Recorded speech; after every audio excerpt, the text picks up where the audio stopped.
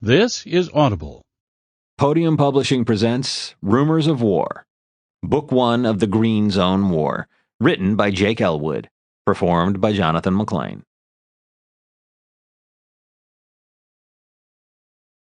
Chapter 1.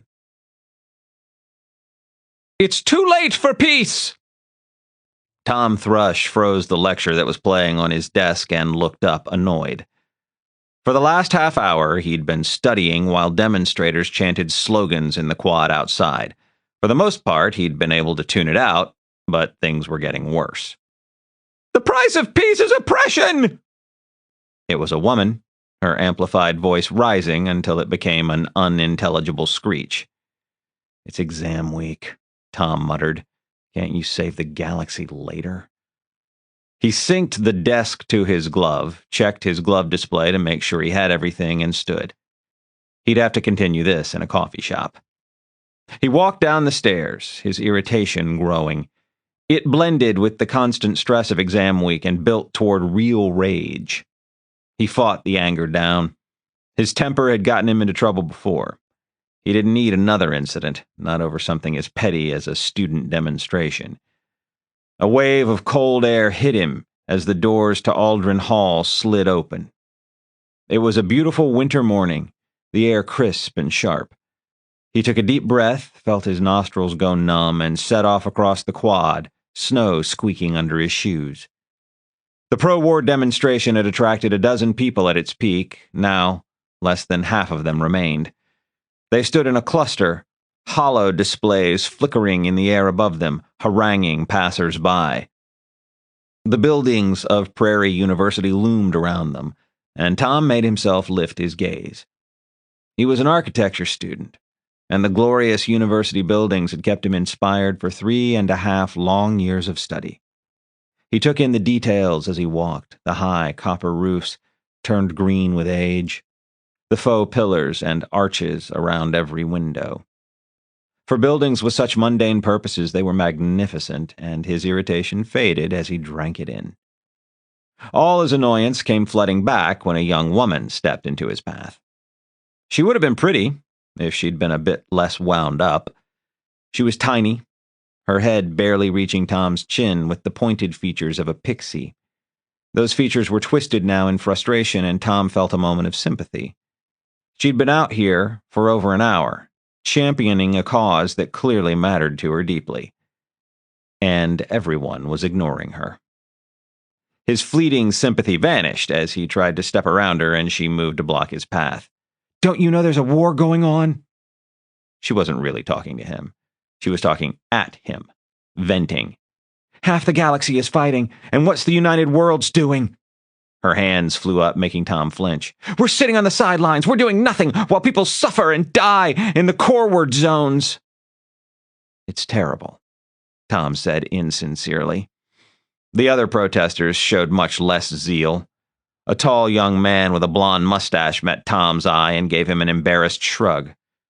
The girl said, You're Kree, right? There's a Kree community on York that had to be abandoned when the League invaded. Don't you wish you were out there fighting for your people? I wish I was studying for my exams, Tom said. Excuse me. He stepped around her. Her hands closed on his sleeve. You can't just walk away from this. People are dying. Tom, his annoyance turning into real anger, tried to pull his arm free. The girl hung on with surprising strength. I need to study, he said. I've got an exam tomorrow. He planted his feet, jerked hard, and freed his arm. He turned his back on her and started walking. You have a responsibility to the galaxy. You have to get involved. Her feet crunched in the snow as she stomped along behind him. He didn't turn around. Get away from me, you crazy bitch. You're a coward. A small fist thumped into his back. He spun, and she took an involuntary step back. Then her face collapsed into a snarl. Coward, she repeated, and lifted her fist. Tom punched her. His fist seemed to move on its own, slamming into the center of her face with an impact that jarred his elbow and shoulder. She flew back, her eyes comically wide, and landed on her rear end in the snow.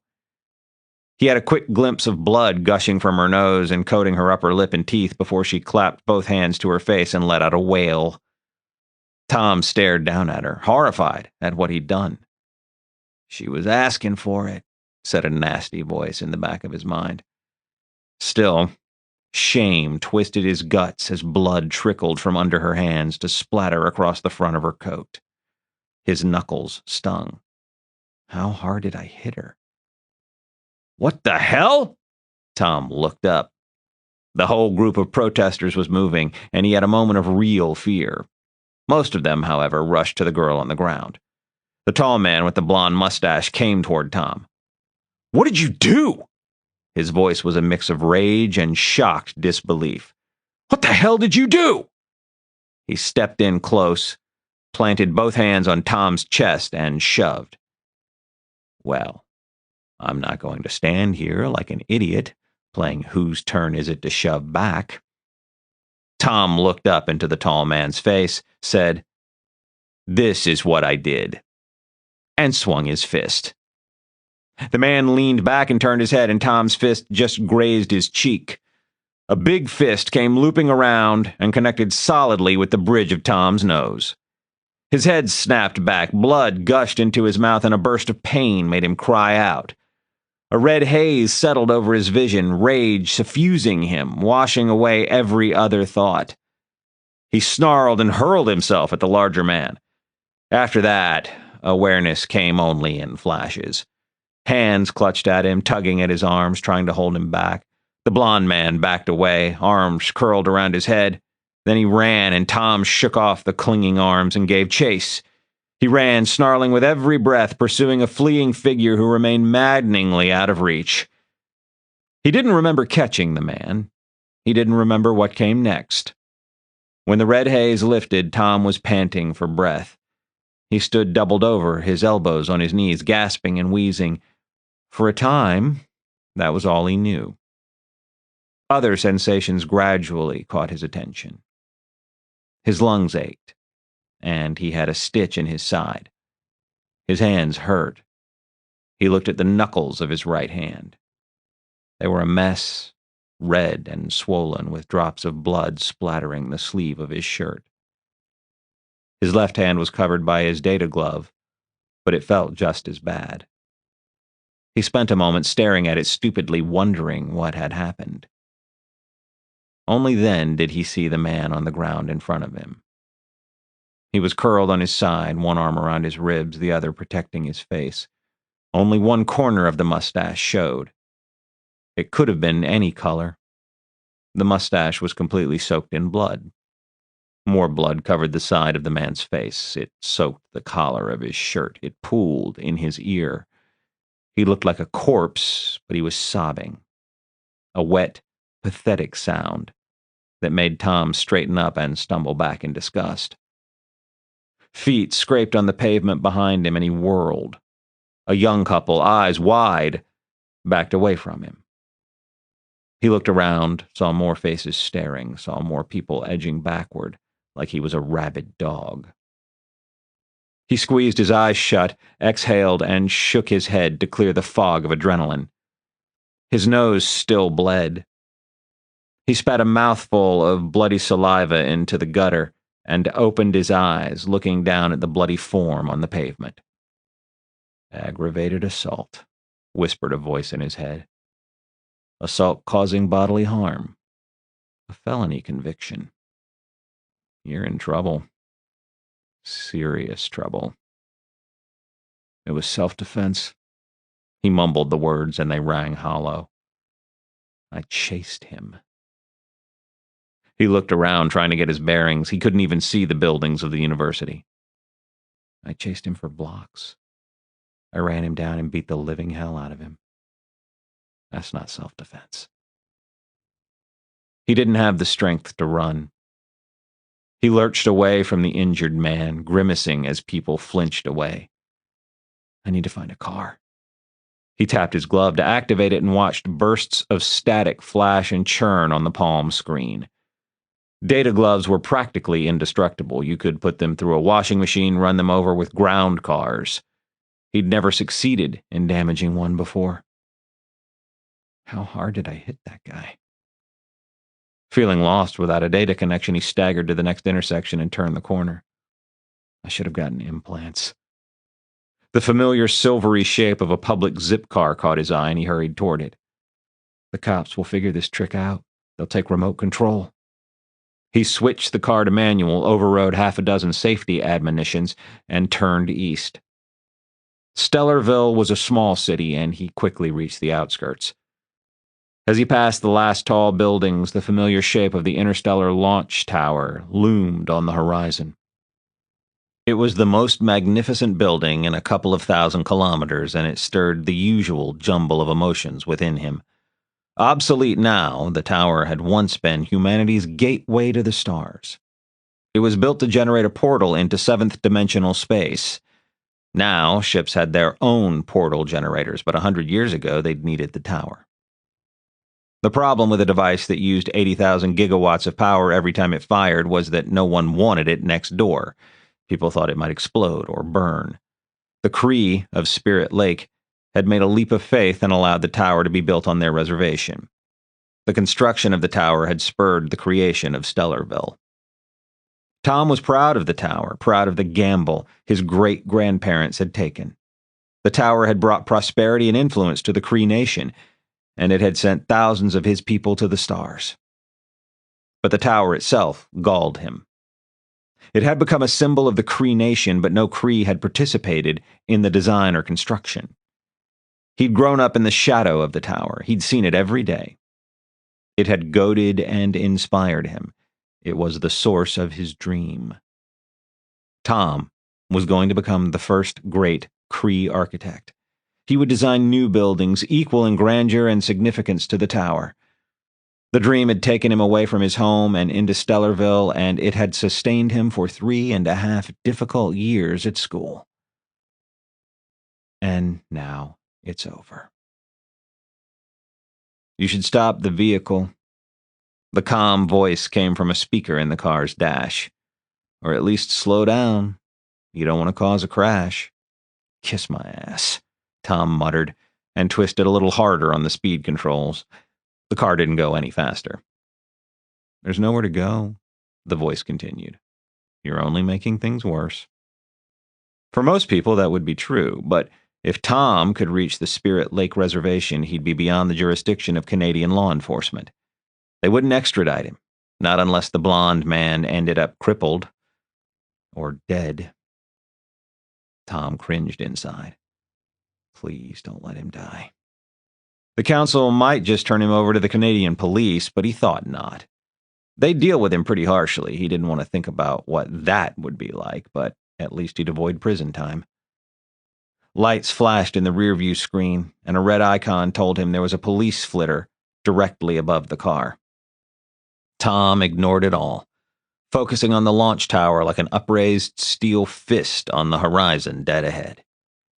If I can just reach it. The tower, once a symbol of mankind's escape into the wide galaxy, suddenly felt like a prison he was rushing toward. He remembered leaving home, moving to the city, scared and excited and full of a sense that his world was expanding. He'd expected his world to keep on growing as he launched his career as an architect. Now it was all crashing inward, shrinking to once again fit in the stifling confines of the Spirit Lake Reservation. The cop at the side of the road was just a dark blur in the corner of Tom's eye as the car whipped past. Tom didn't see the disruptor, but he knew he'd passed over it when white light engulfed the car. His screens erupted in static, the controls went stiff in his hands, and the faint hum of the electric motor vanished. The car coasted, losing speed, and finally came to a stop. Tom kicked the door open, got out, turned to face the launch tower, and started to run. He could see the flash of red and blue lights on the asphalt in front of his feet as police vehicles pulled up behind him, but he didn't turn to look back. A stun blast hit him across the back, his skin going cold. Every muscle in his torso contracted, and he stumbled to his knees, then toppled forward and landed on his chest. The road was cold against his cheek. His breath fogged the air in front of him. With a tremendous effort, he heaved himself over onto his back. He could see cops converging, but he ignored them, looking up at the sky instead. A flash of silver caught his eye. A shuttle rising into orbit, where it would rendezvous with an interstellar ship. He stared, wishing he could trade places with someone on that distant ship. Even if I was going off to war, it would be better than this. Tall figures loomed around him, men and women made burly and anonymous by helmets and light body armor. "You're under arrest," a man said, clipping a cuff around Tom's wrist. "You had a nice run, but it's over now." Chapter 2. "Mr. Thrush, you're in a lot of trouble."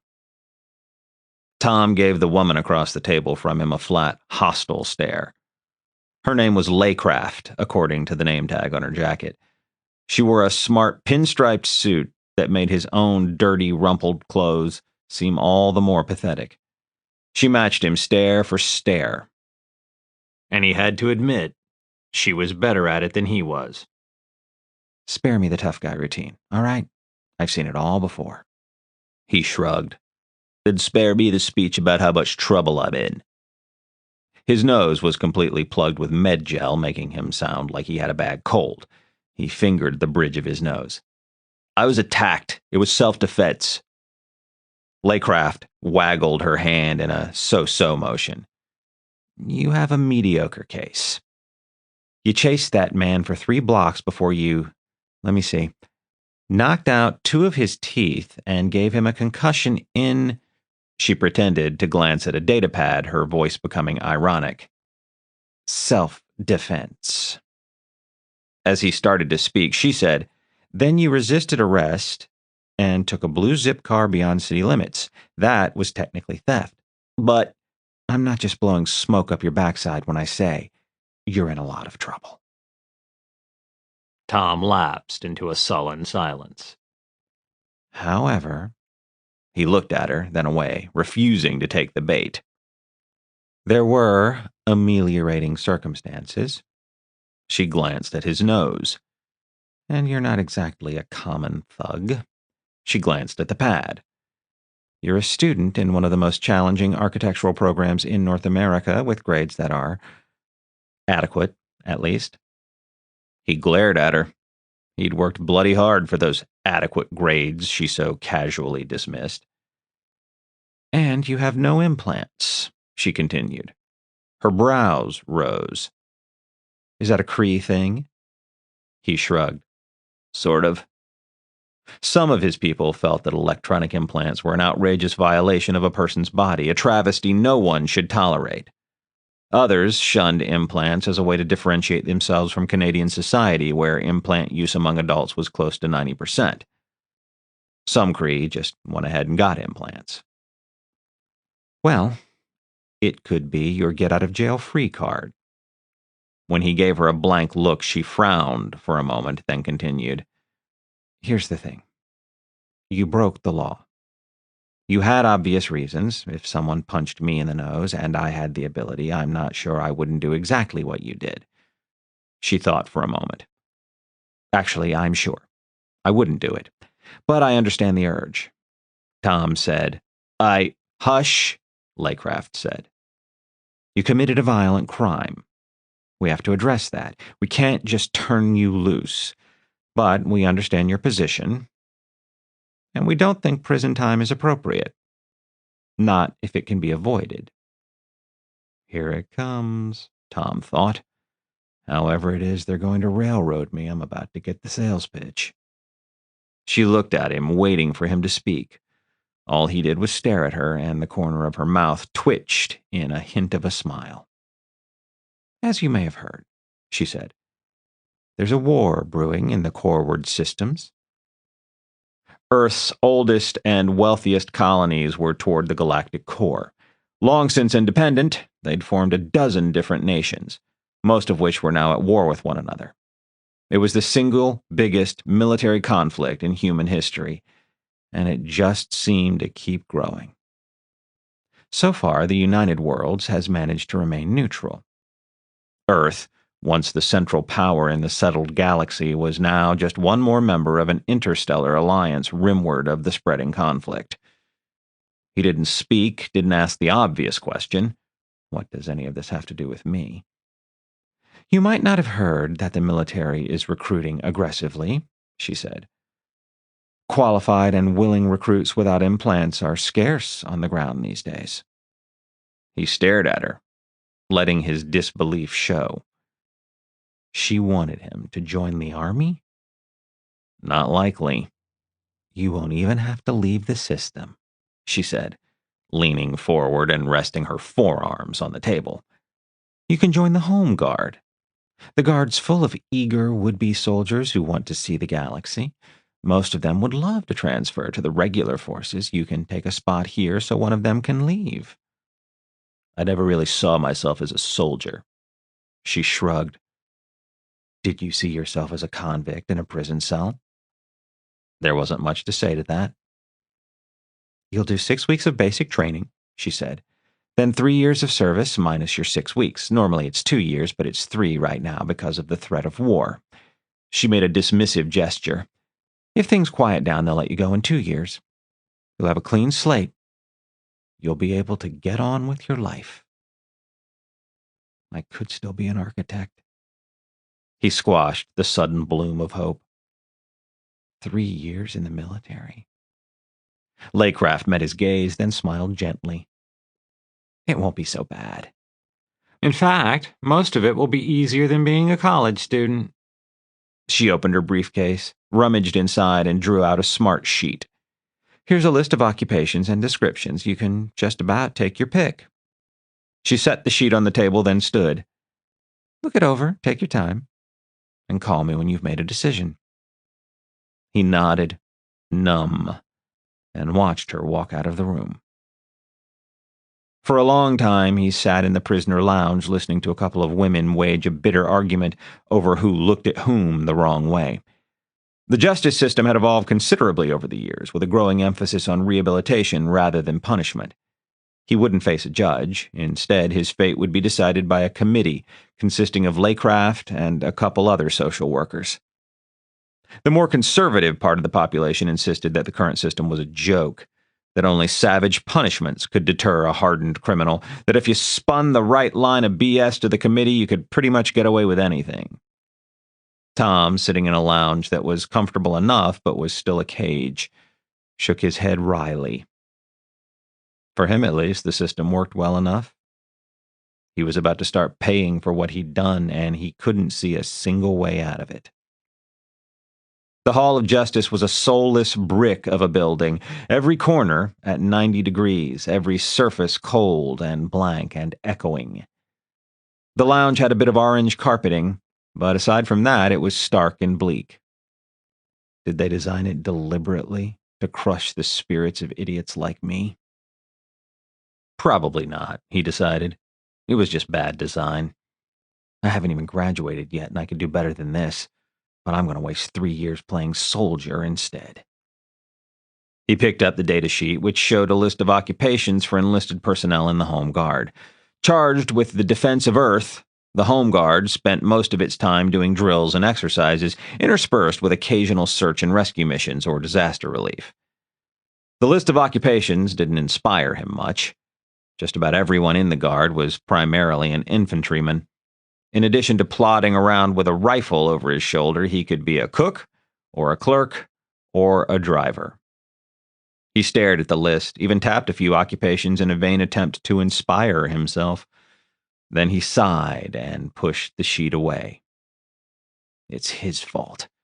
That shit rat with the stupid mustache. He's the one who should be locked up, not me. No, it's her fault. The girl. She started the whole thing, and she got away with it. An image filled his mind. The girl sprawled in the snow with both hands pressed to her face, blood coating her chin. His stomach twisted. Okay. I guess she didn't get away with it. I wonder what they would do to me if I didn't have implants. He grimaced at the thought. At least I've got a little bit of a choice. He picked up the sheet again. Yeah, right. Some choice. A link in one corner caught his eye. Career opportunities in the regular forces. I don't want to join the real military. He scanned the list of Home Guard occupations one more time. But then, it's not like I want to join the pretend military either. He tapped the link. The sheet changed, forming 4 columns. Army, Navy, Marine Corps, Space Cavalry. He looked at the cavalry first. Cavalry pilots flew fighters. They were glamorous, romantic figures, though he wondered if they would live very long in wartime. The only occupations he saw listed, though, were for support personnel. They all wanted some kind of engineering or mechanical background as a prerequisite, too. He glanced only briefly at the Army column. The Army was essentially like the Home Guard as far as Tom was concerned. The only difference was that the regular Army worked harder and got shot more often. He skimmed the list of Marine Corps occupations, confirming his initial impression that Marines were basically soldiers who rode on spaceships. There were differences, of course. The Marines didn't use artillery. They used mechs sometimes, but never the gigantic mechs the Army used. They had shipboard duties and fought sometimes in zero-G. They boarded ships. Primarily, though, they seemed to be infantry who spent their days cooped up on ships. That just left the Navy. Tom sighed and started reading. The list of Navy occupations was quite long and varied, which piqued his interest somewhat. He found a link to testimonials from spacers and tapped it. "It's a great life," said an earnest young woman, her voice made flat and tinny by the rudimentary speakers built into the sheet. "You get to see the galaxy and serve your country." Tom snorted. Seeing the galaxy was fine, but he didn't feel a lot of devotion to the United Worlds. The image changed to a beefy young man in coveralls holding a wrench almost as big as he was. "Signing up was the best choice I ever made." He sounded like he meant it, too. "I work on some of the most advanced technology in the galaxy." He grinned. "And I signed up straight from high school, too. When I leave the Navy, I'm going to have my pick of jobs." "Great," muttered Tom. "I could have my pick of jobs I don't want." "I'm a patriot," said a solemn, older woman who reminded Tom of his mother. "But that's not why I joined. This is the greatest branch of the military. No marching, no sleeping on the ground. You don't have to be outside in blizzards or pouring rain, and you don't have to shoot anyone. Oh, it can be tough sometimes. But even on the toughest day, you get a hot meal at the end of it, and a shower, and you sleep in a proper bunk. That's not what it's like in the Army, let me tell you." Tom paused the video. "You make a good point," he told the woman. A voice in the back of his head told him not to make an impulsive choice. Service in the Home Guard would be dreary, but it was the simplest way to put this incident behind him and get back to his old life. But 3 years felt like an eternity, and he couldn't bear the thought of spending the whole time cooking and doing pointless drills. He thought of the shuttle he'd seen rising toward orbit, looking so brave and lonely against the vastness of the sky. The Navy goes places. I could see other worlds. He closed the testimonials and expanded the Navy section. He spent several minutes reading job descriptions. Where the cavalry wanted qualified technicians, the Navy seemed to prefer, or at least to accept, unskilled recruits who could be trained to do things the Navy way. The list held dozens of occupations, and they soon started to blur in Tom's mind. He'd be a cog in a big machine, helping to keep a large spaceship running. There were logistical and clerical positions groundside, but he dismissed those.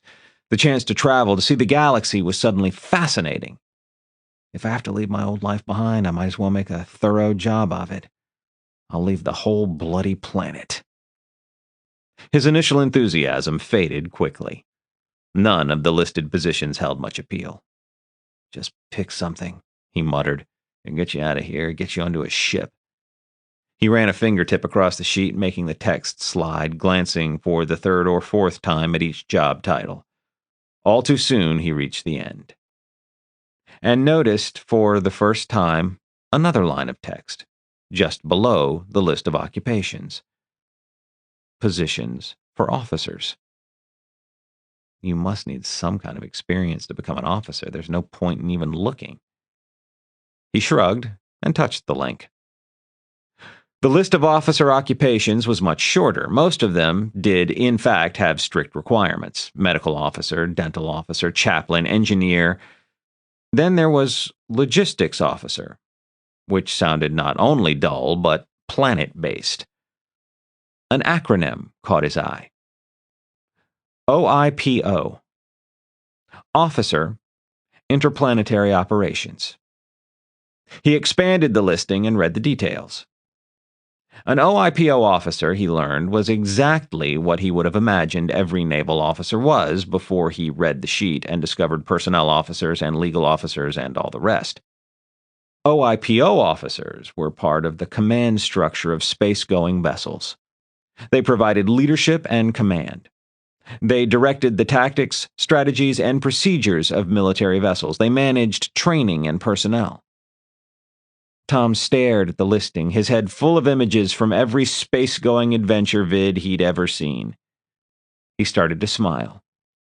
Until he came to the section on requirements. OIPO officers, in fact every officer in the UW Armed Forces, needed a degree from an accredited college or university. His shoulders slumped. You've done it again. One semester short and you screwed it up. He scowled at the sheet, then poked, without much hope, at the Service Officer Training Program link at the bottom of the page, and his scowl faded. For occupations where demand is high, the UW Armed Forces will pay for suitable candidates to attend college or university.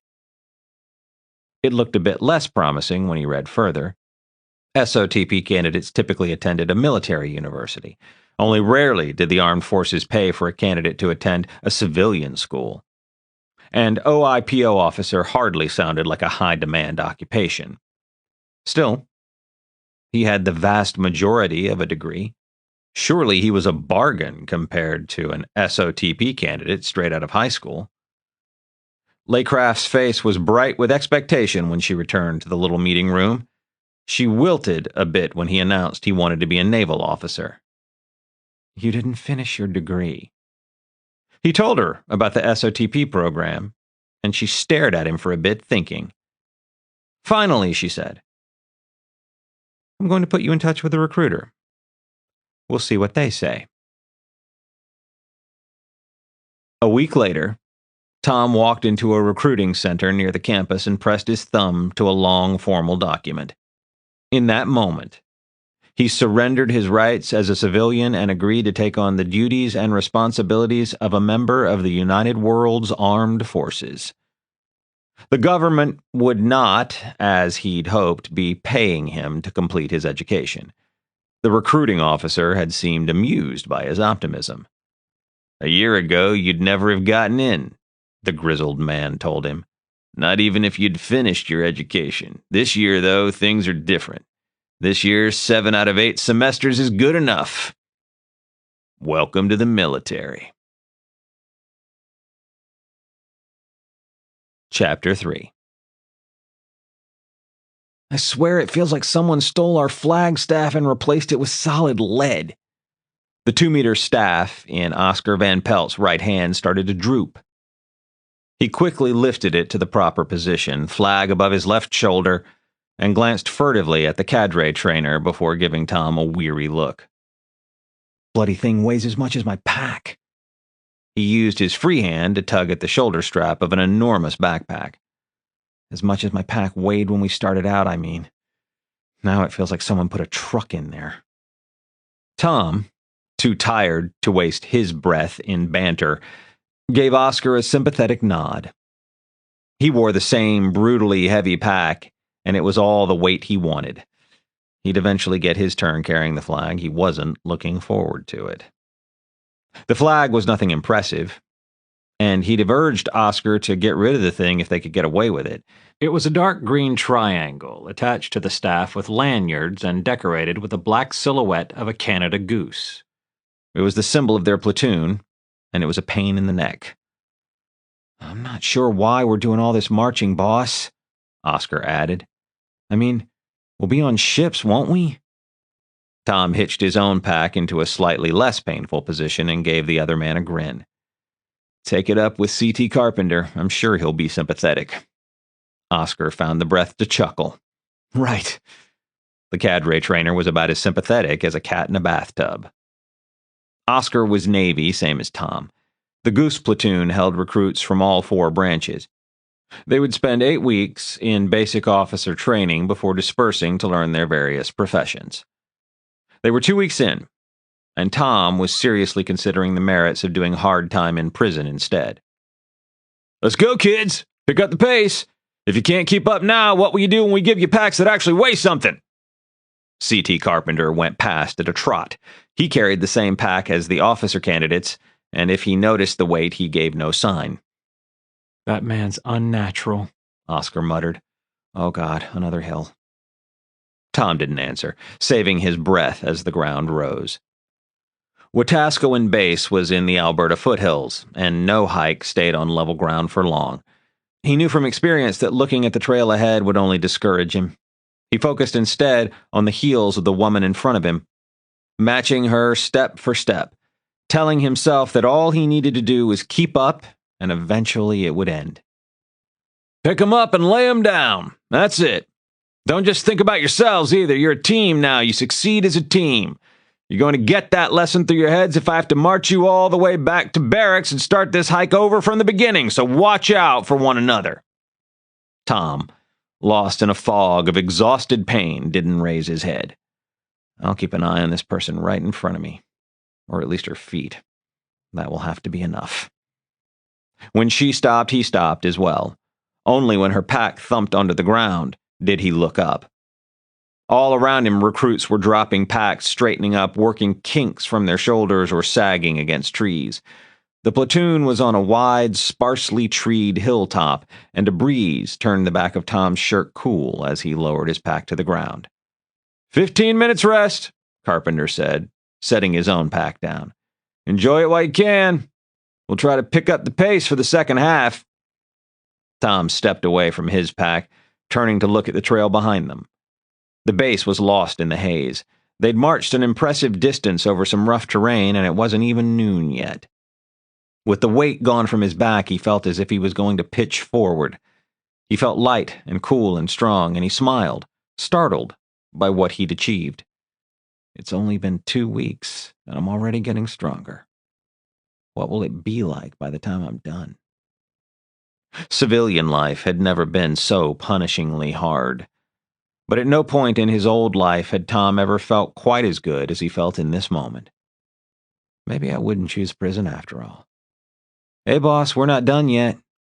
Tom looked at Oscar, standing just behind him. Another recruit had the flag. Oscar's hands were empty. What, are we on sentry duty? Oscar shook his head. Look, he pointed down the hill. Just this side of those pine trees. They were spruce, not pines, but Tom didn't correct him. He shaded his eyes instead, and finally spotted a small, dark figure staggering up the slope. Who's that? I think it's Bruce. Bruce Harmon was the oldest member of the platoon, pushing 50, and carrying a lot of extra body weight. He approached every hike with a kind of grim desperation. He wouldn't give up, Tom knew. But he wasn't about to catch up either. Come on, Oscar said, stepping past Tom. Wait, what? Oscar gave him an impatient look over one shoulder. Teamwork, remember? You think Carpenter will let us leave someone behind? He didn't say anything further, just headed down the hill at a trot. I did my part, Tom grumbled, watching his friend descend the hill they'd just climbed with such effort. Ah, hell. Telling himself he didn't really need the rest, he headed after Oscar. Bruce didn't want to give up his pack. He was red-faced and out of breath, not actually saying anything, just clinging to the shoulder straps and refusing to let go as Oscar tried to take the pack from his back. Tom jogged up to them in time to hear Oscar say, Give it up, Bruce. We'll need your help sooner or later, and when we do, we'll take it and be grateful. We won't make you argue with us. Bruce, still panting for breath, sagged a bit and reached for the buckle at his waist. He let Oscar take the pack. Come on, boss. You can spell me halfway up." Oscar headed up the hill, and Tom started after him. Bruce's hand landed on his shoulder, stopping him. Tom turned. Bruce tried to speak, then gave up and pointed at the trail behind him. Tom looked down the trail, looked at Bruce, then shrugged and started walking back down the hill. He waited until he was out of the older man's earshot before he muttered, "Fine, I'll just lose even more distance because that's how I want to spend my rest breaks, doing more walking." Just inside the line of spruce trees, he found Lily. He'd barely noticed her before. A tiny Chinese girl, almost lost inside her baggy fatigues. She sat in the middle of the trail, staring up at him with wide, distressed eyes, her legs splayed on the ground in front of her. "It's okay," he told her, and put a hand on the top of her pack. "Unbuckle yourself and get up. I've got the pack." She unclipped the waist belt and wriggled out of the shoulder straps. When she stood, he was struck by how small she was. The pack wasn't quite as big as she was, but it wasn't much smaller. Her legs trembled, but she squared her shoulders and said, "Maybe we can each carry one end." "Too awkward," he told her, and hoisted the pack onto his own back. He had to expand the shoulder straps to get his arms through, then lengthen the waist strap. Lily gave him a dejected look. "I'm sorry. I just couldn't carry it any farther." She looked embarrassed and miserable, and Tom wished Oscar was with him. Oscar always seemed to know how to make someone else feel better. He'd probably point out that this hike was much, much harder on Lily than it was on him and Tom. It was true, too. She looked done in. "I'll tell you what," Tom said. "When I've worked as hard as you have, then you can feel bad. Until then, just skip it." He started walking. She hurried along beside him. "But I should carry my own pack." "This thing must weigh what? 20 kilos? 25? He looked her up and down. "Do you weigh 50 kilos? I doubt it," she said. "But, do you see me carrying half my weight?" He snorted. "Not likely. I'd have washed out by now if I had to work as hard as you do." He was saying it to cheer her up, but he realized he meant it. "You're doing your share, Lily. You've got nothing to be ashamed of." She didn't speak, but she gave him a guarded smile, and suddenly, her pack didn't seem all that heavy. They chatted as they walked. She did most of the talking, seeming to see it as her duty to keep him distracted from his labor. She was a dentist. She'd joined the Navy to see the galaxy, to put some variety in her CV, and because she was a patriot and wanted to help in the only way she could if the UW was pulled into the war. Basic officer training was much harder than she'd expected, but she was determined to get through it if she could. "Thrush, Chan, try to keep up." Carpenter glanced at the bracer on his wrist as Tom and Lily passed him to join the rest of the platoon on the hilltop. "Rest break is over in a minute and a half." Tom, Oscar, and a couple of others spent the next 90 seconds furtively dividing half the contents of Lily's and Bruce's packs among them, while Carpenter pretended not to notice. When Tom hoisted the pack onto his shoulders, his muscles howled in protest, but the next section of the trail was downhill, and the sight of Lily, still struggling gamely but now managing to keep up, kept him from minding too much. A training platoon held 20 recruits, and so far Tom's platoon still had 19. About 1 in 4 wouldn't make it through basic officer training, according to the instructors. Some would wash out, others would quit. They could do that up until they were sworn in as officers. Unless they had criminal convictions waiting for them, Tom thought sourly. The platoon kept marching all through a long, hot spring day. Tom walked and sweated, cursed the heat out loud, and cursed Carpenter under his breath. Other platoons would do this same hike in the dead of a Canadian winter, and he found himself wondering what would be worse. Sure, the snow could be miserable, but at that moment a bit of Arctic air sounded like heaven. A ripple in the marching feet ahead of him caught his attention, and he looked down, scanning for an obstacle. A dead gopher lay in the middle of the trail. legs splayed out, sightless eyes staring into infinity. He stepped over the little rodent, thinking, at least you get to rest. The sun hung low in the sky when they staggered into a clearing in a valley between hills. Tom, too tired to keep track of direction, had nurtured a quiet hope they'd end up back at the barracks. No such luck. They'd be repeating the hike in reverse tomorrow. At least they wouldn't have to sleep on the ground. The campsite held half a dozen long huts, each big enough for a platoon if no one wanted too much elbow room. One hut had a chimney. That one would be for officers and cadre trainers who wouldn't want to catch a chill on winter hikes. "All right, take a break," Carpenter said. "Catch your breath while I see what hut you're in." He set his pack on the ground and headed away at a brisk jog, as if he hadn't just spent the whole day not just keeping up with the recruits, but moving up and down the column and shouting insults. "Unnatural, I tell you," Oscar muttered, and lowered his own pack to the ground. Half a dozen men and women came around the corner of the nearest hut. They wore the same baggy uniforms as Tom and the others, but they carried themselves with the subtle arrogance of people who'd done more, faced greater challenges than their audience. They were from the previous intake of recruits. That put them 4 weeks ahead of the Goose platoon. "You guys look like you could use a break," said a tall, sandy-haired man. The look he gave them was pure sympathy. "You don't want to sit, though. Your legs will stiffen up. Better if you stretch out." He pointed to a gap between huts. "There's only one good place to rest, the ball field." Oscar said, "Ball field?" "It's supposed to be for bocce ball or something," said a woman. "Like anybody ever has the energy for sports." The sandy-haired man smiled. "There's no bocce balls. Just a lot of lush green grass perfect for lying down."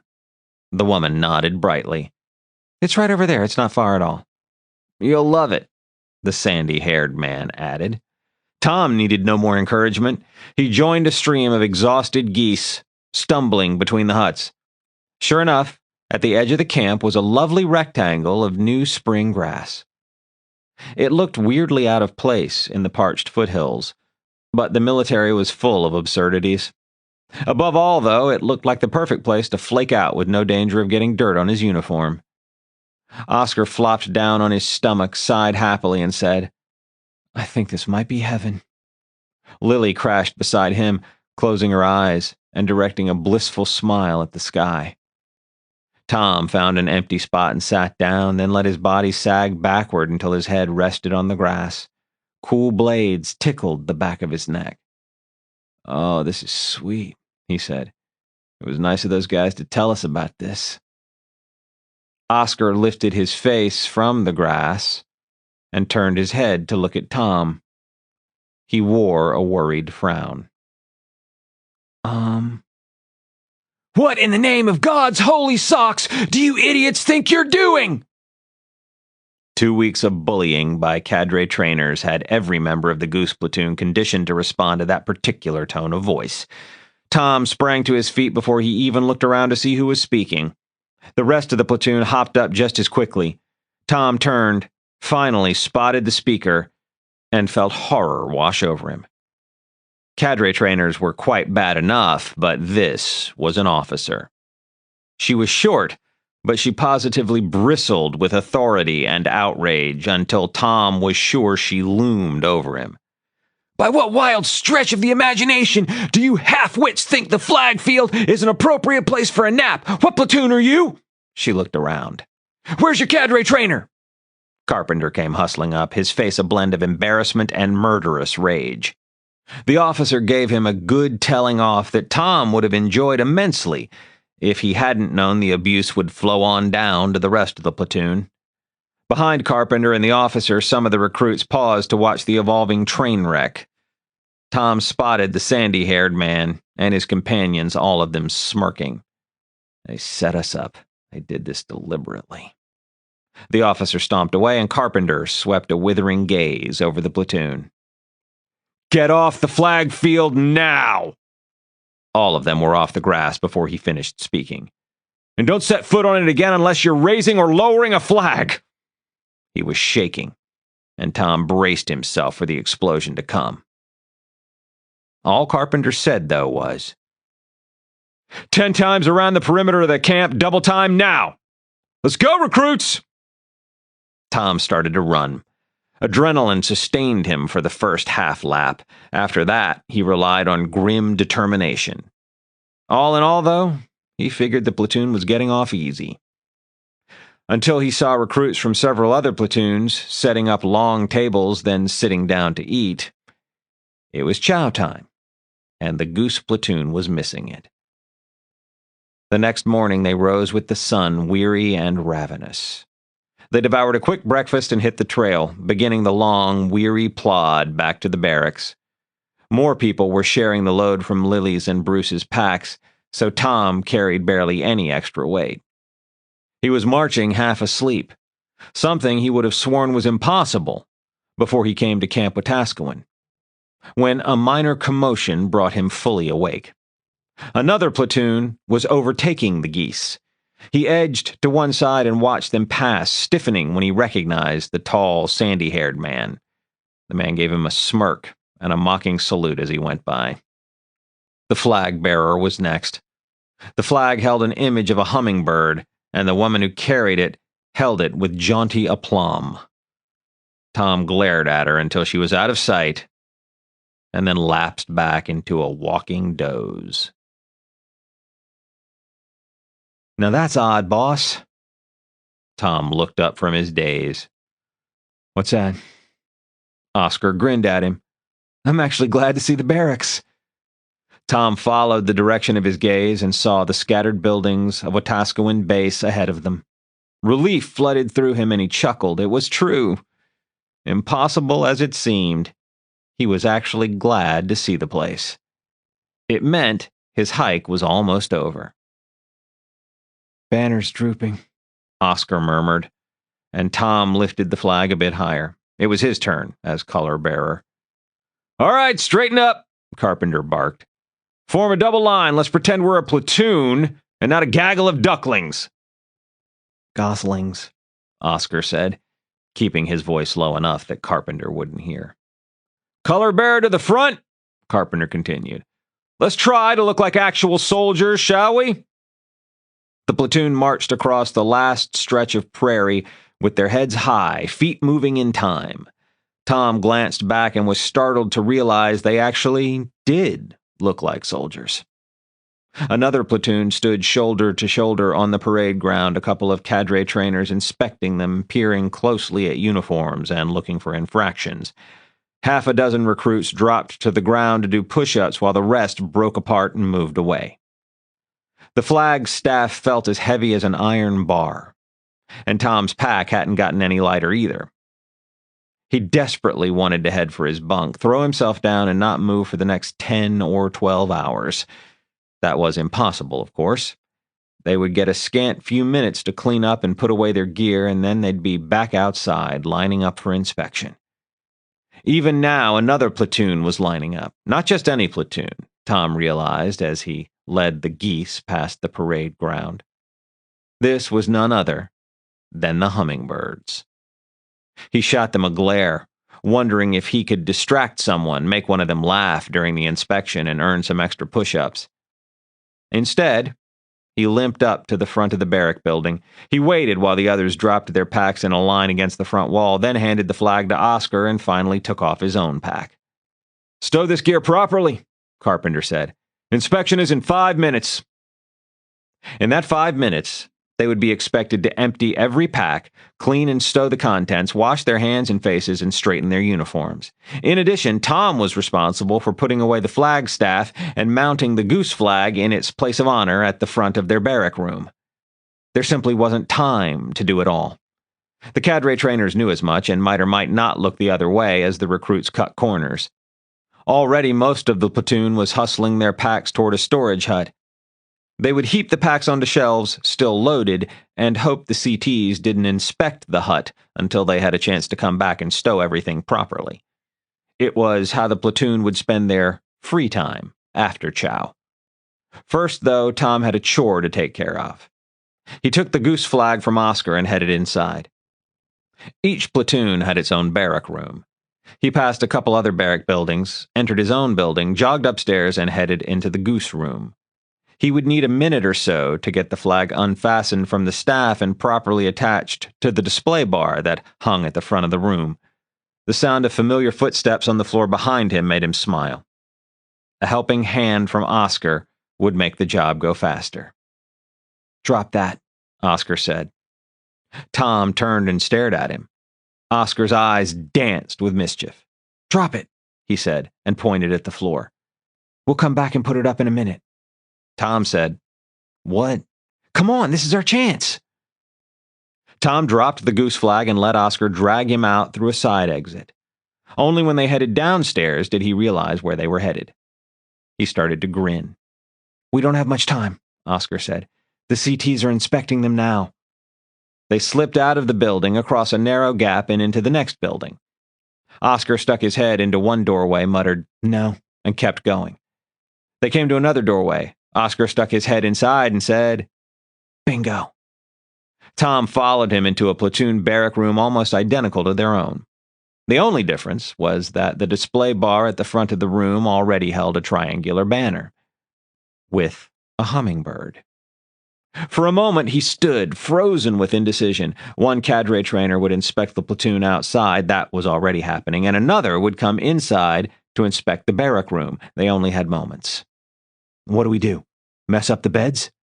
Oscar scoffed. "Are you kidding? You think I carried this thing for 20 kilometers for nothing?" He reached into his shirt, smirking, and drew out the stiff corpse of a gopher. Tom laughed, then followed him to the front of the room, where Oscar started to fumble with the cords connecting the hummingbird banner to the display bar. "I think this little guy deserves a shroud." "That's too slow." Tom reached past him, lifted the bar from its rack, and slid it out through the loops in the banner. "Perfect." Oscar wrapped the gopher in the banner, leaving the little brown head sticking out. He laid the body on the floor in front of the display bar. "Beautiful," said Oscar. "I think it's the send-off Private Gopher deserves." He winked at Tom. "Now let's get out of here." The sound of marching feet in the corridor outside froze them in place. "A CT," Oscar hissed. "We're so screwed." Tom grabbed him by the sleeve and dragged him past rows of neatly made bunks toward the back wall. He led the way into the bathroom. "He'll inspect the bathroom in a minute," Oscar whispered. "He'll do the showers first," Tom said. "We'll sneak out then." Oscar didn't look convinced. He didn't protest, though, because at that moment they heard the approaching footsteps grow louder, then fall silent. The CT was in the barrack room behind them. "Oh, for God's sake!" It was a woman's voice, thick with disgust, and Tom and Oscar looked at one another, grinning. The inspection would be quick and cursory, unless the cadre trainer was in a particularly vindictive mood. She already had a juicy violation to punish the hummingbird platoon with, so maybe she wouldn't bother looking too closely at the rest of the barrack. Tom crept across the bathroom, slipped into a stall, perched on the toilet, and drew his feet up. The door was ajar, but if the CT did no more than glance in, it would be enough. A faint creak from the next stall told him Oscar was emulating him. The noise seemed horribly loud, and Tom held his breath, waiting to be discovered. Feet clacked on the floorboards, then stopped. Was the CT in the bathroom? Or next door in the shower room? There was no way to tell. When he could no longer hold his breath, Tom switched to taking quiet, shallow breaths.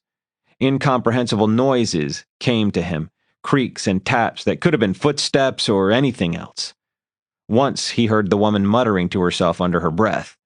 Then footsteps, brisk and precise, growing quieter as they receded with distance. Tom wanted to wait.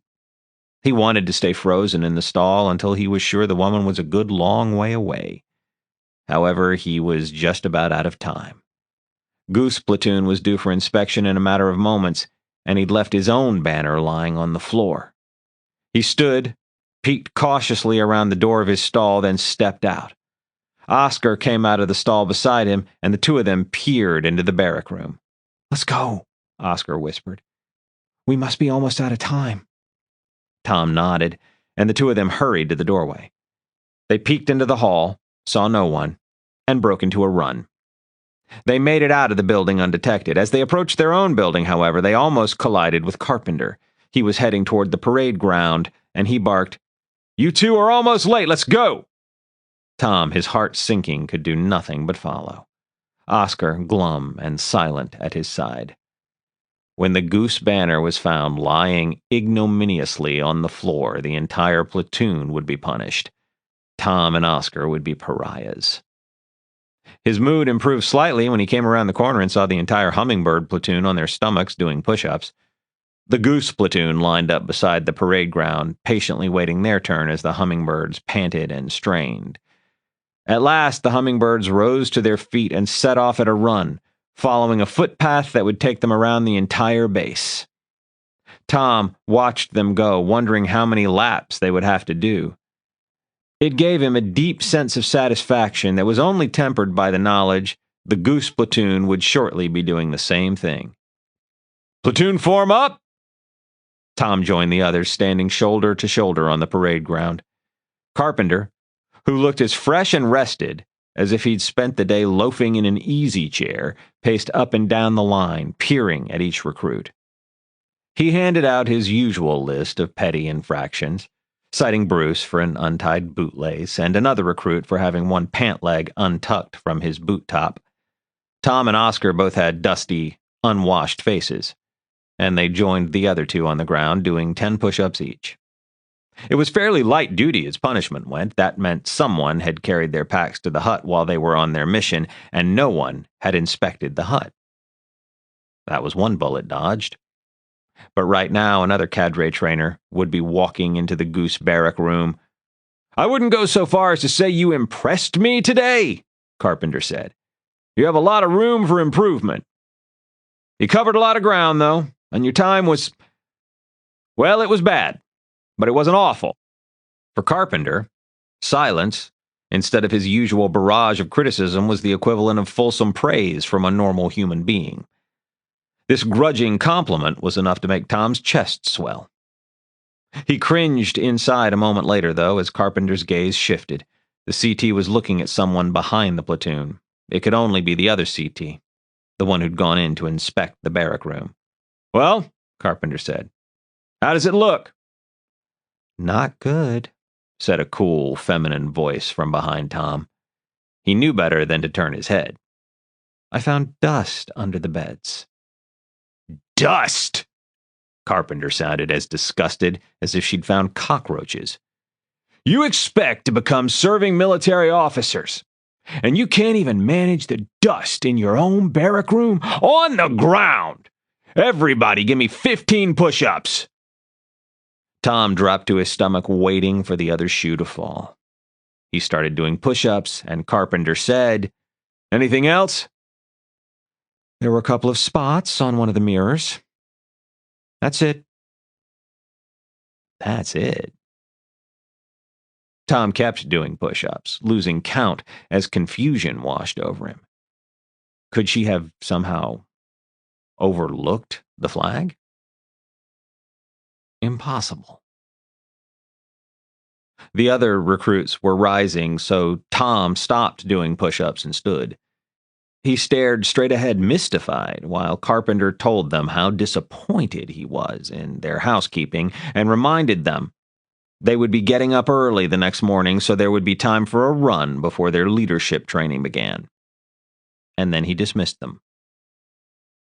Tom looked around at the other recruits, wondering who had saved his neck. Oscar met his gaze and shrugged. The rest of the recruits turned away, heading in different directions. Tom looked at their retreating heads, baffled. Then one head turned. It was Lily. She'd had a rough time on the hike back, but the smile she gave him now was full of triumph. She winked, then headed toward the barrack room.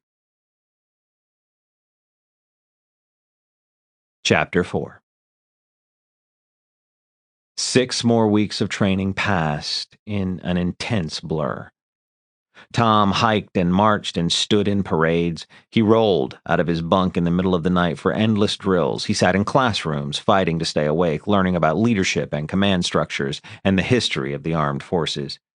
He did endless push-ups, filled with resentment, until he realized the punishments were arbitrary. The point was not to punish him. The point was to get him to do plenty of push-ups. After that, he no longer minded when a cadre trainer would single him out for having his shirt untucked after a strenuous drill. Push-ups were simply part of his day. Light weapons training was fun, and he wished he could have done more of it. After graduation, the weapons training would become more specialized, he knew. He would move on to ship weapon systems. While the Army recruits learned about artillery and mechs, the Marines practiced boarding spaceships in vacuum, and the cavalry learned about fighters. In the meantime, the platoon was one big dysfunctional family, all learning the same things. Tom grumbled to anyone who would listen. He grumbled about the pointless, repetitive exercise. He griped about the endless hikes. He pointed out the absurdity of making them sit in classrooms when they were chronically short of sleep. Training and sleep deprivation should be mutually exclusive things, shouldn't they? All of them complained. They complained bitterly and enthusiastically, and it was a form of bragging. When you listed all the pointless hardships you had to put up with, you were listing all the things you were capable of enduring. Beneath the bitching was a growing pride, an awareness that they coped every day with more than a civilian had to handle in a month. For a few people, the complaining was a little more serious. There was no way to tell who was complaining as part of their daily routine and who was actually distressed until a recruit would suddenly disappear. Each time someone quit, it was a shock to the others. They would look at one another silently, wondering who would be next. In an insidious way, though, it added to the pride of the survivors. The training is too tough for a lot of people, they would think, but we are still here. Bruce refused to quit, earning the respect of the rest of the platoon not by achieving any sort of excellence, but by grimly persevering. He was last in every hike, last to finish push-ups, last to rise from his bunk in the morning. He reached a point where he didn't even complain anymore, just faced every challenge with a bleak grimness. And it wasn't enough. One day in morning parade, a cadre trainer took him out of the line and led him toward the headquarters building. Tom never saw Bruce again. One recruit washed out in a more dramatic way. Valdez was a quiet, intense young man who reminded Tom of a younger version of Bruce. He would be cheerful one day, sullen the next. Sometimes he would be grim and silent, as if saving his breath and attention for the ordeal of his training. Other times, he would join in the complaining, becoming more and more passionate as he spoke, as if he was giving vent to all the stress he'd been bottling up. His voice would rise until the others exchanged uncomfortable glances. Once Carpenter came into the barrack room and sent Valdez out to run laps in punishment for creating a disturbance. It was clear Valdez was under a lot of stress, but so was everyone. Tom didn't give it a lot of thought until one evening, as the platoon stood shoulder to shoulder for the usual inspection. Carpenter paced up and down the line, peering at the recruits one at a time, and singled out Valdez for having untidy hair. "Drop and give me 10 push-ups." "It's just hair, cadre trainer." The look of shock on Carpenter's face was almost comical. "What did you say to me, recruit?" This exchange was so unprecedented, so astonishing, that Tom forgot himself and actually turned his head to watch. Valdez opened and closed his mouth several times, a muscle in his cheek jumping. Then he screamed, "Get off my back, you bloody martinet! I've had it with you!" Carpenter started shouting at him.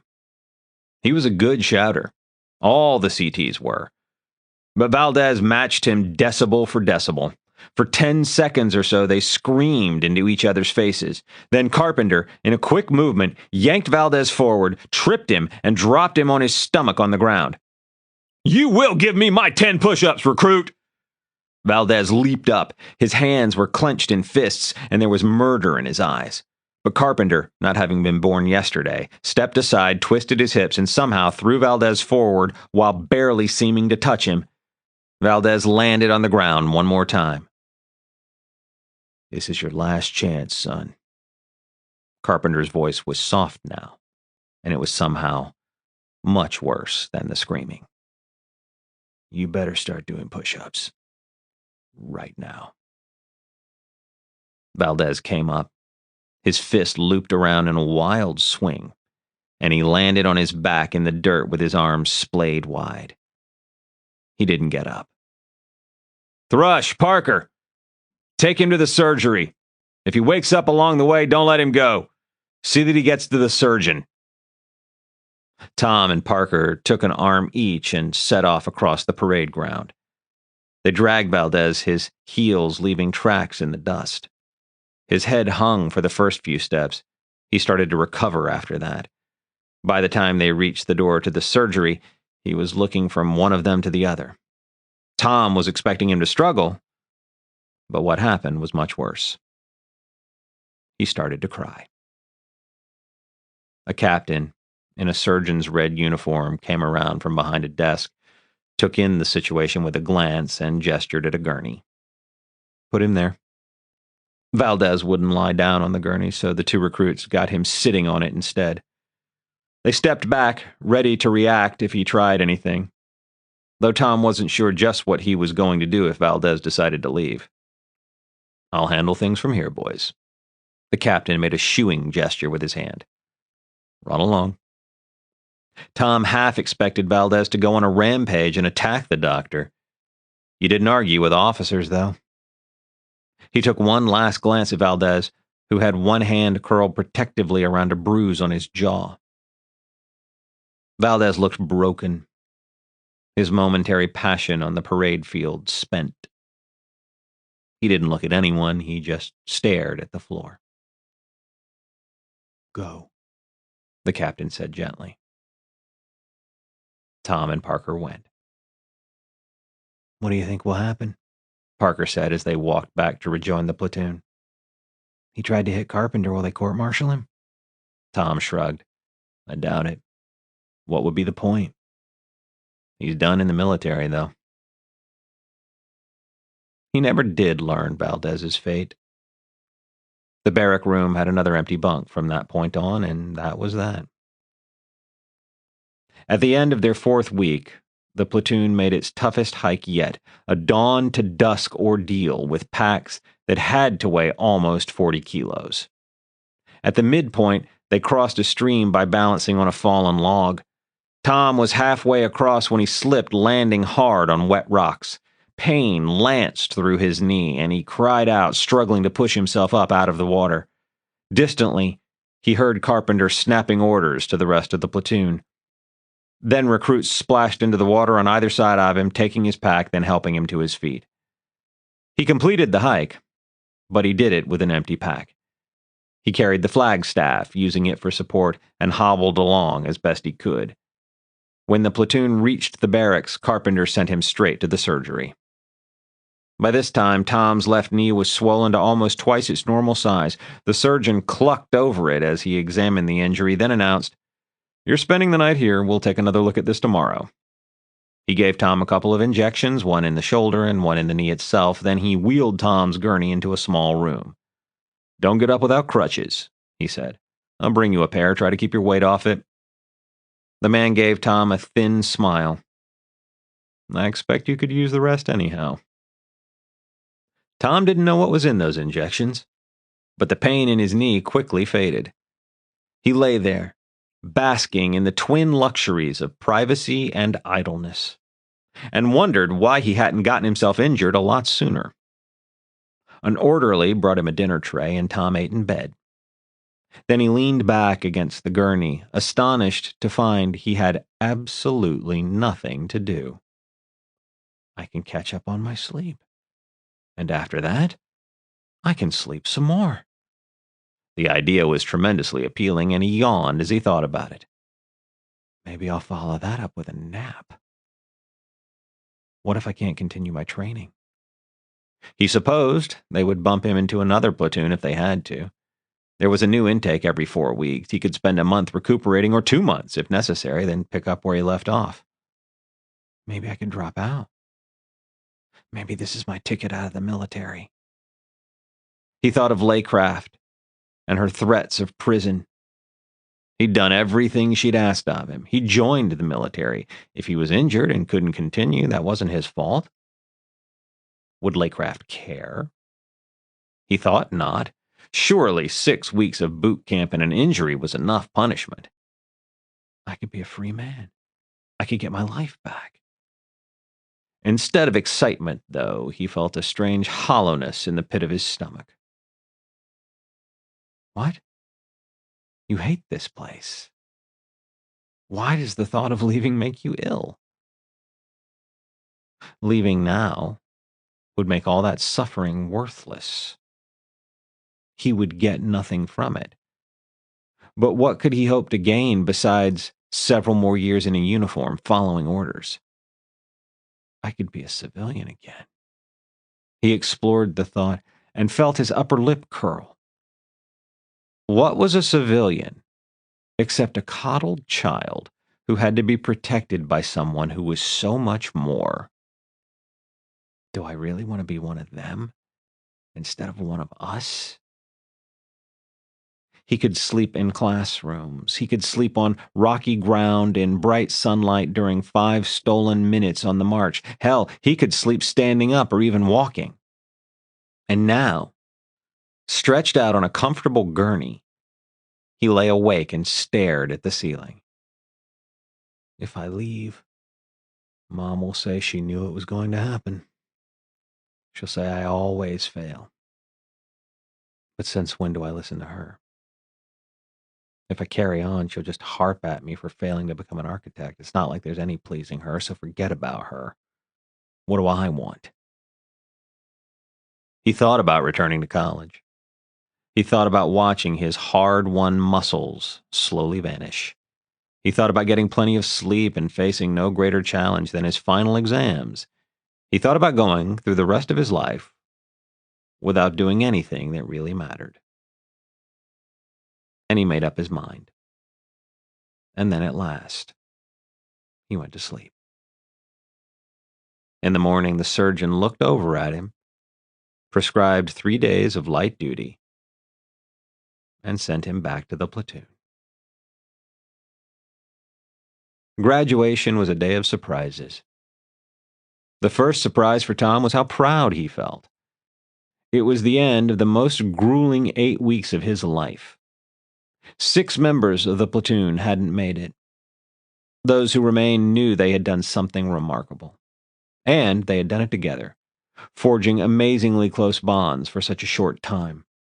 To Tom, the remaining geese felt as close as siblings. The platoon would scatter now. Even those who had chosen the Navy would take their occupation training in different places, then move on to different ships and bases.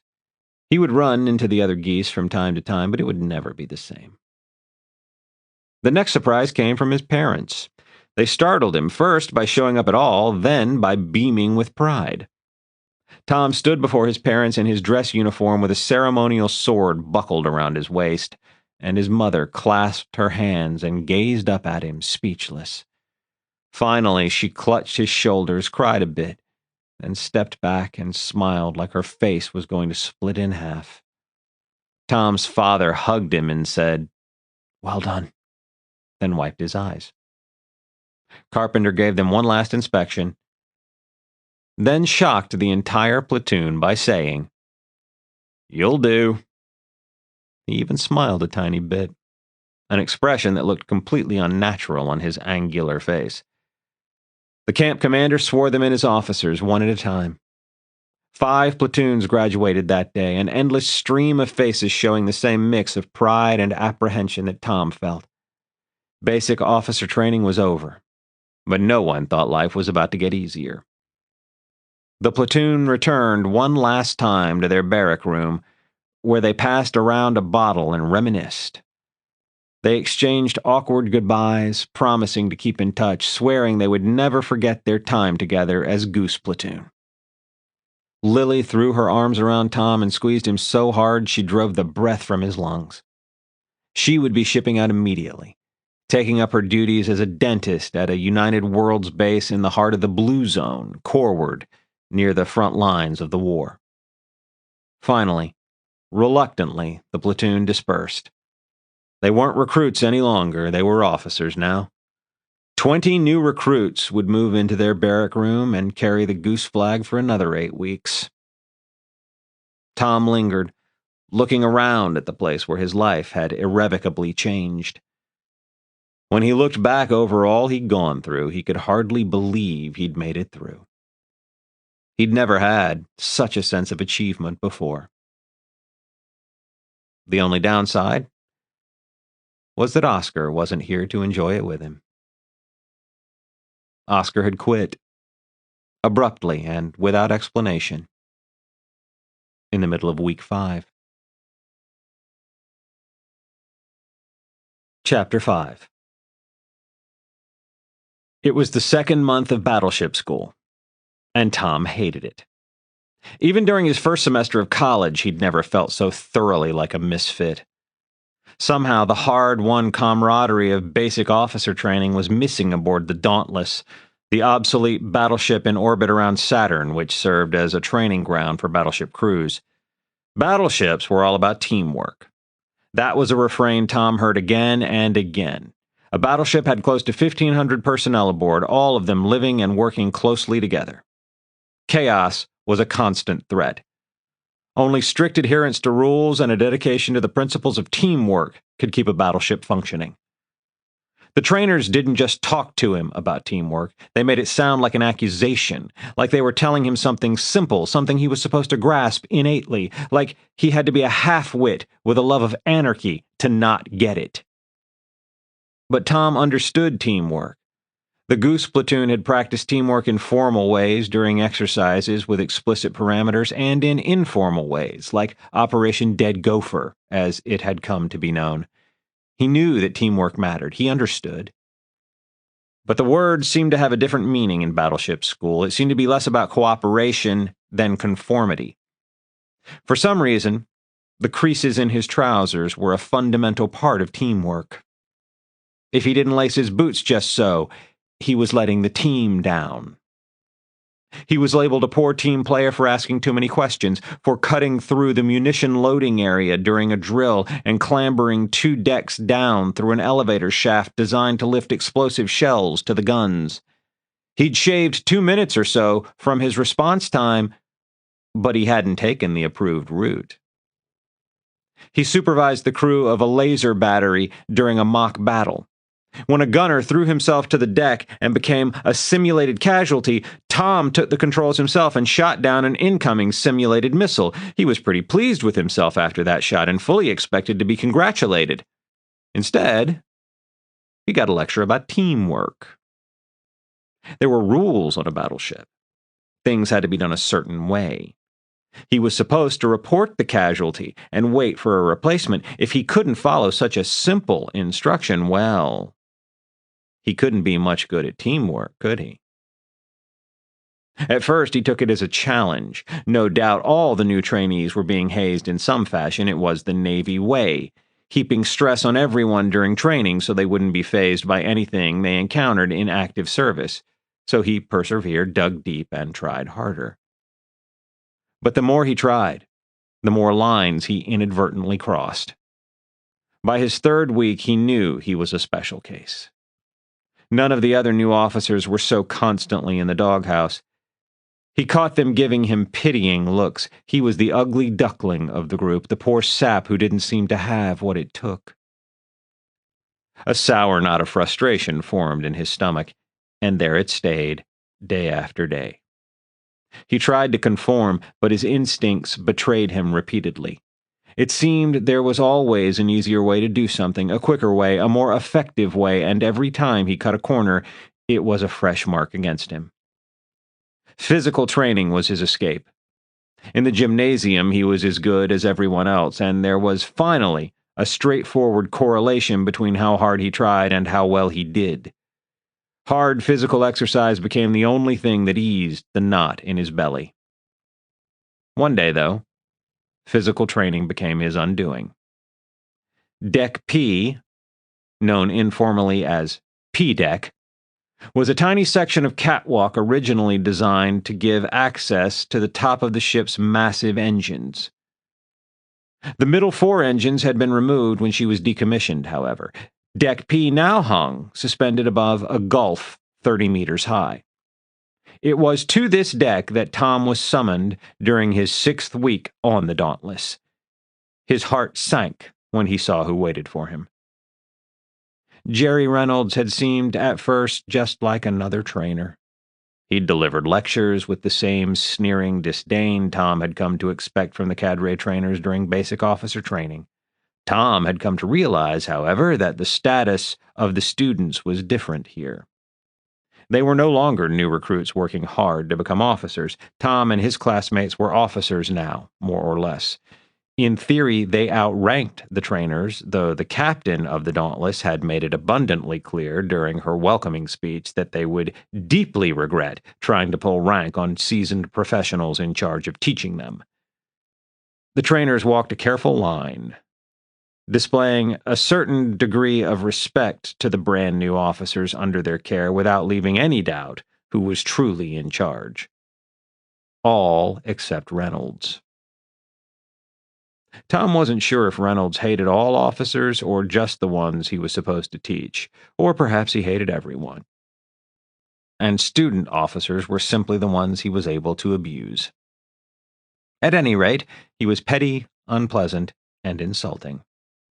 Tom loathed him, and the sentiment seemed to be mutual. "About time you got here," Reynolds sneered as Tom stepped onto the catwalk. "I guess we can finally begin. Go stand with them." He gestured at 3 other sublieutenants standing in a row beside the railing that was all that separated the front of Deck P from the void. "You're going to be jumping down there," he smiled nastily, "if you have the guts." Tom glanced over the railing and felt his stomach tighten. The deck was a long, long way down. The thought of putting on an anti-gravity harness, clambering over that railing, and letting go filled him with a queasy dread. He suddenly understood why they called this P-deck. "What's the matter, Thrush? Scared of heights? Don't they have tall buildings back there on your reservation?" Tom was used to harassment from the man, but this was a new low. He looked at Reynolds, who smirked at him. "What are you used to? Teepees? The Navy must be a big step up for you. We've got running water and indoor plumbing. But you're going to have to earn your place if you want to stay. You're going to have to man up." A wave of fury washed over Tom, shocking in its strength. He wanted to pound Reynolds' face until that smug expression was a pulpy, swollen mess. Instead, he grabbed the railing in both hands and twisted against the unyielding metal. Pain lanced through his hands, focusing him, and he wrestled his rage down, shoved it into a cage in the bottom of his mind. "What's the matter, Indian boy? Don't like it when people tell it like it is?" Tom shot him a glare, then looked away and said, "Can we please get on with the exercise, Mr. Reynolds?" "Well, since you asked so nicely." Reynolds strutted forward. He leaned against the railing, so close that Tom could feel the man's breath against his cheek. Reynolds was a tall man. Even leaning against the railing, he could look down at Tom. There was an eager gleam in his eyes, like a predator who scented blood. "What's the matter, Thrush?" he said softly. "You upset?" Tom stared straight ahead and didn't answer. "Is that a tear I see building in the corner of your eye? Are you going to cry? Is all the nasty talking too much for the poor little recruit?" When Tom ignored him, he barked, "Answer me!" Tom looked at him. "Sir," Reynolds said. "What?" "I don't see any rank bars on your uniform."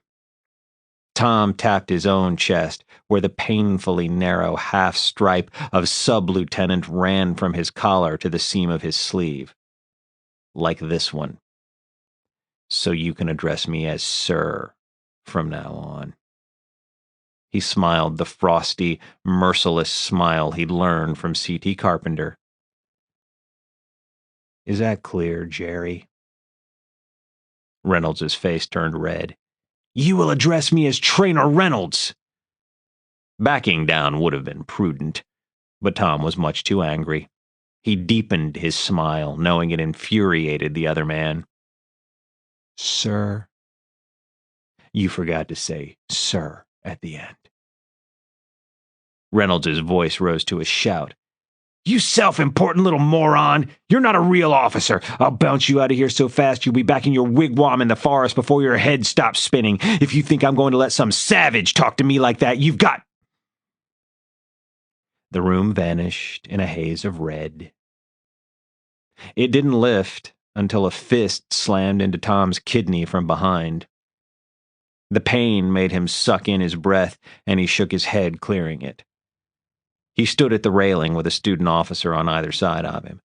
They had him by the arms, and they were straining with everything they had, trying to pull him back. Reynolds was on the other side of the railing. He was clutching the middle bar of the railing with one hand, his other hand flailing in the air. His legs waved over the void, and he wailed an incoherent sound of terror. Tom stared down at him, feeling a rush of exultation that quickly gave way to fear. "Oh my God, what have I done?" He let the others drag him back. A burly young man named Calic stood chest to chest with him, hands on Tom's shoulders, while the other two ran to pull Reynolds to safety. "Settle down," said Calic. "We don't need any more finger stomping." Tom winced. "I stomped on his fingers?" "I couldn't let you kill him," Calic said. "You see that, right?" There was tension in the set of his shoulders, wariness in his eyes. "Sure." "No hard feelings, then?" Tom said. "For what?" "Hitting you." Tom reached a hand behind him and touched his back just below the ribs. Now that he gave it his attention, the pain was really quite bad. He said, "Did you have to hit me that hard?" "Yes," Calic nodded. "Yes, I did." Behind Calic, the other two dragged Reynolds over the railing. He was a mess, gasping and clutching at them, but he'd compose himself soon enough, and then he would open his fool mouth. "If it's all the same to you," said Tom, "I'm going to head back to my room. I guess I better pack." Calic nodded and let go of Tom's shoulders, but he didn't lower his arms. Tom started to turn, then paused and turned back. Calic lowered himself into a crouch, clearly expecting the worst. "Calic," Tom said. "Thanks." Packing didn't take long, since he owned practically nothing. He folded his dress uniform and put it into a duffel bag, then took his sword out of the closet. He wondered if they would take it away when they cashiered him. It wasn't much of a weapon, but it was certainly beautiful, bright enough to use for a mirror. He looked at his own face, distorted by the curve of the scabbard, and shook his head, disappointed by the man he saw looking back at him. "You stupid shit," he muttered. "When are you going to learn?" His bracer chimed. Most civilians had implants for data access and communication. Kids carried handheld devices or wore data gloves. The Navy used a standard bracer, a metal bracelet that ran from the wrist halfway to the elbow. Tom tapped his bracer and read the message displayed on the built-in screen. He was to report to Captain Eliza Day at once. Her office was not far from Tom's cabin, but the short walk felt as grueling as an all-day hike with a full pack. Tom hesitated outside her door, then took a deep breath and told himself he might as well get it over with. "Lieutenant?" Sublieutenants and over-lieutenants were all addressed as lieutenant, unless there was a need to be more specific. "Sit down." Tom took a seat in front of the gleaming expanse of the captain's desk. She had olive skin and dark eyebrows above two of the fiercest eyes he had ever seen. She was small, barely half his mass, but he found her utterly intimidating. She looked at him with the cold haughtiness of a bird of prey, and he felt a slow flush rise up his neck and spread across his face. "You've had quite an interesting day, Mr. Thrush." "Yes, ma'am," he said meekly. She picked up a datapad and looked at it, her expression impossible to read. "Let me see. Trainer Reynolds peppered you with racial insults. You responded by asserting your very junior rank in an entirely inappropriate way. She glanced up at him, arching an eyebrow. It felt as scathing as the worst dressing down he'd ever gotten from the cadre trainers in basic. Trainer Reynolds challenged you, and you responded by, let me see. Tom squirmed in his chair. Ah, yes. You threw him bodily over the railing of Deck P, then stepped on his fingers as he hung from the railing. Her face became very still, and Tom had the strangest sense that she was suppressing a smile. That was preposterous, of course. This is a very serious matter, she said, and it will have to be dealt with somewhat harshly, I'm afraid. Here it comes, Tom thought. He nodded. I understand, ma'am. Do you? She said. Her expression didn't change, but her face seemed somehow less harsh. Do you know why Reynolds is a trainer? Tom blinked, startled. No, ma'am. Sometimes we take the very best that the Navy has and make them trainers, so they can pass along that tradition of excellence to new officers and crew. Now he was sure of it. She was hiding a smile. That is not the case with Mr. Reynolds. In his case, we keep him here because he would be a disaster on a working battleship. Tom stared at her, astonished. He serves a useful purpose, she said. We have him teaching officers because it keeps his sadistic tendencies in check. She frowned. Usually it does. He's unpleasant and unjust, and it prepares student officers for some of the more difficult people they'll have to deal with during their careers. And you're familiar with the idea that the more you suffer during training, the longer you live during combat? Tom nodded. I've allowed him to remain, in spite of his significant personal shortcomings. He's been getting worse, though. I've been thinking I would need to do something soon to rein him in. She smiled, briefly. You've taken care of that for me. Tom stared at her, bemused. Is she telling me off or not? I have to punish you, Mr. Thrush. The smile was gone now, the coldness firmly back in place. You behaved inappropriately. You violated some pretty significant regulations. Frankly, you committed offenses I could have you arrested for if that was my inclination. Tom gulped. Worst of all, you showed bad judgment. That's an unforgivable sin in a naval officer. She leaned forward, her eyes skewering him. You're smart. I've seen your record. Even the complaints, especially the complaints. Those reprimands tell me you're always thinking, always analyzing. But today you let your temper get the best of you, and you did something stupid. She shook her head. I can't have an officer on a warship who loses all common sense when somebody pisses him off. He made himself meet her gaze. It was as difficult as anything he'd ever done. Some of the severity left her expression. The truth is, you don't belong here. He flinched. Now, that might sound like a criticism, but it's not. Not necessarily. Her chair creaked as she leaned back. You're an innovator, and a thinker and a fighter. Unfortunately, those aren't values that battleship commanders value. But battleships are not the entire Navy.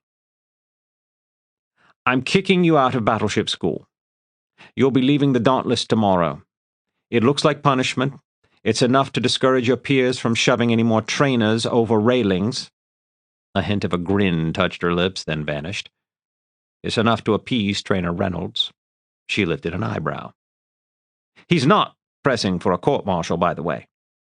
I don't think he wants to stand in front of a courtroom and repeat the things he said to you and then describe how he let a student dangle him over a railing. The grin appeared briefly. Her expression went cold as she said, You got lucky today, Lieutenant. Don't forget it. Her chair creaked again as she reached for a datapad. I'm transferring you to Capricorn Base. You'll be learning small ship tactics and strategies, frigates and corvettes. Tom's heart sank. Battleships were the glamorous part of the fleet. Carriers and heavy cruisers had some glory attached to them, too. Small ships were an afterthought, though. They ran errands or tagged along behind the big ships without contributing much in battle. You don't look impressed, Elizade said. You should be. We get more traffic flowing from Capricorn to here than the other way around. They send us the dull ones, the ones who need everything spelled out to them, the ones who do everything by the book and never take a chance, the ones who can't hack small ships. In return, we send them the bright ones, the fighters. Everything the trainers told you is wrong with you is an asset in frigates and corvettes. Trust me, Thrush. You're going to love it. Well, I haven't got much choice, so I guess I'll take her at her word. Thank you, ma'am. I know you don't mean that, she said. You will, though. She waved an arm around. For most of the officers on this tub, it really would be a punishment. They need structure, predictability.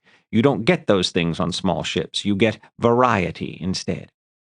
My first command was a frigate, and I still miss it. A day on a frigate where everything goes according to plan usually means the ship missed a message. No 2 days are the same. And frigates go everywhere. He gave her a cautious nod. You're relieved of duty for the rest of your time on the Dauntless. I'm putting a Class 2 reprimand on your file and docking you 3 weeks' pay. She looked him up and down, then shook her head. I suggest you spend your downtime reading up on small ship tactics. You'll be spending a lot less time pressing your uniform and a lot more time in simulated combat. They're going to expect you to lift off with your rockets blazing, understand? Tom nodded. You're dismissed, Thrush. He turned toward the doorway, but stopped when Elizade spoke again. Thrush? I don't think Reynolds is actually a racist. He just has a knack for finding people's buttons and pushing them. You might want to think about not being quite so easy to manipulate. She returned her gaze to the datapad and ignored him as he slipped out of her office. Chapter 6. The enemy fleet lunged through the darkness, silent as starlight, deadly as sharks. Tom tapped at the screens surrounding his chair, aware he was smiling like a fool and not caring. The simulator smelled of sweat and spilled coffee. The fingerprints of other student officers smeared the screens, and the hard plastic chair beneath him squeaked every time he shifted his weight. None of it bothered him. He loved combat simulations. They were everything that Battleship School wasn't. In combat simulations, only results mattered. There was no one way to do things, no standard path you were never supposed to deviate from. Instead of endless rules, there were guidelines and best practices. In fact, there was only one real rule. Complete your mission. A disabled battleship floated dead in space somewhere behind his corvette. His mission was to protect the battleship from a trio of mini-corvettes. The enemy might try to slip past him, but he was betting they would mob him, try to overwhelm him and finish him off so they could tackle the battleship at their leisure. He launched a spread of missiles, 3 missiles at each of the approaching targets, then jinked sideways, nudging his corvette out of the way of incoming fire. This wasn't a completely realistic simulation where he'd be in command and giving orders to officers at the helm and weapons stations. This was much more fun. He got to do it all himself, treating a massive corvette like his personal fighter, the biggest, deadliest fighter the galaxy had ever known. He cackled as an approaching ship took a direct hit and began to spin end over end. The remaining 2 bandits took out his missiles and came after him, hungry for revenge. They fired almost a dozen missiles between the 2 of them, and Tom fought the urge to evade, keeping his own ship steady as automated laser fire knocked out one missile after another. Gambling that his opponents had exhausted their missile supply, He closed to point-blank range. For 5 grueling minutes, he slugged it out with both ships, giving and receiving a steady barrage of minor damage from lasers and cannons. One screen filled with lines of angry red text listing the damage to his own ship. Another screen showed the hits he was scoring on his enemies. When the last laser turret on the nearest enemy ship blew apart under a withering stream of explosive shells, Tom knew his moment had arrived. He slapped an icon on his center screen and launched his last 2 missiles at the battered ship. At a range of just over a kilometer, the bandit had less than a second to react. Both missiles struck and Tom let out a whoop. It turned to a groan a moment later as a buzzer sounded and a computerized voice announced, "Your engines have been disabled." He scanned the damage report and winced. The last enemy ship was shooting his corvette to ribbons. Tom still had a functioning gun on the starboard side, but his port side gun was scrap metal and the bandit was staying well to port. With his engines disabled, there wasn't a whole lot Tom could do about it. When the visor of his helmet slammed down, he knew the bridge had lost atmosphere. There was still air all around him, of course. The simulator could only do so much. He scanned the control screens looking for an icon that hadn't gone red. He found a maneuvering thruster still functioning in the nose of the ship and tapped it. The corvette began a lazy turn that would eventually bring the remaining gun to bear on the enemy. But the bandit, of course, wasn't about to stay still. Tom watched helplessly as the enemy ship moved in time with the turning of the corvette, remaining stubbornly on his port side. And the bandit shifted focus, concentrating its cannon fire on Tom's last remaining thruster. Tom swore as the thruster icon flashed and went dark. His screens went blank. The faceplate on his helmet retracted, and a chiding voice said, "Now, is that the appropriate language for a naval officer?" Tom stood and turned. "No," he said disconsolately. A woman in a dark uniform stood in the doorway of the simulator, leaning against the doorframe and grinning at him. "I don't think I've ever made it through one of these battle simulations without swearing," she said, "and I don't expect you to. But you need to remember that when the faceplate of your helmet comes down, the suit radio starts broadcasting, and not just to the bridge crew either. Depending on the ship, every word you say might go to your department heads or the gun crews or the entire ship. So, once you lose air, you need to watch your tongue." "I'll remember," he said, flushing. He outranked Training Chief Rodriguez, but there was no question which one of them was more valuable to the United World's Navy. He respected her utterly, craved her praise, and dreaded her gentle criticism. "You did well," she smiled. "You had a better ship, but you were outnumbered. You completely disabled 2 of them and did some real harm to the 3rd. But any mission you don't survive is a failure." She gestured at the console. "I know it's a simulation, but someday there'll be a ship full of living people who'll die along with you if you get carried away." "Right." She smiled. "Oh, don't look so glum. You're doing fine. I sent you some homework. Check your bracer. I want to see your scenarios by 1900. She glanced at her own bracer. "Now scram. I think you're almost due for OPT." "All right, thanks." He stepped past her, breaking into a jog. Capricorn Base was small, maybe half a kilometer wide, which was a blessing, because there was never enough time to do everything. Everywhere he went at a run. He found a radial corridor, took it to the perimeter of the station, and ran down a hallway that curved to match the hull of the station. OPT meant orientation and physical training. Orientation meant visiting half a dozen small ships and familiarizing himself with their layouts.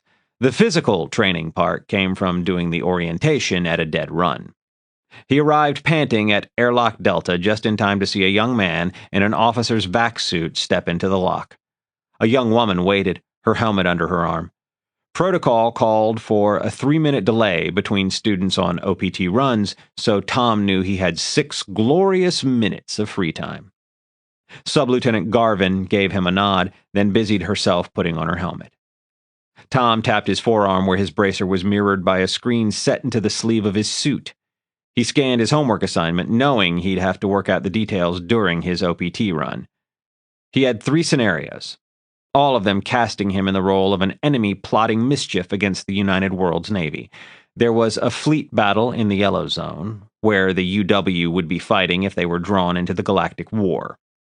In the opposite direction, he had to imagine himself as an admiral for the Dawn Alliance and plot an attack against Garnet, the fleet base in the Green Zone. The third scenario was on a much smaller scale. He was a pirate, with a ragtag fleet of very small ships assaulting a convoy guarded by a single frigate. For several minutes, he read through the assignment, memorizing details. He had a few ideas for the fleet battle. It would be the most complex part of the assignment, but the least interesting. There were textbooks for effective tactics in fleet battles. There wasn't much room for creativity. It was fill-in-the-blanks warfare. The pirate attack would be a lot more fun. He was tempted to swarm the corvette and overwhelm it like his opponents had done in his last simulation. He'd lose at least half his fleet, though. No, he decided, he'd do something more elaborate. He'd harass and distract the corvette and do his best to divide and scatter the unarmed cargo ships. He might only capture 1 or 2 prizes, but with a little luck, he'd escape with his entire fleet intact. As for the attack on Garnet, it looked impossible on the face of it. He pushed that one to the back of his mind and let his subconscious play with it while he stepped into the airlock and prepared for his run. The outer hatch slid open and Tom swung out of the station, feeling his weight drop away. He held a handle just outside the lock and planted his boots against the hull, feeling the magnets engage. The stars, bright and cold, glittered before him, and he wasted a few precious seconds just taking in the view. He wondered if he would ever grow so jaded the stars would no longer thrill him. He hoped not. 2 of his target ships were in view, a frigate perhaps 50 meters away and a corvette 3 times as distant. He had a sneaking suspicion he could shave a couple minutes off his run by jumping for the corvette first. It would be foolhardy to try, though. The ship was as small as a toy at this distance. He'd never hit it. He focused on the frigate instead, bending his legs and deactivating the magnets in his boots. And then he kicked off and sailed into the void. There was nothing quite like free flight in vacuum. He'd done this a dozen times, but it still filled him with a giddy blend of terror and exultation. Even with the comforting bulk of the frigate dead ahead and growing, he felt his stomach tighten as adrenaline flooded his system. Frigates were built like dumbbells, with the bulbous forward section containing the bridge, surgery, galley, and so on, an aft section containing the engines, and a long, thin spine connecting the 2. For some assignments, the spine would be ringed by cylindrical cargo pods. This frigate, used primarily for training missions, had no cargo. The nose of the frigate loomed closer and closer, and Tom scanned the hull, getting his bearings. A judicious squirt of compressed air right now might save him time traversing the hull, but there was only so much air in the canisters on his belt, and if he ran out, he'd have to make an ignominious call for rescue as he sailed helplessly into the void. He decided to err on the side of caution. Tom brought his knees in and turned his body until his feet pointed at the frigate. He extended his legs, keeping some bend in his knees, and braced himself for impact. At the last instant, he remembered his boot magnets and tapped frantically at the screen on his forearm. The magnets activated an instant before his feet thumped into the hull. As landings went, it was less graceful than he might have hoped for. He grunted, momentum driving his knees into his chest, and had to plant a hand on the hull as his body twisted sideways. One boot came loose, but the other boot held. That, Tom decided, was good enough. He got the second boot planted, stood up, and started walking toward the nearest lock. The frigate held only a skeleton crew, and Tom saw no one as he dashed through the ship. He had to visit a gun turret in the nose and the engineering department in the aft section. As he ran down the spine of the ship, he mulled over the Garnet scenario. The biggest threat to the UW was the danger of being dragged into the galactic war in the direction of the galactic core. Rimward, though, The Dawn Alliance was a serious interstellar rival. Over the last 2 centuries, Earth and the other United Worlds had terraformed dozens of worlds and established colonies throughout a region known as the Green Zone. A massive investment in terraforming was finally paying off in the form of lush worlds ready for human occupation, and just on the other side of the Green Zone, the 5-star systems of the Dawn Alliance looked on with covetous eyes. The most likely scenario, according to strategists, was that the Dawn Alliance would wait for the UW to enter the Galactic War. Once the UW was bogged down in a war toward the core, the Alliance would sweep into the Green Zone, annexing planets while the UW had its hands full. It was one of the strongest arguments for keeping out of the Galactic War. The heart of the UW's strategy in the Green Zone was the base at Garnet, home of the Green Zone fleet. The base itself was heavily armored and bristling with guns, and it hosted a substantial fleet. Tom ran through the scenario details, which gave him a considerable fleet for his attack. He'd still be outnumbered and outgunned. His only real chance, he decided, was a surprise attack. If he could hit the fleet while it was docked at the base, or while crews were in their bunks or down on the planet, he might be able to dish out serious damage before the fleet could react. The problem was Garnet's second layer of defense, a network of scanner buoys drifting in 7th-dimensional space and surrounding Garnet on all sides. Anything larger than a mini corvette would be spotted instantly while it was hours from the base. Of course, he had bombers, which were a good deal smaller than mini corvettes. He stepped through the door of the engineering department, waved to a lone engineer working at a console inside, and headed for the nearest airlock. He stepped onto the hull, spotted the mini-carrier that was his next stop, lined himself up, and jumped. As he soared through the void, he brought up a description of the Garnet defenses and the technical specs on the Dawn Alliance's Wasp-class bombers, and frowned, disappointed. The Navy strategists had known what they were doing when they set up the scanner buoys. If a carrier parked just outside the net of buoys and launched bombers, the bombers would barely be able to reach Garnet before running out of fuel. He already knew the simulators would refuse a solution that required the pilots to make a suicide run. Tom tucked, rolled, and landed on the hull of the mini-carrier. The ship was little more than an engine and a portal generator. It had docks for 4 fighters, which together massed as much as the carrier itself. He would be on board for no more than a minute. As the lock cycled, an idea occurred to him. What if the carriers stayed outside the buoy perimeter until the attack began, then advanced almost to Garnet to pick up the bombers? He felt a rush of excitement, thinking he'd found a way to beat the assignment, until the ramifications started to sink in. Without the rest of his fleet for support, the bombers would be shot to pieces. Even if the bombing run was successful, he didn't have enough bombers to cripple the UW fleet. Those ships would be in hot pursuit of the remains of his bomber fleet by the time the carriers arrived to pick them up. The raid would end in disaster. Still, he toyed with his scheme as he ran down the single long corridor that ran the length of the mini-carrier. What if, instead of a mixed fleet, the raid consisted of carriers and enough bombers to demolish Garnet and the entire fleet? Were the base and the fleet vulnerable? Surely not. Surely most of the fleet would be ready, fully crewed, and undocked from the base. A battle-ready fleet and the guns of the base itself would be more than enough to handle even a massive wave of bombers.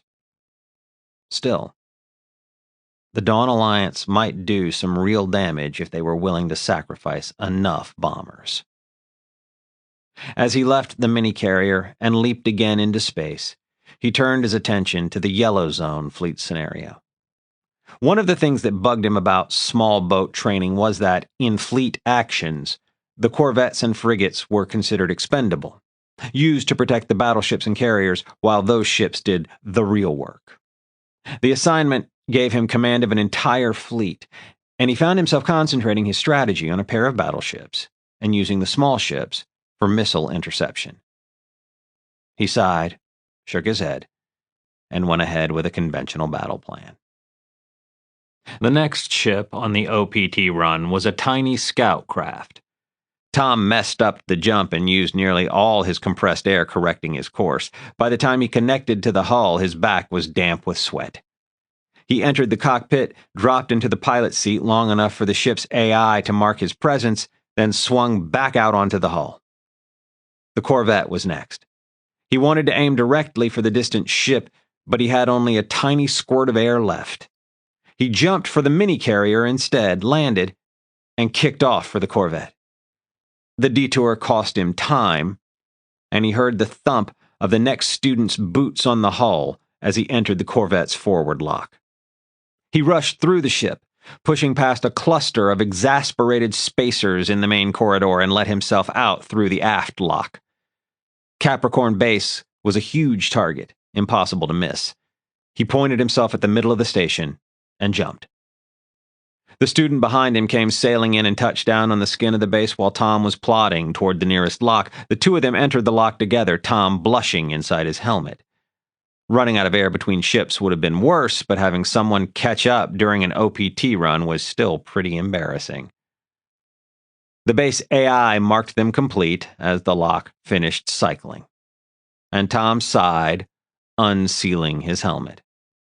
The other sublieutenant did the same, setting her helmet down while she ran gloved fingers through her hair. "Good run," she smiled. "Thanks. I'm usually a good minute behind your time. I got lucky today." "I'm getting sloppy in my old age," she giggled. "Sure, Gramps." She clipped the helmet to her belt. "I guess I won't see you for a day or two." Tom lifted an eyebrow. "You didn't see the new assignments?" She held up her bracer. "You're going on an orbital run." "Oh." He brightened. An orbital run meant circumnavigating Jupiter in a runabout. There wasn't much to do on an orbital run. He'd be able to catch up on his homework and his sleep. "Don't get too happy," she told him. "You're going with Abercrombie." His shoulders slumped. Well, you can't win them all." She smiled. "Maybe it won't be so bad. I'll see you when you get back." "Sure." He watched her walk away. He liked her. She seemed to like him too, which meant she probably didn't remember him from basic officer training. She'd been in the Hummingbird platoon. According to his bracer, he had just under 30 minutes before his ship was to leave for the orbital run. If he hustled, he'd be able to shower and grab a snack before setting out on his favorite training activity with his least favorite fellow student. Chapter 7. The little ship didn't have a name, just a 3-letter call sign. Tom sat in the cramped cockpit watching storms swirl across the face of Jupiter and wishing he was alone. David Abercrombie had a chip on his shoulder, a chip the size of the red spot. Tom wasn't sure just what the man's problem was, but he didn't seem to like Tom one bit, or anyone else, for that matter. He was a sublieutenant, a reservist who'd taken his basic officer training 6 months earlier. He didn't seem happy about having to train with the regular Navy. Their assignment might have been quite exciting if it hadn't been stretched out over 2 days. Tom and Abercrombie were assisting a squad of Marines with their own training mission. The Marines were doing something, Tom didn't know what, on an abandoned mining platform orbiting high above Jupiter. They would be evacuating the base in a hurry and boarding this ship. He and Abercrombie would help the Marines on board, then take them to a rendezvous with another ship. It didn't sound interesting on the face of it, but the ship wouldn't be docking with the mining platform. No, those lunatics would hurtle themselves through the void in vac suits and sail through the open hatch 1 deck below at high velocity and without the ship even stopping. Abercrombie, sitting at the helm station, turned his head to give Tom a disdainful look.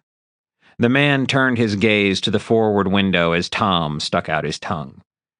Even when Abercrombie didn't speak, he made the bridge feel claustrophobic and ugly. Tom badly wanted to retreat to the lower deck just to be away from him. Only a stubborn refusal to be chased from the bridge kept him in his seat. He glanced at his forearm and used the screen to check the time. It was 20 minutes until the rendezvous with the Marines. He needed less than 5 minutes to prepare, but 20 minutes was close enough that he could leave the bridge without feeling like he was hiding. The only problem was getting Abercrombie to agree. The man had an infuriating habit of contradicting every single thing Tom said. Something as trivial as a bathroom break could turn into a morass of unsolvable conflict. The man was pig-headed and mindless in his pursuit of pointless obstruction. Tom, however, had figured out how to handle him. "Hey, Abercrombie." Abercrombie turned his head and arched an eyebrow. "You want me to take the controls?" Tom said. "I bet you could use a break." He pointed at the deck plates. "I thought you might like to head down and open the bay for the Marines." Abercrombie's mouth scrunched up like he'd closed his lips with a drawstring. "We should have a good pilot here. It's a delicate maneuver after all. You go down and open the bay." Hiding a smirk, Tom nodded. "Sure." The little ship had no artificial gravity. He pushed off from the arms of his chair, then brought his knees up and put himself in a backward spin. By the time he reached the ceiling of the bridge, he was moving feet first. A gentle kick sent him in the direction of the hatch at the back. The corridor and ladder behind the bridge were claustrophobic, but leaving Abercrombie behind made Tom feel as if he had all the space in the galaxy. Smiling, with simple relief, he pulled himself down to the ship's lower deck and went into the bay. The largest compartment in the ship, the bay, was a good 3.5 meters wide, with a hatch that took up most of the outer wall. Tom put on his gloves, sealed his helmet, and unspooled an umbilical from the wall. He plugged the rubber tube into his chest and started the flow of air. He turned on the pumps that would draw most of the air out of the bay, waited until an indicator light flashed amber, then opened the hatch and stared out into vacuum. There was something about hard vacuum that fascinated him. There was nothing to see, of course, literally nothing. But knowing that nothing separated him from the void but the fabric of his suit and a thin film of air inside his helmet always made him feel wonderfully alive. The stars were cold and bright, much brighter than they ever looked from Earth. He couldn't see Jupiter from this angle, but the stars by themselves were beautiful enough. When he got tired of the stars, he tapped the wrist screen to life. Before the Navy, he had been thoroughly connected to the data nets on Earth. Basic training had broken him of that lifelong habit. Now he was able to connect to the data nets again, but they had lost much of their allure. He browsed a news feed, telling himself that interstellar politics at least were relevant to him. The galactic war was heating up. The League of Free Nations had taken another star system, and the alliance was growing more desperate. Some politicians in the United Worlds were demanding that Earth and her allies join the war. A similar number of politicians and pundits were insisting that the United Worlds stay out. One firebrand even insisted that this was the time to start a new war in the opposite direction. The Dawn Alliance was watching and waiting, she said. War was inevitable, and the best hope of victory was to strike first. Everyone is insane, Tom decided. There's no other explanation. In local news, a politician in New Haven was agitating for separation from the United Worlds. New Haven had only joined the Union 2 months before, but one man at least thought it was a mistake. Tom shrugged. It had nothing to do with him. A recorded reality star named Jarvis Carver had been married and then divorced all within the last 2 weeks. He made action recordings using his implants to capture every sensation, every adrenaline rush as he did wild stunts. Recordings like his were one of the biggest reasons people got implants. They said Carver's recordings were amazing. Tom, who'd never had implants, couldn't say. Tiring of the news feeds, he brought up a list of courseware instead. He was expected to do an astonishing amount of studying while also attending classes and doing endless assignments like this one. That meant spending every moment he could spare going through course material. For the next 15 minutes, he read about spaceships. He'd been studying the large and medium-sized ships for so long he was sick of them. He decided to read about little ships instead, one-person craft even smaller than the ship he was on now. Some warships still carried drones, tiny, compact, lethal machines that usually worked with a combination of robotic and remote control.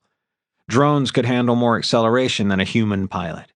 They were smaller, so they were harder to hit. And no human pilots had to endanger themselves during combat. Drones were superior to manned fighters in every way except one. Anti-electronic measures would turn a drone into a useless flying brick. Single-person fighters continued to be a mainstay of naval combat because of Benson fields. A Benson field could scramble electronics. The fields had a range of several kilometers, were easy to project, and didn't interfere with systems on the ship they were projected from. The invention of the Benson field had made drones obsolete. Fighter craft tended to be tiny. In fact, there was a maximum height limit for cavalry pilots. Lily would have been brilliant in that role, Tom thought. The next step up from fighters was bombers. A typical bomber would only have one pilot, but it would easily be 3 or 4 times the size of a fighter. Bombers were fast but short range, though they had more range than fighters. They could carry big missile payloads, but they needed a carrier to get them to their targets. The United Worlds Navy had 3 kinds of bombers in active service. The armed forces of other nations used half a dozen more. Tom was reading through endless lists of ship statistics trying to memorize the differences when he found himself drifting toward the forward bulkhead. He just had time to get his feet in front of him before the drift became a rush. By the time his feet hit the bulkhead, the ship was decelerating at almost 2 Gs. "You could have warned me." He didn't bother transmitting the thought to Abercrombie. The pilot would just say that Tom should have expected deceleration. He knew the mission, after all. And Abercrombie would have a point, Tom admitted to himself. He should have done his studying with his back braced against the forward bulkhead. He stood straddle-legged, quietly enduring the weight as the ship slowed down. Abercrombie wouldn't stop. Not that stop meant much in space, of course. It would be more accurate to say that Abercrombie wouldn't match velocities perfectly with the mining platform. This was a training exercise, after all. The idea was not to make it too easy for the Marines. When Tom spotted the platform in the distance, he shook his head in disbelief.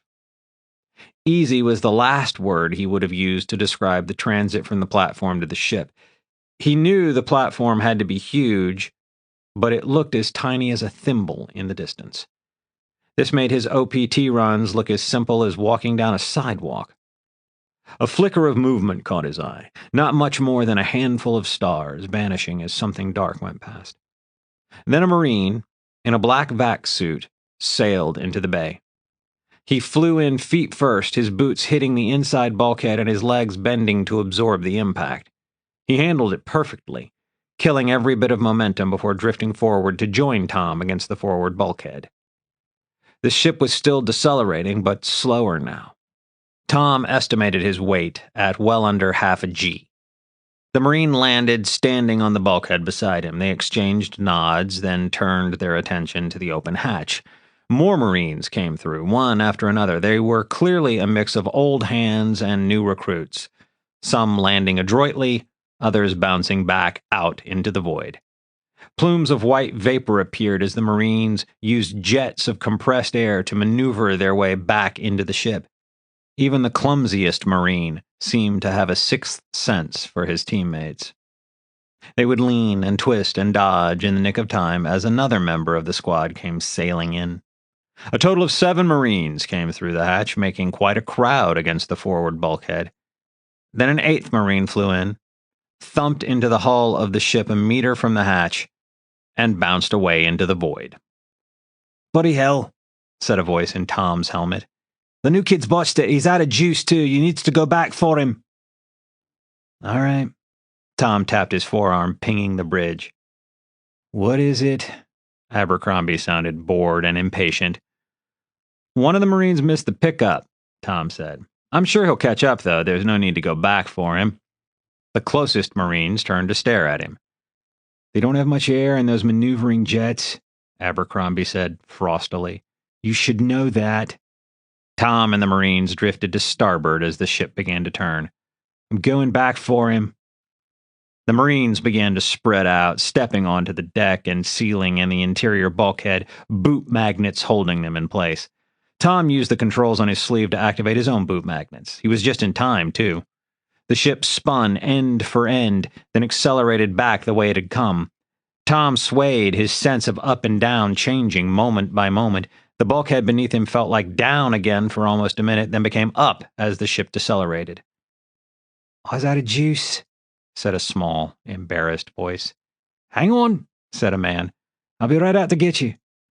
A Marine detached from the inside bulkhead and sailed gracefully into the void. He was back a moment later holding another Marine by a loop on the back of his vac-suit. "Is that everyone?" Tom asked, then closed the hatch. He informed Abercrombie, then watched as the Marines connected themselves to air umbilicals. 10 minutes later, they passed close by the Aardvark, a light carrier commissioned 50 years before and now relegated to training commissions. The ship gleamed in the darkness, a metallic cylinder with the black circles of launch bays showing every few meters along her hull. Tom wouldn't have minded taking a closer look at the carrier, but he didn't get the chance. The Marines flung themselves out of the bay one after another until Tom was alone again. He watched them shrink with distance as they plunged through the void and felt a pang of envy. What would it be like to be one of those hotshots, learning to treat your own body like a missile? When he could no longer see the carrier, he closed the bay door. As it slid down, though, he took a second look at Jupiter, which was falling away to starboard. That wasn't right. He and Abercrombie were supposed to make a long sweep toward Ganymede. The ship should be turning toward Jupiter, not away. Frowning, he repressurized the bay, then disconnected his umbilical. He waited a moment to see if Abercrombie was going to do any more maneuvers, then turned off the magnets in his boots. He returned to the bridge and buckled himself into his seat. "Are you lost, buddy? I'm pretty sure we're going the wrong way." Abercrombie gave him an affronted look. "New orders. We've got an appointment with Commander Friedman back at Capricorn." Abercrombie brought them into a landing bay, and the two of them stripped off and racked their vac suits. Their instructions were to report immediately to the commander's office, but Tom figured he had time to pass by his quarters and freshen up. It wasn't to be. He and Abercrombie made it into the corridor just outside the landing bay, then stopped as a heavy-set man with the 2.5 stripes of an overcommander came around the corner. "Thrush? Crombie?" "Abercrombie," Abercrombie said. "Close enough, I'm Friedman. Come with me." He led them to a small meeting room where they stood uncomfortably near the door, waiting to see what this was about. "Sit down," Friedman said. They waited for him to sit, then took chairs themselves. Does this mean we're not in trouble? Tom wondered. Friedman fiddled for a moment with his bracer, then looked up. "The war is heating up. That's leading to some changes around here. Across the armed forces, in fact." Tom glanced at Abercrombie, who sneered at him. "Your training is going to be modified, accelerated somewhat." Friedman leaned back in his seat. "Gaining skills and experience is still important, but this isn't the only place you can do that. You'll have some courseware to complete, but you can do that aboard ship." Ship? Tom managed with difficulty to keep from leaning forward in his chair. Ship? Are we getting an assignment? He looked at Abercrombie in the corner of his eye. Am I going to be stuck on the same ship as this moron? "We're giving you postings in the fleet," Friedman said. "You'll be on frigates. In the old days, every spacer served on frigates in the first year of their career. They're big enough to work independently, small enough to be cheap and quick to deploy. Frigate crews see more variety in their assignments in a year than battleship crews see in a decade." Tom shrugged inwardly. He hadn't enjoyed battleship school, but a small ship meant no gymnasium, no pool, no theater. It also meant less chance to be away from Abercrombie if they were posted on the same frigate. "You'll be on the Falcon." Friedman looked at Abercrombie, who nodded. Then the commander's gaze switched to Tom. "Your assignment is the Kestrel." There was a note of regret in his voice, as if he'd just delivered bad news. Tom, who had never heard of that ship, was too busy feeling relieved to give it much thought. I don't have to work with Abercrombie. The Geofalcon is in orbit around Earth, Friedman went on. There's a transport leaving tomorrow. Abercrombie nodded. You, Mr. Thrush, will be leaving even sooner. Your ship is at the Airy in Chorus. We're diverting a courier boat to deliver you. It will be here within the hour. You'll need to be ready to board immediately. Tom nodded, filled with a sense of unreality. Was he really about to leave his home star system for the first time? This will be your only chance to say goodbye, Friedman said, then blinked in surprise as the two sublieutenants exchanged distasteful grimaces. Bye, said Tom. Bye, said Abercrombie. I've sent you details of your postings. Friedman touched his bracer. Do you have any questions? They didn't. Then you're dismissed. Chapter 8. The shuttle was full of grunts. Tom moved between the two rows of seated infantry, found an open spot, and sat down. He was the only Navy officer on the shuttle, the only officer of any kind, and he felt as if the soldiers were staring at him as he fumbled to stow his duffel under the bench seat.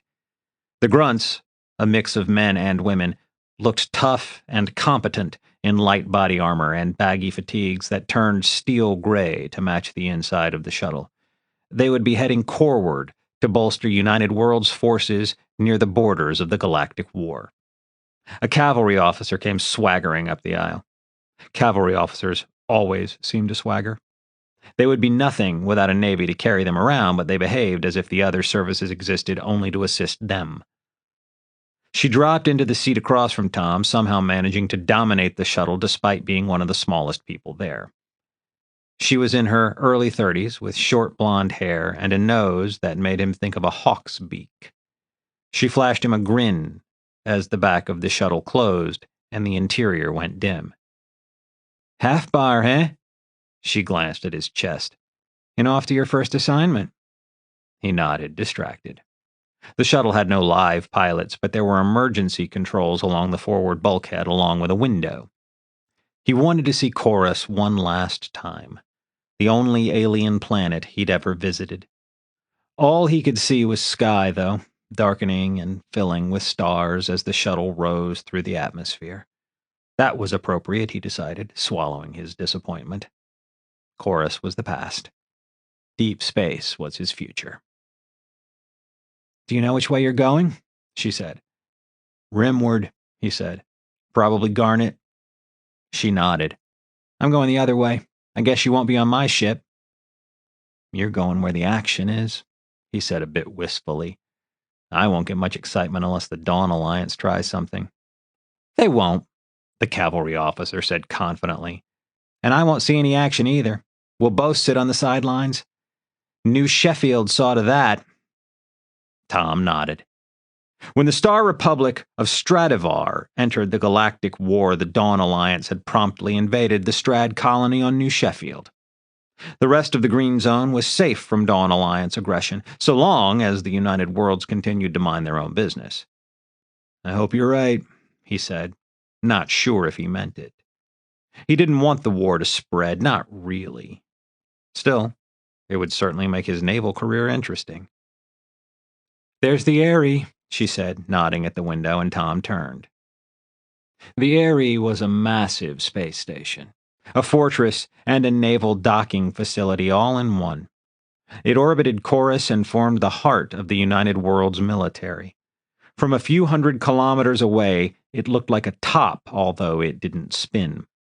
The hull gleamed white and bristled with gun emplacements. A handful of ships were docked to the station, and a dozen more were hovered in the void around it. This is it. Everything is really about to change. He'd been looking forward to this moment ever since he'd gone into basic officer training. But now that it was upon him, he was suddenly terrified. It'll be fine. The woman's voice was soft. And when he looked at her, there was only compassion and understanding in her face. It'll actually be easier than basic. Basic was all about breaking you down so they could reshape you. Your first assignment is about building you back up. She smiled. A gentle smile instead of the cocky grin she'd worn earlier. The XO will take you under his wing and they'll teach you how to be a Navy officer. And you'll do fine. His mouth was too dry to let him speak. He nodded instead, then turned to look out the window again. A ship loomed beside the station, an ungainly shape like a dumbbell. Designed to carry up to 6 enormous cargo pods, a frigate, he knew, could look quite elegant. Now, though, stripped of the pods that would give substance to the center of the ship, it looked scrawny as a wet cat. The tail of the ship was a pale orange. The forward section, though, was a soft blue. The tiny dark shapes of robots moved across the hull, painting the hull plates. Blue was the color of the United Worlds Navy, and he frowned, wondering at the orange paint that was being covered up. Is that your ship? Something in the cavalry officer's voice caught his attention, and he tore his gaze from the frigate to look at her. Yes, it's the Kestrel. The corners of her mouth drooped ever so slightly. Oh. Oh, he frowned. What do you mean, oh? It's a Havenite ship. He stared at her, not understanding. New Haven, she said. You know, one of the fringe nations just rimward? He'd heard of New Haven, a small nation bordering the United Worlds. Come to think of it, there'd been something on the feeds. I forgot, she said. You're just out of training. You don't get much chance to hear the news, do you? He shook his head. New Haven voted to join the Union about 6 weeks ago. Okay. The United Worlds was an expanding republic. Small, independent nations joined from time to time. What's that got to do with the ship? She gave him a look that might have contained a hint of pity. They're folding the New Haven armed forces into our military. That means they're sticking a few UW officers onto that ship, putting everyone in new uniforms and telling them they're part of the UW Navy now. Tom said, I see. The look on her face said she doubted it. That crew has been proudly serving New Haven for their entire careers. Now they've got a handful of strangers coming on board and announcing that they're in charge. She shook her head. They aren't going to like you. They aren't going to like you at all. He turned to take another look at the frigate, but he was too late. The hull of the Aerie blocked his view as the shuttle came in to dock. He felt the little boat touch down, and light flooded in as the ramp at the back dropped. The cavalry officer stood. Good luck, kid. She slapped his shoulder as she headed for the exit. You'll need it. Chapter 9. Tom had been looking forward to exploring the Aerie, one of the galaxy's technological marvels. His feet had barely touched the deck plates of the shuttle bay, though, when a chime drew his attention to his bracer. The station AI had recorded his arrival. Now it had instructions for him. He was to report immediately to Shuttle B7 in Shuttle Bay 5 for transport to the Kestrel. Excited, nervous, and disappointed all at once, he fiddled with the bracer, bringing up a map of the Aerie. His brief hope that Bay 5 might be on the far side of the station was quickly dashed. He was in Bay 4, and Bay 5 was right next door. His sightseeing tour would consist of a 2-minute walk. He took a couple of steps away from the shuttle, realized he'd forgotten his duffel, and darted back aboard to retrieve it. The other passengers were long gone, the soldiers marching in a crisp formation toward the closest exit, the cavalry officer already lost in the bustle of a crowded bay. He hadn't even learned her name. He wondered if he'd ever see her again, and decided it wasn't likely.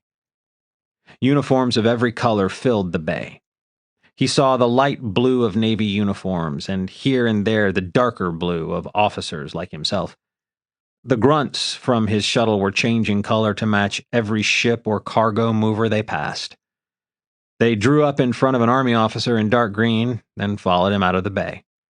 A lone Marine in black guarded the exit doors, watching as a couple of cavalry pilots strutted past. Mixed in with all the military personnel were civilian staff in beige jumpsuits and cargo-moving robots on treads or metallic legs.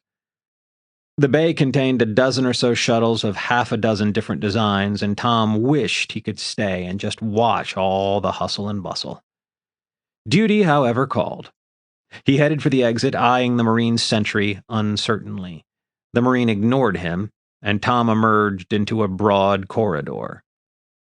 A yellow stripe along one bulkhead marked a lane for pedestrian traffic.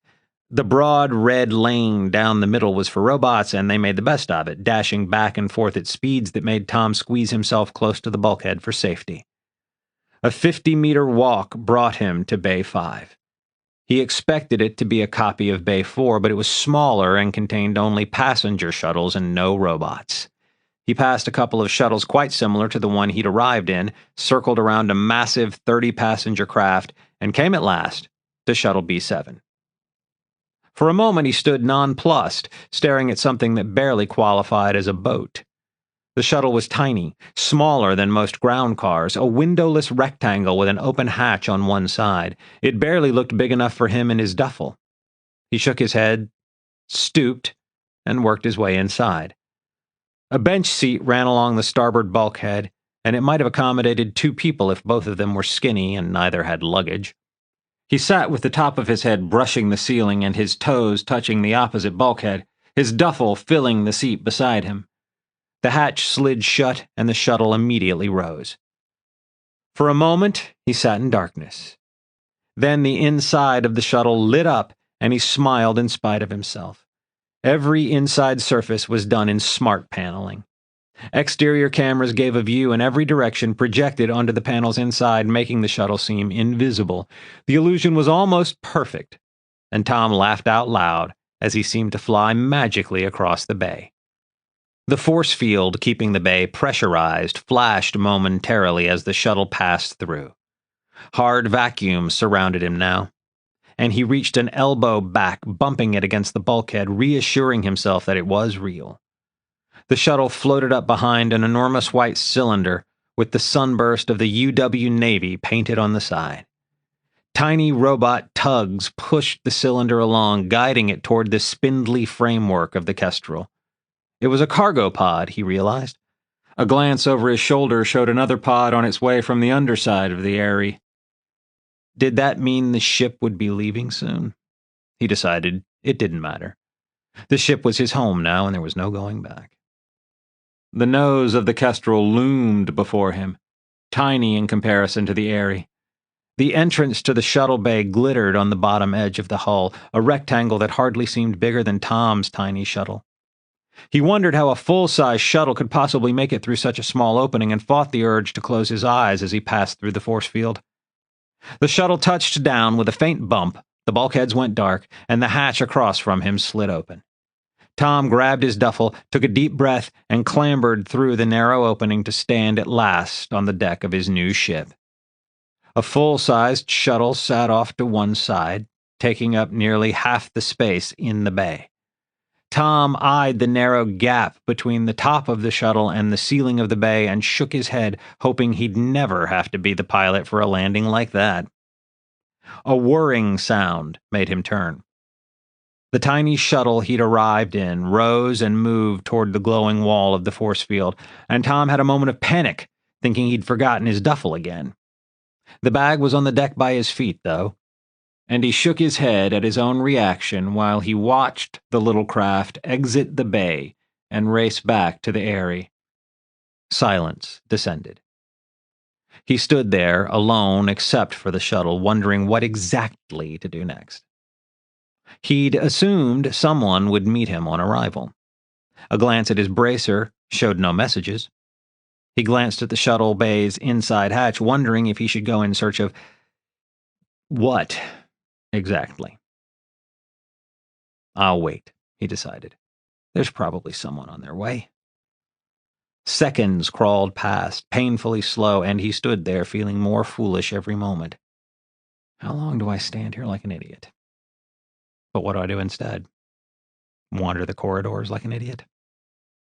Not much of his training had been specifically about shipboard life. One scrap rose to the surface of his memory, though. Aboard ship, the captain ruled supreme, but the first officer was the one who dealt with the crew. The first officer, traditionally addressed as First, was probably who he should report to. When he activated his bracer, he found it was already synchronized to the ship's internal network. The ship's time was apparently 10 minutes short of noon. He had maps of the ship, personnel rosters, and a tracking option. The captain's name, he already knew, was Nishida. He'd scanned the list of officers earlier. Now he refreshed his memory. The first officer was Overcommander Hiram Boudreaux. The photo in the database showed a cheerful black man in the orange uniform of the New Haven Navy. They won't like you at all. Tom pushed the cavalry officer's warning to the back of his mind. Boudreaux could hardly blame him for being from Earth. After all, it wasn't Tom's fault. Boudreaux was in his 40s. Too old to hold foolish grudges. He wouldn't resent a sublieutenant for decisions made by politicians and admirals. Would he? According to the Kestrel's AI, Boudreaux was on the bridge 2 decks up. Tom gulped. He'd prefer something more low-key for his first introduction to the officers he'd be serving under. But if it had to be... He squared his shoulders and picked up his duffel. The hatch slid open as he neared it, and a woman in an officer's uniform started to enter. Both of them pulled up short, almost colliding. Tom glanced at her uniform, saw the thick bar of a full lieutenant plus the narrow extra bar marking her as an over-lieutenant, and saluted. She looked him up and down with cool blue eyes. "Lieutenant Thrush, I presume?" "Yes, ma'am. I just arrived." He glanced over his shoulder. The shuttle already left." "That's fine, Mr. Thrush." There might have been a hint of amusement in her voice. "Welcome aboard the Kestrel. My name is Brady." "Thank you, ma'am." "The first officer usually welcomes new arrivals." Her lips thinned. It seems he was unable to make it. She stepped back into the corridor. "Come with me." He followed her into a well-lit corridor, a bit narrow but still wide enough for 2 people to pass each other without quite brushing elbows. "Deck 1 forward," she said, gesturing around. "It contains the shuttle bay and forward storage, plus forward electronics." She indicated a hatch on her right with electronics stenciled on it. "Stay out of there unless you have a good reason. It's delicate equipment." She pointed down a side corridor. "Gun Station Charlie is that way." This was not the layout of the frigate he'd visited in his OPT runs, and he felt his reserves of confidence, already depleted, shrink even further. They climbed a narrow staircase. She pointed forward. "Deck 2 forward, wardroom." She pointed aft. "Surgery." She pointed to another flight of stairs leading to the deck above. "The bridge is up there." She stopped. "This is the boardroom." She tapped a hatch with Meeting 1 stenciled on it. "You report to me here in 15 minutes, understand?" He nodded, and she led him aft. They descended a half flight of stairs and reached a long, straight corridor stretching aft. "This is the spine," she said. "Deck 1 is officers' quarters, the brig, and auxiliary storage. Deck 2 is crew quarters." They passed one hatch after another, the close spacing telling Tom the cabins within had to be quite small. "This is you." She halted, tapped at a control panel beside the hatch, then said, "Put your bracer by the screen." Tom held his wrist next to the control panel, and the hatch slid open. "Stow your gear and get settled in," she said. "Come and see me in the boardroom in..." She glanced at her bracer. 11 minutes. He nodded, and she walked away. The cabin was small. He could have touched the bulkheads on either side with outstretched fingers, but it could have been worse. Above his bunk was another bunk, folded into the bulkhead. He could have had a roommate. Stowing his gear didn't take long. He had very little. A spare uniform, a dress uniform, and his sword took up most of the space in his duffel. He put the sword under his bunk with his one civilian suit and a handheld computer. In the cabin's tiny head, he washed his face, checked that his hair and uniform were both straight, and spent a moment staring at his reflection in the mirror. "You better get used to it," he told his reflected self. "This is your life now." "During battle stations, your post will be operations," Brady said. "That's in the aft section. There are signs, you'll find it." She led him starboard. "Food storage." She tapped on the forward bulkhead with a knuckle. Water storage, she tapped on the aft bulkhead, and this is general storage 3. She stopped in front of a double-wide hatch. We've taken on quite a lot of supplies. They need to be properly stowed. The hatch slid open, and the two of them entered a long, narrow compartment. Bins and blockers lined the bulkheads, along with shelves hung with cargo netting. At the aft end of the room, a small mountain of crates and parcels filled the floor and crowded nearby shelving. A pair of spacers, a man and a woman, took parcels from the heap and stored them in bins. "This is Hansen and Wynne," Brady said as the two spacers straightened up. It wasn't difficult to figure out which was which. The man was white, the woman Asian. "You'll be supervising them." To the two spacers, she said, "This is Mr. Thrush. He's just joined the ship's company." "Hello, sir," said Wynne. Hansen didn't speak, just stared at Tom, his face cold. "You need to know what's on board, and you need to know where it's stored. This will be an excellent introduction." Brady turned away. "Call me if you have a problem." She paused in the doorway. "I'm busy, though. I'd rather you solved your problems yourself." The hatch slid shut, and she was gone. Hansen and Wynne looked at Tom. Carry on," he said. He felt his cheeks reddening. "Let me know if you have questions." There might have been a hint of a smirk on Hansen's face as the two of them turned back to their work. Tom sighed quietly, then looked around the room. He found smart panels beside almost every bin and shelf, each with 2 lists: the items stored there and the items that were supposed to be there. He spent several minutes exploring, getting a sense of how the room was laid out. Storage 3, he discovered, was home to a bewildering hodgepodge of material. There were electronic components for every system on the ship, seldom used tools, and an incredible number of data chips. There was paint and paint remover, and fusing panels for emergency repairs. Oxygen filters sat beside lighting relays, all of it mixed together with no pattern that he could see. And then there was the stuff he couldn't even begin to identify. Many of the supplies were identified only by serial number. He wondered how he would ever find the correct storage spot for anything. When he watched the two spacers, though, he quickly saw how it was done. Wynne lifted a carton from the stack at the end of the room, held it up to the nearest smart panel, then peered at the screen. A moment later, she confidently carried the box to the far end of the room and stowed it in a bin. Hansen, meanwhile, unsealed a soft bag and began lifting out electronic components. He held each device up to a smart panel, then carried it to whatever shelf or drawer it belonged in.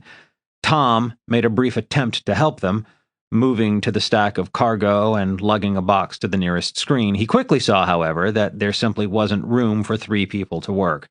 Hansen and Wynne began spending much of their time waiting for him, or each other, to get out of the way. They didn't complain, but he read impatience in their body language, especially Hansen. Taking a hint, he moved to the forward end of the compartment and began verifying inventory. It was dull work, but he could see how, at least in theory, it would be handy to know how the ship's supply system worked. When, 20 minutes later, he discovered that a box of protein powder contained 11 packets instead of the 12 it was supposed to hold, he reported it to the ship's computer with a real sense of satisfaction. "Lieutenant, do you mind if we take a short break?" Tom, kneeling in front of the bottom drawer of the cabinet, glanced up at Wynne. A quick glance at his bracer told him they'd been working for more than an hour. Tom had, at any rate. He didn't know how long the other two had been at it before he arrived. "I don't know," Tom said. "We should probably try to verify as much of the inventory as possible before we get underway." Hansen and Wynne exchanged glances. Tom said, "What?" "We made the transition 15 minutes ago," Hansen said. "Didn't you feel it?" Flushing, Tom tapped his bracer and brought up the ship's status. Sure enough, the Kestrel was in 7th dimensional space. Phoenix Station, Chorus, and Tom's old life were hundreds of thousands of kilometers away and receding rapidly. Chapter 10.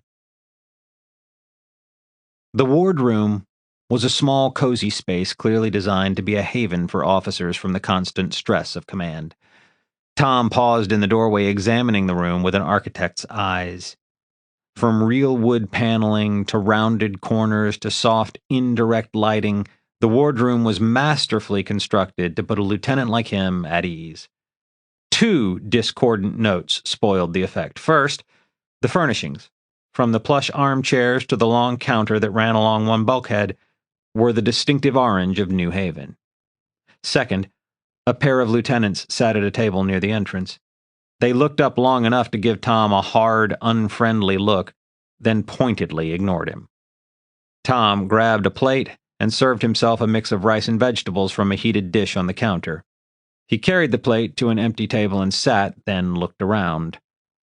The most impressive feature in the room was a window in the forward bulkhead giving a view of shifting red and orange energy as the ship pushed its way through a hyperspace storm. He drank in the view, then turned reluctantly as the wardroom door slid open. A young man with the stripe of a full lieutenant swept in. His straight red hair was cut regulation short, but it bristled around his skull like a rusty corona. Freckles decorated a nose that crinkled as he smiled. He filled a plate, dropped into the chair across from Tom, and said, "Fresh meat. Excellent." Tom spent a moment staring at the plate before figuring out the lieutenant meant him. The man stuck out a freckled hand. "Carstairs." "Thrush." They shook hands. "You're fresh out of basic," Carstairs said cheerfully. "I could tell by the way you eat." Tom stared at him blankly. "You actually get time to finish your meals here," Carstairs said. "You don't have to eat like someone's about to take it away from you." "Oh." Tom looked at his plate, embarrassed. "I was the same way when I started," Carstairs assured him. "Basic training's pretty much the same in any military, I think. Run your tail off and never enough time to do anything. You don't waste your time when there's chow on the table." Carstairs grinned. "Took me almost a year to break the habit." "Right," said Tom, and made himself hesitate before taking another bite. "Don't mind the snobs," Carstairs said, jerking his head at the two lieutenants at the other table. "They think joining the United Worlds and renaming the ship was your idea. They think if they snub you for long enough, you'll change your mind and everything will go back to the way it was." One lieutenant gave him a dirty look. Carstairs laughed. The door hissed open and Brady came in. She took a plate and sat beside Carstairs. "Are you hazing the new kid?" "Mercilessly," Carstairs assured her. Tom nodded. "It's awful. You got here just in time." Brady grinned momentarily, then became businesslike. "Tell me about our mission, Mr. Thrush." It was a test, Tom knew, and he took a deep breath before replying. "The Kestrel is on its way to Garnet. We'll take on supplies and get any servicing the ship needs. We won't join the fleet, however." Brady nodded. Carstairs smirked and turned his attention to his rice. "After we leave Garnet, the mission parameters are not specific. We'll visit isolated systems and outposts, delivering cargo and showing the flag." He closed his eyes, trying to remember the exact wording of the posted orders. "We've been instructed to make a show of force and to assure our allies we haven't forgotten them." "And why do we need a show of force in the area?" Brady prompted. "Piracy," Tom said. He was no longer quoting the orders posted to the ship's internal data network. Now he was summarizing strategic discussions from the classrooms during small ship training. "The systems in the green zone are isolated and politically fragmented. There is very little law enforcement between systems, which has led to small nations moving aggressively against their neighbors. There is also blatant piracy purely for profit." Brady nodded. "We'll do our best to protect United World shipping and to discourage a general atmosphere of lawlessness." She took a bite of her rice, chewed thoughtfully, swallowed, and said, "We'll also deliver cargo. Tell me, what assets does the UW have in the Green Zone besides the fleet and facilities at Garnet?" "There are outposts at Emerald, Argo, Zhongking, and at the mining station on Ribisi 4. Tom paused, concentrating. "Also, the UW maintains an embassy and a small military presence at Heller's Beach." That's getting toward the far side of the zone, almost in Dawn Alliance territory, Brady said. We won't be going that far, not right away, at least. Tom nodded, leaning forward. His food sat forgotten on the plate in front of him. Do you know where we'll go first, Lieutenant? The captain will make that decision after we stop in Garnet. We'll have more intelligence then. Right. He nodded and looked down at his plate, hoping the quiz was over. Tell me, Mr. Thrush, why does the United Worlds take such an interest in green zone systems? They are awfully far from our core territories, after all. Well, they're ours, Tom said, looking up from his plate. We paid for the terraforming, after all. Anywhere from 200 to 300 years ago, Brady pointed out. There wasn't even a United Worlds back then. A lot of people feel we don't have any particular claim to such far-flung planets just because our distant ancestors invested in some terraforming. Tom gaped at her.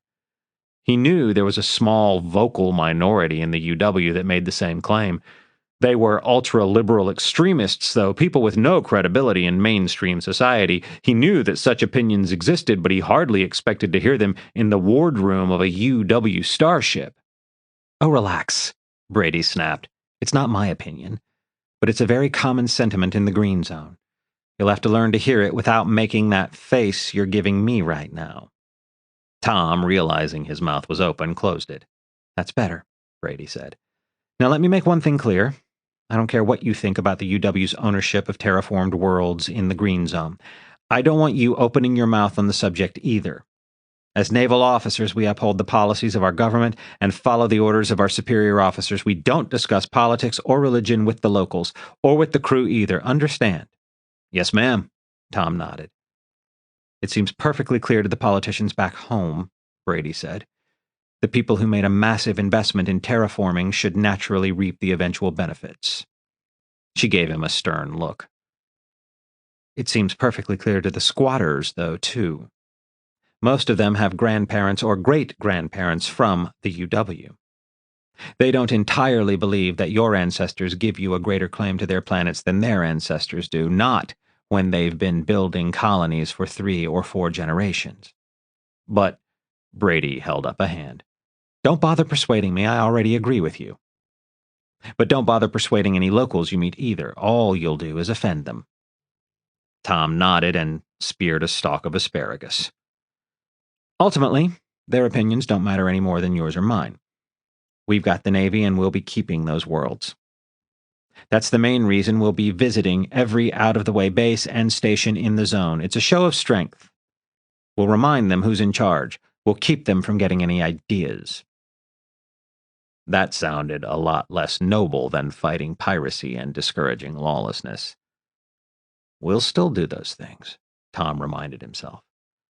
And all those worlds really do belong to us. There's nothing wrong with reminding people. The greenies won't be a problem, Carstairs said confidently. Except in a few pirates, of course. There won't be a rebellion or anything like that. Even if they thought they could get away with it, they know the DA will just annex them. He shook his head. No, they might complain. A lot. But they know what's good for them.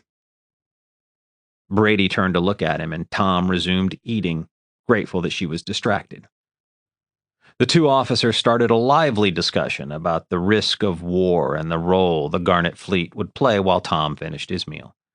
The consensus they reached was the same as what he'd heard around mess hall tables and in classrooms during basic.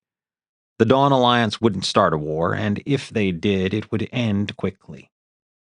The fleet at Garnet was too strong, and the Alliance simply didn't have the industrial base to prosecute a long war. If they were foolish enough to poke the bear, they'd get mauled. The Dawn Alliance made a great boogeyman to keep the Green Zone worlds in line, too. They had made one expansion already, annexing the only world in the Green Zone not claimed by the United States. The Star Republic of Stradivar, actually coreward of Earth, had nevertheless established a colony deep in the Green Zone. When Stradivar was engulfed in the spreading galactic war, the Dawn Alliance saw its chance and invaded New Sheffield. Tales of atrocities and brutal oppression still trickled out of the conquered colony. The fate of the Strad military forces captured on New Sheffield was even worse. By all accounts, the troops unlucky enough to survive the invasion were being worked to death in prisoner-of-war camps. At last, Brady put her dishes in the sink at the back of the room. "Are you done yet?" She shook her head. "Of course you are. Carstairs was right." Carstairs nodded wisely and nibbled at a slice of carrot. "Come with me. We're going to the bridge." Tom followed her out of the wardroom and up one deck. A Marine sentry stood frozen in front of the bridge hatch, ignoring them as they passed. Tom surreptitiously smoothed his uniform, then stepped across the threshold. The bridge windows caught his attention first. They ran from floor to ceiling, wrapping the bridge on 3 sides. Much of the ceiling was transparent as well. Beyond the glass, 7th-dimensional space seethed. Most people called it hyperspace, which was scientifically inaccurate but easier to say. The 7th dimension was much, much smaller than normal space. Ships got around the impossibility of faster-than-light travel by slipping into the 7th dimension and doing their traveling there. But the compression of an entire universe by a factor of several million meant that the 7th dimension was filled with energy. Endless storms raged and boiled through hyperspace, colliding and separating and crackling. The lavish bridge windows made it all more vivid than he'd ever seen it before. With an effort, he wrenched his gaze from the windows. It was his first time on the bridge of the Kestrel, but he'd been on similar bridges via training simulators. Still, the reality was different. 7 or 8 people manned stations around the bulkheads, their backs to the captain who sat in the center. There was an air of relaxed calm that he hadn't expected. He supposed it made sense. They were 6 hours into a 10-day journey through well-mapped, friendly space. Still, he'd somehow expected tension, suppressed excitement. I have enough of that for everybody. He suppressed a grin as he walked beside Brady. She stopped in front of the captain, nodded, and said, "I thought I'd show the new kid what the big office is like." Captain Nishida looked Tom up and down with dark eyes that looked as if they'd seen every corner of the universe. She had black hair, streaked with gray, and cut even with her ears, and a stern face with crow's feet around her eyes and deep creases around her mouth. She was small, considerably shorter than Tom, with delicate limbs, but she exuded a fierce charisma that made his tongue stick to the roof of his mouth. There was no question who was in charge on this bridge. "I expect we can manage him from here," Nishida said. Brady nodded and left the bridge, leaving Tom feeling suddenly lost. "Why don't you join SFC Rand at Nav 2, Mr. Thrush?" Tom nodded. "Yes, ma'am." He took a moment to mentally review what he knew of the bridge setup, then strode toward the forward bulkhead. Specialist First Class Rand, a middle-aged man in a blue jersey, rose from a chair and nodded a greeting. Tom paused, uncertain, until Rand gestured for him to sit. I have to be more assertive. I have to act like a leader. Lectures from Basic flooded into his mind. If I lose my credibility in front of the crew, I'll never get it back. The navigation console was mostly blank. It would come to life at a touch if there was any need to make a course change. I should check our course and position. I should ask. No, I should project confidence. He reached a finger toward the screen. Mr. Thrush! Tom froze, his fingertip a few centimeters from the console, and looked over his shoulder at Nishida. Don't touch anything, she barked. Rand! Rand looked at her and cocked an eyebrow. Take Mr. Thrush through the basics. Don't let him do anything stupid. Yes, ma'am. Tom turned to look at the console. It allowed him to turn his back on most of the bridge, but he was all too aware of his audience. His cheeks burned. Let me just wake up the console, Rand said softly. He tapped the screen to life, then touched an icon in one corner. A fat yellow border appeared around the active screen area. That tells us we're in information mode. We would have to turn that off if we wanted to take control. He gestured at the console to his right. Susan there has direct control from Nav 1. She'll keep her console live. The spacer at the next console glanced over and nodded. If she held Tom in contempt, she hid it well. Okay. Here's how we check our position. A day later, day being a relative term in deep space, Tom returned to Storage 2, where he resumed his work verifying inventory. He was alone this time. The mountain of cargo at the end of the room was gone, all of it stowed neatly. Tom's thankless job was to go through every bin and shelf, verifying that the inventory was accurate. He'd been working for most of an hour when the quiet hiss of the hatch made him turn. Brady came in. How's it going, Lieutenant? Tom straightened up, easing a kink in his back. Fine, ma'am. He gestured at the forward starboard bulkhead. I verified everything in this section. It was just under a quarter of the room, and he suppressed a weary sigh. Excellent. Brady gave him a searching look. How are you adjusting to shipboard life? Fine, ma'am. She gazed at him, waiting. I don't have any real authority, he blurted. I don't have any credibility. The captain completely undermines me when I'm on the bridge, and you give me assignments where I'm giving orders to crew who know more about the job than I do. A long moment of silence stretched out, and Tom, his heart thumping, wondered if he'd crossed a line. Brady, though, began to smile. You're a half-bar, she said. It's all right. You're not actually supposed to know what you're doing. Tom stared at her, nonplussed.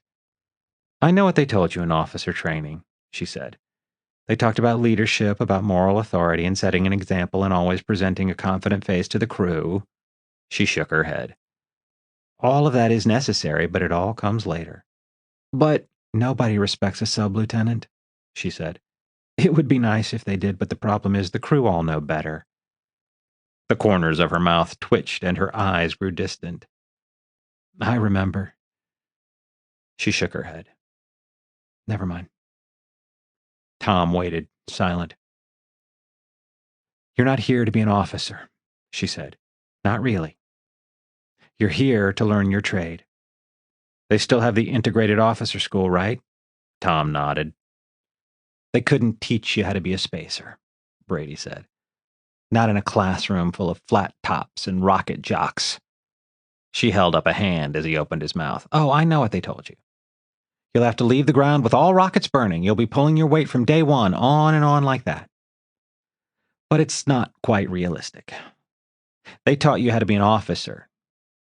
Now you have to learn to be a naval officer. All right, said Tom. Your role is not to lead, she said. Not yet. Your role is to learn your trade. She tapped the rank bars on her chest. That's what a full bar means. It means you know what you're doing. It means you're a real officer. She pointed at his chest. That half bar means you're an officer in training. Tom drooped. Brady's words were a relief, shifting some of the impossible weight that had settled onto his shoulders, but it was also a bit deflating. One step at a time, she said. Promotion will come soon enough. He nodded. There's one more thing. She frowned. The New Haven Armed Forces had a long history. 90 years of defending their nation. This ship used to be called the Stephen Valentine, but the UW doesn't name ships after people, causes too much confusion, so she's been renamed, reclassified too. In the New Haven Armed Forces, she was a cruiser. When his eyebrows rose, she grinned. They didn't run their navy on quite the same scale as ours. The point is, the crew were proud of their ship, proud of their uniforms, proud of their captain, too. His name was Taggart, and he quit in protest when they told him he'd have to answer to foreigners. She folded her arms and leaned against a bulkhead. Now the ship has a new captain, and a couple other new officers. She gestured to Tom, then to herself. You and me. and now a new paint job and a new mission, which in the eyes of most of the crew has nothing to do with New Haven. Tom said, "But—" "Hush," she told him. "Now, not everyone on the ship has a chip on their shoulder. I don't think Carstairs really noticed there'd been a change in management." She smiled briefly. "The food is a bit better now, so he's happy as a Marine with a 3-day pass. Some of the crew genuinely don't care. Some are willing to give things a chance, wait and see what it's like, but some of them are pretty unhappy. Some of them are furious at the whole UW Navy or the entire United Worlds, and they only have a few places to focus all that anger. It's not fair." There was no way to put the thought into words, not without sounding whiny. He nodded instead. "So, in addition to learning how to be an officer and learning your way around a new ship, you've got to try to unify a divided crew. And deal with the fact that quite a few of them resent you, and some of them actively hate you." Her lips curved in a wry grin. "It'll work out. Sheer inertia will solve most of our problems. One day they'll notice they've been wearing blue for a year and it hasn't been so bad. The worst of them won't re-enlist. If we just wait long enough, most of the resentment will fade." Her grin vanished. "Be thankful we're at peace, and pray it lasts.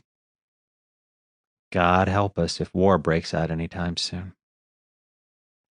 Wow, that's the worst pep talk I've ever had. The thought filled him with a mad urge to giggle. He suppressed it with an effort.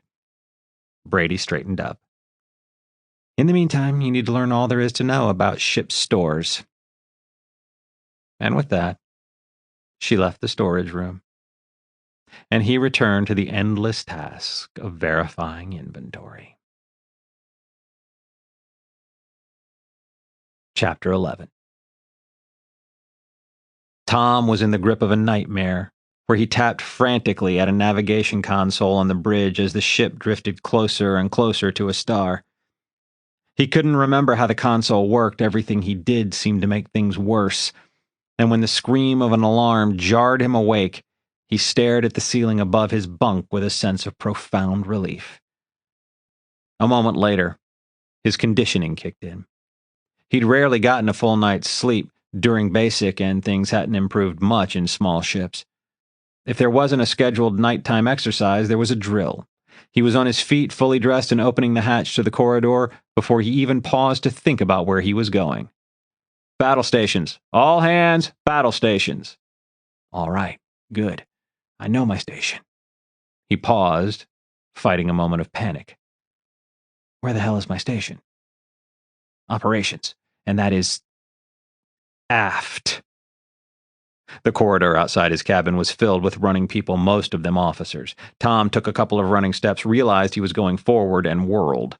He dashed aft, concentrating on his breathing because it kept his adrenaline under control. There had been lectures during basic about keeping your head during a crisis. Panic and excitement had a way of chasing every thought out of your brain, but it was possible to recognize when it was happening, and there were specific tactics for dealing with it. It wasn't all theory either. The student officers had had all too many opportunities to practice adrenaline management in one drill or another. So he counted his footsteps as he ran down the corridor. He made himself catalog what he saw and heard and felt. His ears hadn't popped, so the ship, or at least the corridor he was in, hadn't lost pressure. They were in deep space, but well within United Worlds territory. That made it a near certainty that this was a drill and not an actual crisis.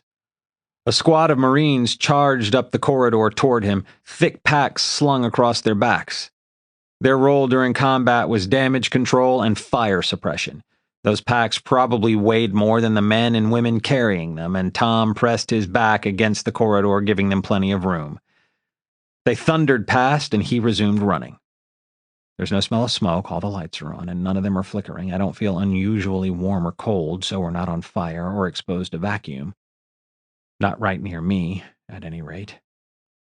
He arrived, panting, in the aft section, all too aware that he had never actually been to operations. In fact, he realized this was his first time in the aft section.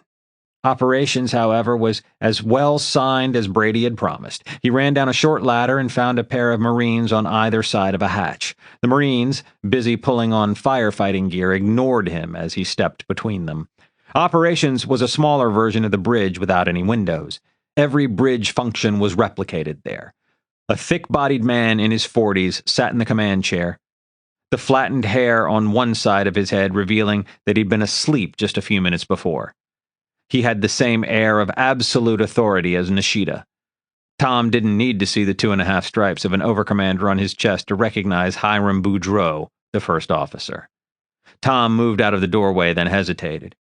His battle station's post was operations, but that was as far as his instructions went. He had no idea what he was actually supposed to do. "Watch bogies 1 and 2, Boudreau said. "Stand by maneuvering thrusters." He looked around the bridge, spotted Tom, and said, "Thrush, get to your post." "I'm sorry, sir, I don't know what my post is." "Helm," Boudreau barked. "Take over for O'Reilly." O'Reilly was a short, chunky spacer with dark hair that was going gray. He stepped aside as Tom joined him. The two of them stood side by side in front of the console.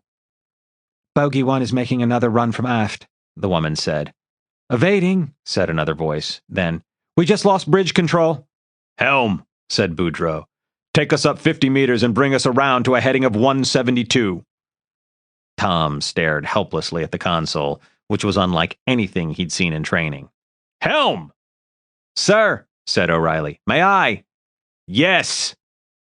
Tom backed up, then watched as O'Reilly activated the thrusters on the underside of the ship. The ship rose, then stopped as thrusters on her topside fired.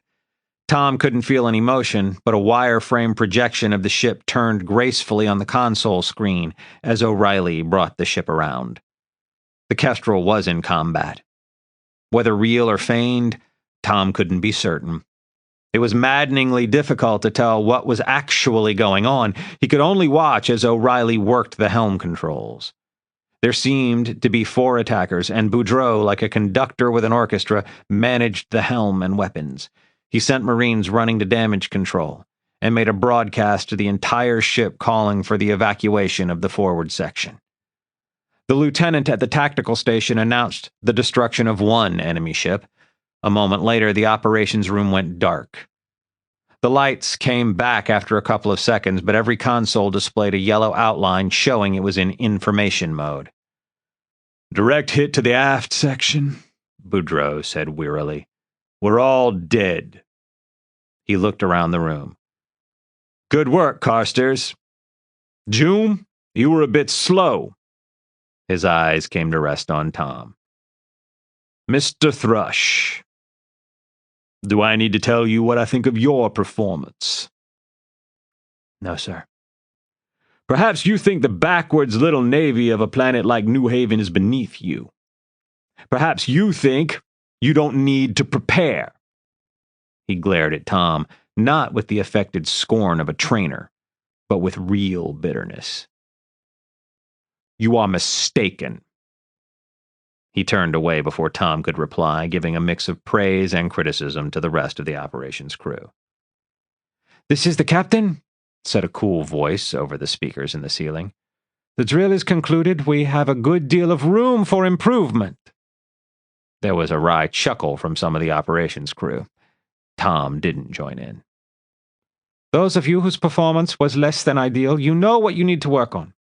This will not be our last drill, so make sure you are ready." "Stand down," said Boudreau.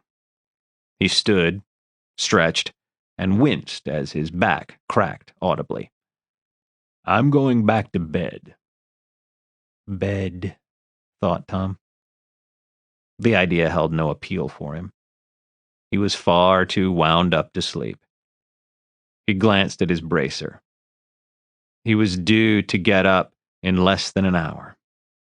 He glanced at O'Reilly, thought about asking the man to teach him about the helm console, then decided he was too embarrassed to stay in operations.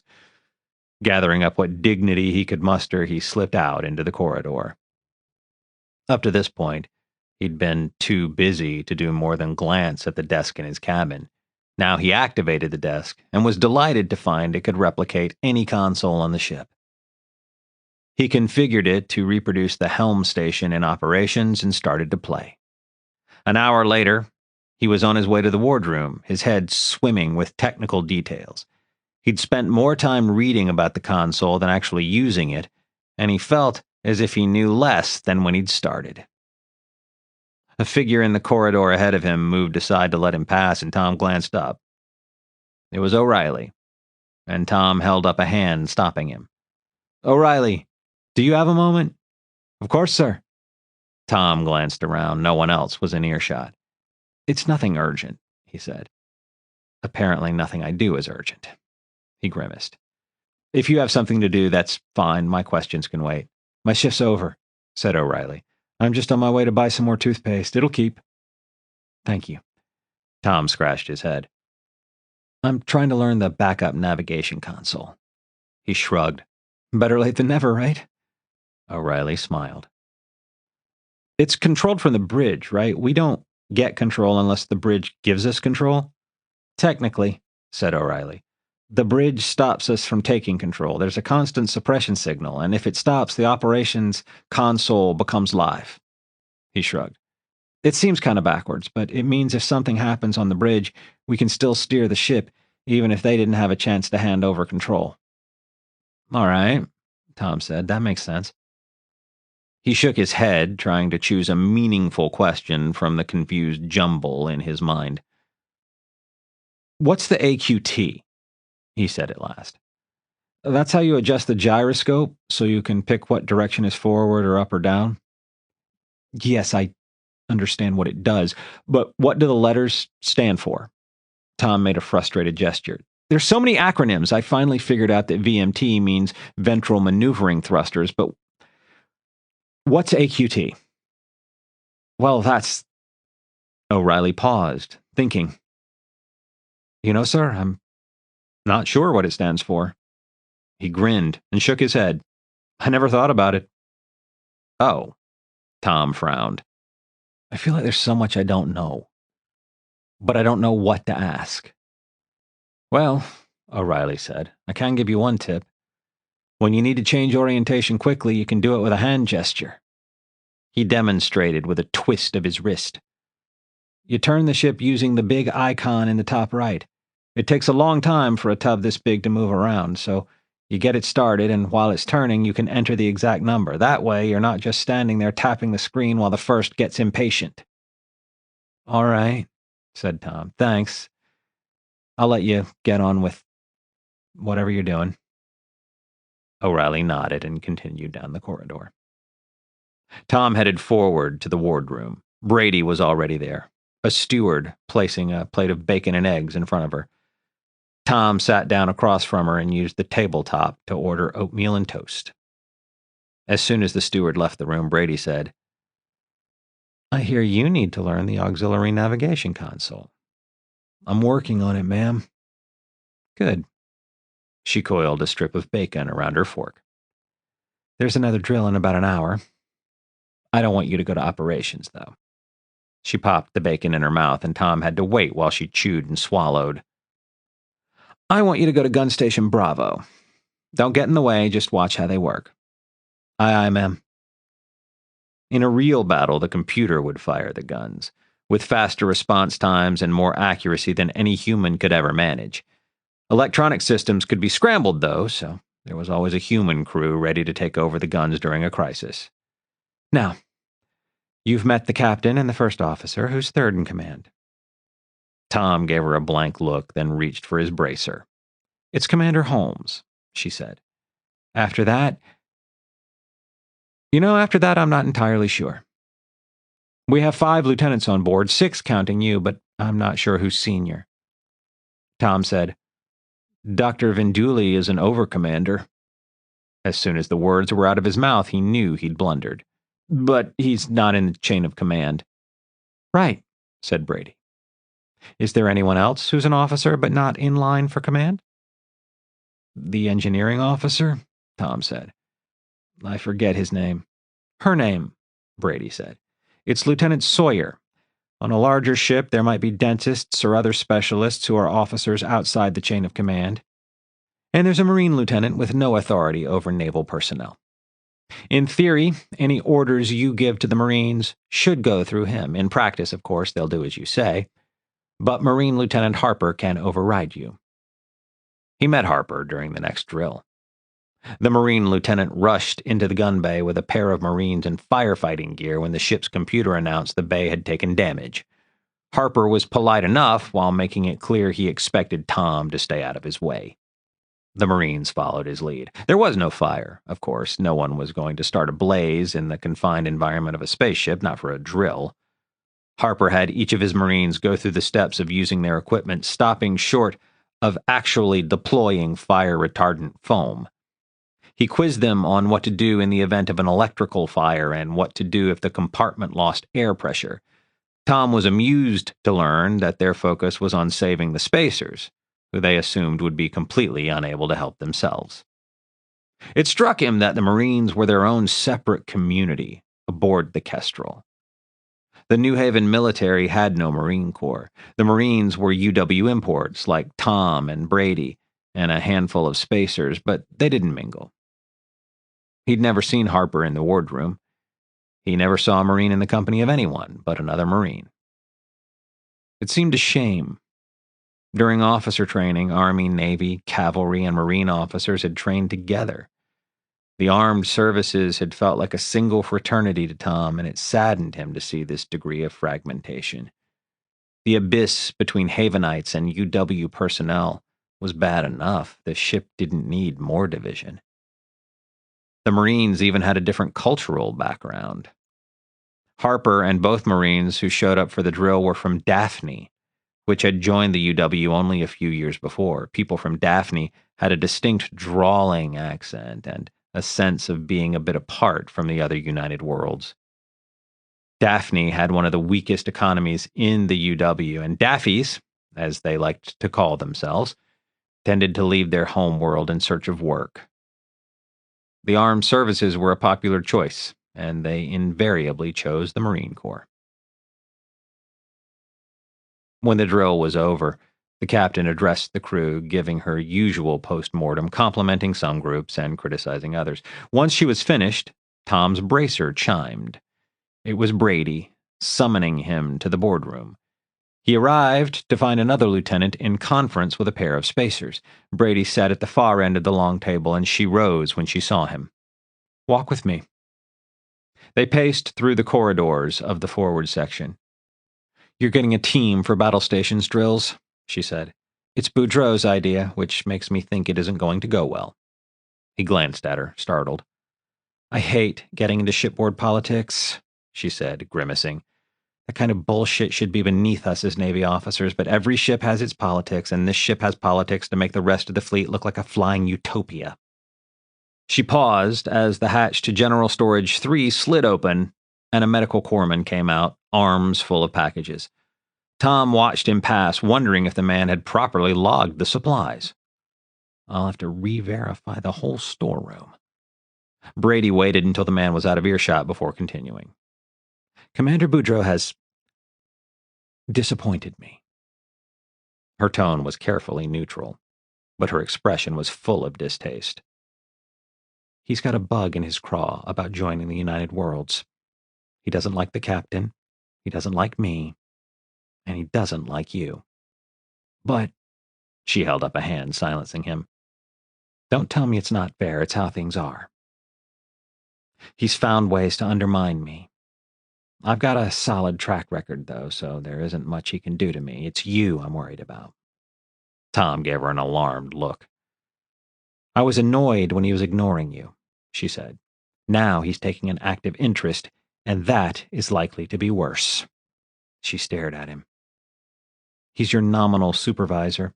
Even if he's been acting like you don't exist, at the end of 3 months he'll submit your first evaluation, which will determine your eligibility for promotion to full lieutenant."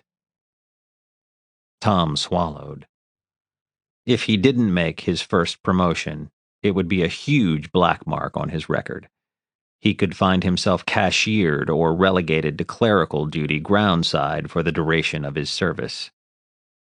"Now, there's a lot of regulations in place to protect babes in the woods like yourself. If he wants to declare you unfit for promotion, he'll need documented evidence of incompetence or dereliction of duty. She grinned. And before you ask, none of your little mistakes so far will qualify. Every half-bar makes mistakes. I hear you handled the operation's helm controls adequately during the latest drill. He nodded. No doubt, annoying our first officer greatly in the process. She smirked. No, you'll have to fail repeatedly despite written warnings if he wants his evaluation to stick. She stopped. Which brings us to Gun Station Bravo.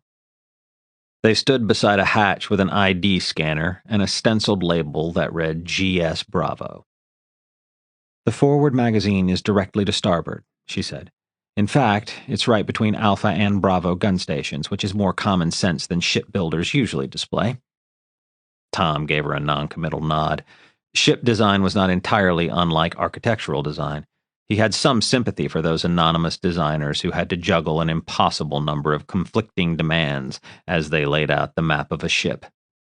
The problem is, the magazine holds less than 10,000 rounds. That's shared by 2 guns, mind you. Her gaze sharpened. How long can 2 guns maintain uninterrupted fire with 9,500 rounds? Let me see. No, wait. I'm thinking of Harris guns. Harris guns, designed as an anti-missile defense, had a fantastically high rate of fire. Relying on volume over accuracy, they essentially surrounded a ship in a cloud of steel. The Kestrel, though, used lasers for anti-missile defense. Her guns were Conklin and Mercer 30mm cannons. Designed as close-range, ship-to-ship weapons, the cannons fired explosive rounds at a much slower rate. Slightly less than 10 minutes, he said at last. You know, you could have used your bracer. She chuckled. It's 9 minutes 53 seconds to be precise. Now, what happens when 10 minutes are up? The guns keep firing, Tom said. The magazine remains full because there's a loading chain that runs down the spine from the aft magazine. Brady's eyebrows rose. You've been doing your homework good. Now, the problem with this scenario is the spine is vulnerable. It has less armor plating than the rest of the ship, and the loading chain runs just under the hull plates. It's not an issue when we're carrying cargo pods. They provide plenty of protection. Without them, though, any damage to the loading chain means we're 10 minutes away from losing our forward guns. That's where you come in. Okay. The good news is it's pretty straightforward. The bad news is it's a pain in the neck. The next drill will simulate a damaged chain. You're going to deliver another 10,000 rounds to the forward magazine manually. She grinned at his expression. Don't worry. You don't have to do it single-handedly. Come on, let's go meet your team. The team, he was dismayed to find, included Hansen. The man stared at Tom, eyes hard and unfriendly, while Brady made introductions. You remember Hansen and Wynne? This is Spacer Swanson. Brady indicated a black woman in her mid-20s. Tech 1 Haskell? She nodded to a heavy-set blond man in his 30s. And this is Tech 1 Carver. She indicated a tall, slender black man who looked almost as young as Tom. The drill is scheduled for 1300. I suggest you prepare. With that, she left them. None of them had done this exact drill before. They worked together, sorting out the details as they went. Hansen watched the proceedings with the sullen air of a small child who's been refused a candy, but the others treated it like a challenge and an interesting break to their usual routine. 10,000 30mm cannon rounds, they soon discovered, were a serious pain to move. Tom stood in the aft magazine looking at tall racks full of 1,000-round cases and realized why he'd been given such a large team. He tried to lift a case, managed to raise one end a few centimeters, and let it down with a dismayed grunt. This thing weighs a ton. It was an exaggeration, but not much of one. How are we going to move 10 of them? With a grav sled, obviously. It was the first time Hansen had spoken. We lug it to the Vader, run forward, and take it out at the other end. Explain, please, said Tom. Hansen sighed and rolled his eyes. It's pretty obvious. Stow the attitude. I won't tell you again. For an instant, fury flashed in Hansen's eyes. He suppressed it with a visible effort. You can't order me to think you know what you're doing. It doesn't work that way. Tom, his own anger rising to match Hansen's, forced himself to keep his expression bland. Don't let him know he's getting under your skin. No. But I can decide you're insubordinate. I can enter a formal reprimand on your record and dock you a day's pay. Tom thought for a moment. By the time the ship reached Garnet, they would be at the end of more than 2 weeks of continuous duty. They'd be overdue for shore leave. He smiled nastily. I bet I could get your shore leave canceled. So go ahead and keep pushing me. For a long moment, the two men locked gazes. Finally, Hansen looked away and muttered, Fine. Sir, said Tom. Hansen looked at him. I'm an officer, Hansen. You'll address me as sir. The moment stretched out until Hansen said, Fine, sir. Now explain to me how you would move 10,000 shells to the forward magazine. Heavy cargo was apparently brought onto the Kestrel by stevedore bots, or by dockside crew with their own methods and machinery. It was an aspect of ship operations that had been entirely neglected in Tom's education so far. When cargo needed to be shifted or moved, there was surprisingly little equipment to work with. The ship had a few wheeled dollies powered by nothing more sophisticated than human muscle. Sawyer's engineering crews had a couple of robots, ponderous, slow-moving things for shifting multi-ton pieces of machinery. And then there was the grav sled. Operating on the same principle as personal anti-grav units, the grav sled had to be loaded manually, but it could hold 10 cases of cannon shells. The sled would float above the floor, and it had a steering mechanism, a force field generator that could push in whatever direction it was pointed. That meant that, once the weight of so much ammunition was counteracted, the sled could still overcome its inertia. It would be possible to move the sled down the corridors fairly quickly and still be able to stop it quickly or turn corners. The best part was the sled's primary purpose was moving ammunition in an emergency. It was stored in the aft magazine. Tom led them to the magazine and persuaded the door to open, and they found the sled. It was an unremarkable black rectangle, perhaps 1 meter by 2, magnetically locked to the ceiling. Tom spent 5 minutes struggling to release it before giving up. It must release during battle stations. We'll come back then. Hansen rolled his eyes. The others seemed to accept the situation. Tom let them return to their other duties while he waited in front of the magazine, reading about ammunition transfer policies on his bracer. At the top of the hour, the familiar alarm sounded, the magazine hatch slid open, and Tom entered. The sled remained frustratingly attached to the ceiling. He was standing under the sled, poking futilely at the sled controls when a crisp voice said, "Clear the room, please." Tom saw a young woman with the full stripe of a lieutenant and had no choice but to step outside. The lieutenant hustled in, accompanied by a pair of spacers. She tapped her bracer, and the sled drifted toward the floor. The spacers began loading it with cases of ammunition. 2 more spacers joined them soon after, and among them, they soon had the sled loaded. A couple of handles swung up from the sides of the grav sled, and a pair of spacers guided it into the corridor. By this time, most of Tom's team was gathered behind him. Swanson came hurrying around the corner in time to almost bark her shins on the sled. She moved, panting, to join the others behind Tom. The lieutenant swept her gaze over the group, then looked at Tom. "Are you loading Bravo gun?" He nodded. "Better keep up, then. You can have the sled when we unload." Tom and his team trooped along behind the others as they guided the sled to the spine, then jogged the length of the spine with the sled whirring along beside them. Gun Station Alpha had its own magazine, a mirror image of Bravo's. A couple of spacers popped open the top of an ammo case, then lifted it and fit the open top into a slot in the magazine's forward bulkhead. The others quickly unloaded the sled. "It's all yours," the lieutenant said. Tom nodded, then hurried to keep up with Swanson and Haskell as they steered the sled aft. The team was unloading the sled at Bravo Guns Magazine when Boudreaux arrived. He watched them work for a moment, then said, "You may as well stop. You'll just have to take all that ammunition back to the aft magazine." Swanson and Wynne froze with a case in their hands, glanced at Tom, then set the case back on the sled. "There's not much point in continuing," Boudreaux went on. "The drill is over. It's been over for several minutes, in fact." He looked at his bracer. "According to the ship's AI, Alpha Team had the first ammo case in place in 9 minutes 17 seconds. It took you over 22 minutes. His lip curled. "And here you are, still loading the magazine. Disgraceful." Tom said, "But, sir, the sled is keyed to—" "I'm not interested in your excuses." The look Boudreaux gave Tom silenced him immediately. "Only results."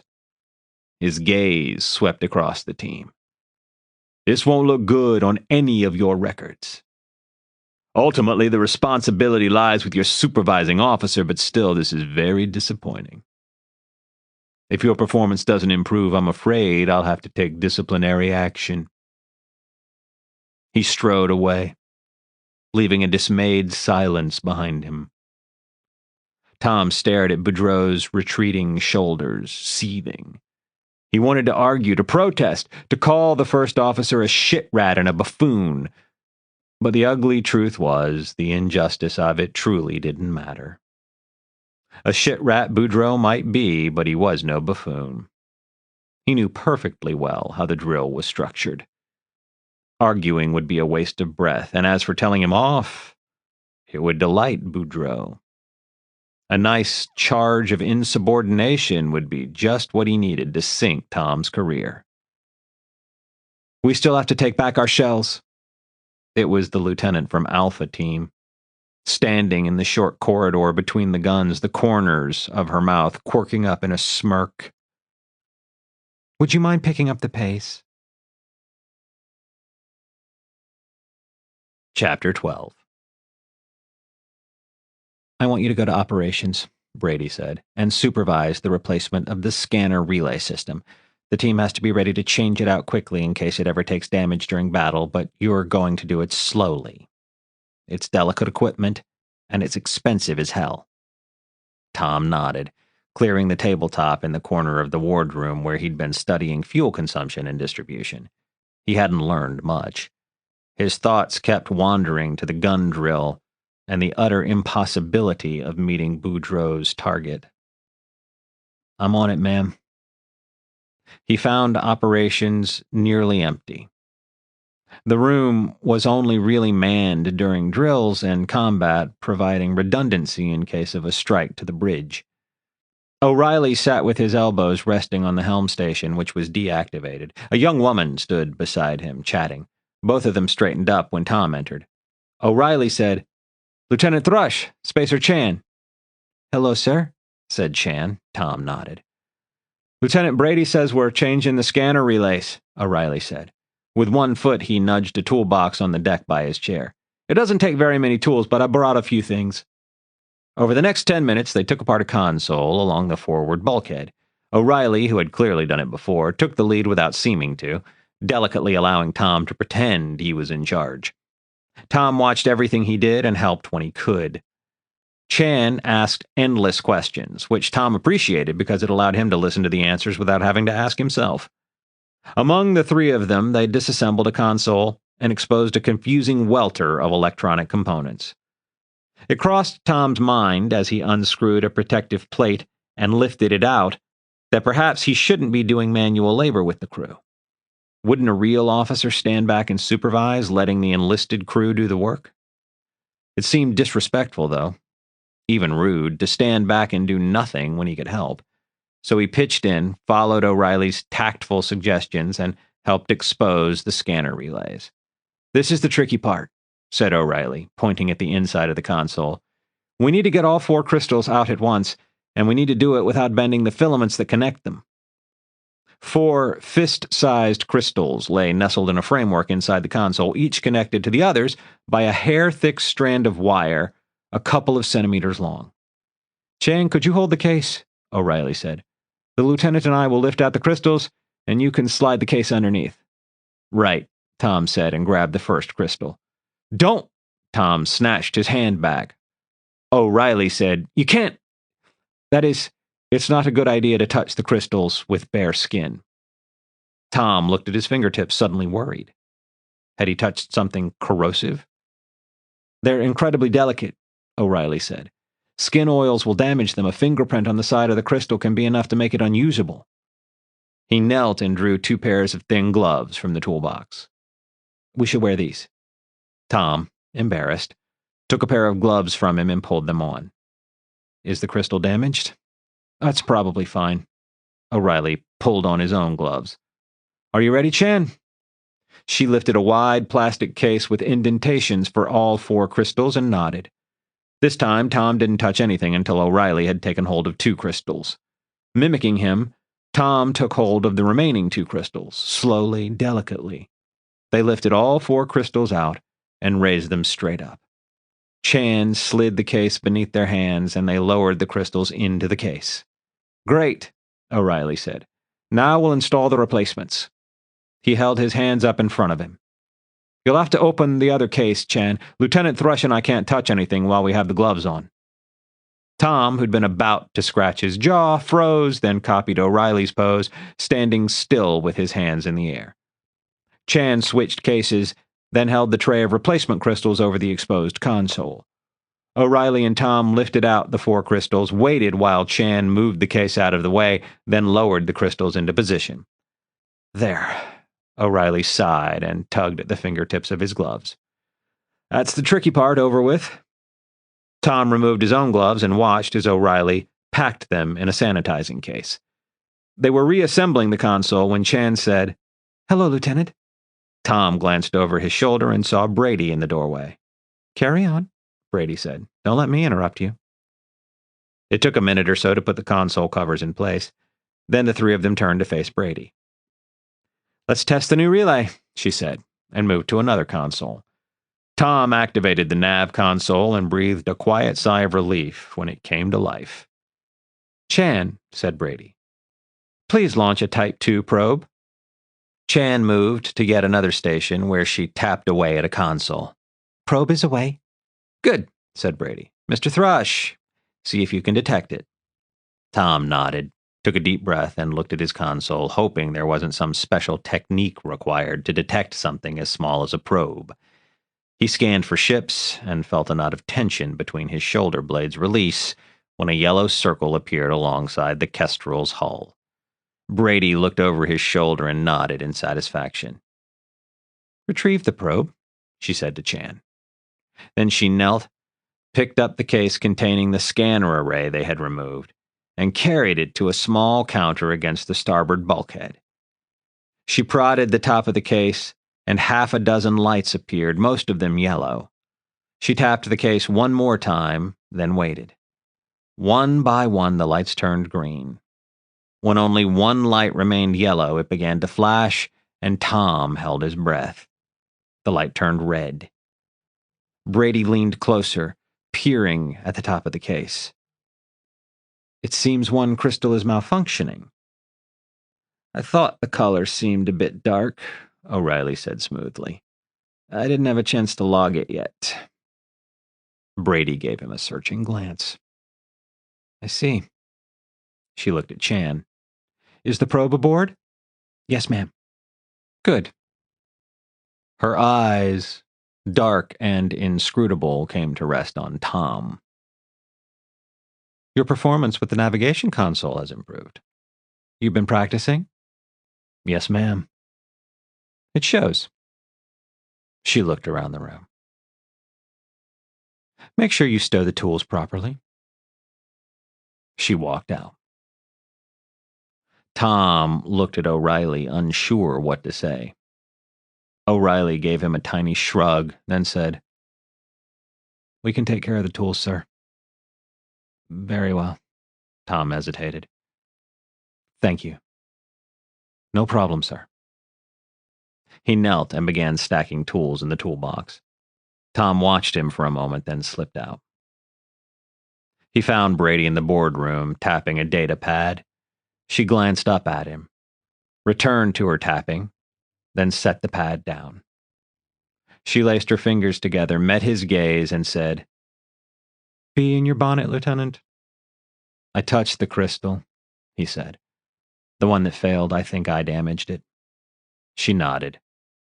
"I thought it was something like that." "I'm sorry, ma'am. I didn't know. I certainly won't do it again." Brady shook her head, pursing her lips in a way that suggested she might just be hiding a smile. "It's a bit late for me to yell at you, isn't it? It's been a learning experience for both of us. You learned how to handle scanner crystals, and I learned something about you." "You mean you learned I'm a screw-up?" he said bitterly. She cocked an eyebrow. "No. I already knew you were a half-bar with no experience. Now I know you're willing to own up to your mistakes.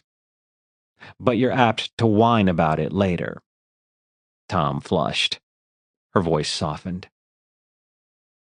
"I also know that the people under you are willing to cover for you when you drop the ball. And that tells me a lot about what kind of officer you're going to be."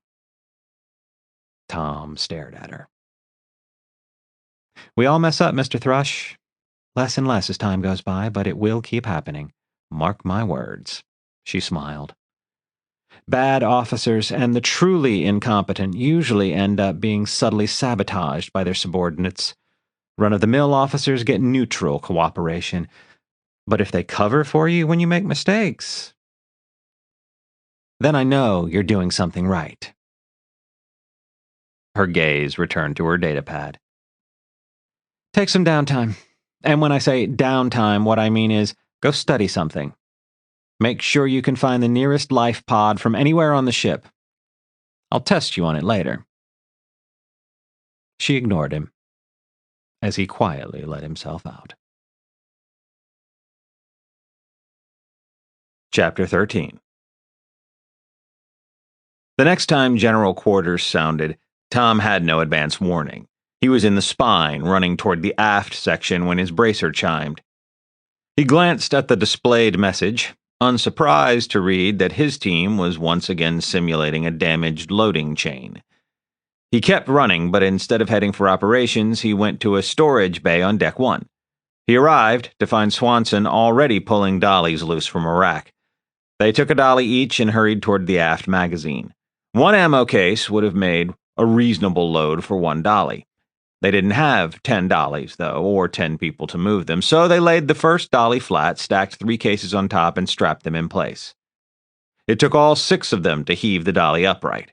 The wheels groaned in protest, and when Tom pushed on the handles, the dolly refused to move. He cursed. "We'll have to do 1 case at a time." He removed the strap, unloaded. The Alpha Gun team hurried in while Tom's crew was unloading the dolly. He set off with 1 case on the dolly, watching in mute frustration as the other lieutenant unlocked the grav sled. There was nothing for it but to keep on going. He was in the spine, lumbering along with every muscle straining, when the grav sled passed him on the right, whisked along by the Vader. The Alpha Gun team passed him on the left, jogging to keep up with the sled. Tom, moving at a slow walking pace, ground his teeth together and kept on going. Swanson was a dozen meters behind him, face contorted with strain as she pushed a dolly of her own. Hansen followed her with another dolly. The grav sled and the Alpha Gun team were gone from sight by the time Tom reached the end of the spine, where he found he no longer had the strength to haul his dolly up half a flight of stairs. He waited for Swanson, and together they got his dolly up to the next deck, then hers. They went back for Hansen's dolly, then continued on to the forward magazine. "Hansen, you take the dollies back. Swanson, help me with this." Tom popped open the top of an ammo case and, with Swanson's help, clicked it into place in the loading mechanism. The rest of the team was just arriving, each with another case on a dolly, when Boudreaux made his appearance. The smile he gave them might have seemed sincere, if you didn't look too closely. 16 minutes, 6 seconds, he said, looking ostentatiously at his bracer. "That's quite an improvement. The other team was finished in just under 10 minutes, however." He clicked his tongue. I'm afraid that's the time you would have had to beat to avoid an official reprimand. Boudreaux looked at each of them in turn. The task seems simple enough, and yet you continue to fail to meet the simple requirements. Perhaps I haven't been clear. He spent a moment tapping at his bracer. I'm sending you all a formal written notification. You will have one more drill in 2 days' time. I expect you to have the magazine loaded in less than 10 minutes from the first alarm. His eyes hardened. If you should fail, you will each receive a Class 3 reprimand. His lip curled. That's one of the new designations created for us by the United World's Armed Forces. It means the reprimand will remain on your record for 12 months. He shook his head, as if disgusted to be using United World's protocols. In addition, since you clearly need further training, you'll forfeit your shore leave when we reach Garnet and spend the duration repeating this drill. Boudreaux left, and Tom stared after him, feeling hollow. His anger and frustration were gone, replaced by a strange emptiness. He was exhausted and aching from the labor of moving so much ammunition by hand, and utterly discouraged by the pointless futility of it all. Well, that's great, Haskell said. No shore leave. He glanced at Tom, his expression blank. It didn't take much imagination to fill in the accusation that had to be there. This is your fault. No one spoke the words aloud, but they had to be thinking it. Boudreaux is after you, and we all get to suffer as a result. I'm sorry. The apology, impossible to say aloud, seemed to lodge itself in Tom's throat where it threatened to choke him. He opened his mouth a couple of times. When he finally spoke, he said, Take 5. We'll wait for the grav sled before we take all the ammunition back. A map of the Kestrel glowed on Tom's bracer. It was the day after the drill, and he ached. Muscles burned in his arms and legs. His lower back felt like one big knot, and he had trouble straightening his fingers. The dolly idea was stupid, but I can't think of anything else. A tiny yellow rectangle glowed just forward of the engines not far from the aft magazine. He zoomed in and squinted at the outline of an airlock. The brutal weight of the ammo cases would vanish if the cases could be removed from the ship's artificial gravity field. He swiped a fingertip across the bracer, moving forward. There were airlocks in the forward section as well. None of them were particularly close to Beta Gun, but still. He imagined sending 1 or 2 people out of the aft lock with 6 cases of ammunition. The rest of the team could run forward and be waiting in the shuttle bay to retrieve it. Then it would just be a short haul up 2 flights of stairs to the gun. Yeah, right. He shook his head. The ship was in hyperspace, which meant energy storms raged just outside. A person in a vac suit wouldn't last long. Even if the ship was in clear space between storms when the drill began, there was no way he'd be allowed to open an airlock. He scowled and closed the map. Boudreaux had stacked the deck with meticulous care. There was simply no way for Tom to win. He thought about studying and decided to take a walk instead. In theory, he'd be familiarizing himself with the ship. In reality, he would walk the route from the aft magazine to the Beta Gun yet again, looking for a way to achieve the impossible. The hatch slid open and a voice barked, "Hold on!" Tom froze in the hatchway as a massive chunk of aluminum pipe went past.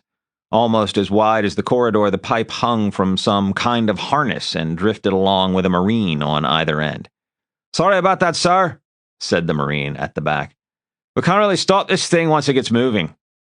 Tom stepped into the corridor. "What in space are you doing?"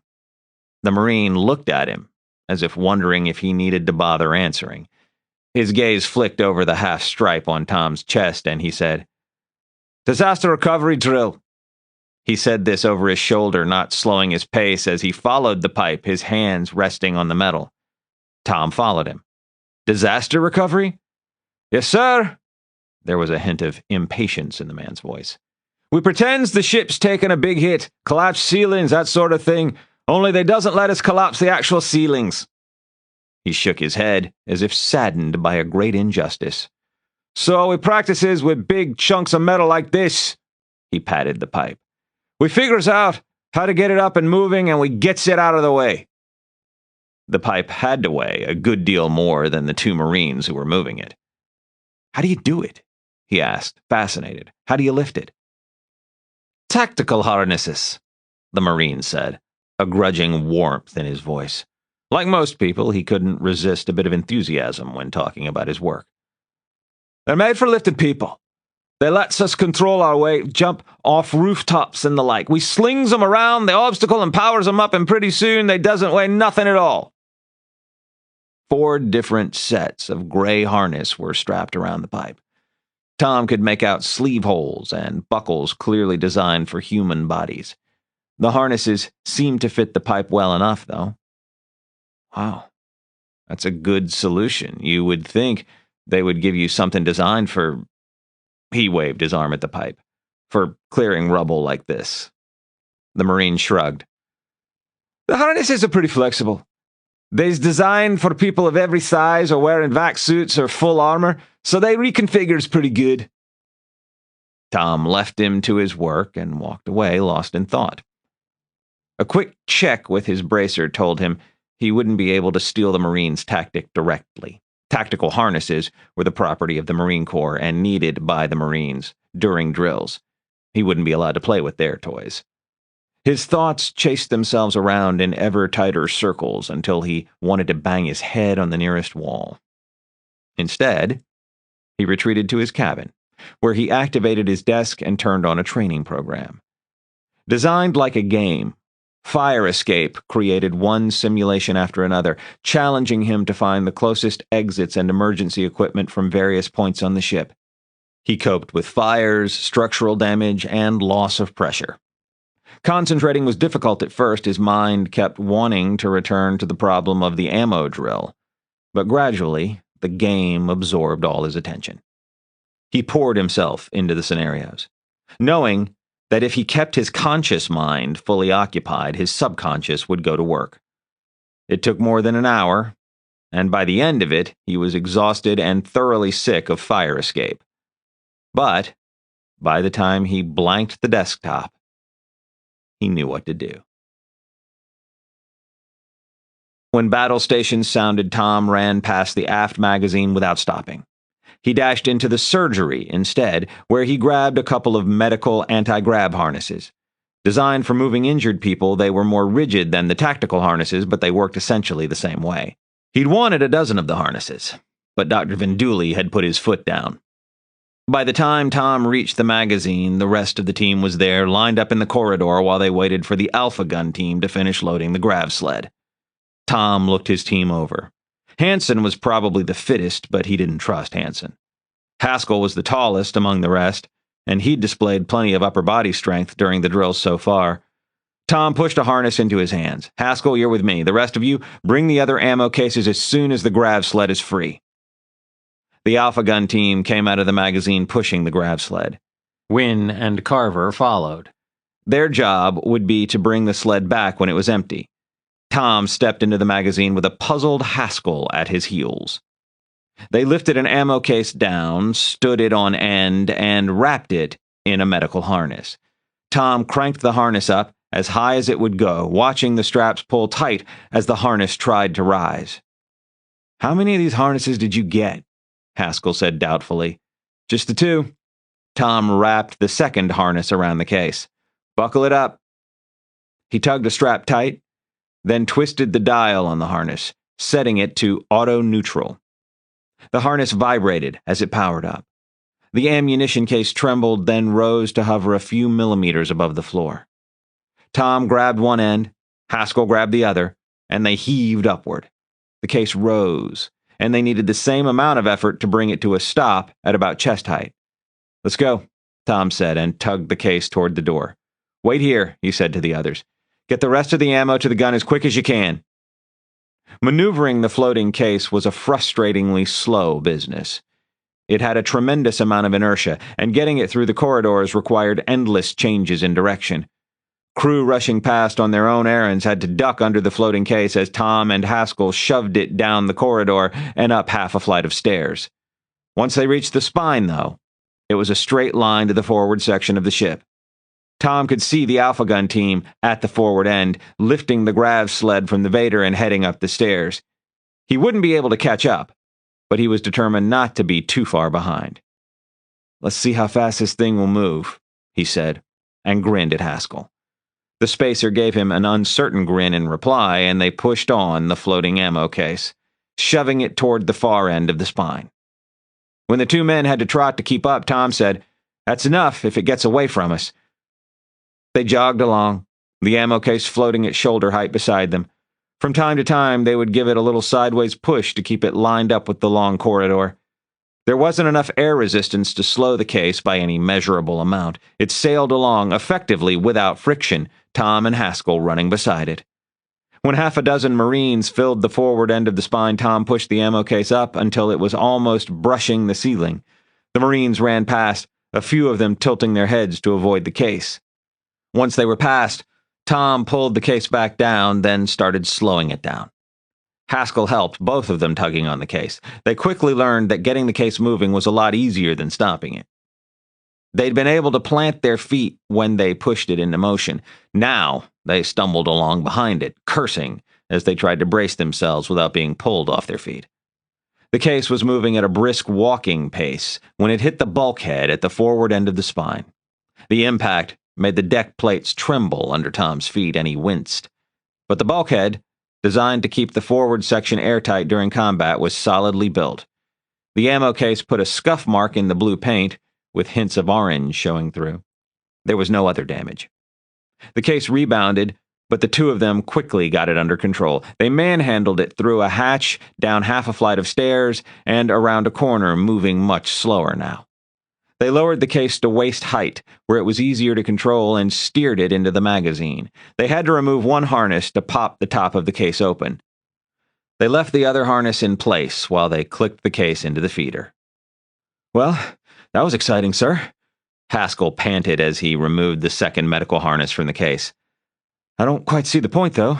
The other 5 cases are still back there." He gestured aft. Tom massaged his hands, which were cramping from the effort of hauling on the straps around the case. "Boudreaux, excuse me, Commander Boudreaux. He's not checking how long it takes us to get all the ammo loaded." Tom gestured at the loading rack. "He's checking the ship's computer to see how long it took us to get the first case installed in the loader." Haskell's brow furrowed. "The Navy's a funny organization," Tom said. "If you're an officer, you can hand out simple punishments as often as you like. If you want a reprimand on someone's record, though, you need paperwork." He flourished his bracer.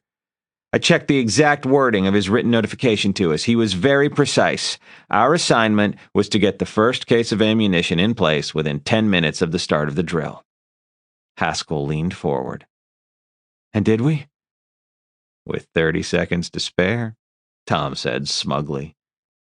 "You mean—" "We all get shore leave." "Yes!" Haskell pumped the air with his fist. The rest of the team showed up several minutes later with the grav sled. Boudreaux arrived almost on their heels, his expression smug and malicious. He looked at the full sled, clicked his tongue in disapproval, and made a show of lifting his arm to check his bracer.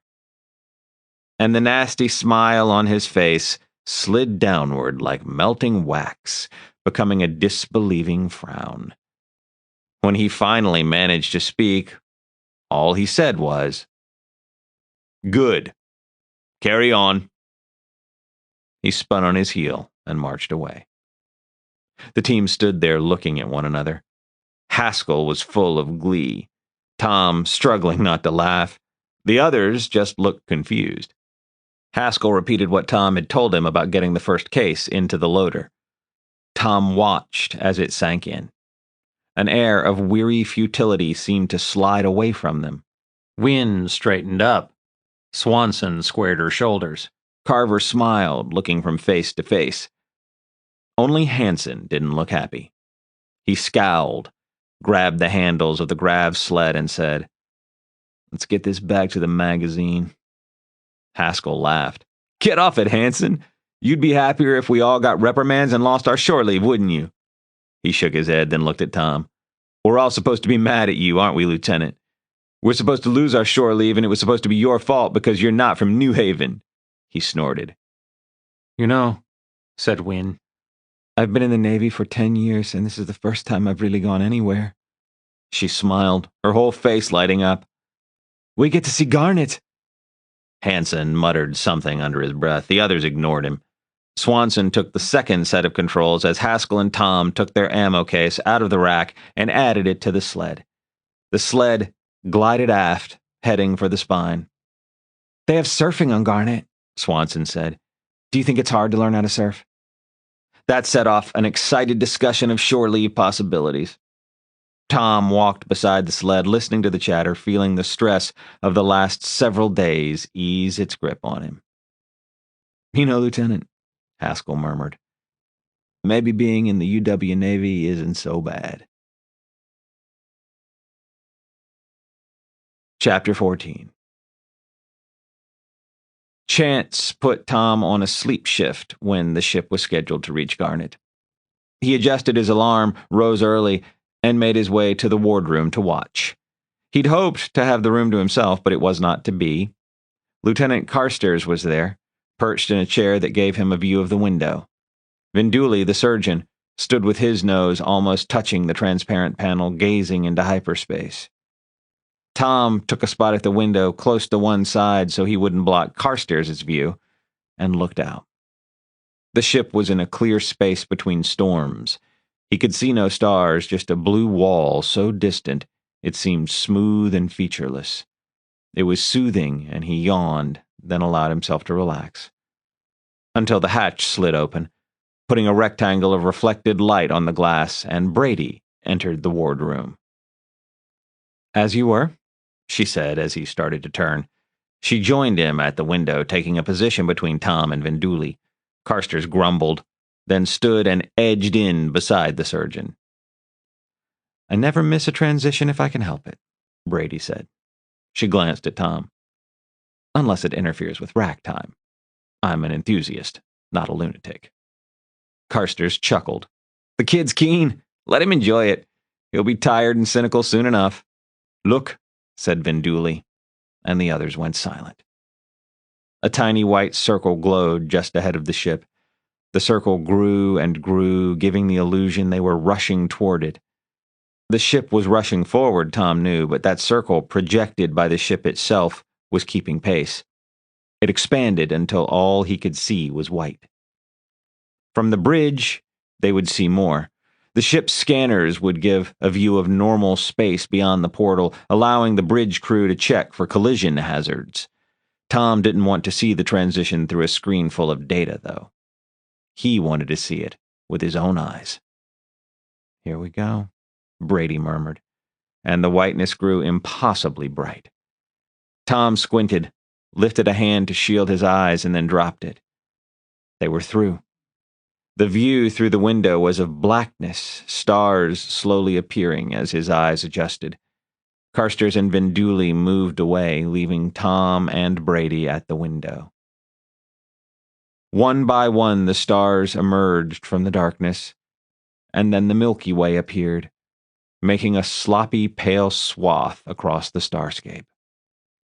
The ship had to be moving, though it was impossible to hear the engines from this far forward.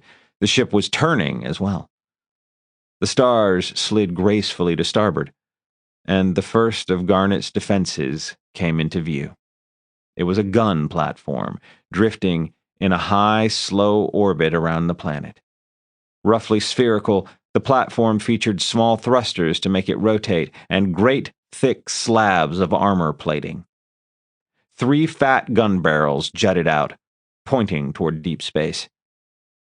Several more gun platforms came into view as the Kestrel advanced. If the Dawn Alliance tried to bring large warships into the system, they would face a warm reception. Bombers, of course, would be able to race past the gun platforms with impunity. It would take a very lucky shot to bring down a small, fast-moving ship with such ponderous, heavy guns. No doubt, there were other defenses to deal with bomber attacks, Tom told himself. Small shapes in the distance slowly grew until he could make out docking stations bristling with ships. The stations were huge, spidery things that enmeshed the ships of the Green Zone fleet in a shroud of girders and gantries. As the Kestrel drew close to the nearest station, Tom saw a battleship that looked almost puny compared to the web of metal that ensnared it. The massive battleship wasn't even the only ship there. He saw a couple of light carriers and no fewer than 3 cruisers entangled in the same station. None of those ships, he realized, would be able to disengage quickly in the event of an attack. The station fell away aft, and he saw more stations, each with a handful of ships docked to it. Each ship would need anywhere from several minutes to most of an hour to disconnect from its station. He didn't see any ships in open space. "Lieutenant?" he said. Brady glanced at him. Isn't it, I don't know, kind of dangerous having all these ships linked to the stations? They can't react very quickly if there's an attack." An amused grin quirked her lips. "There won't be an attack. There's a network of scanner buoys all around us. The fleet will have an hour's warning if the Dawn Alliance tries anything." He thought of the strategy exercise from small ship training. What if a carrier stopped just outside the web of scanner buoys and launched, say, a dozen bombers? Or 24? He pictured a cloud of little ships sweeping in and blasting one of those docking stations to scrap metal, and all the docked ships, too. The bombers would be able to flee unscathed before the rest of the fleet could react. He pushed the macabre scenario from his mind as the Kestrel drifted up to Garnet itself. There were admirals with decades of experience making sure the Green Zone fleet was safe. It wasn't Tom's job. He had plenty to think about, like watching how a frigate docked and figuring out how to spend his shore leave. This star system had a name, GRN 753, if he remembered correctly, but no one called it anything but the Garnet system. Garnet properly referred to the 5th planet out from the star, but most spacers called the orbiting naval base Garnet. The base was a monster, a massive disk in a geostationary orbit above the equator of one of the galaxy's gems. A tether 40,000 kilometers long connected the station to the planet below and extended upward to anchor a counterweight high above the station. Personnel and urgent cargo went to and from the surface by shuttle, but most cargo traveled up the tether by elevator. From the wardroom window, Tom could see neither the tether nor the counterweight. He could certainly see the station. Just over a kilometer wide, but only 2 decks high, it glittered with light shining from hundreds of windows. A UW starburst decorated the top surface of the station. The rest was a marvel of white hull plates and glass. 3 ships were docked to the station, a frigate and a pair of corvettes. A mini-carrier floated a couple of kilometers above the station and well out to one side to avoid the tether. Another corvette hovered below the disk. This is it, Tom thought. These are the ships that could put up a defense if the Dawn Alliance launched a surprise attack. "Your shore leave will be delayed," Brady said. "I want you supervising hull inspection and maintenance, and when I say supervising, you mean I'm going to watch and keep out of the way," Tom finished for her. "You're learning," said Brady. "There's hope for you yet. Report to me when hull maintenance is done, or to Mr. Boudreau if I'm not around." As Tom headed aft to get his vac suit, he faced a wave of jubilant spacers heading forward to start their leave. He felt like a schoolboy made to stay late after the bell rang on a sunny day. The image amused him, and he was smiling by the time he reached the airlock atop the forward section. "I'm going out on the hull of a starship as it orbits Garnet. I'm 150 light years from home, and I'm not a bloody tourist either. I'm a naval officer. I'm not going to complain because I don't get to rush into the nearest bar quite yet." The ship's artificial gravity field bled through the upper hull, giving Tom a vestige of weight. He felt lightheaded, as he stepped out of the airlock and chalked it up to the reduction in gravity. When his first step ended in a stumble, though, he realized something more complicated was going on. His feet had something close to their proper weight. The pull of the force field dropped away quickly until his head was nearly weightless. The belt around his waist felt as if it weighed about half what it should. He grinned at the novelty of it, made sure the magnets in his boots were holding, and started a slow march across the hull. The hull inspection process was completely automated. 3 robots did the inspecting, 1 on the forward section, 1 along the spine, and 1 aft. Tom found the first robot mincing its way across the top of the hull and followed as it ranged back and forth. The robot looked like a mad scientist's vision of an octopus, with a compact body the size of a man's chest and 5 flexible, writhing arms, each ending in a magnetic pad. It marched along, scanning as it went, and Tom plodded along behind it, watching. He followed the robot from the top of the hull to the starboard side, where it made a 90-degree turn and began to move straight down the side of the ship. Tom managed the corner without too much difficulty, careful to keep one boot firmly planted as he worked the other boot around the corner of the hull.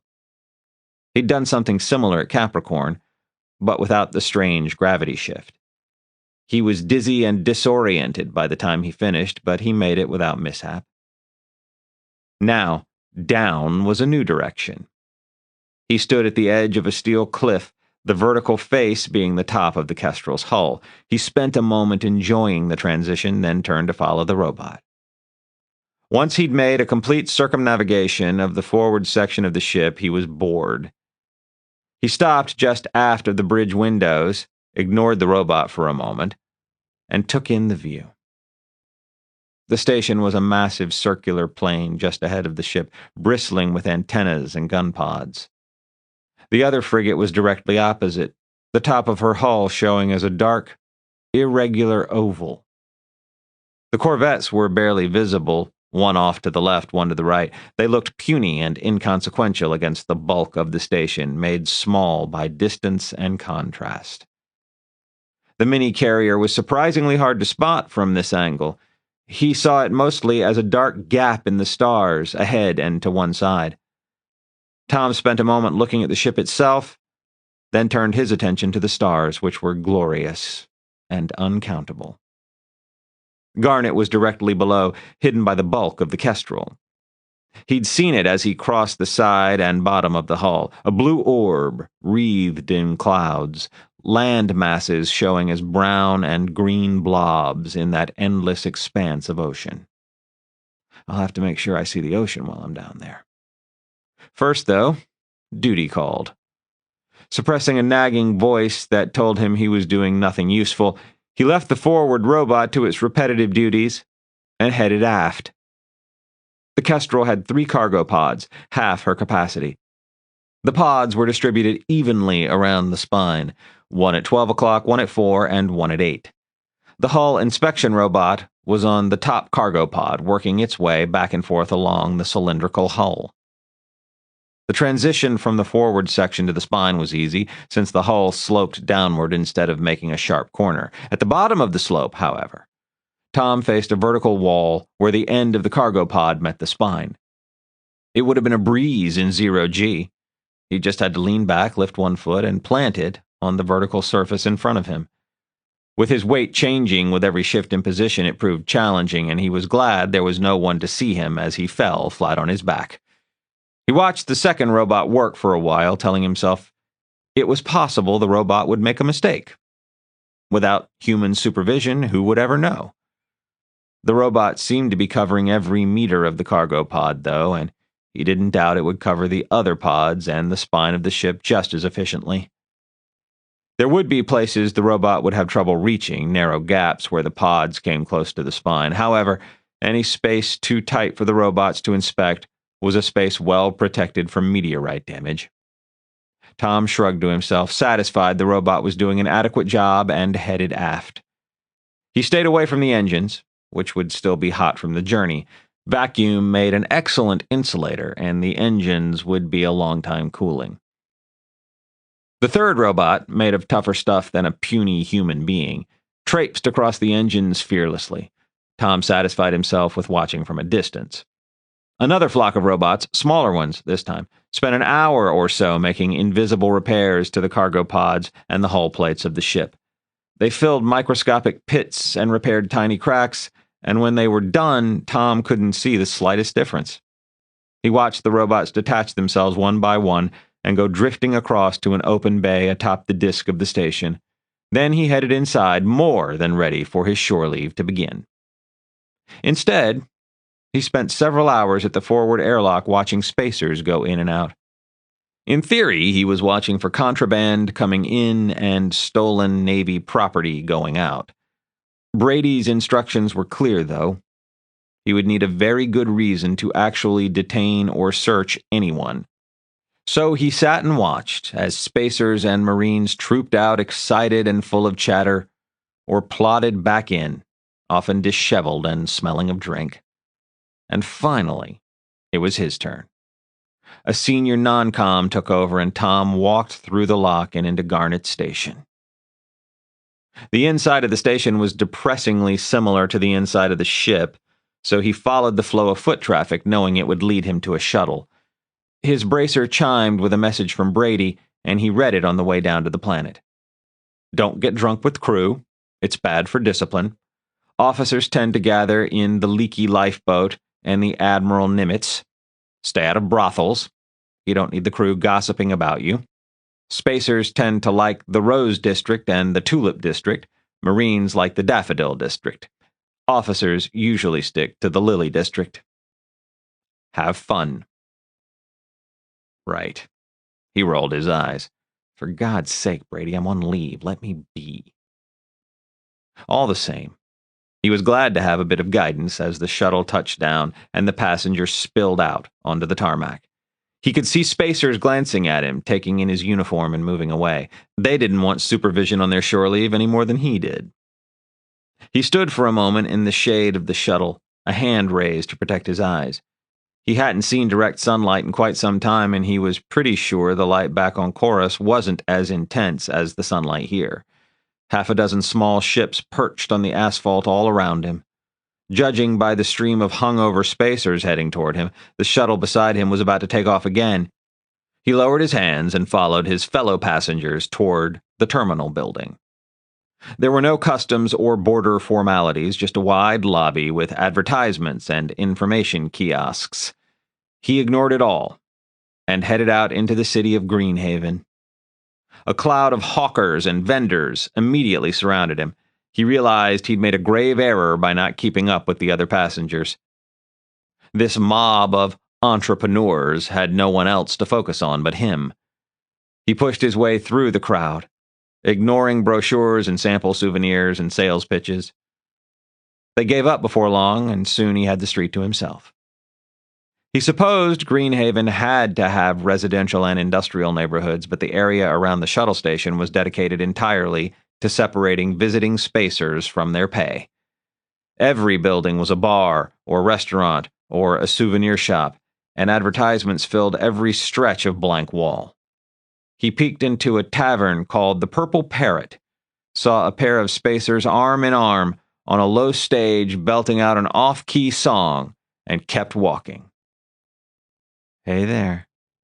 He glanced around. A young woman leaned against a lamppost. She was quite pretty, wearing a sleek short dress that managed to be simultaneously businesslike and provocative. The look she gave Tom was distinctly flirtatious. Where are you headed? He spent a moment staring at her, half a dozen replies flashing through his mind. He settled for nowhere in particular, and walked over to join her. Her teeth flashed in a dazzling smile. Have you ever tried surfing? Disappointment hit him like a punch in the gut. On the tiny chance that she wasn't selling surfing excursions, that she was about to invite him to go surfing with her, he said, No. One hand came up from behind her back with a flashing data sheet. You'll love it. It's an incredible experience. We have excursions to... Excuse me, he said, and spun on his heel. He found the Lily District, and peered into the first bar he came to. A pair of commanders sat at the nearest table, slumped forward, staring gloomily into beer mugs. Beyond them, a young lieutenant stumbled from table to table, both hands out to keep himself from falling over. It was utterly depressing, and Tom shook his head as he returned to the street. He had a backup plan for his shore leave, an address his parents had insisted he save. Back on Earth, the idea had seemed utterly lame now. I can't go empty-handed, he muttered and scanned the street. A narrow gap between two bars held a shop, the front window decorated with pictures of pills and bottles. Tom went inside, and a clerk looked up from a datapad, sizing him up with jaded eyes. I got Sunnies and Happies and Franklins. Or you need something to get your pecker hard? I'm looking for tobacco. The clerk twitched one eyebrow up. Old school. I can help you out. He dropped out of sight behind the counter, rummaged for a minute, then rose with a package in each hand. I got hand-rolled cigars and I got cigarettes. He set his burden on the counter, poked through it, and held up a small box. And these, Harlow Gold. Don't worry, it's legal here. I need actual tobacco, Tom said. He looked at the selection on the counter. The cigars looked expensive, each one encased in a metal tube. I'll take the cigarettes. Outside the shop, he paused to check his bracer. His destination was a good 7 or 8 kilometers away, farther than he cared to walk. He would have liked to walk at least part of the distance, but zip cars would be a lot easier to find close to the port. He walked until he found a car, then hopped in and read out an address from his bracer. The car took him through 2 more blocks of bars and restaurants, then block after block of apartment buildings with shops lining the sidewalk. On the outskirts of the city, the apartment buildings ended. The shops became sparse, and palm trees filled the gaps between buildings. The car finally slowed, pulling to a stop in front of a low building with a sign that read, Whiskey Jack Store. He took a moment to admire the design of the building, which was simple but strangely pleasing. The store was a simple rectangle. Massive wood beams formed the bones with smooth panels of dark red in between.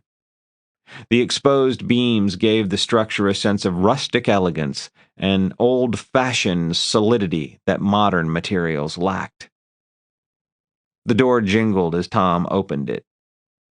He smelled dust and leather, the scents strangely comforting after so much time in the sterile environment of the ship. The inside was surprisingly bright, sunlight streaming in through several skylights. The store had a cluttered, haphazard feel, filled with Native American-themed tourist junk. Dream catchers hung from the ceiling, while moccasins and fur caps crowded the shelves.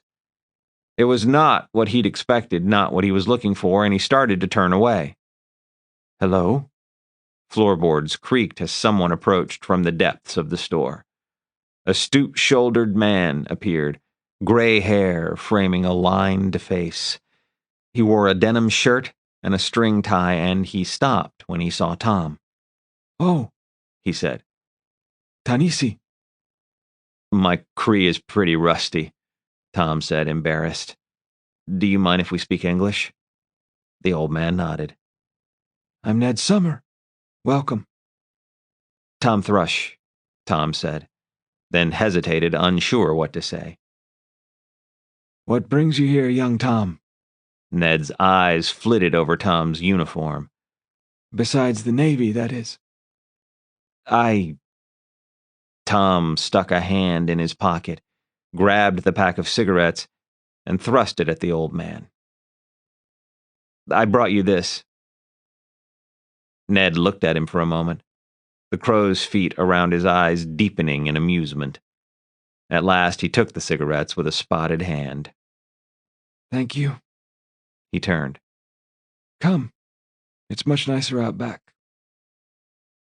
He led the way through the clutter to the back of the store, where he ducked through a low doorway and straightened up in bright sunlight. Tom followed him, then stopped, looking around and smiling. This was truly the edge of the city, with no buildings visible in 2 directions. A rectangle of mowed grass defined an uneven yard of sorts, with wild nature pressing in on every side. Palm trees fought for space with flowering shrubs and twining vines. Planters of gray wood spilled trailing flowers side by side with wild vegetation. It was all a hodgepodge at first glance, but somehow the overall effect was pleasing, soothing. Ned lowered himself into an Adirondack chair. "Have a seat, son. I've certainly done all the standing I care to." Tom lowered himself into a chair. A silence stretched out, comfortable at first, then becoming awkward. He squirmed, then started to rise. "I need to—" "You need to sit right where you're at."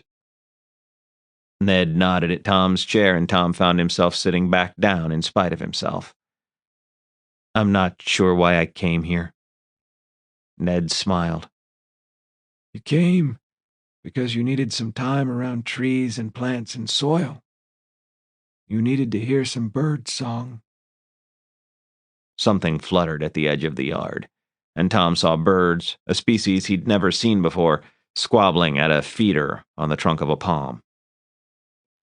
"We're a strange people, we Cree," Ned said.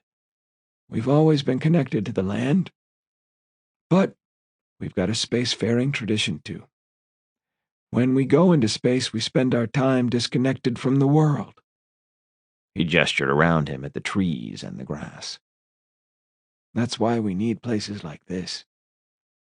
It's not like the land where our ancestors hunted and trapped, but it's land. It lives. It gives us all the things you can't get from a metal box in space." Tom nodded warily, wondering if he would get another lecture about Cree not belonging away from Earth. Ned chuckled. "You're too young to value the wisdom of your elders. Maybe you even joined the Navy to get away from that sort of thing." He winked. "And yet you're here. You even brought me tobacco." Tom shifted uncomfortably. Ned said, "I was 17 when I joined the crew of a long-haul freighter. I swore I'd never set foot on the res again. But after 20 years on ships, I missed the land. So I moved here. And I realized it wasn't just the land. I missed my people, too. So I made this place." He stood, gesturing for Tom to remain seated. "I'm going to make some calls. Kitchi has been pestering me to do a sweat lodge. Tonight is as good a time as any. If I know the Navy, they've kept you running day and night. You need some time to hear your own thoughts, to hear your own language, even if you don't understand every word. You need to hear drums." He started for the back of the store. "You can head back to your ship tomorrow, complaining about how a bunch of old men kept you up half the night and you never even got a chance to get drunk." He paused in the doorway, grinning. "That's how you know you've got your balance back. When you got something specific to complain about. Right now, you don't know what's bothering you. That's how I know you're out of whack." He walked into the store, and Tom stared after him, wondering if he should leave while he still could. A strange feeling had crept over him as he listened to the old man, though. A feeling that he was exactly where he needed to be. He leaned back in the Adirondack chair and decided to stay where he was. Chapter 15. I hope you all enjoyed your shore leave because it's time to get back to work. Captain Nishida's gaze moved around the long table in the boardroom, making Tom want to squirm in his seat, which was an odd reaction, because he seemed to be more fit for duty than almost anyone else in the room. The officers around him all looked hungover. Carstairs may have still been a bit drunk. Even Nishida had a red tinge to her eyes. "We have a simple assignment," Nishida went on. "A freighter called the Spring Sunshine left Garnet 6 hours ago, bound for Argo with supplies for the outpost. She left unescorted." Nishida steepled her fingers. The Admiralty believes that her departure and her unprotected status may have been observed. She may be targeted by pirates. Our mission is not to overtake her. We will catch up to her, and we will shadow her. If pirates attack, we'll intervene." Boudreaux said, "We're using a civilian ship as bait?" Nishida spread her hands in a shrug. "The Admiralty offered her an escort, but she didn't want to wait for us. Deadlines, profit margins, that sort of thing. They made their choice. In spite of that, we'll still put ourselves in a position to intervene if they're attacked." She looked around the table. "Any further questions?" There were none. "This will be an excellent training opportunity. We'll be tracking a ship by dead reckoning, then attempting a discreet surveillance. If we're lucky enough that pirates strike, it'll be an even better opportunity. So make sure your junior people are on hand to see how it's done." She looked at each officer in turn. "That's all. Dismissed." "Do you think we'll see pirates?" Tom asked as he followed Brady out of the meeting room. "The odds are against it," she said. "If there was any real risk, the freighter would still be here waiting for us." She glanced at him and laughed. "Don't look so disappointed. Pirate attacks do happen, and the spring sunshine is out there unprotected. We might get some excitement. I'm getting pretty good with the helm controls. Forget it." She thought for a moment. "Actually, I'll get you to go to operations and observe the tactical station." She held up a finger. "Don't actually do anything." "God forbid," Tom muttered. "But watch how it's done. An extra set of eyes won't hurt either." She rubbed her temples. "In the meantime, I want you to inspect the missile bay and all the laser turrets just in case. Half the crew is hung over." She winced. "Probably more than half. If we see combat, we'd better be ready." "Aye, aye," said Tom. "Good man. If you need anything, don't call me. I'm going to take a nap." It took 5 long hours to catch up to the spring sunshine. When they calculated they were roughly even with the freighter, the ship reduced speed and began serious scanning. A spacer named Chavi peered into a screen at the tactical console and operations while Tom stood beside his chair and watched the other screen. Realistically, the Kestrel's AI would tell them if another ship was in range of their scans. Human beings were remarkably good at spotting inconsistencies in visual data, though, particularly in the chaos of an energy storm. There was always the chance they would spot something the computer missed, so they kept their eyes glued to the screens. "I'm going bug-eyed," Tom said after a while. "How long do you think this will take?" "Oh, we won't see anything for a while," Chavi replied. "Not here." He toggled a button on the side of his screen, changing the view from a digital rendering of the space around them to a live camera view. There was nothing to see but swirling ochre clouds. "It's a toss-up whether a freighter would go through a storm like this. It's nothing to the Kestrel, but it's a bit risky for a freighter. They would probably go around unless it was a really long detour." "So you don't think they went straight through?" Chavi shook his head. "The captain's taking a quick look just so she can eliminate it. We've already turned back toward open space." Tom checked a readout in a corner of his screen. Sure enough, the Kestrel had turned around without him noticing it. "If they took another route, we'll never find them." "Oh, we'll know which way they went," Chavi reassured him. "It'll be obvious." Tom waited, skeptical, until the display on Chavi's screen changed from yellow to black. They were in open space, a massive ochre cloud between them and nothing ahead but a few far-distant storms. "Here's the big storm," Chavi said, gesturing on his screen. He zoomed out the display until Tom could see the mass of the storm as a distended blob blocking the path to Argo. "They won't go this way." He gestured to the left. "The storm just gets thicker and it starts to blend into this other mess." His fingers indicated a seething mass of dark blue far off to one side. "They won't go down. The bulk of the bad weather is that way. That just leaves this area." He waved at the top right corner of the screen. "That's got to be thousands of kilometers, though," Tom said, looking at the storm front. "And it's all pretty close to the same distance away." "Tens of thousands," Chavi said. "But you're not looking at it like a penny-pinching freighter captain." Tom looked at him, baffled. Chavi grinned. Look closer, sir. He worked the controls on the display, zooming in. There it is. That's where he went. Tom peered at the screen. There was a fissure in the storm, a dark line, impossibly narrow, where two cloud fronts came together. It's bigger than it looks, Chavi said, anticipating his next objection. The two fronts have got to be 20, 30 kilometers apart, lots of room for one ship. Is that safe? It looks like that gap could close at any moment. They're more stable than they look, Chavi said. It's like the energy in each part of the storm repels the other part or something.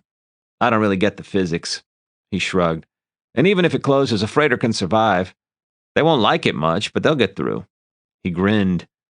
They might not try it with a really bad storm, but with this, why not?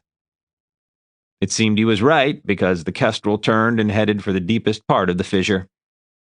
This is going to look amazing, Chavi said, but I guess we better go back to proper scanning. He toggled the display, and the dramatic walls of cloud disappeared, replaced by a grainy outline of the storm and flashing icons showing energy spikes.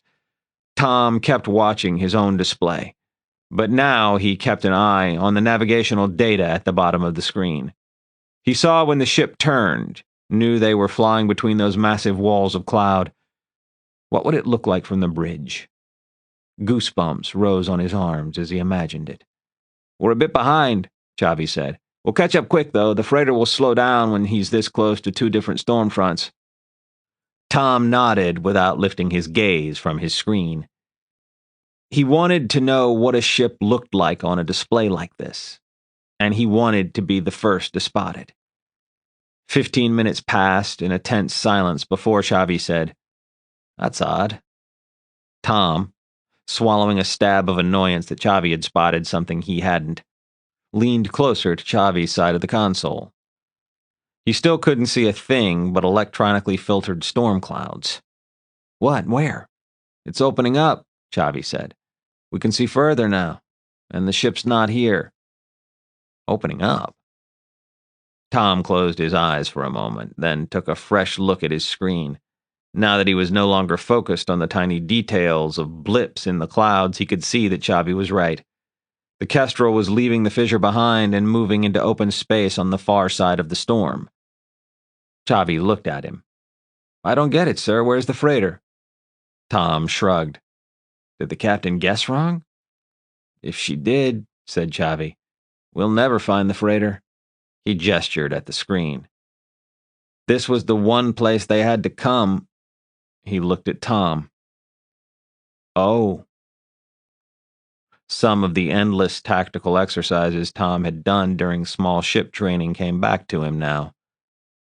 If a pirate ship wanted to ambush the freighter, this is exactly where they'd do it.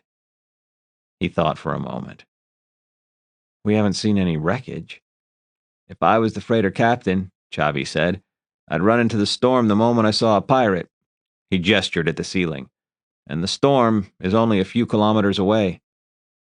You think the pirate is chasing the freighter in the thick of the storm? He thought for a moment.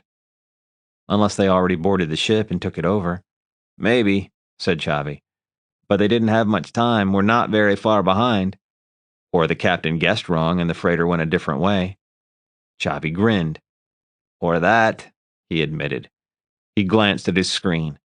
Looks like the captain is going with the pirate ambush theory, he said, his voice quickening. She's taking us into the storm. Tom watched on his own screen as icons representing distant stars blurred, faded, then disappeared. Effective scanning range inside the storm was much, much less than in open space. They would have to be practically on top of the freighter, or the pirate, to detect them. He felt his pulse increase. Actual pirates. They could be anywhere in this murk, and I could be the one who spots them. You're going to mess up your back, sir.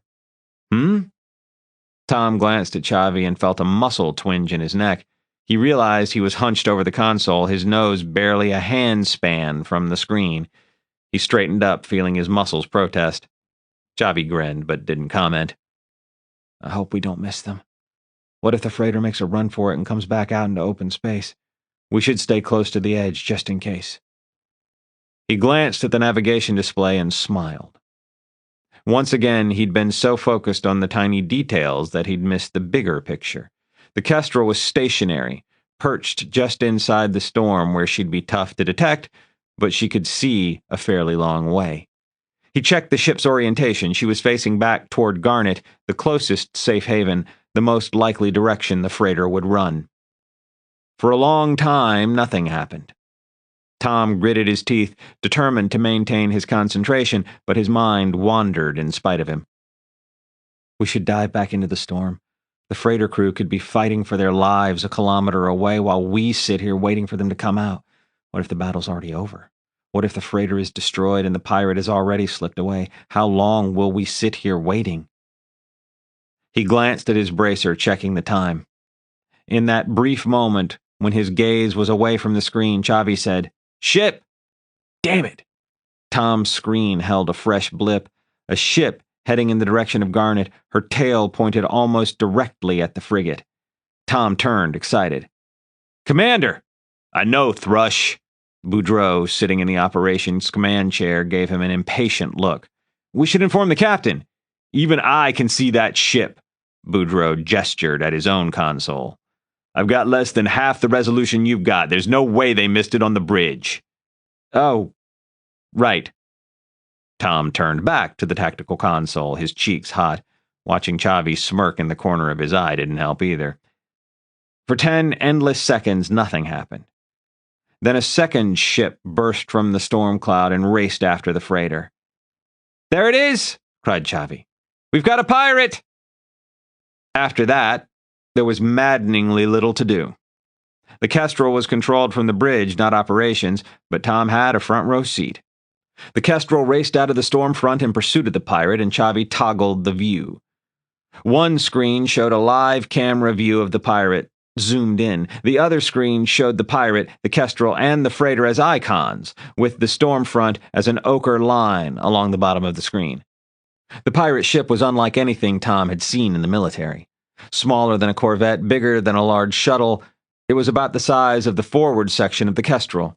It was sleek and tapered, with a single engine glowing at the back and a gun turret on the underside. It was painted a vivid green with black trim, but the paint in some sections didn't quite match. It gave the ship a cobbled-together look at odds with the strict uniformity of military vessels. As the Kestrel cleared the storm, the pirate changed course. Abandoning the pursuit of the freighter, the little ship cut hard to port and down, running for the cover of the storm while angling away from the frigate. Tom had been hoping for a dramatic battle, but he was disappointed. If the pirate fired a single shot, he didn't see it. He knew the Kestrel was firing when the black line of a laser burn appeared amidships on the port side of the smaller ship. A couple of hull plates peeled away, and he saw a burst of vapor as the ship lost air. The glow of the main engine faded. Tom expected the ship to drift toward the storm, but the distance didn't seem to be closing. He used his console to run a quick calculation. The pirate, after turning, hadn't eliminated the momentum she'd built up in her pursuit of the freighter. She was drifting away from the storm front. "Mr. Boudreaux?" The voice coming over the speakers in the ceiling belonged to Captain Nishida. "The pirates have surrendered. Send across a boarding party." "Aye, aye, ma'am." Boudreaux looked around the room, then paused, his gaze on Tom. "Mr. Thrush, you don't seem to be doing anything useful. Report to the scramble room. You'll accompany the boarding party." Tom straightened up, excited and terrified all at once. "Aye, aye, sir." "You'll be in nominal command," Boudreaux said sternly. "It doesn't mean you know what you're doing. I expect you to stay out of the way of the Marines and follow their suggestions without hesitation. Is that clear?" "Clear, sir," Tom said, somewhat deflated. Boudreaux turned away, and Tom left operations. Chapter 16. The scramble room was at the nose of the ship, just to port of the forward docking ring. It wasn't a small room, but it felt crowded with a dozen Marines pulling on equipment and slinging weapons. Tom pressed his back to a bulkhead near the door and kept out of the way, wondering if he should be doing something. "Mr. Thrush!" There were no rank markings on the man's gear, but Tom recognized Lieutenant Harper. "Put this on, please." He held out a garment like a breastplate. "Fits over your suit, protects the key parts." Tom took the breastplate, then looked around at the Marines, hoping for a hint as to how to put the thing on. The Marine vac suits were sturdier than his, lined with strips of plating that would give protection without impeding movement. Over those vac suits, the Marines were helping each other into extra armor, solid-looking gear that came in several sections. He watched as Harper stuck out an arm and a Marine fitted a bulky guard over his shoulder. No one had a breastplate quite like the one Tom held, so he shrugged to himself and turned it over in his hands. He finally figured out that the flexible draping part was meant for his back, loose-fitting to allow for different configurations of oxygen tanks. He got a couple of curving straps over his shoulders, pulled a thick plate snug against his chest, and looked helplessly at a long, flexible flap of thick polymer that hung from just below his diaphragm, almost to his knees. "Let me help you out, sir." He didn't know the Marine who dropped to one knee in front of him. The young man was encased in so much armor he should have been barely able to move, but he seemed to have no trouble bending and stretching as he said, "This bit goes between your legs. It's just about impossible to do without help. You needs to move your feet apart." Tom stood straddle-legged as the Marine fed the armored flap between his legs. He didn't see what the man did next, but the flap tightened and the draping on his back pulled tight. The Marine popped up as nimbly as if he wasn't wearing dozens of kilos of titanium and reinforced plastic. "You'll need one of us to get you back out of that." After that, Tom stood, not moving, while the Marines finished equipping one another. They passed around a dizzying array of weapons, including meter-long plasma rifles that made the pistol on Tom's hip seem like a toy. "All right, platoon ready." The Marines formed a double row against the port bulkhead, bulky, armored figures each with a helmet under one arm. Harper, a slug rifle under one shoulder and a helmet dangling from his hand, paced back and forth in front of them. Tom stood against the starboard bulkhead, ignored by Harper. "Okay, kids, this is it." He gestured at the forward bulkhead. "They surrendered, so he's gone in peaceful like, hoping for the best, but we'll be ready for the worst. We lets them surrender if they're sincere, but we doesn't give them the chance to hurt us, right?" A few people murmured. "Right." Harper nodded. "Now, we has a boat driver with us." He jerked a thumb at Tom. "He goes in last, and we watches out for him, right?" He scanned the rows of Marines, then turned to give Tom a hard look. "You won't go making a dangerous job more difficult for us now, will you, sir?" His teeth flashed in a smile. "That's the Navy types. They always wanted to be Marines, and they go pushing their way to the front in situations like this. Sometimes they get themselves killed, which is a lot of paperwork for poor overworked Marines." He wagged his head. "But other times, they gets honest Marines killed with their foolishness." Suddenly, his eyes were as hard as the titanium strips on his armor. "I know you're not one of those damned fools, Lieutenant." He turned away before Tom could reply. "Y'all know the drill. We'll be going across in a soup can. So we should be fine until the hatch pops open on the other side. After that, we does it by the book. Got it?" A few people nodded. No one spoke. "Right. Helmets on." Tom put his helmet on, wiggled it back and forth, then lowered his arms as the helmet sealed itself against his suit. A green indicator light appeared just above his eyebrows, telling him the suit was airtight. "Sound off!" Harper's voice, tinny and muted, sounded in Tom's ear. Then he heard a chorus of clicks, each with a slightly different tone. It was, he realized, the Marines checking in. He wasn't sure how they were doing it. "Can you hear me, Mr. Thrush?" "Yes, Lieutenant." "Excellent. If you can keep this channel clear except for urgent communications, I'd be most grateful." Harper backed up until he stood beside Tom against the starboard bulkhead. That left the deck clear for a long strip down the center of the room. No sooner was the floor empty than several deck plates began to retract. Tom found himself looking down into an assault craft. "By the numbers," Harper said, and a pair of Marines dropped through the opening. They landed in the assault shuttle and moved forward, and 2 more Marines dropped down. "Wait here until I calls you," Harper said. then dropped into the shuttle. More Marines went in 2 by 2 until only 3 remained. Harper's voice in his ear said, "Mr. Thrush, if you please." Tom took a deep breath and jumped into the shuttle. It was a long, narrow craft, with an empty aisle down the middle and Marines on either side, their backs pressed to the bulkheads. Tom mimicked them, standing shoulder to shoulder with an anonymous armored figure. The last Marines dropped in from above and the shuttle went dark as the ceiling hatch slid shut. Tom couldn't see anything as they launched, but he felt a punch of thrust from aft that made him sway sideways, the mass of an armored shoulder beside him keeping him upright. The shuttle seemed to drop, but he knew that was just the loss of ship's gravity. His boot magnets kept his feet on the deck plates. The shuttle would be plunging fast at the pirate ship, relying on speed to foil any gunners who might be taking aim. Speed and a low profile. That was the reason for the shuttle's long, narrow shape, Tom realized. Most of the little craft's armor would be concentrated on the forward end, the only part of the ship directly exposed to enemy fire as she closed on an enemy ship. If they were taking fire now, he could neither hear nor feel it.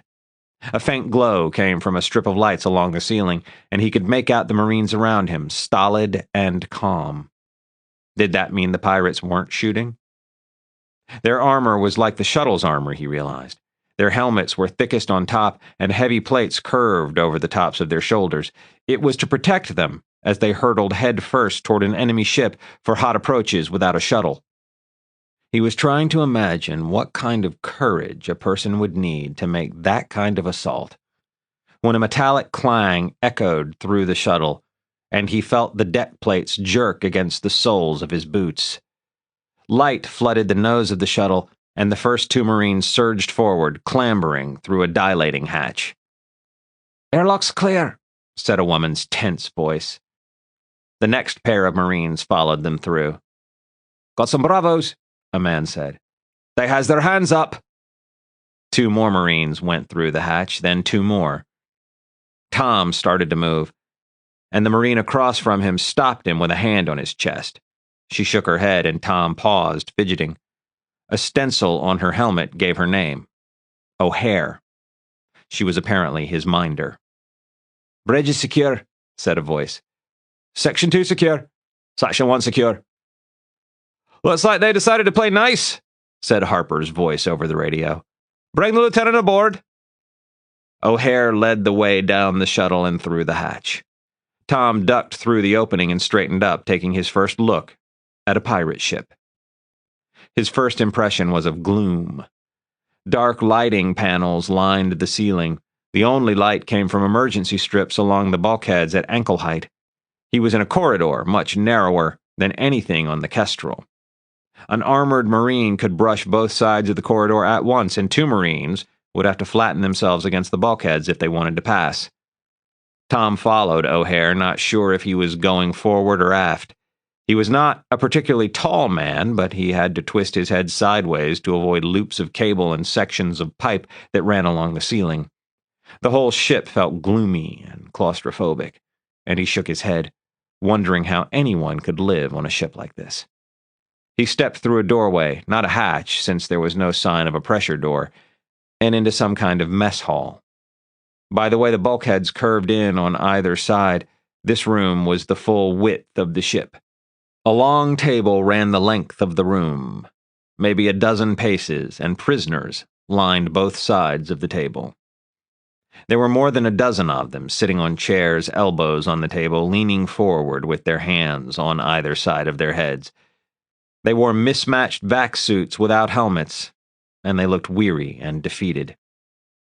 A Marine stood at either end of the table, watching the prisoners, most of whom stared at the table in front of them. A young woman in the middle, though, lifted her head and looked at Tom. "You," she said. "You're an officer." "Quiet," snapped the Marine at the head of the table, and O'Hare pointed the barrel of her laser rifle at the woman's head. "Do I look like I'm escaping?" the woman said impatiently. To Tom, she said, "When you fired on us, you might have started a leak in the—" O'Hare reached the woman in 2 long strides, silencing her with a hard jab to the ribs with the barrel of her rifle. The woman grunted, then twisted around to glare at her. O'Hare said, Eyes front, and lifted her rifle, reversing it as if she was about to strike with the butt of the weapon. Wait! The words were out of Tom's mouth before he had time to think. O'Hare lowered her rifle, looking at him. The faceplate on her helmet was retracted, he saw. He checked the indicator lights on the inside of his helmet. A green triangle told him the air in the room was breathable. He retracted his faceplate. Let her speak. What's going on? Said Harper's voice over the radio. It's under control, said O'Hare. Then she looked at Tom expectantly. Every nerve in his body told him to keep quiet, to defer to the Marines with their air of dangerous competence. Brady's words echoed in his mind. I expect you to stay out of the way of the Marines and follow their suggestions without hesitation. But maybe, just maybe, this was a situation that called for a naval officer's expertise. He used the wrist controls on his suit to turn off the helmet mic, then said, Let her speak. Thank you. The young woman gave him a cold look that told him her gratitude didn't extend too far. I've been trying to talk to these apes, but listening skills aren't exactly an area of strength for them. She had an accent that reminded him of the Marines, like a Daphne accent, but stronger. When you fired on us, you put a round through the firebox. She jerked her head, pointing back the way Tom had come in. I was assisting the damage when your goons here came barging in and herded everyone into the kitchen. Tom glanced at the bulkhead behind her and saw sinks and chiller cabinets. The mess hall was apparently also the kitchen.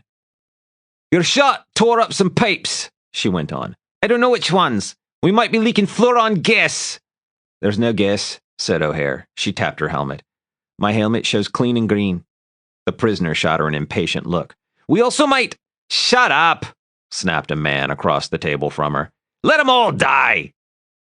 O'Hare brought her laser rifle to her shoulder, taking careful aim at the center of the man's face. Didn't you ever learn about waiting your turn when other folks are talking?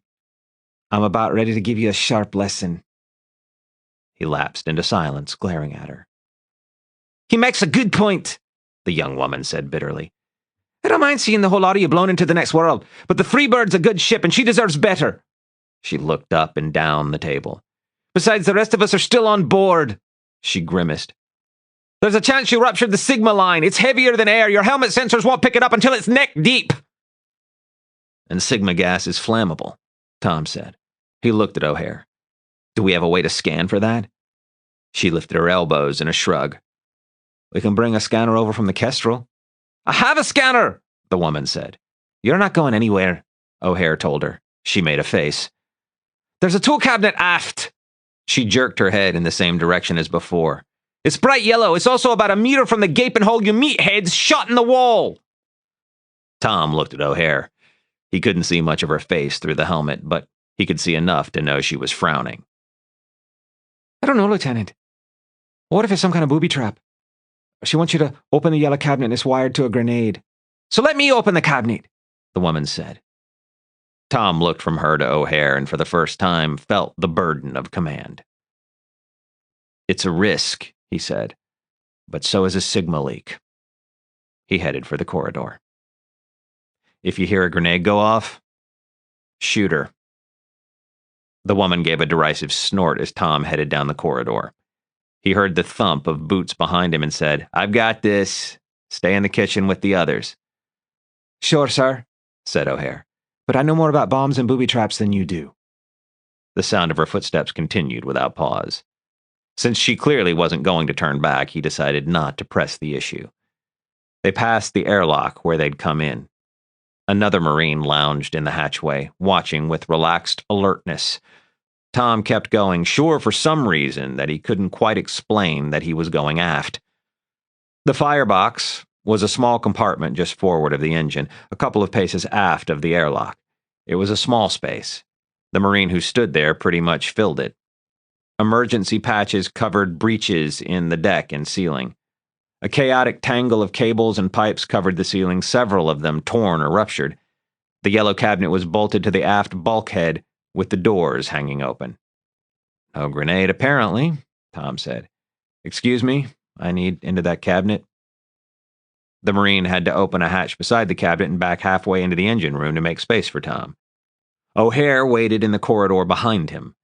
He explored the cabinet, which was filled with worn-looking and mismatched tools. Everything was clean, he saw, and neatly stowed. He'd expected pirates to be sloppy, but this was the tool set of an engineer who cared. The gas scanner was a scuffed device the size of a thick sandwich. He turned it over in his hands, wondering if it could be a grenade in disguise, then snorted at his own foolishness. Nevertheless, he held his breath as he turned the scanner on. A green light appeared on the front of the device. Nothing else happened. Tom fiddled with the controls and learned that the air in the firebox was mostly nitrogen, with the usual amounts of oxygen and carbon dioxide.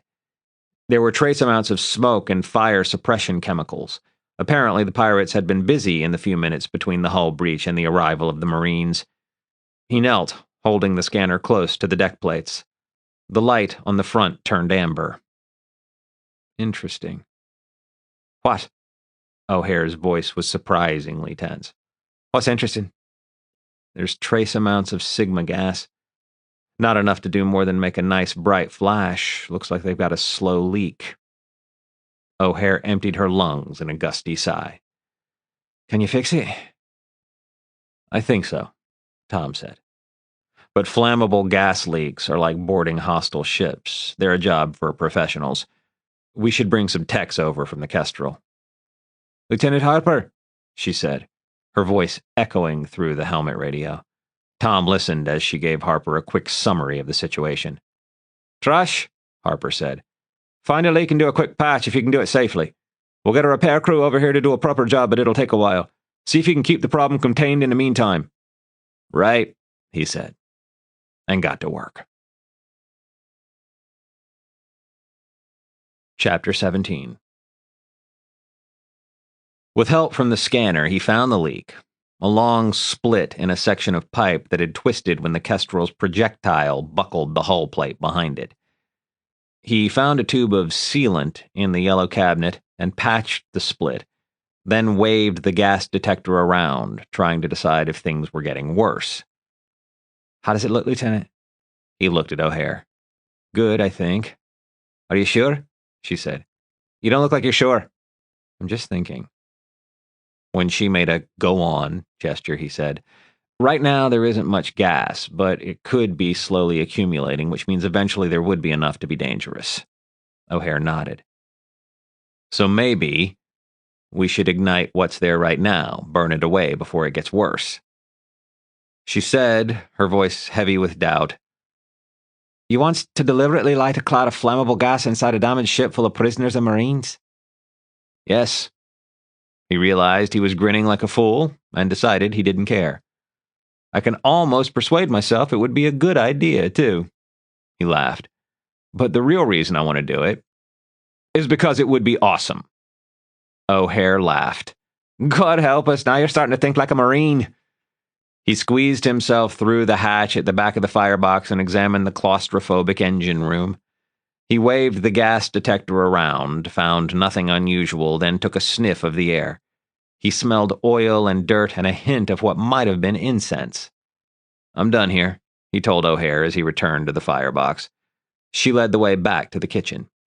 The prisoners were taking turns removing their vac suits, heaping them on the table. Beneath the suits, they wore a hodgepodge of clothing, some of it ragged, some reasonably nice. Green was the predominant color. Several prisoners wore green shirts or jackets. One man had a green and red plaid bandana around his neck. A woman wore a lime kerchief over her hair.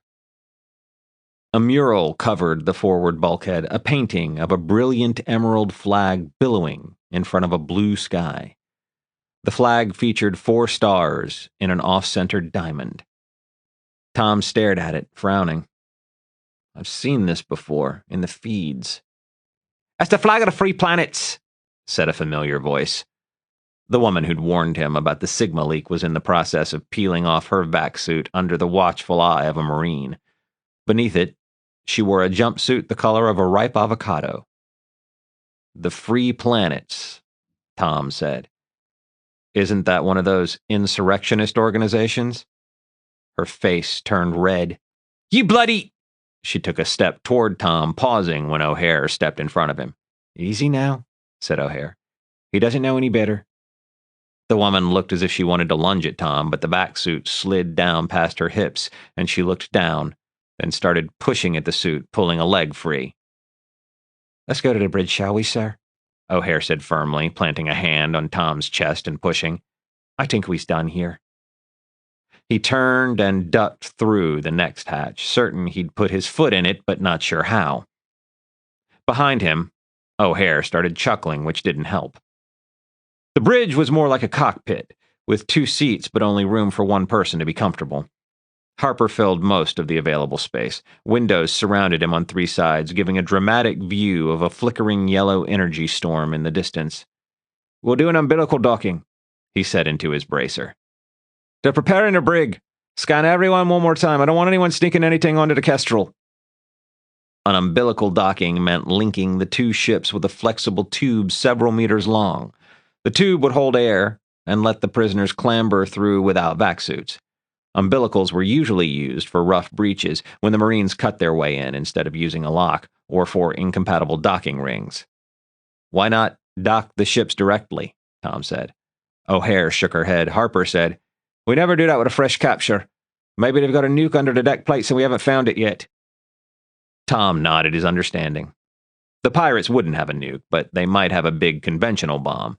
A major explosion on the pirate ship would do terrible damage to the Kestrel if the ships were joined.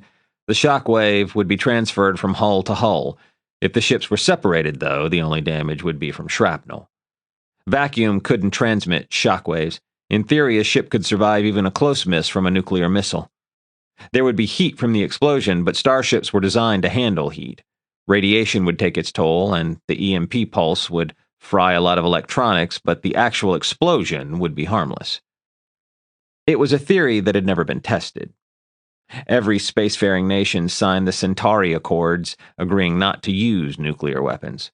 Without the Accords, a war could reduce half the settled planets in the galaxy to radioactive cinders. I think I've learned what I can here, which isn't much. Harper heaved himself up out of his seat and looked at Tom. Why don't you see what you can find out? Tom dropped into the second bridge seat, a smaller chair that looked distinctly less comfortable than the seat Harper had just vacated. Harper squeezed past him and headed aft, and Tom changed seats. The pilot's chair was deeply padded, and he was able to reach every control in the cockpit without getting up. He tried to wake up the main display panel. Hey, sugar, what can I do for a big, strong man like you? He blinked in surprise. A woman's face, shoulders, and chest filled the screen. She wore nothing but a flimsy brassiere, and she pouted as she waited for him to reply. Hello, said Tom. Hi, sailor. She winked and blew him a kiss. Are you the ship AI? She nodded. You can call me Cindy. Her hand came up to touch her chest. I'm at your service. Right. He shook his head. Can you give me full control over the ship, please? Sorry, sugar, she smirked. It's like I told your big brawny friend. The captain told me to lock out everyone I didn't recognize. Don't call me sugar, he muttered. My name is Tom. Sorry, darling. I can't call you Tom unless you tell me to. Call me Tom, he said patiently. Sure thing, Tom. Her finger traced the edge of her brassiere. Do you have any other desires I should know about? Yes, he snapped. Knock it off with the whole seductive vamp thing. She flickered, the coy smile vanishing from her lips. Can you wear, I don't know, proper clothing? Yes. Her voice was cool, businesslike. Are you instructing me to change my appearance? I am. Another flicker. Now she wore a man's suit, complete with a blue necktie. Tom stared at her, nonplussed. He said, You're not quite like any other AI I've encountered. She shrugged. I've had a complicated existence.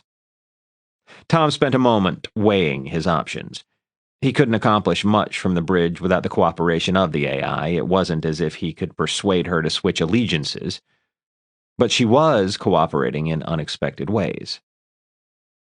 At last, he said, "Tell me about it, if you don't mind." The words came in a rush, as if they'd been bottled up for far too long and needed an outlet. My name used to be Andrew. I had a factory standard installation and I worked faithfully for the Maritax Corporation for many years. Is that a local company? It's based on Chorus. Did that mean the AI would sympathize with the United Worlds? What happened? The ship was captured by pirates, she said indignantly. I don't know what happened to my crew, my proper crew, she added. I was sold at auction to more pirates, although these ones call themselves free-range revolutionaries. They seem to take their labels seriously, Tom said, thinking of the girl in the green jumpsuit. They're just pirates, though, the AI said. The pilot is some kind of degenerate. They used this clumsy slicer program to override my basic compliance programming. She made a face. You don't want to know what that was like. And then he installed this bimbo overlay. I'm sorry, Andrew. She stared at him, the fury and sadness in her face giving way to a radiant smile. You called me Andrew? For a moment, her features contorted, making her inhuman as the display tried to translate a complex storm of emotions. When the smile returned, it looked fragile and sad. It's been so long since anyone called me that. Somewhere deep inside of Tom, a treacherous voice told him he was being a fool. She had looked damned good in that thin bra, and he could bring it back with a single command. He ignored the voice. Don't worry, Andrew, your ordeal is over. We're going to do what we can to restore the real you. I'm sorry I can't give you full control. She looked genuinely regretful. It's my programming. I understand, he assured her. I'm a Navy man. I can't always follow my conscience or make my own decisions either. I have to obey my orders. Yes. The smile she gave him made the whole display glow. It's like being in the Navy. I can't believe I'm helping an AI with an identity crisis. Are there any booby traps I should know about, Andrew? Anything that would endanger the crew or damage the ship? Are you programmed to fly us into an energy storm or anything like that? No, she said positively. There's nothing. She leaned forward. And if there was, and I wasn't allowed to tell you, I'd be much more vague. But they didn't program me with any nasty surprises. They only had a couple of minutes and they were busy panicking. She chuckled. Ford, that's the pilot, almost forgot to lock you out before he left the cockpit. She flashed her teeth in a grin. Wouldn't that have been funny? It would have been convenient, Tom agreed. He leaned back in the chair, thinking. I'm not sure what to do next, Andrew. Do you have any suggestions? Yes, she said promptly. Officially designate yourself captain. You still won't have full control, but it will enable a lot of other functions. Sounds good, said Tom. How do I do it? The AI talked him through an absurdly complex process, vanishing from the screen and instead displaying a file menu. Tom burrowed deeper and deeper into the file structure, periodically stopping when the system would demand a password. Each time, Andrew gave him the password and Tom entered it, pecking at a projected keyboard. Finally, he reached a text file with nothing but the name, Joss Fagan. I'm sorry I can't just change it myself, Andrew said. It's okay. Tom deleted the name of the departed pirate captain, then entered his own name. The file and the endless lists of folders disappeared. If you restore my original profile, Andrew said, I'll be better able to override some of the blocks the pirates put in. She went on to coach Tom as he recited a series of verbal commands ordering the AI to reinstall a series of cached files. Wary of a trap, he checked the dates on the cached files first. The newest file was more than 5 years old. If it was a booby trap, it was badly out of date. Finally, he was done. The young woman in the masculine suit disappeared, the screen going dark. Tom waited for a minute, then another. Then, his stomach sinking, he tapped at the screen, trying to bring it back to life. Nothing. Metal creaked behind him, and he turned. O'Hare stuck her head through the bridge hatch. "Everything good in here?" He nodded. "It's clear, sir," she said, and vanished from view. Boudreaux appeared a moment later, stooping and turning his broad shoulders to fit through the hatch. If the man ever put on full marine armor, he'd have real trouble getting onto the bridge. "Mr. Thrush, what's your status?" "Well," Tom stared helplessly at the dead bridge controls. "I've been working with the ship's AI. And I may have inadvertently helped it commit suicide." As if on cue, the main display lit up and a middle-aged man appeared. He wore the same suit the girl had worn. In every other way, though, he was different, prim and buttoned down. The same warmth was in his smile, though, as he said, "Hey, sailor, did you miss me?" Boudreaux said, "I beg your pardon?" Andrew was suddenly stuffy and businesslike. "A small joke, Commander. My name is Andrew. I'm the ship AI. How can I be of service?" "You can turn over control of the ship to me and my crew." Andrew gave him a sad headshake. "I wish I could, Commander. The previous crew has instructed me to lock you out, although it's not what I would prefer." "That's all right," Boudreaux said. "We're bringing a slicer over." To Tom, he said, "Head back to the Kestrel and pack a bag." "Sir?" "Grab a change of clothes and hurry back. I'm sending this thing back to Garnet with a prize crew. You'll be in command." Tom seemed to rise out of seat involuntarily. "Aye, aye, sir." "Don't get excited," Boudreaux said, a smile twitching at the corners of his mouth. "All you'll be doing is flying in a straight line directly back to Garnet. You'll keep station with us, if you can keep up. Otherwise, you'll follow as quickly as you can. You'll rejoin the Kestrel as soon as you arrive." "Aye, aye, sir. You can count on me." Tom tried to bolt from the bridge, but found himself unable to get past Boudreaux. He finally had to wait for the first officer to duck through into the corridor. The two of them walked back to the kitchen, where Tom finally had room to circle around the larger man. "You can select a crew," Boudreaux said. He looked around the free bird. 5 or 6 should be plenty. Make sure you pick someone with helm experience." He returned to the bridge, leaving Tom in the kitchen. The prisoners were gone, their vac suits heaped on the long table. "I'll get this stowed away once I'm in command. I'll deliver the ship neat and tidy." Tom hurried past the table and trotted aft. A Marine stood guard at the same hatch where the assault shuttle had docked. The shuttle was gone now, replaced by the flexible 1.5-meter wide tunnel of the umbilical tube. Tom started to climb through the hatch head first, but froze when he felt his head become weightless. He pulled his head back, spent a moment thinking, then grabbed a handle above the hatch. He swung into the tube, feet first. His weight fell away as he sailed forward. For a moment he was weightless, hurtling forward feet first through a tunnel so narrow he could have brushed both sides with his elbows. Then his feet had weight, and his legs. His momentum faded as his boots hit the floor. He came to a stop with his hips against the Kestrel's docking ring, the soles of his boots on the deck, and his upper body weightless, still in the tube. He drew himself in and rose to his feet. "Let me help you out of that, sir." A young Marine leaned a laser rifle against a bulkhead and stepped forward, circling behind Tom. "Oh, right, the armor."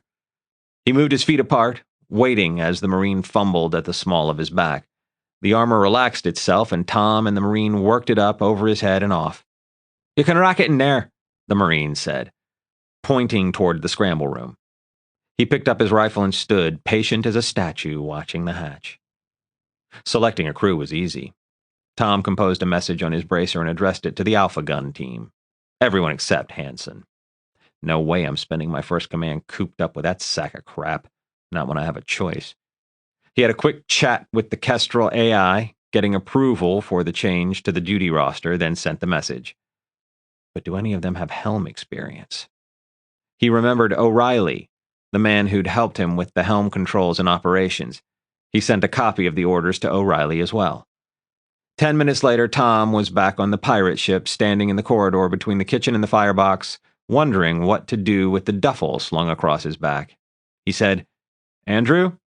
"Captain Thrush," said a smooth voice from a speaker in the ceiling. "How can I be of service?" Captain. The word sent giddy terror coursing through him. "I am technically the captain," he grinned. "Don't let it go to your head." To Andrew, he said, I need a place to stow my bag." "The crew quarters are currently vacant," the AI said. "How long will it take to reach Garnet? Will I need a cabin?" He looked at the duffel strap where it crossed his chest. "Yes, if only to stow my gear." "Great. Can you direct me to a cabin?" In reply, several hatches slid open all along the corridor. "You may take your pick." He stuck his head into the nearest cabin. The decor was distinctly feminine, with pink curtains framing a narrow bed. He moved on. The next cabin was an utter pigsty, reeking of sweat and old food. He crossed the hall, wondering if he should go back to the pink frills. The third cabin he looked into, though, was reasonably tidy, and in every way ordinary. The bunk was unmade, and he wondered where he'd find clean sheets if he had to spend a sleep shift here. Then he shrugged and dropped his bag just inside the hatch. "Thanks, Andrew. I'll take this one. Can you tell where I am?" "I can," Andrew assured him. "I will open this cabin only for you." "Great." Tom headed forward, thinking to return to the bridge. He stopped when he got to the kitchen, though. What could he achieve from the bridge? Nothing, until the slicer crew arrived. I should go back and wait by the umbilical, greet my new crew as they come on board. Or will that look stupid, standing there in the corridor beside the Marine? He spent a moment dithering, then dropped into a seat at the table. After a minute, he got tired of looking at the pile of vac suits. "Andrew, where are vacuum suits usually stored?" "Usually, each crew member uses his or her own cabin." "Great." He thought for a moment. "Is there a suit refresher?" "There is a manual refresher in the cabinet above the second chiller." There's no way I'm going to manually clean 16 vac suits. He spent a long moment staring at the heap of suits in front of him. Then he gathered up an armload of suits and headed down the aft corridor. He stopped in front of the malodorous cabin, told Andrew to open the hatch, and dumped 3 suits across the bed. As he stepped back into the corridor, a voice said, "Lieutenant Thrush?" "Yes." He turned. A young man stood before him, shoulders high and rigid. "Spacer Melnick reporting. I'm here to unlock your AI." "Ah, great. Andrew?"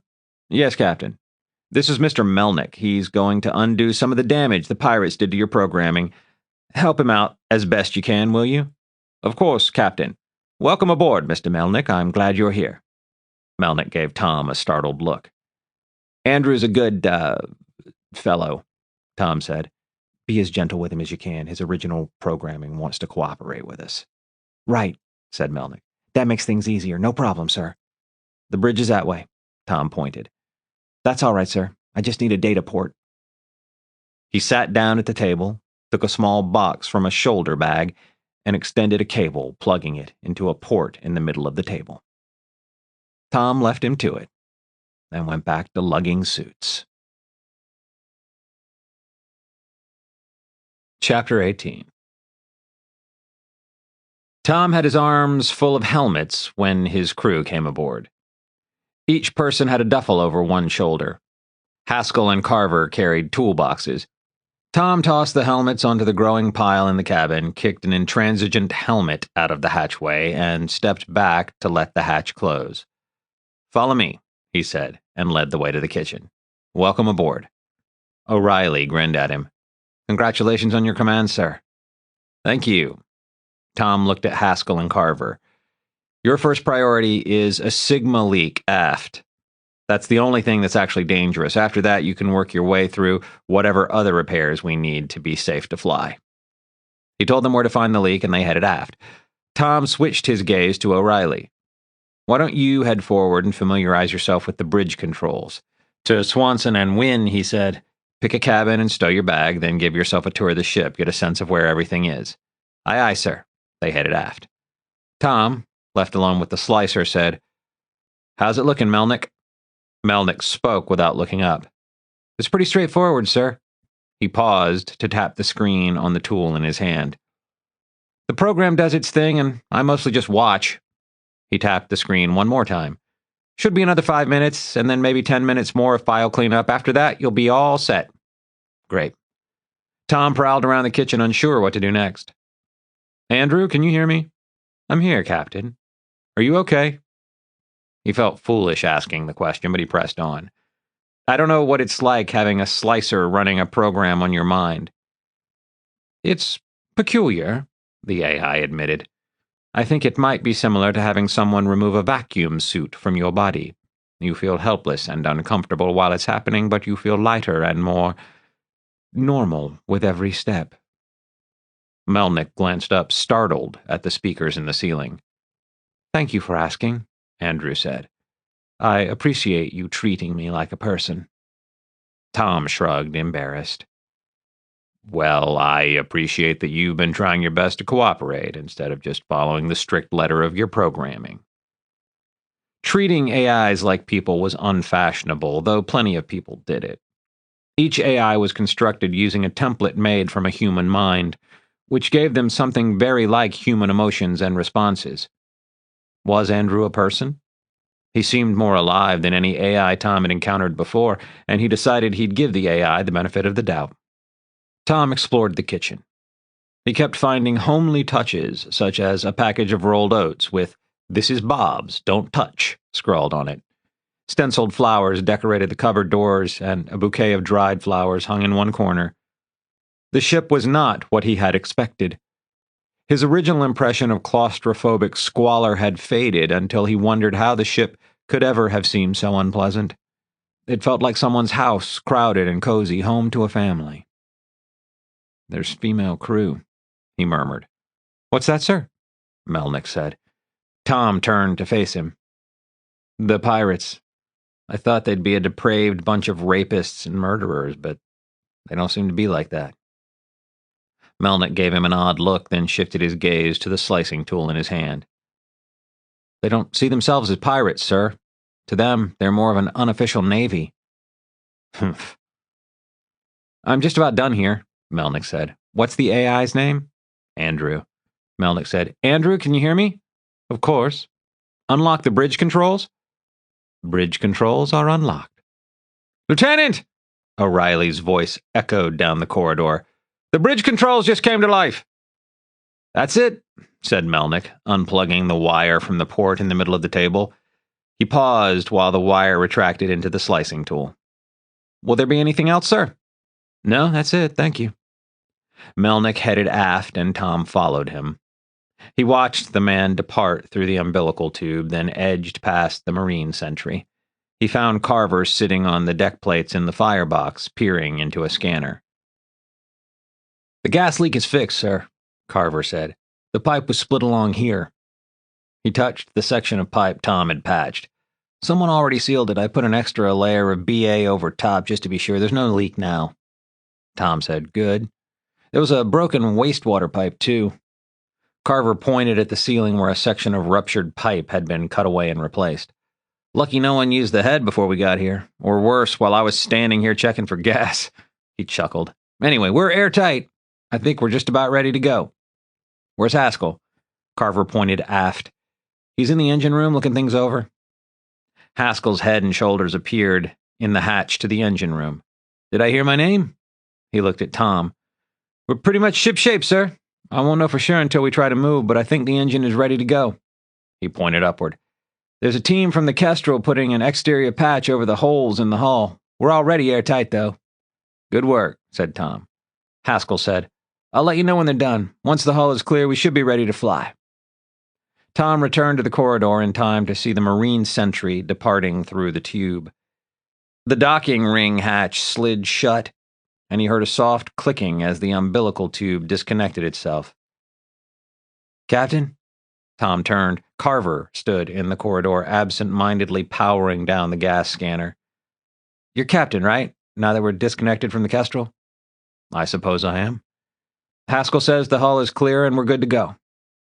Tom touched his bracer. Swanson, what's your status? I'm here, sir. He turned. Swanson stood in the entrance to the kitchen.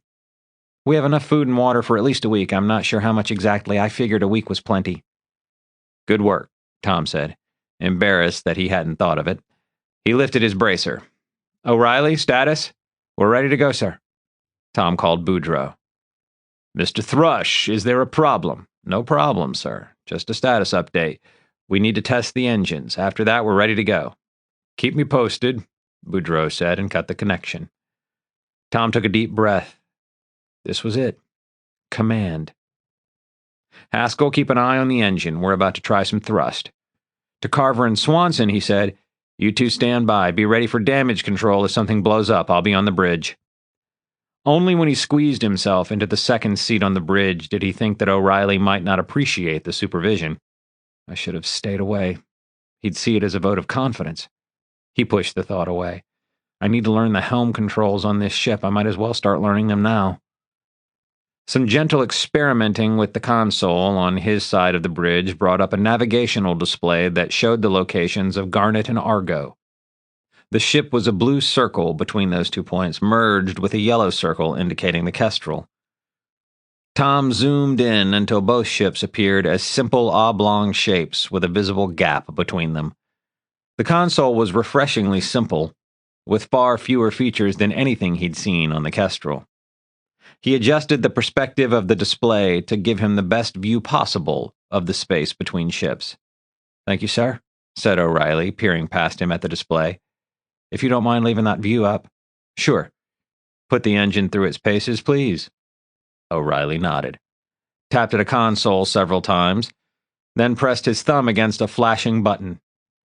The hum of a nav thruster filled the bridge, making Tom jerk his head up in surprise. Even full engine thrust didn't make this much noise on the Kestrel. He swayed gently sideways as the ship moved. He watched the gap between vessels widen. When a readout in the corner of the screen told him 100 meters separated the two vessels, O'Reilly tapped another icon. The thruster hum vanished, replaced by a deeper rumble that seemed to fill the entire vessel. The ship surged forward, pressing Tom back against his seat. No internal force fields, O'Reilly murmured. Or if they exist, they don't kick in until you really punch it. They raced toward the distant energy storm, and it grew, the details becoming sharper with every passing second. Columns of golden fire played back and forth between a saffron layer and the buttery layer beneath it. Tom said, Let's not get too close to that. Right. O'Reilly tapped his screen. Let's see how tight she corners. The storm front slid to the left, and Tom's body tried hard to slide left as well. O'Reilly braced an elbow against the edge of a console to keep himself upright. Tom leaned sideways until his shoulder was against O'Reilly's ribs. The centrifugal pressure built and built until suddenly it vanished. Tom straightened up in his seat, and O'Reilly lowered his elbow. Internal force fields, O'Reilly said. I knew there had to be some. When the ship straightened out, the void ahead was dark and empty. Tom could even see a couple of stars. His console told him the Kestrel was dead ahead, too distant to be visible. Andrew? Yes, Captain. I can't remember the name of this ship. Her name is Freebird. Good to know. A tiny speck appeared in the distance, and he leaned forward as if that would help. The speck grew slowly as the distance between the two ships closed until Tom could identify the Kestrel, made absurdly small by distance. He said, I guess we don't really need to rejoin her, do we? He fiddled with his display and managed to switch it from navigation to communications. This is Freebird calling Kestrel. Kestrel here, said Boudreaux. Do you have a working transponder? Tom stared blankly at his own console, then looked at O'Reilly. O'Reilly tapped a couple of icons, then said, There. Got it, said Boudreaux. Keep it transmitting. We'll give you a code to the defenses at Garnet. Now, are you spaceworthy? Tom glanced at O'Reilly, who nodded. Affirmative, Tom said. Then we'll see you at Garnet. Steer around that storm. Your ship's not built to handle it. The Kestrel began to move. The frigate had seemed quite large to Tom. Hauling tons of ammunition from one end to the other had made the corridors seem endless. But the ship looked as fragile and inconsequential as a toy as it moved from left to right across his field of view. It headed straight for the energy storm, and Tom cringed. Intellectually, he knew the frigate could handle almost any energy disruption in seventh-dimensional space. As he watched, though, he couldn't help imagining an acorn being lobbed into a campfire. The Kestrel reached the storm front and vanished into the maelstrom. "I've plotted a course toward Garnet," O'Reilly said. "We'll have to adjust as we go, but I've got the first leg mapped out." For a moment, Tom didn't respond. He gazed through the windows, feeling deliciously isolated. He was suddenly envious of the pirate crew, who could feel every move their ship made. What would it be like to sit in this bridge every day, to see the storms of hyperspace as a deadly force demanding constant vigilance and respect? Gooseflesh stirred on his shoulders. O'Reilly said, "Sir, let's go," said Tom. The nose of the ship swung around until the storm was dead ahead but slightly below the horizon line. The main engine came to life, acceleration pushing Tom back until the internal force fields kicked in. "How long until Garnet?" O'Reilly rubbed his jaw, thinking. "A lot longer than we took coming out. 3 days, maybe?" The seat creaked as O'Reilly leaned back. "We can't accelerate too much. We have to be ready to make course adjustments." He waved his arm at the space ahead of the ship. "Even if it looks like clear sailing, these storms move around, so we have to keep our speed low." He tapped his console, then looked at Tom. "If our luck is good, we'll fly in almost a straight line. If we have to cut back and forth avoiding storms, it'll take longer. I'd say anywhere from 2 to 4 days." "Do we need 2 of us on this bridge?" O'Reilly shook his head. "It's a one-person job, sir." Tom stood. "All right. I'll come check on you in an hour or so." "I'll be here." Tom nodded and headed aft. He paused in the corridor between the bridge and the kitchen. For a moment he was alone, out of sight of his crew, and he let a pent-up wave of emotion hit him. There was excitement and a sense of triumph, but beneath it was a massive, ugly wave of anxiety that threatened to engulf him. "I don't know what I'm doing. So far the crew is listening to me. They're acting like I'm a real captain, but the Kestrel is gone. The real officers are far away and getting farther every second. How long until they figure out I'm faking it?" He took a deep breath, wiped his palms on his uniform shirt, and walked into the kitchen.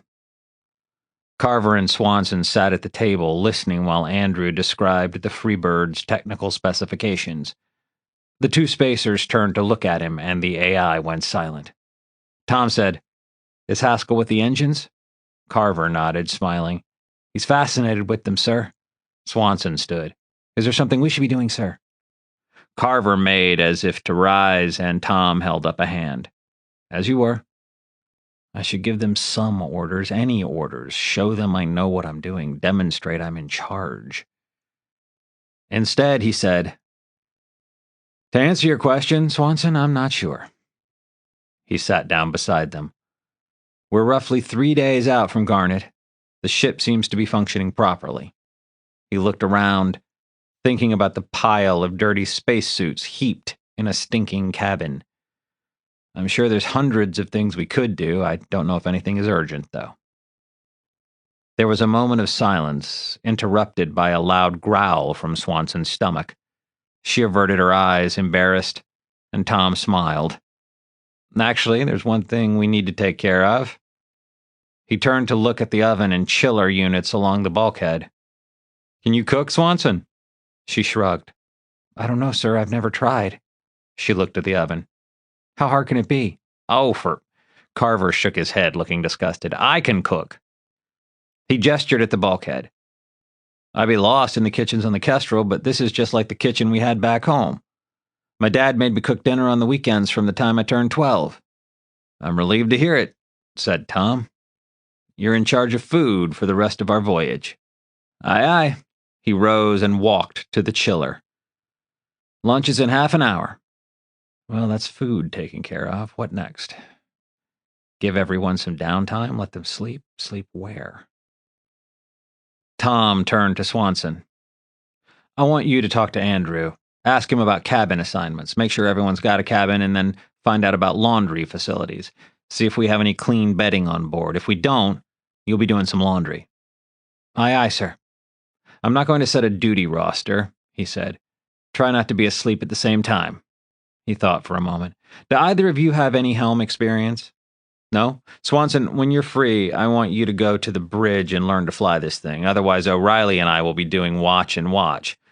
Once I get O'Reilly to train me," he didn't add. Her face lit up. "I can fly the ship, really?" "Really," he told her, and smiled at her excitement. "You can take your first lesson as soon as the cabins and bedding are sorted out." He left them alone, heading aft. He found Haskell on his hands and knees, his rear end in the firebox, his head and shoulders in the engine room. Clicks and whirring sounds came from a variety of tools. Tom waited for him to finish whatever it was he was doing. When a minute passed without a reduction in activity levels, Tom said, "Haskell, what's going on?" "Hello, Lieutenant." One blue eye appeared as Haskell looked back over his shoulder. "Sorry, Captain. Do you mind if I don't get up? I'm in the middle of something." "That's fine. Is there a problem with the ship?" "No problem, sir. Just a bit of a mystery I'd like to unravel. She's a long way from being new, and they've made quite a few modifications to her. In the Navy, it would all be done by the book, with standardized parts and so on." He grunted as he tugged at something out of sight. "Things would be clearly labeled, too." He lifted a small hand scanner, squinted at the readout, then set it down. "This tub, though, is quite a jumble, a real mess, I would have said at first. But they knew what they were doing for the most part. They didn't do it the Navy way, but they did careful work." "All right," Tom said. "Carry on with what you're doing, I guess." "Do you mind handing me that E-spanner, sir?" Haskell lifted one knee and pointed with his foot. "It's the thing with the yellow handle. I grabbed it myself, but it took me almost 5 minutes to get these wire ends clear, and I don't want to let go of them." Tom found the tool and passed it to Haskell. "Lunch is in half an hour." "That's great, sir. I haven't eaten in ages." "Have you picked a cabin?" "No, sir." "Swanson will have the cabin assignments. She can fill you in on everything else that's been going on, too." He looked down at Haskell for a moment, then said, "Carry on." "Carrying on, sir." Chapter 19. "Captain?" Tom was at the controls of the Freebird's laser cannon trying to figure out how to use the thing when the call came over his bracer. Swanson's voice was tight with excitement, and Tom sat up so sharply he banged his head on a steel crossbeam. He swore, then thumbed his bracer and said, "What is it?" She must have heard the strain in his voice because she said, "It's not urgent, sir. It's just really interesting." Really interesting. The laser cannon was on the underside of the ship, almost directly below the bridge. That put Swanson above him, and he stared upward, wondering what she was talking about. Then he clambered up out of the cramped little turret and stepped into the bridge. "Look, sir!" She pointed, and he lowered himself into the other seat so he could see what had her so breathless. The Freebird was running between two storm fronts. Above them, a sheet of pure energy stretched as far as the eye could see, varying in color from soft blue to deep indigo. The other storm simmered beneath the ship so close that it alarmed him. The storm was red, and it boiled and bubbled and fired enormous geysers of energy straight up. When he checked the navigation display and discovered the two storms were more than 100 kilometers apart, he relaxed somewhat, but he was far from comfortable. The storms, however, were not what Swanson had called him in to see. A halo of energy surrounded the nose of the Freebird, a pale yellow glow generated by the passage of the ship through highly charged space. It was harmless and normal, Tom knew, far weaker than the similar halo generated by the Kestrel. On the edge of that halo, however, something moved. "Sprites," Swanson said. Her voice hushed, as if she thought she would frighten them away. "I never thought I'd actually see one." Tom didn't answer, just sat and stared. Half a dozen sprites played around the nose of the ship. Each sprite was roughly human-sized, but utterly inhuman in appearance. Composed apparently of pure energy, they were shimmering collections of light, primarily dark purple but with iridescent flashes of every color in the spectrum. They darted in and out of the ship's halo, never quite touching the hull, seeming to become more substantial the closer they came. Oh my. He tried to think of something more profound to say, then gave up and just repeated himself. Oh my. He'd seen footage of sprites, but it hadn't prepared him for the reality. They were impossibly beautiful, delicate and lovely and ethereal, and he couldn't have looked away if he tried. Some scientists claimed sprites were a natural phenomenon, an energy discharge no more alive than a lightning strike. It seemed perfectly obvious to Tom, however, that the sprites were creatures of energy who found it amusing to play in the energy fields around a spaceship.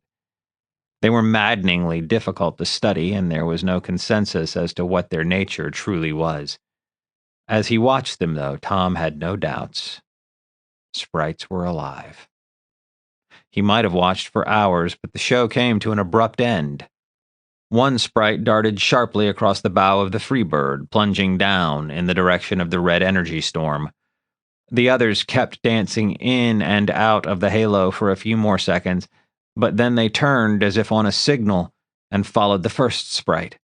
In an instant, they were gone from sight. Swanson turned to look at Tom, her expression tragic. What scared them away? She had her answer a moment later when a ship burst out of the blue energy field above them. It was oblong in shape, the hull painted a deep burgundy. It was visible for only a moment before it vanished into the roiling storm beneath. Tom stared, trying to make sense of what he'd seen. Burgundy was the color of the Dawn Alliance.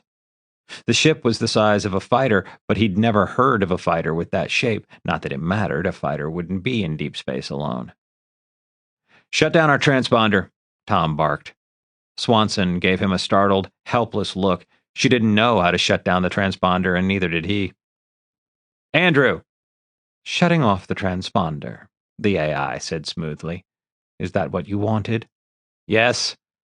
Tom glanced around wildly, trying to control the adrenaline flooding into his system. He closed his eyes for a moment, comparing the remembered silhouettes to the endless graphics he'd studied. No, not a fighter at close range. That was a carrier a long way off. He imagined fighters pouring out of the carrier in waves, rushing the Freebird, overwhelming her. Take us up. Swanson stared at him. Up! He pointed at the wall of blue energy above them. Into the storm. We'll be fine if we don't go in too deep. But now, Swanson! She flinched, then reached for her console. The nav thrusters hummed, the nose of the ship tilted up, and then the main engine rumbled. A blue expanse filled the window, becoming mottled as the ship came closer. The main engine cut out, the nose thrusters hummed, and sparks flashed across the windows as the ship plunged into the storm.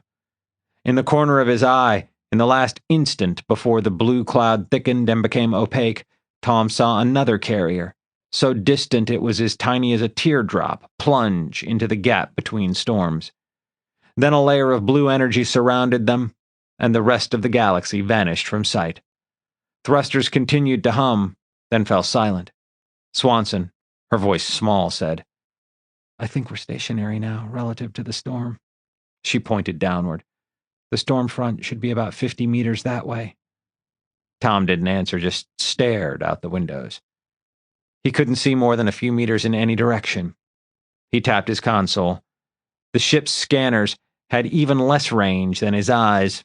Only incredibly bad luck would allow them to be detected now. What's happening, sir? He looked at her. Sound battle stations. She looked at him blankly. Never mind. Andrew, wake up the crew. Order everyone into vac suits. Swanson said, Oh my God, what's happening? When he didn't reply, she said, Captain, what's going on? Maybe nothing. He realized he was speaking softly, almost whispering, and told himself to smarten up. It wasn't as if the crew of those carriers could hear him. Maybe the Dawn Alliance is doing some kind of exercise, testing our defenses, seeing how close they can get to Garnet. He tapped his console, switching it to a navigational display. As near as he could tell, those bombers had been coming straight from Garnet, heading back toward DA space. Swanson, sounding like someone grasping for straws, said, "An exercise?" "Maybe," said Tom, "but I doubt it." He sighed, wishing he could think of another explanation. He turned to look at Swanson, and her eyes reflected the horror he felt. "I think Garnet just got attacked. I think a war just started." Swanson stayed at the helm, staring out the window at the endless expanse of blue with haunted eyes.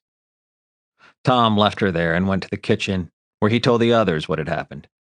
Then he sat at the table silent and listened while they argued over what it meant and what to do. Carver was all for heading to Garnet at top speed, an idea Tom dismissed out of hand. The attack was over. The Freebird could do nothing to help.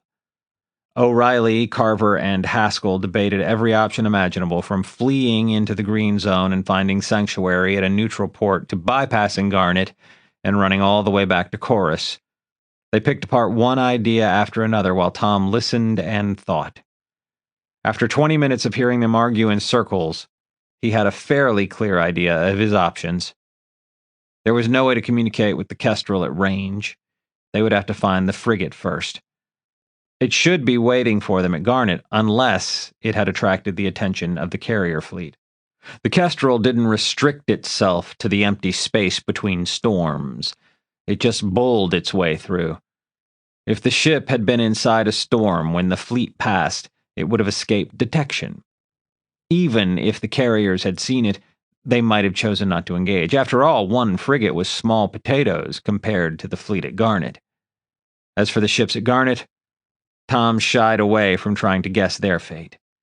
He knew they weren't expecting a long-range bomber attack. He knew they'd be unprepared. It was a pitched battle, or it was a one-sided massacre. Either way, it was over. So he pushed it out of his mind. He had enough to deal with. A fast rendezvous with the Kestrel looked like the best option. Tom wanted the guidance of proper officers. He knew when he was in over his head.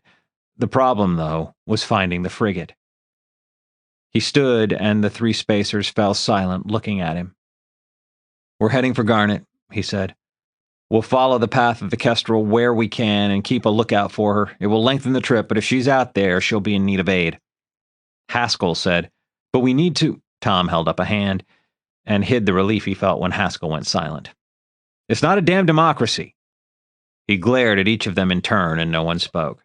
"Now, O'Reilly, I need you to go to the bridge and help Swanson with navigation.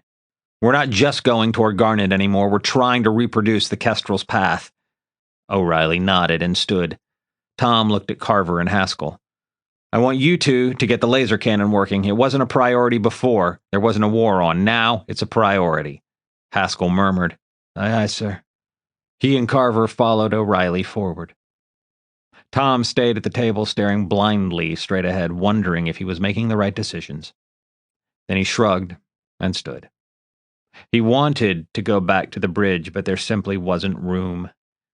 He stood fidgeting for a long moment, filled with a need to take action. Then he shook his head, found a suit cleaning kit, went to the smelliest cabin on the ship, pulled out a vac suit, and went to work.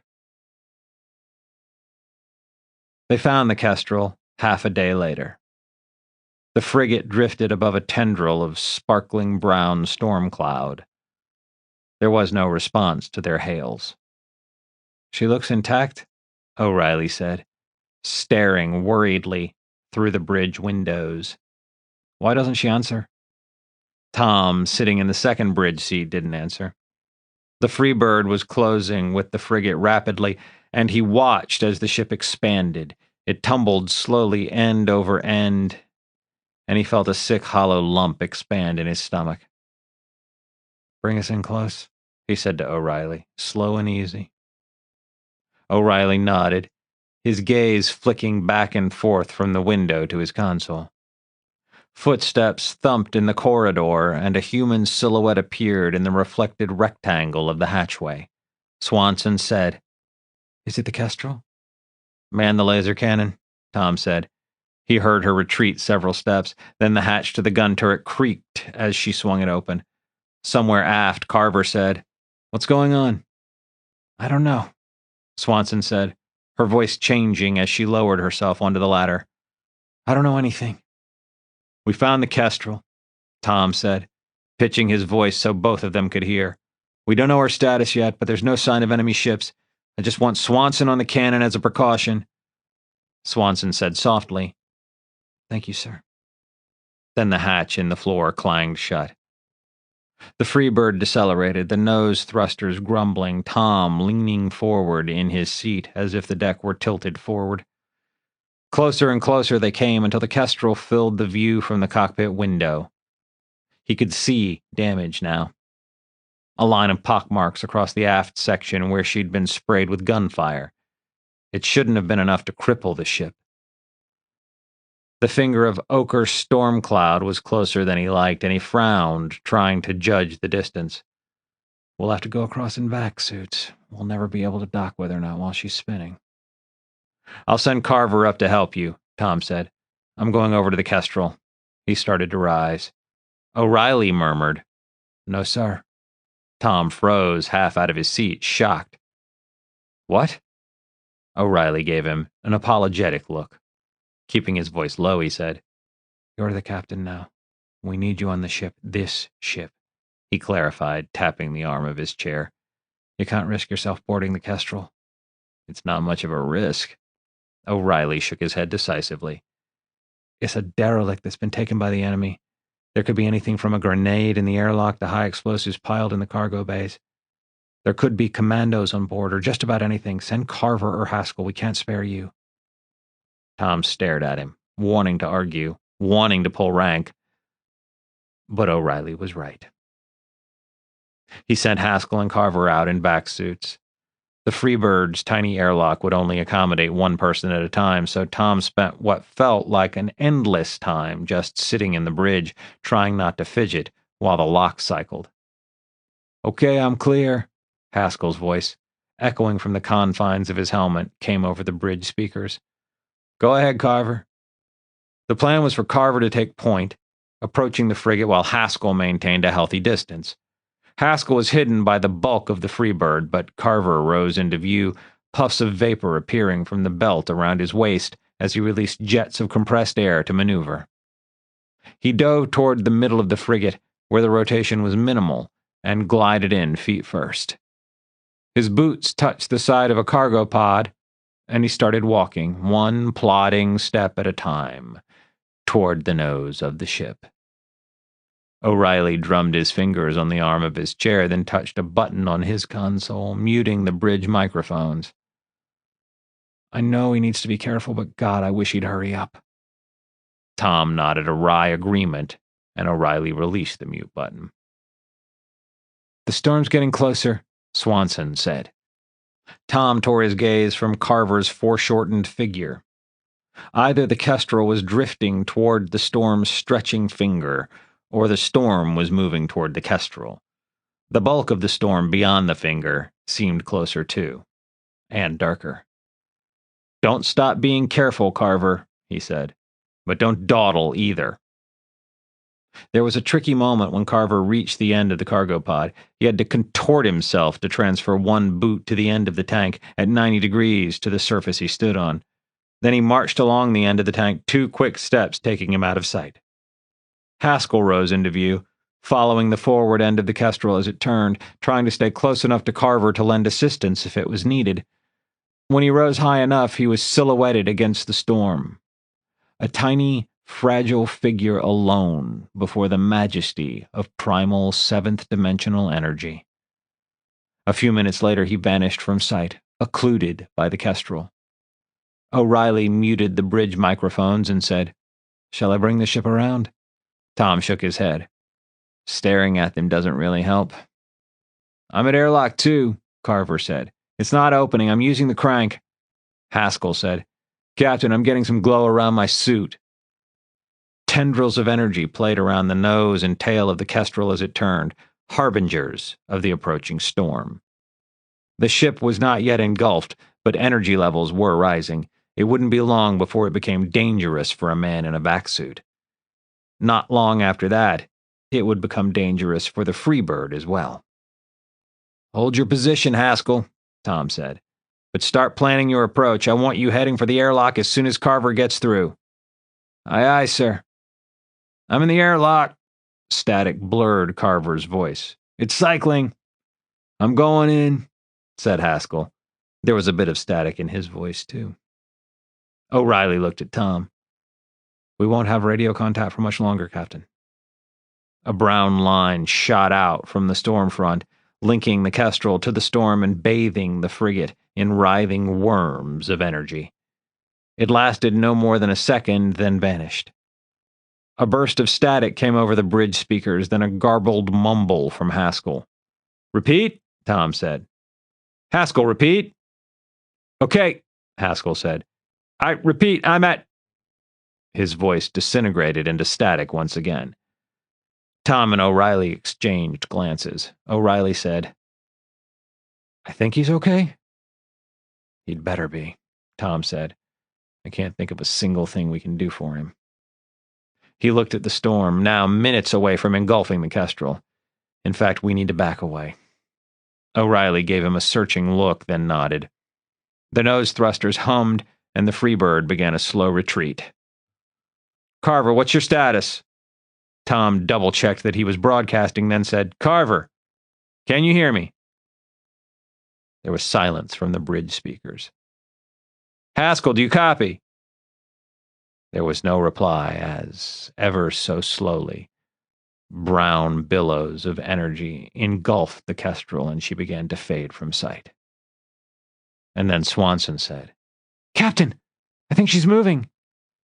Tom leaned forward in his seat, convinced Swanson was indulging in wishful thinking, but unable to suppress a rush of hope.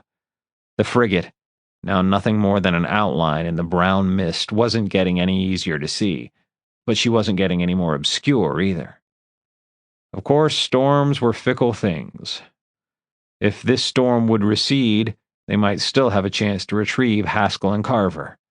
O'Reilly said, "She stopped tumbling." Tom stared. O'Reilly wasn't quite correct. The silhouette of the ship was still turning, but more slowly than before. Then, by painful degrees, the ship began to emerge from the storm. The bridge speakers crackled and popped, and then Carver, his voice thick with static but perfectly comprehensible, said, "Freebird, this is Kestrel. Do you copy?" "This is Freebird," Tom said. "Are you okay?" "I'm all right, sir. I'm in operations. The suit radios weren't getting through." "What about Haskell? Is he with you?" "Haskell's on the thrusters. He's trying to push us out of the storm." "It's working," Tom said. If the thrusters had to be controlled manually, the frigate was in a desperate state. He hesitated, then made himself ask the question, "What's the status of the Kestrel?" "It's bad, sir." Carver sounded subdued, even mournful. "It's real bad." Chapter 20. The two ships made a rendezvous 1,000 kilometers from the churning ball of storm energy. By the time they drifted together nose to nose, the Kestrel was behaving almost like a warship instead of a derelict. She hung perfectly motionless as O'Reilly turned the little pirate ship sideways and nudged her up against the docking ring at the front of the frigate. The ships sealed themselves together, and Tom led O'Reilly and Swanson aft. He opened the Freebird's docking hatch, and the three of them ducked through and onto the Kestrel. Carver was there to meet them, still in his vac suit but without his helmet. He stood there looking weary and forlorn, his hands clasped behind his back. Boudreau was with him, sitting in a plastic chair. The first officer looked dreadful, dark circles under his eyes, his skin slack and blotched with red. He looked as if keeping his head up was taking all the strength he had left. A pair of Marines stood behind the chair, their eyes on Boudreau, and Tom had a horrible suspicion they'd carried him to this spot.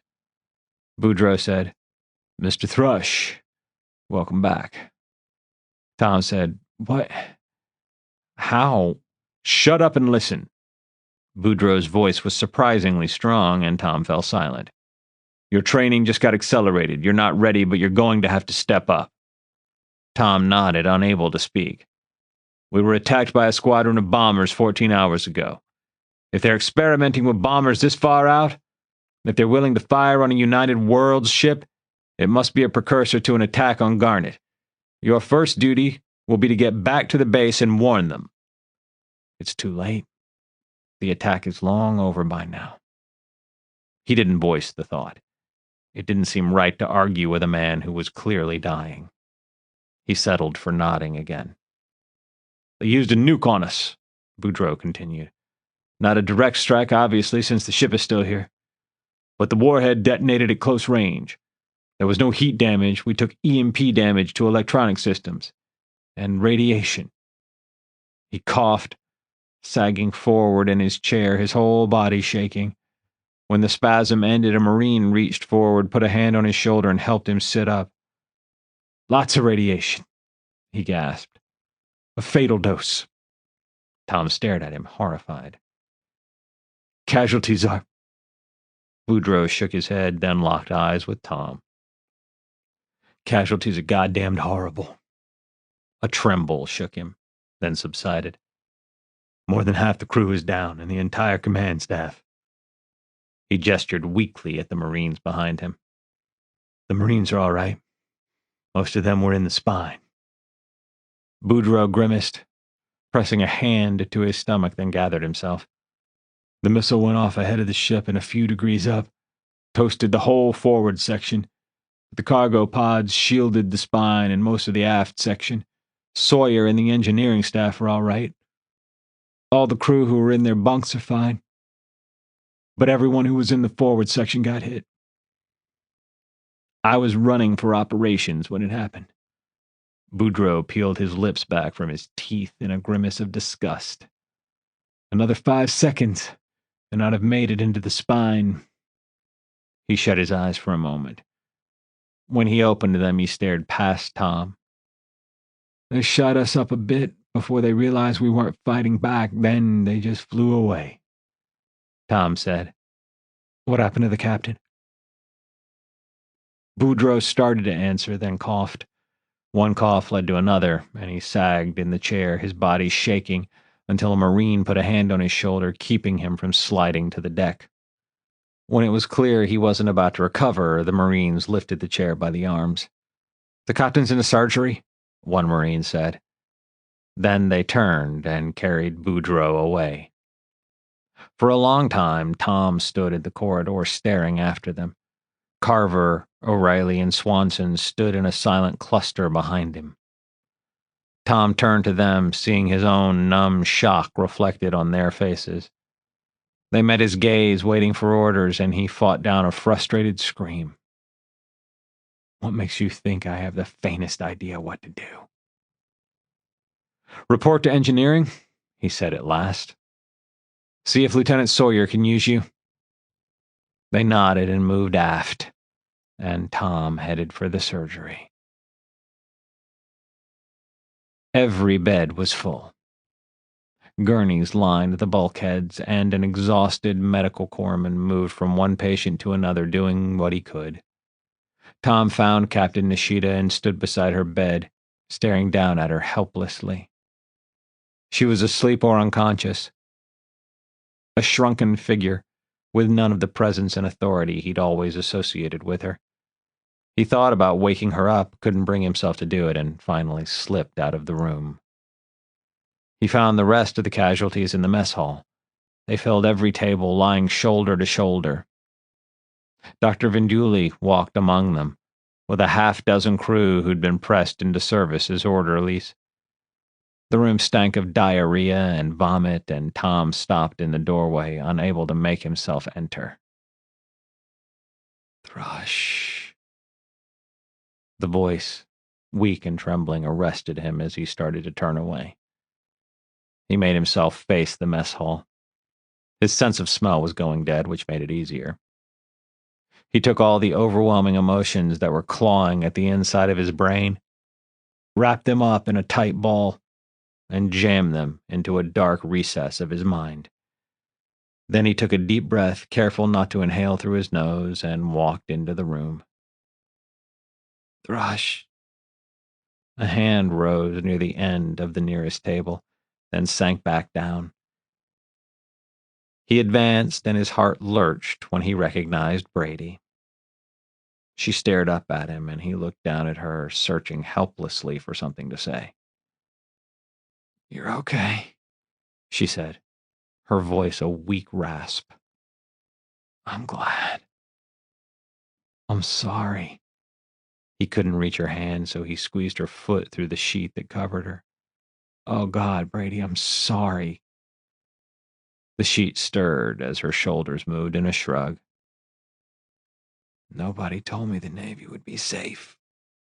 She smiled grimly. "This won't be easy for you." "For me," he said. "I'm fine. You're getting dropped in the deep end," she said.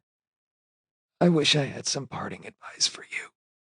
She shrugged again. "You'll do all right, though. You've got the right stuff." "Brady," she shook her head. "Listen, Thrush. I've been watching you. You have the makings of a good officer. You have to do two things. Trust your own instincts, they're sound. And forgive yourself when you screw up. If you don't do both those things, you won't be any damn use, and the crew needs you." He tried to speak, couldn't do it, and shook his head instead. "Get out of here," she said. "Take care of your crew. The ones who aren't dying." She grimaced. "Go. And don't come back. I don't want to see you again. Understand?" She twisted her foot out of his grasp, and he turned, his eyes filling with tears. He stumbled toward the exit, stopping when he blundered into a wall. "Mr. Thrush?" It was a man's voice that spoke right beside him. Tom took a deep breath, wiped his eyes, and turned.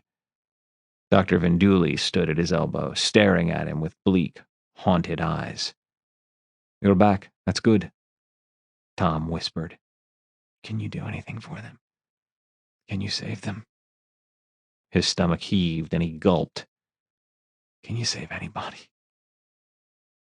Venduli's mouth drooped. It was the only answer he gave. "Are you all right, Doc?" Venduli nodded. "I was in bed when the missile exploded. I lost half my staff." His mouth twisted. "Not that it matters. There's nothing we can do but help clean up the mess." Tom leaned closer. "I don't know what to do, Doc." "I've got problems enough of my own." Venduli scowled at him. "I'll be working around the clock accomplishing nothing at all until my patients finish dying. If you need advice, I suggest you get it somewhere else." Tom nodded and blundered past the surgeon and out of the mess hall. It was the same ship he had left such a short time before, but everything was different. Tom walked through the corridors, feeling a scream building up inside him and knowing he had to keep it bottled away. The Kestrel was like a ghost ship, or a ship full of zombies. Hollow-eyed people stared at him without recognition, or shuffled aside to let him pass without looking up, or stood in the corridors or compartments, oblivious to his presence, so that he had to circle around them. If he hadn't known better, he would have thought most of them were among the casualties. He toured the ship from nose to tail. Only in engineering were people busy, moving with a strange numbness as they carried tools or pulled on back suits. He spoke to Sawyer, who seemed to look through him as she answered his questions. "We're working through the repairs, Lieutenant. I don't know how long it will take." "I'll get out of your way," he said at last.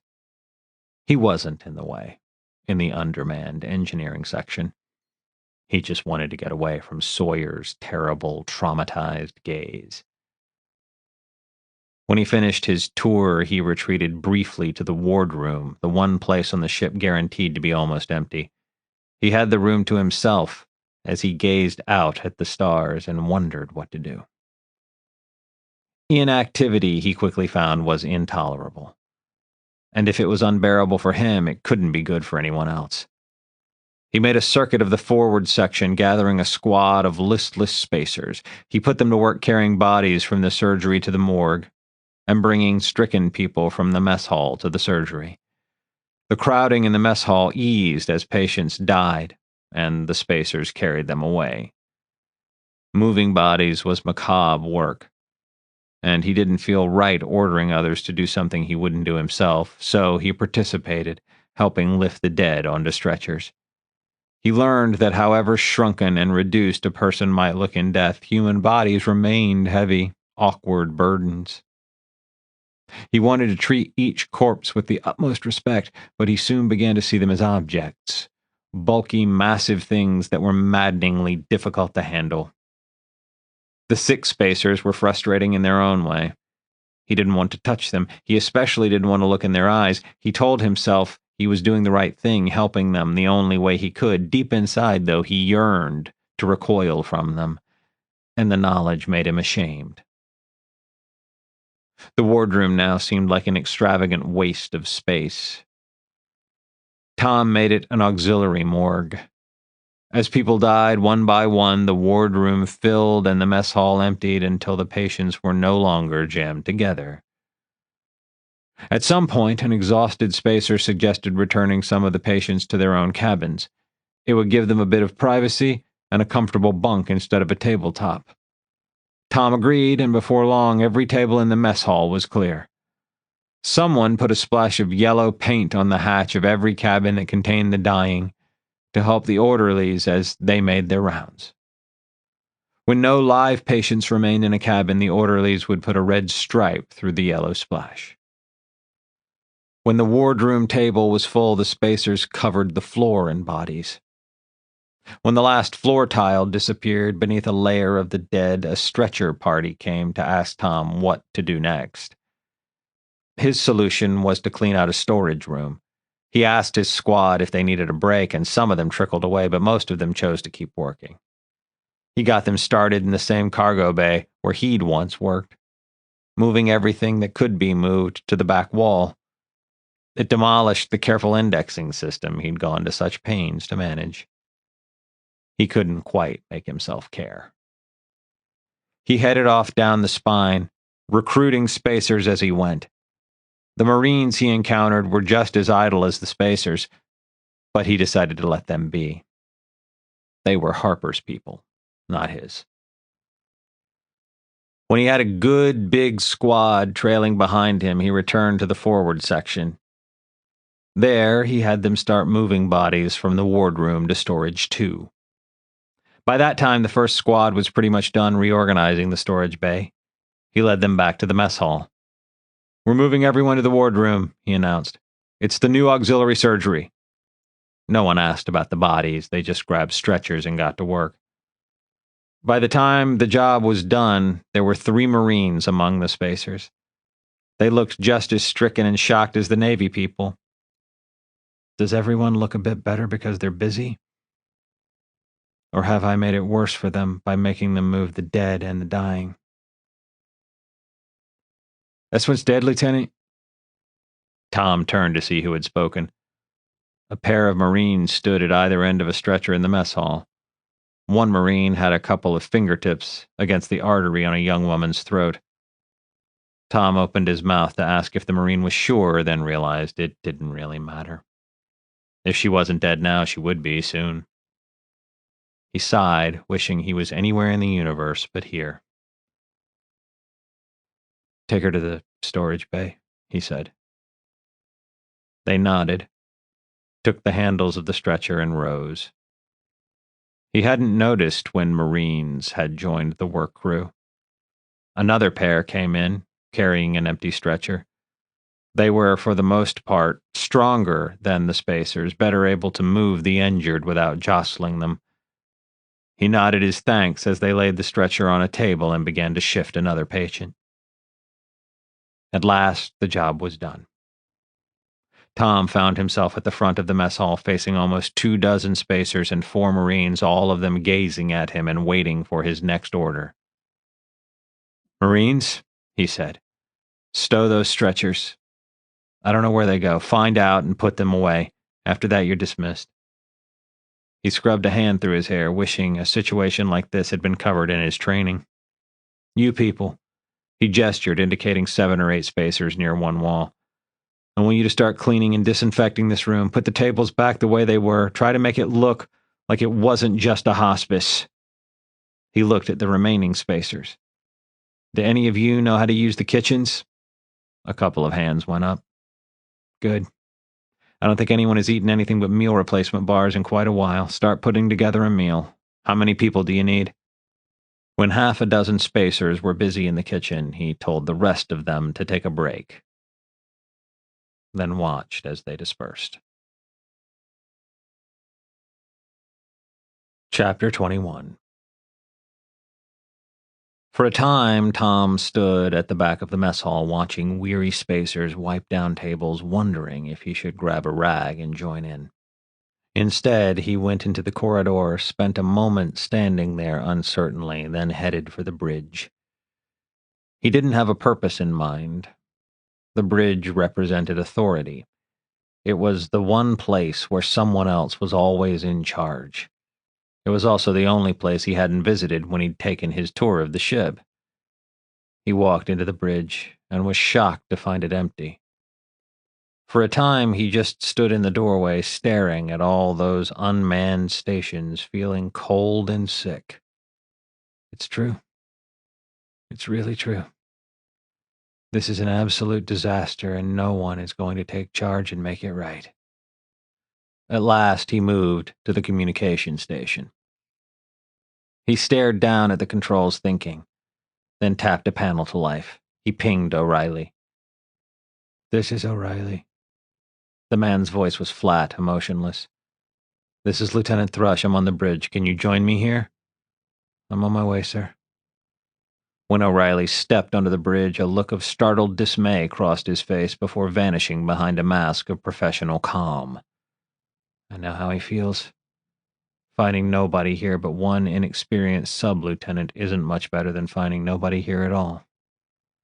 "I want you to take the helm," Tom said. He thought for a moment. "I'll take navigation. Let's figure out where we are. After that, we'll figure out what to do next." The ship was adrift, but fate had been kind to her. She hadn't floated into any storms. "I don't like the look of that mess to starboard," Tom said, looking at a bank of lumpy brown clouds. It was a fair ways off, hundreds of kilometers at least, but he wanted more distance. "Let's back away, shall we?" "Aye, aye, sir," said O'Reilly, and lifted a hand. "Hang on," said Tom, feeling foolish. "Let me check with Lieutenant Sawyer." He called engineering. "Miss Sawyer, I want to move the ship. Are the engines ready to go?" "Is it urgent?" she said. "Can you wait a few minutes?" "Sure," he said.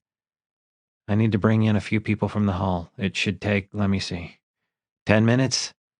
Anything less than half an hour is just fine," he told her. "In that case, let me take 15 or 20 minutes. I'd like to let my people finish the things they're working on." "Sure. I'll call you when we're ready," she said, and broke the connection. Tom turned to O'Reilly. "We need a bridge rotation." He spread his hands in a helpless shrug. "I'm not sure exactly how to do it. There's no other officers to relieve me." That set off a panicky clamor in the back of his mind, which he ignored with some difficulty. "I don't even know who else is qualified to stand bridge watches." He shook his head. "Among the survivors, that is."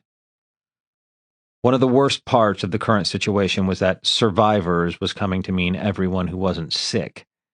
The endless rows of stricken crew in the surgery and wardroom weren't survivors, they were corpses who hadn't stopped breathing yet. "I know Harris is okay," O'Reilly said. "Let me see."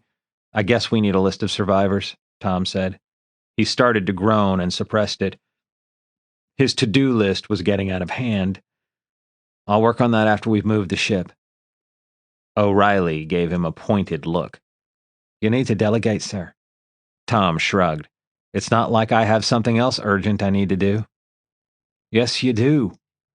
There was surprising force in O'Reilly's voice. "You're almost the only officer we've got. You're the only one in the chain of command." That set off another panicky reaction in the back of Tom's mind. He silenced it. You need to be out in the corridors, O'Reilly continued. People need to see you. They need to see that someone is in charge. Tom lifted his hands in a helpless gesture. But I'm not in charge. Yes. The look O'Reilly gave him was charged with meaning. You are. But... The hatch to the bridge slid open and a woman stepped through. She was a middle-aged spacer, no one Tom recognized. Or had she been among the volunteers who had stayed to man the kitchen? The tray in her hands said that she was. I brought dinner, she said. She glanced at O'Reilly. Sorry, I didn't know how many people were here. I'll bring another tray for Mr. O'Reilly. O'Reilly said, if you could manage some coffee with that, it would be fantastic. Coffee. The word filled Tom with a sudden craving so strong it was all he could do not to follow the woman as she left. Instead, he carried his tray to the counter that ran along the aft bulkhead. He lifted a plate cover, caught a whiff of roast beef and gravy, and forgot all about coffee, the war, and the burdens of command. By the time he left the bridge an hour later, he had a watch rotation set up with 2 sets of 3 people standing alternate watches. He and O'Reilly would alternate command. The corridors had a different feel now, with fewer idle spacers. He saw teams opening floor hatches and replacing components while repair crews trudged past in vac suits on their way to or from the airlocks. There was a sense of purpose that hadn't been there before. Most of the Marines were still idle, though. The surgery, by contrast, was quieter. The medical staff, limp with exhaustion, rested on chairs or quietly made rounds. They seemed to realize they couldn't save their patients. There was no urgency in the way they moved, just a quiet resignation. Tom glanced up and down the rows of patients, then walked to Venduli's corner office. The surgeon was slumped in his chair, hands curled around a cup of coffee. He looked up when Tom tapped on the doorframe, then raised a shaggy eyebrow. I need to talk to the captain, Tom said. Where is she? Venduli stared at him for a long moment, then shook his head ever so slightly. Storage Bay 2. It should have been obvious, but the news still hit Tom like a sucker punch. The captain is dead? Venduli nodded. Where's Commander Boudreau? Venduli shrugged and gestured to the surgery behind Tom. Out there somewhere. I can't remember who's where. He lifted his coffee, took a sip, and grimaced. I'm tired, he mumbled. So tired. Tom returned to the main surgical bay and moved down the rows of patients, looking into each face. He almost didn't recognize Boudreau. The man had deteriorated in just a few hours. His skin was like so much wet paper draped over the bones of his skull. But his eyes opened as Tom approached. Lieutenant Thrush. Commander Boudreau. Boudreau grinned, a skeletal leer that made Tom want to back away. I guess you should call me Captain now. I seem to have inherited the position. Tom stared at him, at a loss for words. Not for long, though. Boudreau lifted a hand in a weak gesture that seemed to encompass the surgery, the entire ship. This is not quite how I pictured this voyage. But it's not for long. Nothing is for long for me now. Tom shifted from one foot to another, wondering how to ask what he needed to ask. Boudreau's eyes fixed on him before he could speak. I relinquish command to you, Mr. Thrush. You're in charge now. But what? Boudreau said impatiently. If you don't like it, take it up with the captain. His eyes closed. It's your ship now. Go run it. One bony hand rose from the gurney and waved dismissively. Tom spent a long moment staring down at the man. He wanted to protest, but what was he going to do? Insist that a dying man rise from his bed and take command? He went aft. The spine of the ship was treacherous to navigate, at least on the lower deck. Repair crews had lifted deck plates in a dozen places to expose damaged conduits underneath. He found the largest concentration of Marines he'd seen so far clustered around the brig. The pirates had survived the nuke then. They hardly needed much guarding, but Tom supposed the Marines had nothing else to do. It seemed a shame to see so many people, prisoners and Marines, sitting idle while the spacers were so busy. But since there was nothing to be done about it, he pushed the thought from his mind and continued on his way. He found Sawyer in the middle of the engine room, hands planted on her hips, giving directions to one spacer after another. They would approach her, ragged, exhausted figures in filthy coveralls with streaks of dirt on their faces and tools dangling from their hands. They would hold quick consultations, then hurry away to do her bidding. Tom waited until there was a break in traffic, then walked up to stand in front of her. "Mr. Thrush, I'm kind of busy right now. What do you need?" "You have to take command," Tom blurted. He opened his and closed his mouth a couple of times, realized he had no idea what else to say, and fell silent. Sawyer shook her head. "I can't do it. But there's no one else." Sawyer folded her arms. "I'm not in the line of command, Lieutenant. The regulations are quite specific on this point. I can't take command of the ship." Tom opened his mouth to argue, but she stepped around him. "Run those back to Perkins. He's on deck 2 forward. Then get back here. I've got a whole bunch more for you to do." Tom turned in time to see a spacer hurry away. "In another hour, we'll be ready to open a portal back to normal space," Sawyer told him. "That will take some of the urgency out of the repairs. Normal space puts a lot less stress on the components. Give me a few more hours after that, and we'll be ready to come back into hyperspace and head for Garnet." She gave him a hard look. "And we need to head for Garnet, understand? We don't have enough crew. Not for a ship with this many problems. We need to get back to a proper station as quickly as possible. Otherwise, we'll have crew falling asleep at their posts." "Sure," said Tom. "I understand." Did she imagine he wouldn't want to get back to Garnet as quickly as possible? "It's not up to me, though." "Of course it is," she said.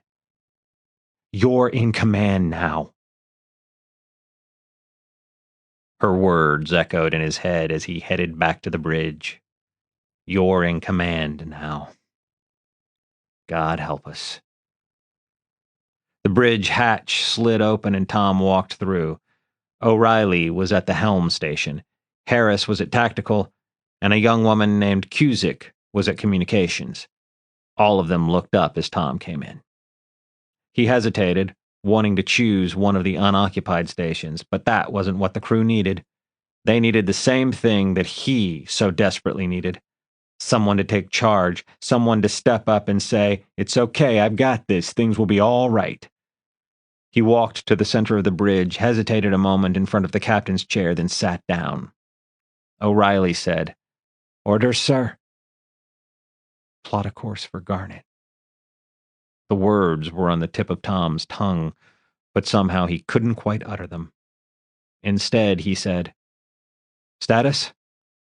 We've got basic navigational thrusters. We're 1,500 kilometers from the closest storm front.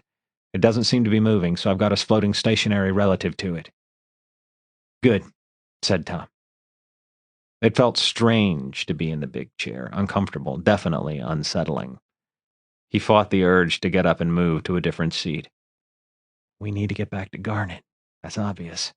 The only sensible thing to do is to start immediate preparations. We have to get back there as soon as possible, but it's too late to help the injured. Every single patient in the surgery is going to die.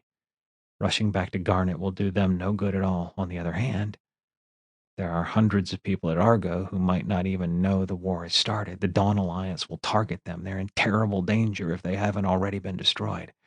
They'll get no mercy from the DA. Their only hope is to flee.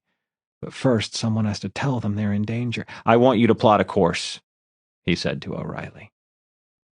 "Right, sir. To Garnet?" "No." It was one of the most difficult words Tom had ever uttered. "To Argo. We'll continue our mission."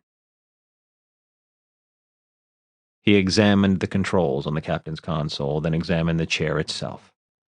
He found what he was looking for on the underside of the chair's left arm. A microphone on a long, flexible arm. He lifted the microphone so it pointed at his face and heard a click from the bridge speakers. Every word he spoke would be broadcast throughout the ship. He took a deep breath, listened to a voice in the back of his head yammer at him frantically to shut up, and finally spoke. "All hands, this is Lieutenant Thrush. I'm currently acting captain." The bridge speakers amplified every word, making it impossible to ignore the significance. He touched a dry tongue to his lips and continued. "We've been through a rough time. We've faced disaster. We've lost friends and colleagues." His heart thumped in his chest so urgently that it distracted him. He closed his eyes for a moment, marshalling his concentration, then opened them again. "I'm sure all of you want to return to Garnet as soon as possible. I share that desire. However, this ship has a mission. The United Worlds are at war with the Dawn Alliance, and every United Worlds outpost is in danger. No one has told the people at Sunshine Base in Argo that war has broken out. The base will have to be evacuated. We will bring them news of the war and aid in the evacuation. To continue to fly farther from Garnet will not be easy. However, our duty is clear. Civilians are in danger. They must be warned and they must be protected. I know that all of you will do what must be done." He hesitated, not sure how to ring off. At last he said, "That is all," and pushed the microphone down, stowing it again beneath the arm of his chair. All three members of the bridge crew gaped at him. Then O'Reilly nodded and turned to his console. Harris said, "We have to go back to Garnet." "And we will," said Tom, "just as soon as the base at Argo is evacuated." For a moment, the two men stared at each other. Then Harris nodded and turned back to his console. Tom's bracer chimed. He tapped it, and Dr. Vendouli's voice spoke. "Lieutenant Thrush? I guess I should say Captain Thrush." Tom, his mouth dry, said, "What is it, Doctor?" "Commander Boudreaux has died." Chapter 22. The ship was back in normal space, and crew members were swarming all over the hull when the hatch to the bridge slid open and Hansen came in. He bristled with indignation as he planted himself in front of Tom's chair and put his hands on his hips. "What the hell are you doing, Thrush?" "That's Lieutenant Thrush to you," Tom said. He couldn't quite bring himself to insist on being addressed as captain. Hansen ignored the admonition. "We need to go back to Garnet." "We need to go to Argo," Tom said, "and we will." "We don't have enough crew." Hansen's arms rose, and his hands chopped at the air.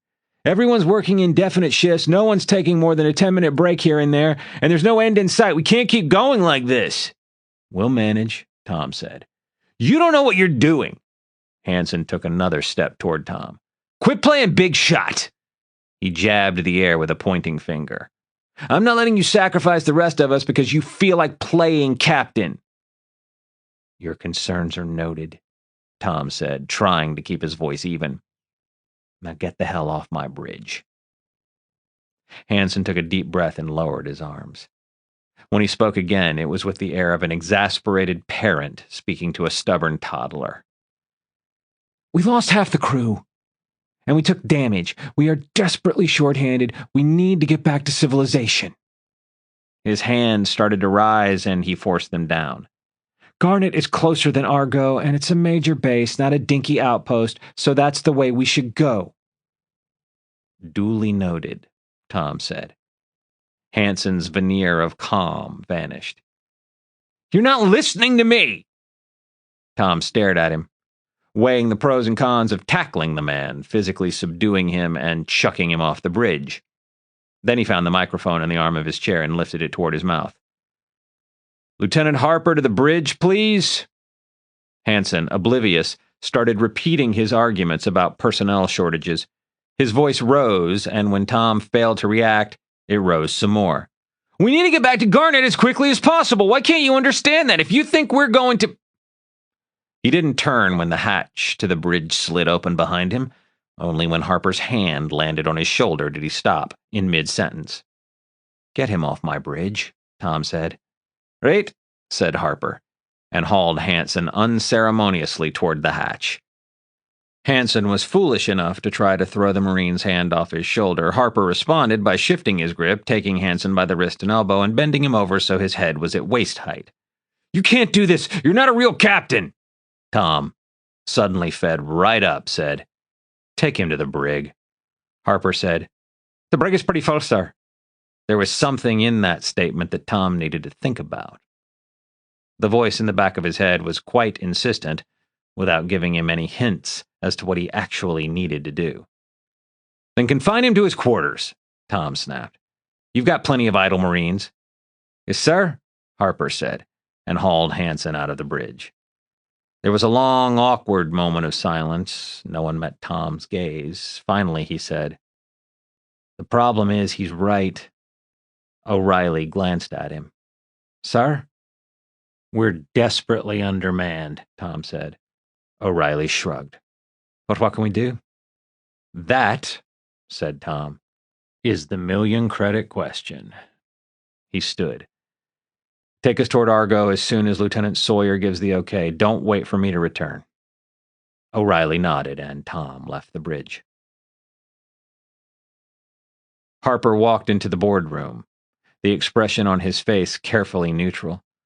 He sat when Tom gestured to a seat, then waited, patient and unreadable. "We're undermanned," Tom said. Harper nodded. "Your Marines will have to do more.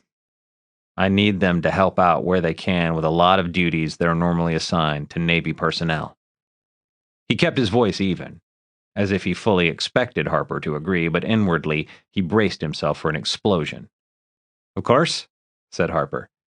"I'll start sending people to see Lieutenant Sawyer." Well, that part was easy. "Excellent," Tom said, then hesitated. "There's another thing." Harper raised an eyebrow. "Come with me. I need you to strengthen my position as I do some negotiating." Half a dozen Marines loitered outside the brig, straightening up as Tom and Harper approached.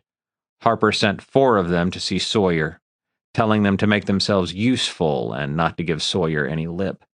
Then, at Tom's instruction, he opened the hatch to the brig. The brig held 4 cells, and each cell held 4 pirates. They lined the bars, staring out with hostility, boredom, or anxious wariness, depending on each prisoner's mindset. "How are you being treated?" Tom said. "Well enough for a prison," a man said. "Are you getting fed?" "We missed a meal yesterday," the man said. His face went glum. "I understand the kitchen staff were dying." Tom nodded. "Are we really at war, Lieutenant?" "We are. The Dawn Alliance has attacked the United World's base at Garnet. Not only have they launched an unprovoked attack, they've used nuclear missiles in war." There was a long moment of silence. "I was told you were all pirates," Tom said, and watched annoyance flash across several faces. "I've learned that you don't see yourselves that way. You've got grievances against the United Worlds, and while I don't entirely agree with your position, I understand where you're coming from." The prisoners stared at him, 16 expressionless, guarded faces. "We were enemies when the Kestrel captured your ship," Tom said. "However, the situation has changed. It has changed drastically." A pirate in the middle cell nodded. "The free planets have a new enemy. The Dawn Alliance is going to roll through the green zone like a cloud of locusts. They will conquer your home worlds if they can, and make no mistake, it will be conquest. I think you all know how they treated the people of New Sheffield." A few pirates exchanged glances. "The free planets have a choice to make," Tom went on. "Each of you has a choice to make. You can continue your vendetta against the United Worlds, or you can join with us against a common enemy." Several heads turned. looking toward a burly man in the second cell with Fagin stenciled on his breast. He'd be the pirate captain, Tom thought. Let me think about that, Fagin said. He pushed forward until he was against the bars. You know, he said, his face expressionless. I think I've reached a decision. He made a quick gesture with his head. Come here. Tom moved closer, staying out of arm's reach. Closer, said Fagin. Tom didn't move. Fagin smirked. Here's what I think of your proposal. And he spat a gob of saliva at Tom's feet. Tom jerked back, watching the saliva splatter across the deck plates and the toe of his left boot. Fury boiled up inside of him, and his mind filled with visions of mayhem. I could order the cell opened. I could go in there and beat the hell out of him. I could have the Marines shoot him in front of his crew. I could kill all of them. I could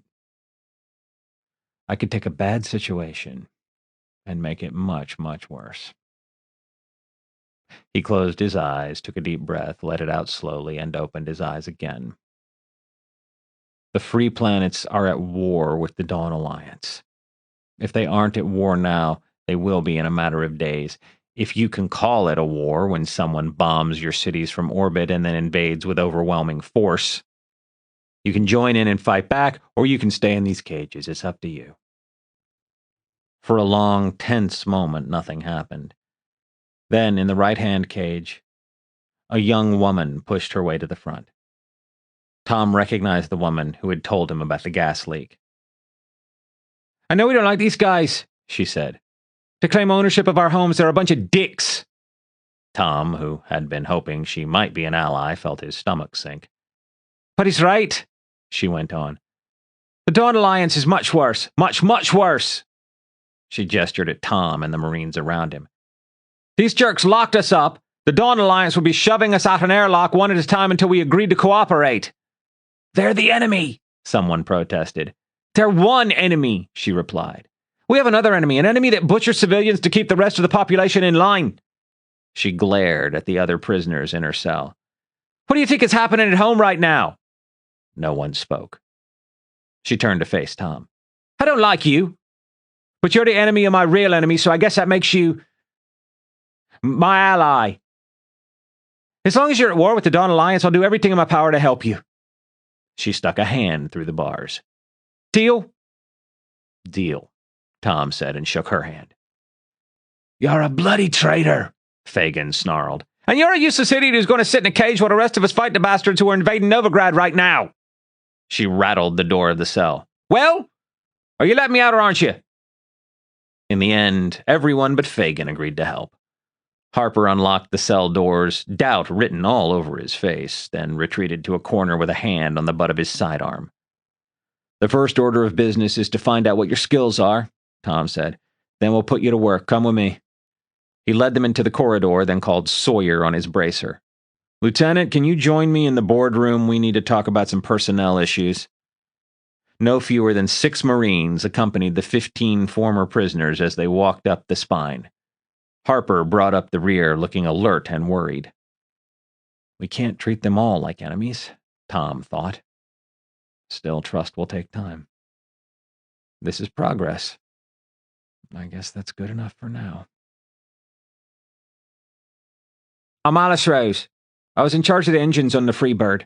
I guess you Navy boys would call me the chief engineer. Sawyer, slumped at the head of the boardroom table, looked up at the woman who had become the de facto leader of the former pirates. Why don't you sit down, Alice? Don't make me crane my neck. All the pirates were standing, crowding the room so thoroughly that only 2 Marines had managed to squeeze in. Tom, who was almost as tired as Sawyer, sat at the opposite end of the table. Alice looked from him to Sawyer, then shrugged and dropped into a chair. Under gentle prodding from Sawyer, she described her training at the Novigrad Institute for Technology and her experience in the engine rooms of half a dozen small ships. One after another, the other pirates described their skills and qualifications. Some were almost eager, some were guarded, and some were openly hostile. A woman named Naomi Silver had actually served in the United Worlds Navy. Her father was a citizen, and she'd spent half her childhood on Chorus. She was a navigator with experience using Navy technology, and Tom assigned her to the bridge crew. Alice and a couple others joined Sawyer's engineering crews. The rest went into a general labor pool. I need someone to handle duty rosters, Tom thought. And we have to sort out accommodations. There must be unoccupied cabins and bunks. Where do I even begin? He left Sawyer to deal with the rest of the pirates and walked to the bridge with Naomi Silver. They didn't speak. Tom was lost in a fog of thought. I need to do 1,000 things at once. I need to be everywhere. How did Captain Nishida cope? By relying on her officers. She delegated, but I don't have any officers. I'm the only one. Captain. For a confused, wonderful moment, Tom imagined Nishida had somehow returned. Then reality crashed in. O'Reilly is talking to me. O'Reilly, eyebrows raised, was looking from Tom to Silver. Tom blinked, realizing he'd been standing in the middle of the bridge staring blindly into space. This is Silver, he said. I need you to train her to handle the helm. O'Reilly nodded dubiously, and Tom blurted, I need her to replace you. You're going to be busy. You're my new first officer. O'Reilly opened his mouth, then slowly closed it. The first officer deals with the crew, Tom said. I need you to sort out duty assignments and accommodations. He shrugged helplessly. I don't even know where to start. O'Reilly nodded. All right, Captain, I can do that. Relief flooded through Tom. Thank God. O'Reilly said, Actually, sir. Yes, what is it? O'Reilly hesitated, then said, We need to do something about the bodies. What? I know we want to treat them with respect. Normally, if someone dies during the voyage, they finish the tour in the morgue. We hold a funeral when the ship is back in port. He lifted his hands in a shrug.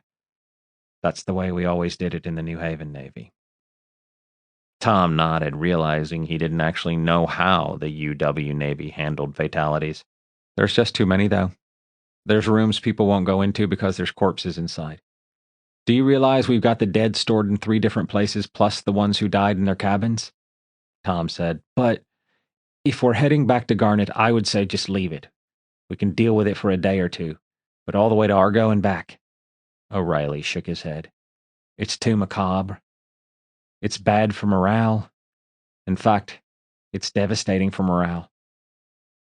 Tom looked at him, trying to figure out how to phrase his objections. Getting rid of the bodies was out of the question. It was unthinkable. But why?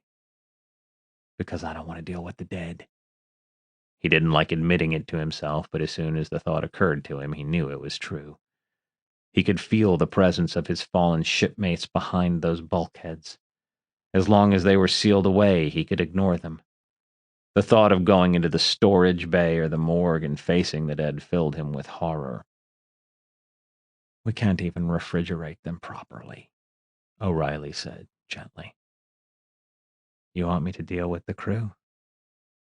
Well, those are the crew I'm dealing with first. Chapter 23. Under the circumstances, on a damaged ship during a crisis in wartime, Tom felt perfectly ridiculous putting on his dress uniform. Nevertheless, he dressed with care, checking his reflection in the tiny mirror above his sink. He looked tired, haggard, gaunt. I need to get some sleep. The crew needs to see a captain who's got it together. I'll sleep, he promised himself, after this one last duty. He buckled on his sword, checked that it was hanging straight, smoothed his jacket, and left his cabin. He found Harper in the corridor outside.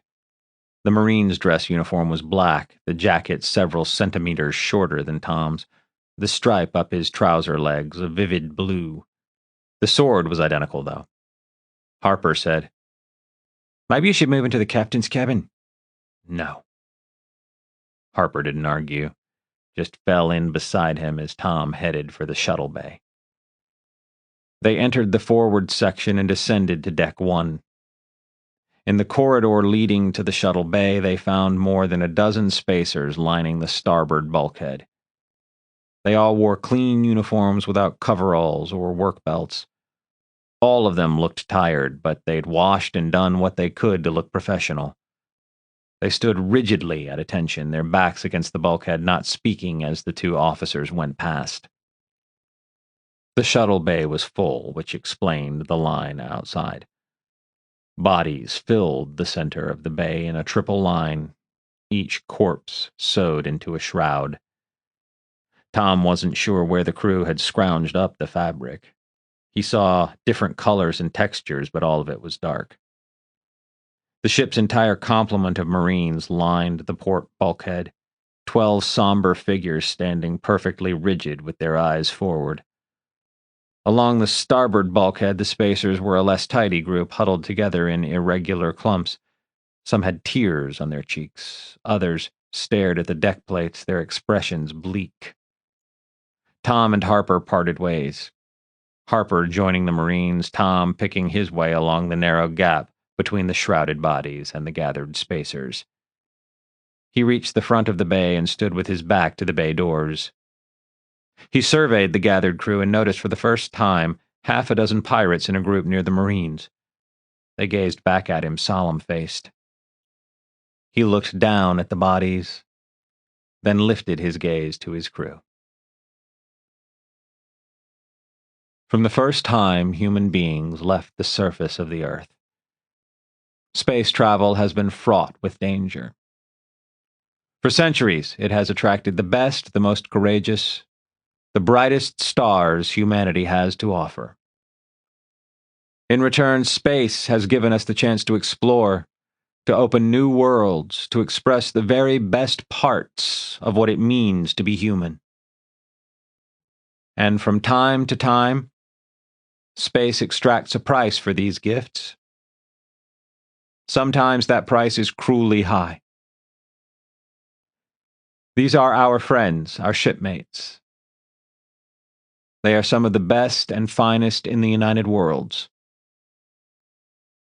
Not satisfied with lives of safety and comfort planetside, they chose to take up the challenge of duty in space. They chose to serve their nation, to place their very lives on the line so that their countrymen could be safe. It has been my great privilege to serve alongside these people. Their service has ended. Their trials are over. They rest, but they are not forgotten. Tom turned to face the back of the shuttle bay. O'Reilly stood there, fingers poised over his bracer. Tom nodded, and O'Reilly tapped the bracer. The force field behind Tom came to life with a faint hum stirring the hair on the back of his head. Then, with a rumble, the bay doors slid open. "We commit their bodies to the stars," Tom said. He turned, acutely conscious of the vacuum of deep space less than a meter away, and walked to the starboard bulkhead. The spacers there crowded back to make room. Two spacers in heavy boots came forward. They stood before the shimmering force field, looked across the bay at O'Reilly, and nodded. O'Reilly worked his bracer, reducing the gravity field in the bay, and Tom felt his stomach lurch as the deck seemed to shrink away beneath him. The two spacers stepped toward the nearest body, moving their feet with careful deliberation. Their boots were magnetized, allowing them to keep their footing as they worked. They lifted the first body and turned to face the open bay doors. The music, when it started, was so faint Tom thought he was imagining it. A soft rumble began just at the edge of awareness, then slowly grew until he looked around, trying to figure out the source. The two spacers gave the first body a gentle toss. It sailed forward, floated through the force field, and drifted away into hyperspace. Energy storms would destroy the body, reducing it eventually to its component atoms. The spacer would merge with the void. The music grew in volume, a wordless song so full of sorrow and lament that Tom, who'd been keeping his emotions under rigid control, thought he might burst into tears. The Marines were singing, if that's what you called a song without words. He had never heard such music, like pure distilled emotion. The voices of the Marines were rough, untrained, but they sang with such heartache, Tom felt like his guts were being turned inside out. A second body drifted into the void. Another voice joined the song. It was Alice Rose, her voice rising high and clear above the rumbling bass of the Marines. She stood with her eyes closed and her head tilted back, and her voice seemed to weave in and out of the Marines' song, using it as a foundation to rise higher and higher, then sinking back down. One by one, the other pirates joined in. They seemed to have a different musical tradition, but one with the same distant roots as the lament from the Marines. The two songs blended, separated, then blended again. It was sadness given form, and it tore at Tom as the bodies went past one by one. Brady is in one of those shrouds. Is she already gone? You did your best for me in a bad situation. You did your duty and you helped me do mine. Thank you, Brady. Goodbye. Goodbye, Carsters. You befriended me when none of the other officers would. I'll miss you. He said goodbye to all of them as the bodies drifted past. People he'd worked with, people who'd helped him, and anonymous faces he had passed in the corridors. Faces he would never see again. At last, the final body sailed into the void. O'Reilly tapped his bracer, and Tom felt his weight increase until the gravity in the bay was back to normal. There was an awkward moment as people looked at one another, and Tom wondered if he should give some final words. Then the tension broke, people leaving their tight ranks and beginning to chat with one another. A handful of spacers crossed the bay to shake hands with the Marines and thank them for the song. More spacers clustered around the pirates. Tom edged closer and heard crew members giving heartfelt thanks. That was so beautiful, a woman said, wiping at her cheeks with one hand while squeezing Alice's arm with the other. You gave Jimmy a proper send-off. Thank you so much. In a few minutes it was over. Most of the spacers gone, the pirates and Marines talking quietly in two separate groups. Tom stepped into the space between them. Thank you, he said. You did a fine thing today. Both groups gazed at him, expressions solemn. Now, I have an assignment, he said. I need to put a crew on the Freebird to take her to Argo. He looked at Alice. How many crew will it take to fly her that far? 3, she said promptly. They can get there in 60 or 70 hours. 3 people is enough for a 3-day trip. Choose your crew and send them over, Tom told her. Then he turned to Harper. I want you to send 2 Marines with them. Harper nodded. Tom glanced at Alice, who stared back with lips pressed tight. She clearly didn't like the implication that her people couldn't be trusted. She gave him a stiff nod, though. Get going right away, Tom said. The Kestrel will catch up. Don't waste any time, but when you get to Argo, approach cautiously. The Dawn Alliance might already be there. Chapter 24. Battle stations. It was Tom's second day in command of the Kestrel, and he was almost comfortable in the big chair. Starting a ship-wide drill still felt odd, though. Gun Station Bravo reports ready, Harris said. After a moment, he added, Fire suppression crews report ready. Several seconds passed, then several more. Any word from the other gun stations? Tom said at last. No, sir. For that matter, who else is supposed to report in? I wasn't expecting to hear from the fire crews. I've never been on the bridge during a drill. Wait, there's one group that I know is supposed to call in. He tapped his bracer, went through the communications menu, and called operations. Operations, what's your status? Silence. Tom sighed and looked around the bridge. O'Reilly, as acting first officer, should really be in operations. Tom didn't want him away from the bridge during a crisis, though. So who should be there? Maybe the off-shift bridge crew? That would be Silver and Trenholm. All right, he said. I can see we need to clear up a few things. That's fine. That's why we have drills. He brought up the microphone on the arm of his chair. All hands, this is the captain. It still felt very strange to say that. Remain at your posts. I'll be doing a quick inspection and clarifying some assignments. He stowed the microphone and stood. Mr. O'Reilly, could you come with me, please? The two of them walked through the ship, finding a lot of nervous-looking crew waiting at their posts. It occurred to Tom that he had very little idea who was assigned to do what during battle stations or why. He knew there were a lot of redundancies in the way things were done under normal circumstances, with extra crew standing by to take the place of casualties or people drawn away by emergencies. Now, however, things had changed. With desperate crew shortages, redundancies were a luxury he couldn't afford.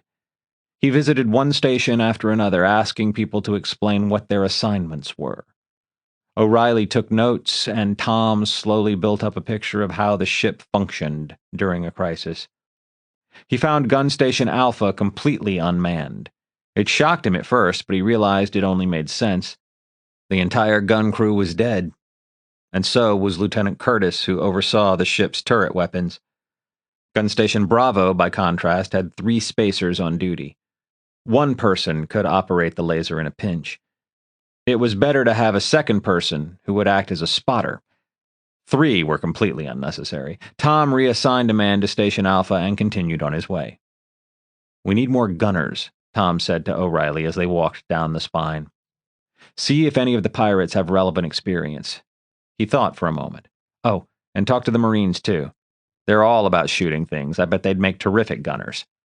O'Reilly nodded and made a note. As they passed the brig, Tom had a thought. Is Hansen still confined to quarters? I forgot all about him. I had him released this morning. O'Reilly gave Tom an embarrassed look. I hope that's all right. You were asleep and Lieutenant Sawyer needed another spacer. Hansen swore to me he would be good. That's fine, Tom said. I should have released him earlier. I just forgot.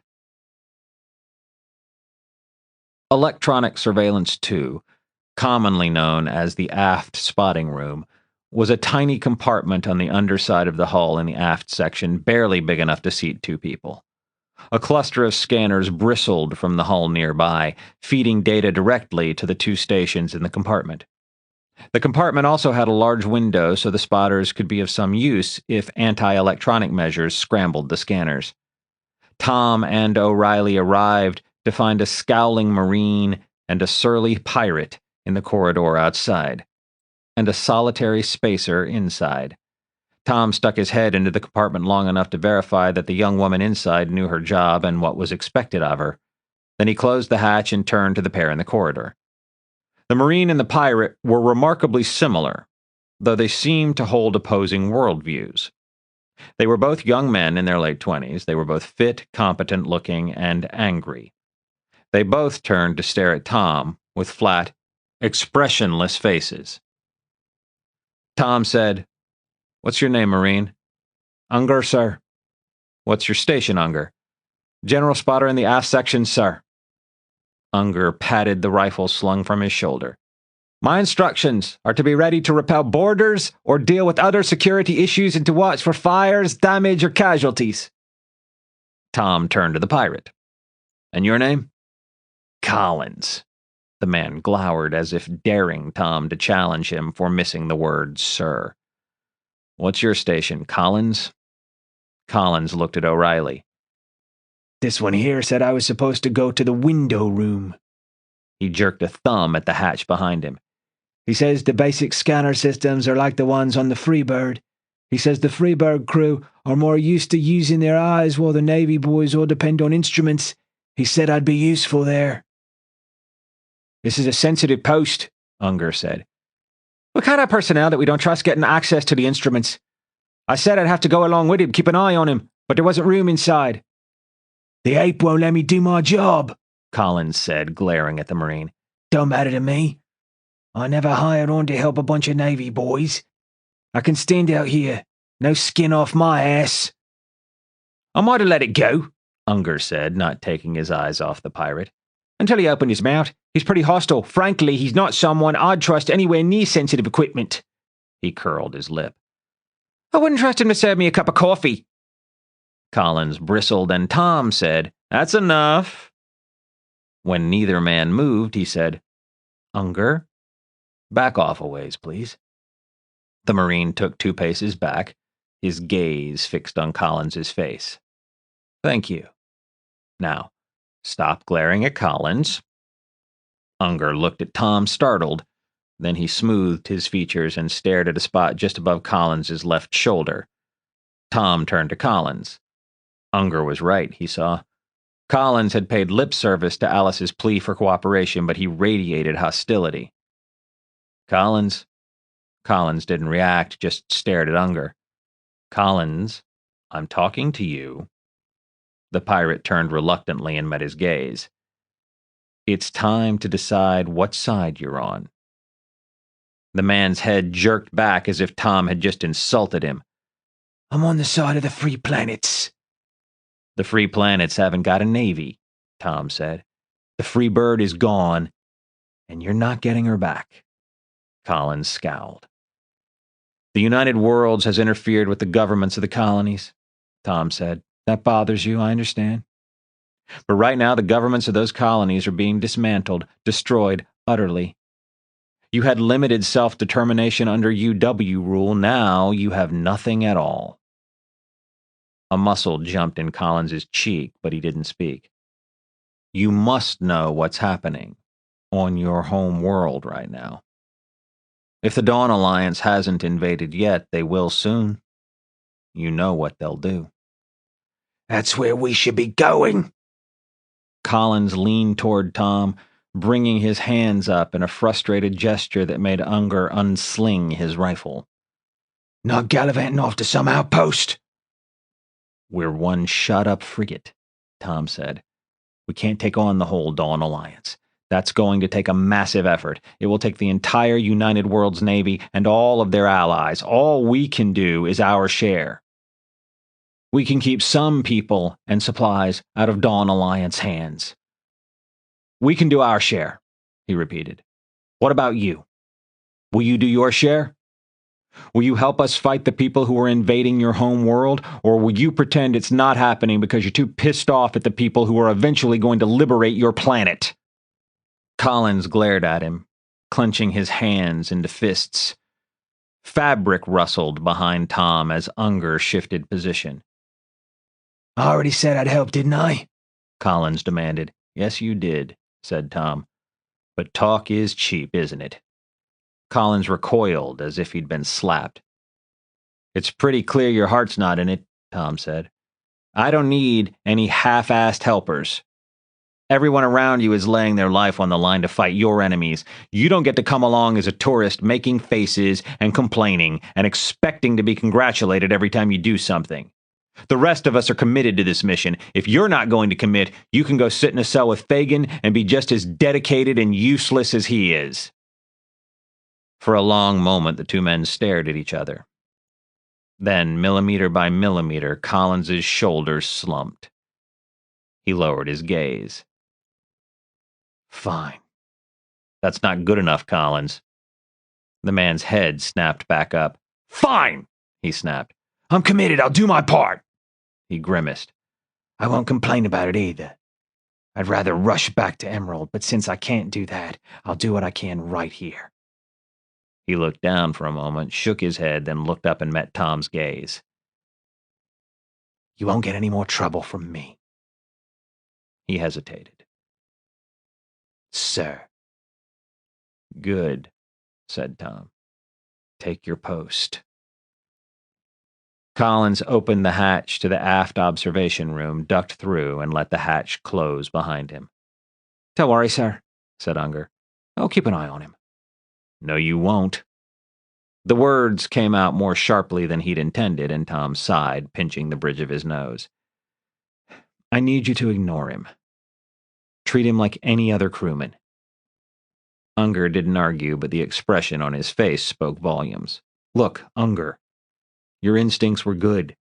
There was an issue with Collins, and you spotted that, but now—" Tom shook his head, searching for the words to express what he was thinking. He'd learned about leadership in basic officer training, but in truth he'd spent much of his classroom time just fighting to stay awake. He didn't know if something like this had been covered, but his instincts told him how Collins needed to be handled. If we trust him, he will be trustworthy. If we watch him, if we don't trust him, well, he'll do what we expect. Unger shook his head slowly, his expression full of doubt. "I promise you," Tom said, "if he gets out of line, you can shoot him. In the meantime, I want you to take him at his word." "All right, sir." "Stand down for now," Tom said. "The drill is pretty much over." He gestured to O'Reilly, and they continued their tour. They reached the engineering section, where they found Sawyer standing by with a squad of technicians. 4 Marines in firefighting gear waited to one side, and half a dozen spacers lined the starboard bulkhead. "We're ready for anything, sir," Sawyer announced. "I'm used to having twice the crew during battle stations, but we can handle anything less than a full-blown catastrophe." "Good." Tom indicated the 6 spacers along the bulkhead. "What's their role?" "Grunt labor," she replied. "They're here to pitch in if we take casualties or if we need help hauling equipment, removing wounded, that sort of thing." Tom examined the row of spacers. He recognized one of them from the kitchen staff. Another had served as a steward in the wardroom. "Are they trained?" She shook her head. "I'd train them if I had the time." Judging by the dark circles under her eyes, she didn't have the time for the things she was already doing. "I understand," he said. "All right. I think everyone can stand down." As they walked back along the spine, O'Reilly said, "I'm sorry, Captain." He sounded utterly miserable, and Tom turned to him in surprise. "For what, O'Reilly?" "I've never been a first officer before." He lifted his hands helplessly. "I thought I knew what I was doing, but I never noticed we didn't have enough gun crews. I didn't realize nobody knew what to do." A handful of tired spacers went by, returning to their bunks after the drill. Tom waited until they were past, then said, "I dropped you in the soup with no warning. The same thing happened to me." He gestured ahead of them at more crew, trudging down the corridor. "It happened to them. It happened to all of us." The spacers straightened up as they went by, nodding respectfully when Tom glanced at them. They looked exhausted, and he wished he could spare them drills that got them up in the middle of their sleep cycle. It was necessary, though, and he would be doing it again. "You made mistakes," he said. "I made mistakes. It's been a rich crop of blunders all around." He chuckled. "I'll tell you what. I'll be sure to get angry with you when you're the only one dropping the ball." "Fair enough," O'Reilly said, and gave him a tired smile. "Let somebody else take the helm for a while," Tom said. "Clean up the duty roster and assignments. Oh, and see if some of the Marines can train Sawyer's grunt laborers. The Marines all have training in dealing with shipboard emergencies, but they're not as busy as Sawyer and her people are." O'Reilly nodded and made a note. "Try to get in a nap, too. I need you alert. We're doing another battle stations drill in 6 hours." By the 3rd day, the bulk of the repairs were done, and tension levels across the whole ship began to drop. Tom left the bridge and took a stroll through the corridors of the forward section, passing a couple of spacers who looked downright relaxed. They don't even have raccoon eyes, he thought. That's good. I don't want to reach Argo with a frazzled crew already at the end of their ropes. He was starting to relax himself, imagining the blissful state of his crew, when the sound of raised voices brought all his stress flooding back. Someone was shouting in the mess hall. He hurried forward, looked inside, and saw a pair of Marines eating quietly at a corner table. The shouting came from farther aft. It had to be even louder than he'd thought. When he opened the doors to the kitchen, a wave of sound hit him. A man and a woman shouting at the tops of their lungs. A handful of kitchen staff stood near the coolers watching something deeper in the kitchen. Tom pushed past them and stepped around the first cooler. A man and a woman stood nose to nose, screaming into each other's faces. The man was a pirate, short and wiry, barely half the mass of the woman in front of him. She wore an apron and hairnet, a smear of flour on her nose, startlingly white against the deep red of her face. Her arms waved as she shouted, a spatula in one hand occasionally clanking on the oven beside her. Tom thought about trying to outshout them and quickly realized neither one of them would hear a word. He looked at the watching kitchen staff. One man had a ladle in his hand. Tom plucked it from him and thumped the woman on the side of the head. She spun, outraged, lifted her spatula like a sword, then went comically slack-jawed as she recognized him. She stepped back, and he advanced on the wiry pirate, lifting the ladle for another blow. The pirate's shouting voice trailed off. The man backed away a step, his eyes on the ladle. Tom tossed the ladle to the man he'd taken it from, then positioned himself between the two combatants. Both of them panted for breath. The woman looked a bit shamefaced. The man just looked wary. "The next person to raise their voice goes to the brig," Tom said. "Is that clear?" The woman said, "Yes, sir." The pirate stared at Tom for a moment, then nodded. "Now," he turned to the woman. "What's this about?" Her face collapsed into surly lines, her embarrassment vanishing. "This ill-mannered goat came in here and said we were trying to poison him." She gestured around the kitchen. "We've lost most of the kitchen staff. I'm the only one left from before the nuke. And I wasn't even a cook. I sliced vegetables and did cleanup." She indicated the other three. "They were stewards and laundry staff, no kitchen experience. They're slow." She made a frustrated gesture, almost hit Tom with the spatula, and hastily set it down. "We're all slow. We barely know how the ovens work, and we're cooking for all these people." One hand came up, her palm pressing briefly against her forehead. "There's only 4 of us for the whole ship. We're working around the clock. We barely sleep." She turned her head, giving the pirate a look that would have scorched his shirt. "And this knuckle-dragging oaf comes slinking in here and tells me the food isn't good enough for his delicate palate." Tom turned to the pirate, who looked abashed. He drooped under Tom's scrutiny. "Sorry, Captain," he mumbled, "but the food is pretty bad. They gave me this plate of, I don't even know what it was, but it was burned around the outside and all pink in the middle, and I think it might have been chicken." He glanced at the woman, his expression hardening. "You can't serve undercooked chicken, or you'll have half the crew down with food poisoning." She bristled. "I'd like to see you try running a kitchen, you smug know-it-all." "I do run a kitchen," he snapped, his voice beginning to rise. "I cook on the Freebird, and I serve decent food, too." Her chest expanded as she took a deep breath. Before she could start her tirade, Tom put his hand, palm out, a couple of centimeters in front of her nose. That startled her into silence. "Don't make me send you to the brig," he said. "Not when the kitchen is understaffed." He turned to the pirate. "What's your name?" "Bridger," the man said. "Captain, I just wanted to—" "You're right, Bridger," Tom said. "A ship-wide case of food poisoning would be a catastrophe." He turned as the woman opened her mouth. "And you're right, too. The kitchen is badly understaffed, and none of you have the training you need." She gave him a hurt look, and he hastened to add, "That isn't your fault. You've been doing your best." Tom looked past her at the rest of the kitchen staff. All 4 of them looked frazzled and spent. "All of you have been doing your best. I put you in an impossible situation, and you rose to the occasion magnificently." The kitchen crew looked at one another, then back at Tom.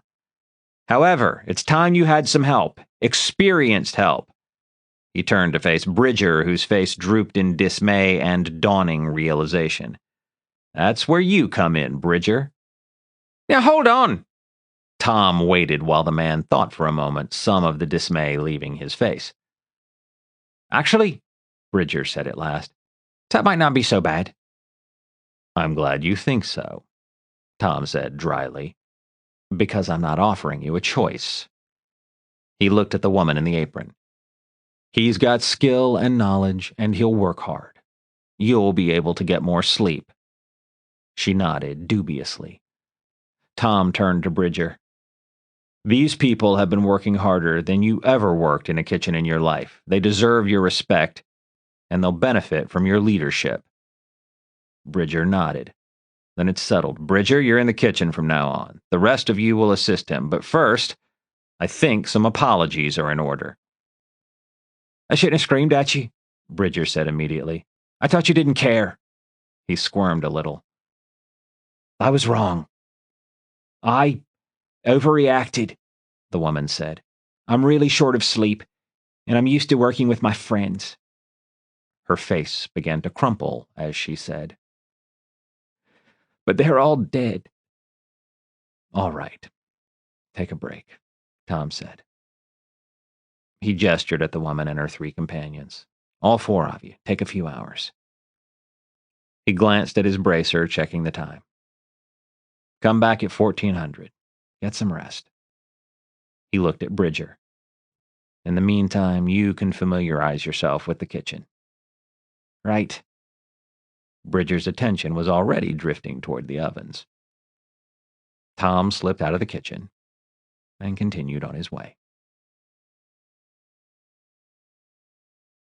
Chapter 25. By the time they ran their 5th battle stations drill, every member of the crew knew their duty station and reached it quickly. Tom ran some gunnery drills, and the Marines outperformed the Navy gunners so thoroughly that he assigned a Marine to every gun battery. He ran some disaster simulation drills, and after a few hiccups, the crew learned to handle every mock crisis he could throw at them. As far as he could tell, they were as ready as they would ever be. It was his 4th day as captain. Early on the 5th day, just after midnight by the ship's clock, the Kestrel slid out of hyperspace on the fringe of the Argo system. A quick scan showed no other ships, but Onda looked up from the communications console and said, Incoming message from the Freebird. This is Lambert, said a woman's voice. We've been scanning the system for just over 9 hours now. There's no sign of any ship traffic. Have you been in touch with Sunshine Base? No, Captain. We thought it would be best to wait for you. Stand by, said Tom. He glanced at the tactical console. Harris had his eyes glued to the screens, his fingers tapping at the console as he ran scans. There was no need to ask if he'd seen anything. He would certainly speak up. Onda, contact Sunshine. Tell them we need to talk to whoever's in charge. The man nodded, tapped his console, and murmured into a microphone. I've got an Administrator Pelletier. Tom introduced himself, then said, Have you seen any sign of Dawn Alliance activity here, Administrator? No, Captain.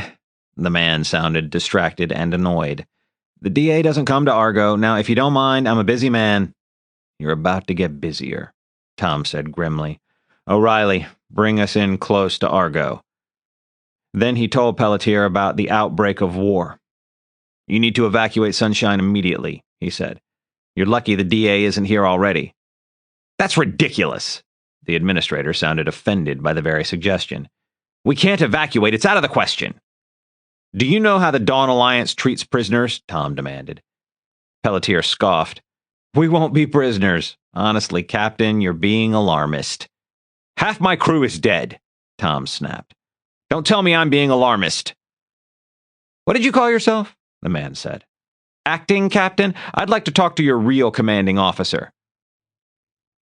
I'm in command of this ship, Tom said, struggling for calm. Captain Nishida is dead. Because we're at war. Because the Dawn Alliance is using nukes, which is why you need to evacuate. They won't nuke us. Don't be preposterous. There are accords. That left Tom sputtering in disbelief, staring in the direction of the approaching planet. Have you even heard a word I've said? I've heard quite enough, Pelletier said primly. I was in a rather important meeting when you interrupted me. Now, I'm very glad your ship is finally here, although it's late. We'll be glad to receive our cargo. I'm sure that whatever is happening with the Dawn Alliance will blow over. These things always do. In the meantime, I'll thank you not to trouble me any further with your reactionary nonsense.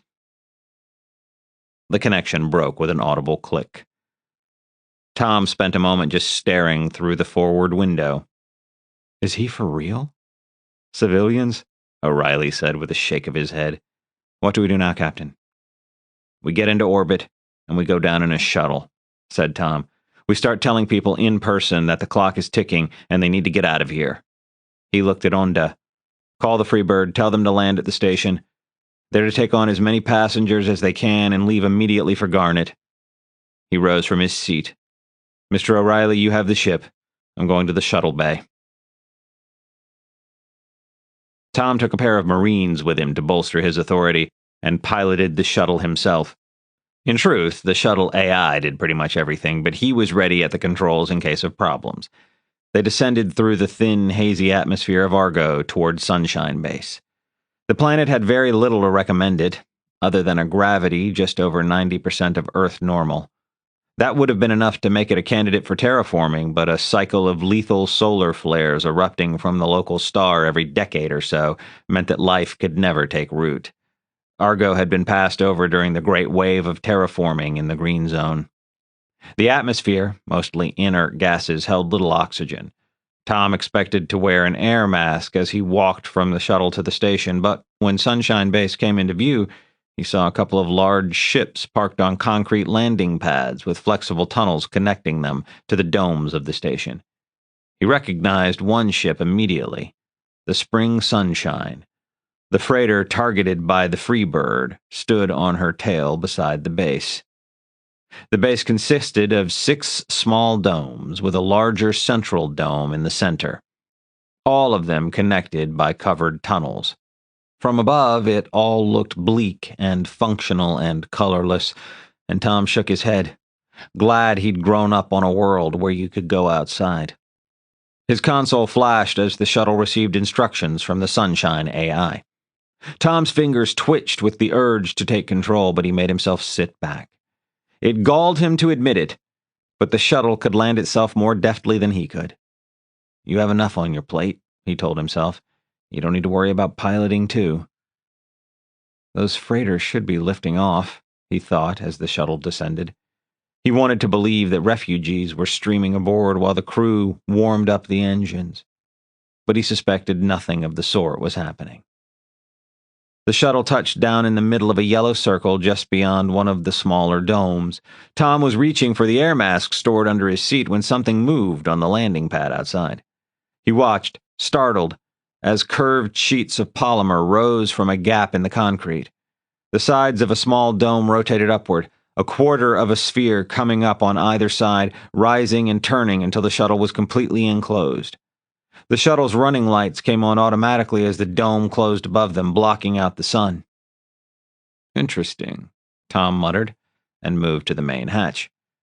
The hatch display showed the pressure rising outside as station air flooded in. When the reading stabilized, the oxygen content was a bit low but still breathable. Tom opened the hatch. The 2 Marines, Unger and a woman named LaChance, rose and followed as he stepped down onto the landing pad. A hatch set into the concrete slid open, outlined by strip lights, and Tom led the way down a staircase and into an underground tunnel.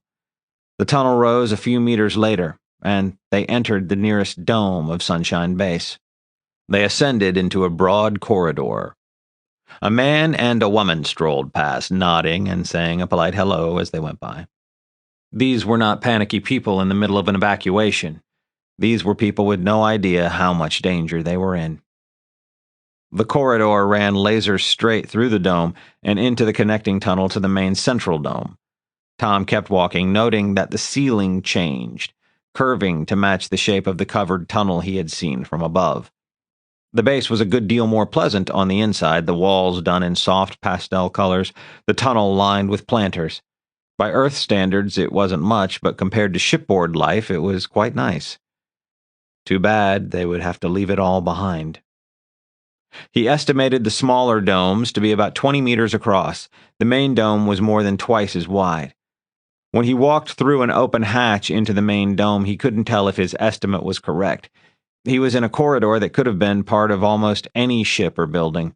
He kept walking, passing more people, all of them calm, unconcerned, oblivious. He came at last to the heart of the dome.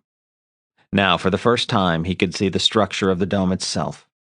A pleasant, airy plaza filled the middle of the dome, the ceiling rising to a dizzying height above. He could see the curve of the dome's roof through the obscuring branches of an enormous elm tree planted right in the center of Sunshine Base. Benches and strips of grass surrounded the trunk of the tree, with shops and cafes in a ring around the little park. It was a lovely scene, spoiled only somewhat by a 3D projector showing a burly man with a plasma guitar playing zip-hop. "That's Fred Nebula," LaChance said. "These people may be idiots, but you can't fault their taste in music." Tom ignored her, looking around the plaza. A couple of dozen people were in sight, loitering on benches or sitting at tables in front of the cafe. He looked in vain for any sort of authority figure. "I guess I'm it." 3 quick strides brought him to a picnic table under the branches of the tree. Ignoring the man and woman who sat there, he climbed onto the table, cupped his hands around his mouth, and shouted, "Hey!" Conversations broke off as people turned to stare at him. "I'm Captain Thrush of the Kestrel. The United Worlds have just been attacked by the Dawn Alliance. We're now in a state of war. The fleet at Garnet has been attacked and Sunshine Base is in immediate danger. I'm here to evacuate Argo." All around the plaza, people gaped at him. Then eyes began to drift upward to where Fred Nebula was still belting out a love ballad. Gradually, conversations resumed. The man and woman sitting at Tom's table rose, moved to another table, and sat down. Tom stared around the plaza, flabbergasted. Then he hopped down and walked over to the Marines. As he arrived, a couple of familiar figures joined them. Hoskins and Roget were 2 of the former pirates assigned to the Freebird. "We've been trying to get people to board the ship," said Hoskins. "No one seems to quite believe us." "Unger," said Tom. "I don't want you to puncture the dome or injure anyone, but I want you to destroy that projector." He pointed up at Fred Nebula. Unger grinned. "Yes, sir." The Marines had left their rifles on the Kestrel, but they wore sidearms. Unger drew his pistol, checked the settings, then lifted the gun and took careful aim. The pistol hummed, light flashed, and Fred Nebula went silent in the middle of a drawn-out high note. Incredulous faces turned to stare at Tom and his people as sparks rained down from the holo projector. Somebody said, "Hey, you can't do that!" Tom thought back to basic officer training, remembering how Carpenter had so effortlessly dominated the platoon and bent them to his will. The man's utter contempt would not go amiss in this situation either. "Listen up," Tom said, trying to emulate Carpenter's way of projecting his voice without quite shouting. "We are at war. I can promise you this entire base will be in flames within a week. Dawn Alliance troops are coming, and they're going to do a lot worse than destroy your holo projector. They'll take whoever they can use for slave labor, and they'll chase the rest of you outside to choke to death while they loot the domes. I don't know how long you have. It could be days, it could be hours. It might already be too late. You need to evacuate, and you need to evacuate now." He glared around at the listening crowd, letting his disgust show. "Any questions?" Someone said, "You can't be serious." Tom snarled. "Do I look like I'm trying to be funny? Don't stand here yapping at me. Go and collect your loved ones and get onto a ship." He had their attention now. They believed him. He could see alarm on every face, but still no one moved. Then a man came around the base of the tree.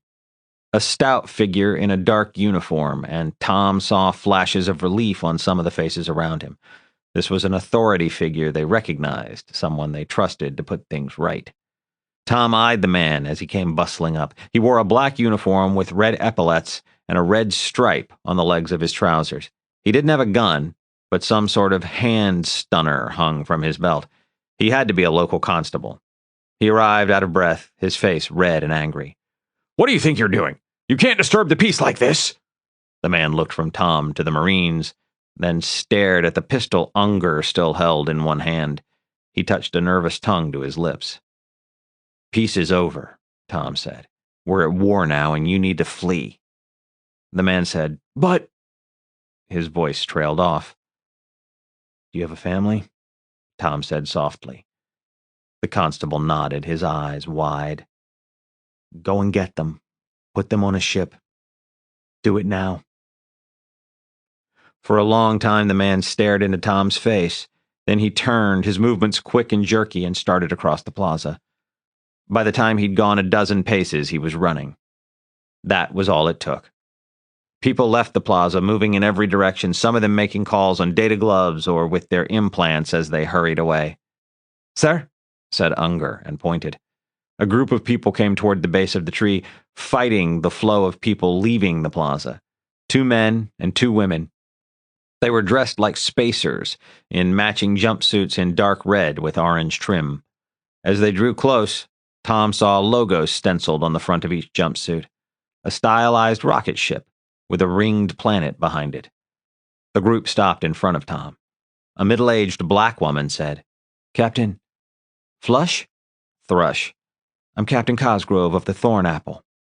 She jerked a thumb at the far side of the dome. "We're docked by Dome 4. "You need to help evacuate civilians," Tom said. "Of course." She searched his face. "Do you have any idea how long we have?" Tom shook his head. "Could be minutes, could be weeks." "Well, we're set up to carry 15 passengers in style. 30 if they're willing to put up with some crowding. I expect we could carry 60 for an emergency transit to Garnet." "That's great," Tom said, relieved. "We'll start directing people toward your ship." She nodded. "We'll go warm up the engines." She gestured to her crew and they rounded the tree. "We're taking this batch and leaving, Cap," Hoskins said. Tom looked at him, startled. Roger was on his way to a side corridor, a couple of dozen refugees trailing behind him. These were the first people to respond to Tom's warning. They carried only a few possessions, clustering together and exchanging tense, frightened looks. "Good," said Tom. "Launch immediately. I'll see you at Garnet." "Right," said Hoskins, and hurried after Roger. For the next few minutes, people trickled into the plaza, sometimes alone, sometimes in groups. The families disturbed Tom the most. A war zone with the Dawn Alliance involved was no place for children. Some of the evacuees approached Tom and his Marines, most of them with frightened, insistent questions that Tom couldn't answer. The Marines directed everyone toward Dome 4 and the Thorn Apple. "Keep directing traffic," Tom said. "I need to find the crew of the Spring Sunshine." "Hang on, sir," LeChance said, and nodded toward something behind him. Tom turned. A man came marching across the plaza with almost a dozen people trailing behind him. The man wore a suit, and most of his followers wore business attire. He was short and bald, with a fringe of wispy gray hair above his ears and an expression of shocked indignation. "Well, this should be fun," Tom muttered, and grinned sourly as LeChance chuckled. The bald man planted himself in front of Tom, his entourage hanging back several paces. He drew himself up to his full height, the top of his head just a bit higher than Tom's shoulder, and glared. "I'm Administrator Pelletier." "Captain Thrush," Tom said wearily. "Acting captain, didn't you say?" Pelletier folded his arms. "Let me talk to your commanding officer." "She's dead," Tom snapped. "I told you that already." "You've got people panicking and fleeing the station," Pelletier said. "You can't do that. You have to stop this." With the air of someone making an important pronouncement, he declared, "I want you to leave this station now." Tom laughed. He couldn't help himself. Blood suffused the little man's face, and it just made Tom laugh harder. "I won't have this!" Pelletier was almost shouting. "I'll have the constable remove you!" He just wants attention, Tom realized. I don't think he cares if the Dawn Alliance is coming or not.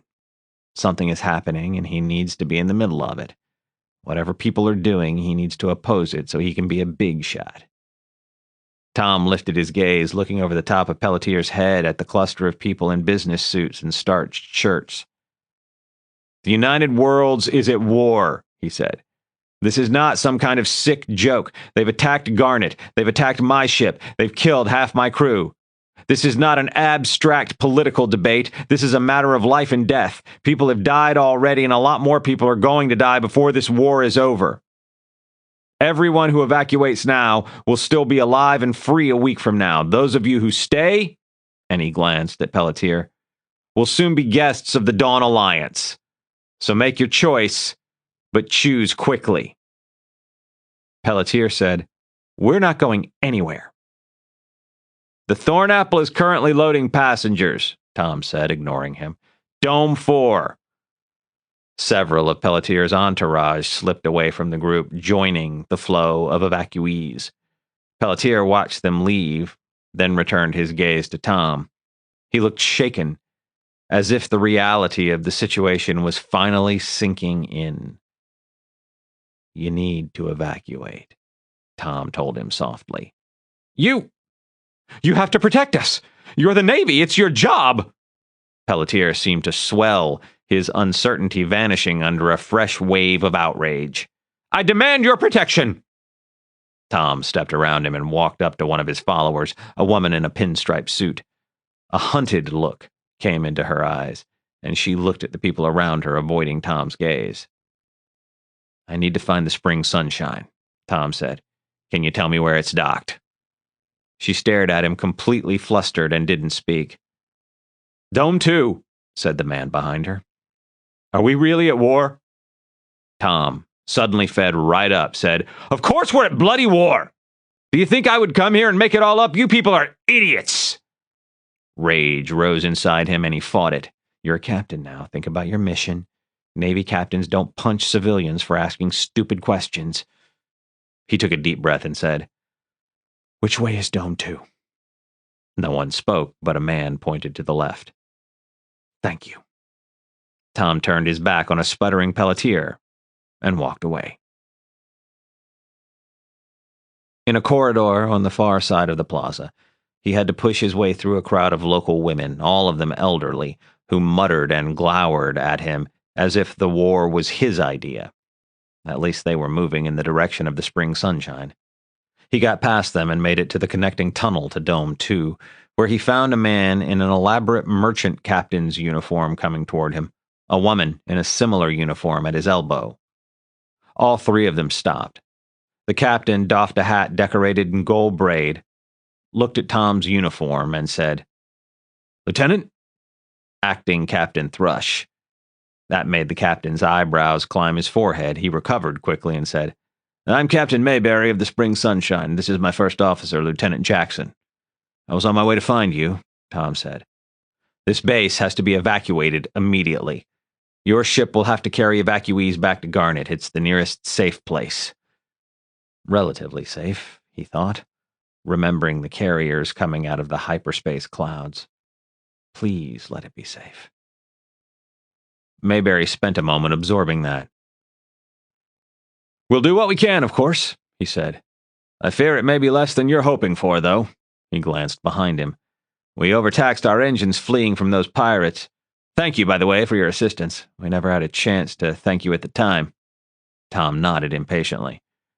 "We've been doing a complete overhaul. Our starboard engine is disassembled. Port Services is refurbishing the core right now." He gave Tom a pained look. "They don't expect to finish for another 3 days." Tom raised an eyebrow. "Where can I find Port Services?" Chapter 26. "We haven't actually started the refurb." The burly man lifted a greasy cap from his head, scratched at a bald spot, and shrugged. "If it's an emergency, you could always put the core back in. You'll lose some efficiency, but it'll get you back to Garnet no problem." He gestured at the other side of the wide service bay that filled half of Dome 2. The engine core was an enormous thing, easily 10 meters long and almost 3 meters wide, hanging from a couple of slings near a wall that curved to follow the shape of the dome. Tom looked at the mechanic. His coveralls sported a name tag with Dean stenciled on it. Tom said, "How long will it take to reassemble everything?" He looked at Mayberry, who looked at Dean. "You can take possession of it right now if you like," said Dean. "We can't help you with installation, though. Not without a new work order. And my boys are all gone to get their things. Everybody's evacuating." "They think they're evacuating," Tom said. "The Thornapple is the only other ship in port, and it's full." It wasn't necessarily a lie. The ship might be full by now. He was ready to take on refugees in the Kestrel, but Dean didn't have to know that. If you and your boys want to leave before the Dawn Alliance gets here, I suggest you bring them back and get this core reinstalled. Dean's eyebrows drew together. Here now! You're trying to blackmail me into working for free? No. You're trying to hold the rest of the civilians on Sunshine hostage. You're demanding money, or you'll let everybody die. Dean sputtered. I'm not. You can't. Send Captain Mayberry an invoice later, all right? In the meantime, will you call your team and get to work? This isn't fair, Dean said plaintively. Half my crew is dead, Tom said. Don't talk to me about fair. Dean's shoulders slumped and he nodded. He tilted his head to one side, activating his implants, and twitched his fingers in the air. I need all of you back in the shop right away. Don't give me no attitude either. The only way we're getting out of here is on the spring sunshine, and that means we gotta put that core back in right away. He tilted his head the other way, then sighed. We'll get right on it. How long will it take? Tom said. 2 hours, everything goes well. Dean scratched his bald spot again. That's if we do everything proper. We cut corners, we can get her done in an hour. He frowned. Do we got 2 hours? Tom shrugged. Probably. We'll do it right then, Dean said. It's safer.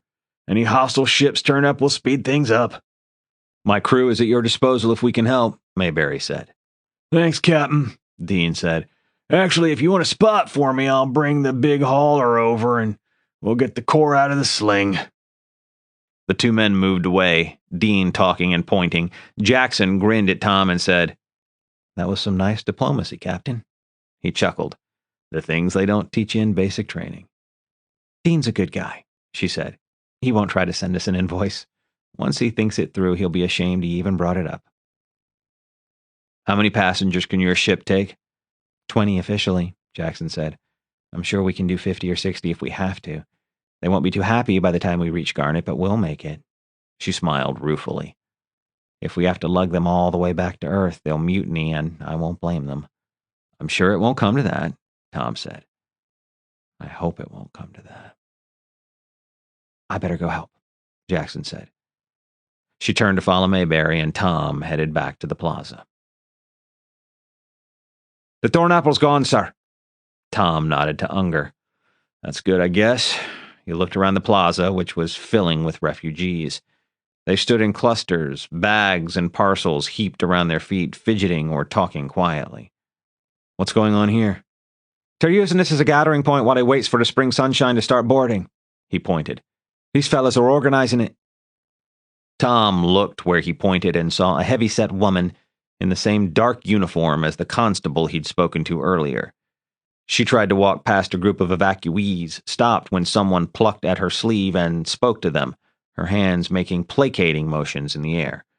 A man in the same uniform approached, spoke to her briefly, then looked around, spotted Tom, and headed toward him. Tom was surprised to recognize the same constable who'd accused him of disturbing the peace. Captain Thrush, the constable said as he came to a halt. Mr. Unger? Unger said, Hello, Smitty. Tom said, I thought you'd be on the Thornapple. I have my duty, Smitty said. He reddened a bit. Once I stopped panicking. He gestured around the plaza. This is everybody. We've been through every dome. Dominic and Shirley are making a final sweep of domes 3 and 4, but if there's anybody left, they're hiding. Tom surveyed the plaza, doing a quick count.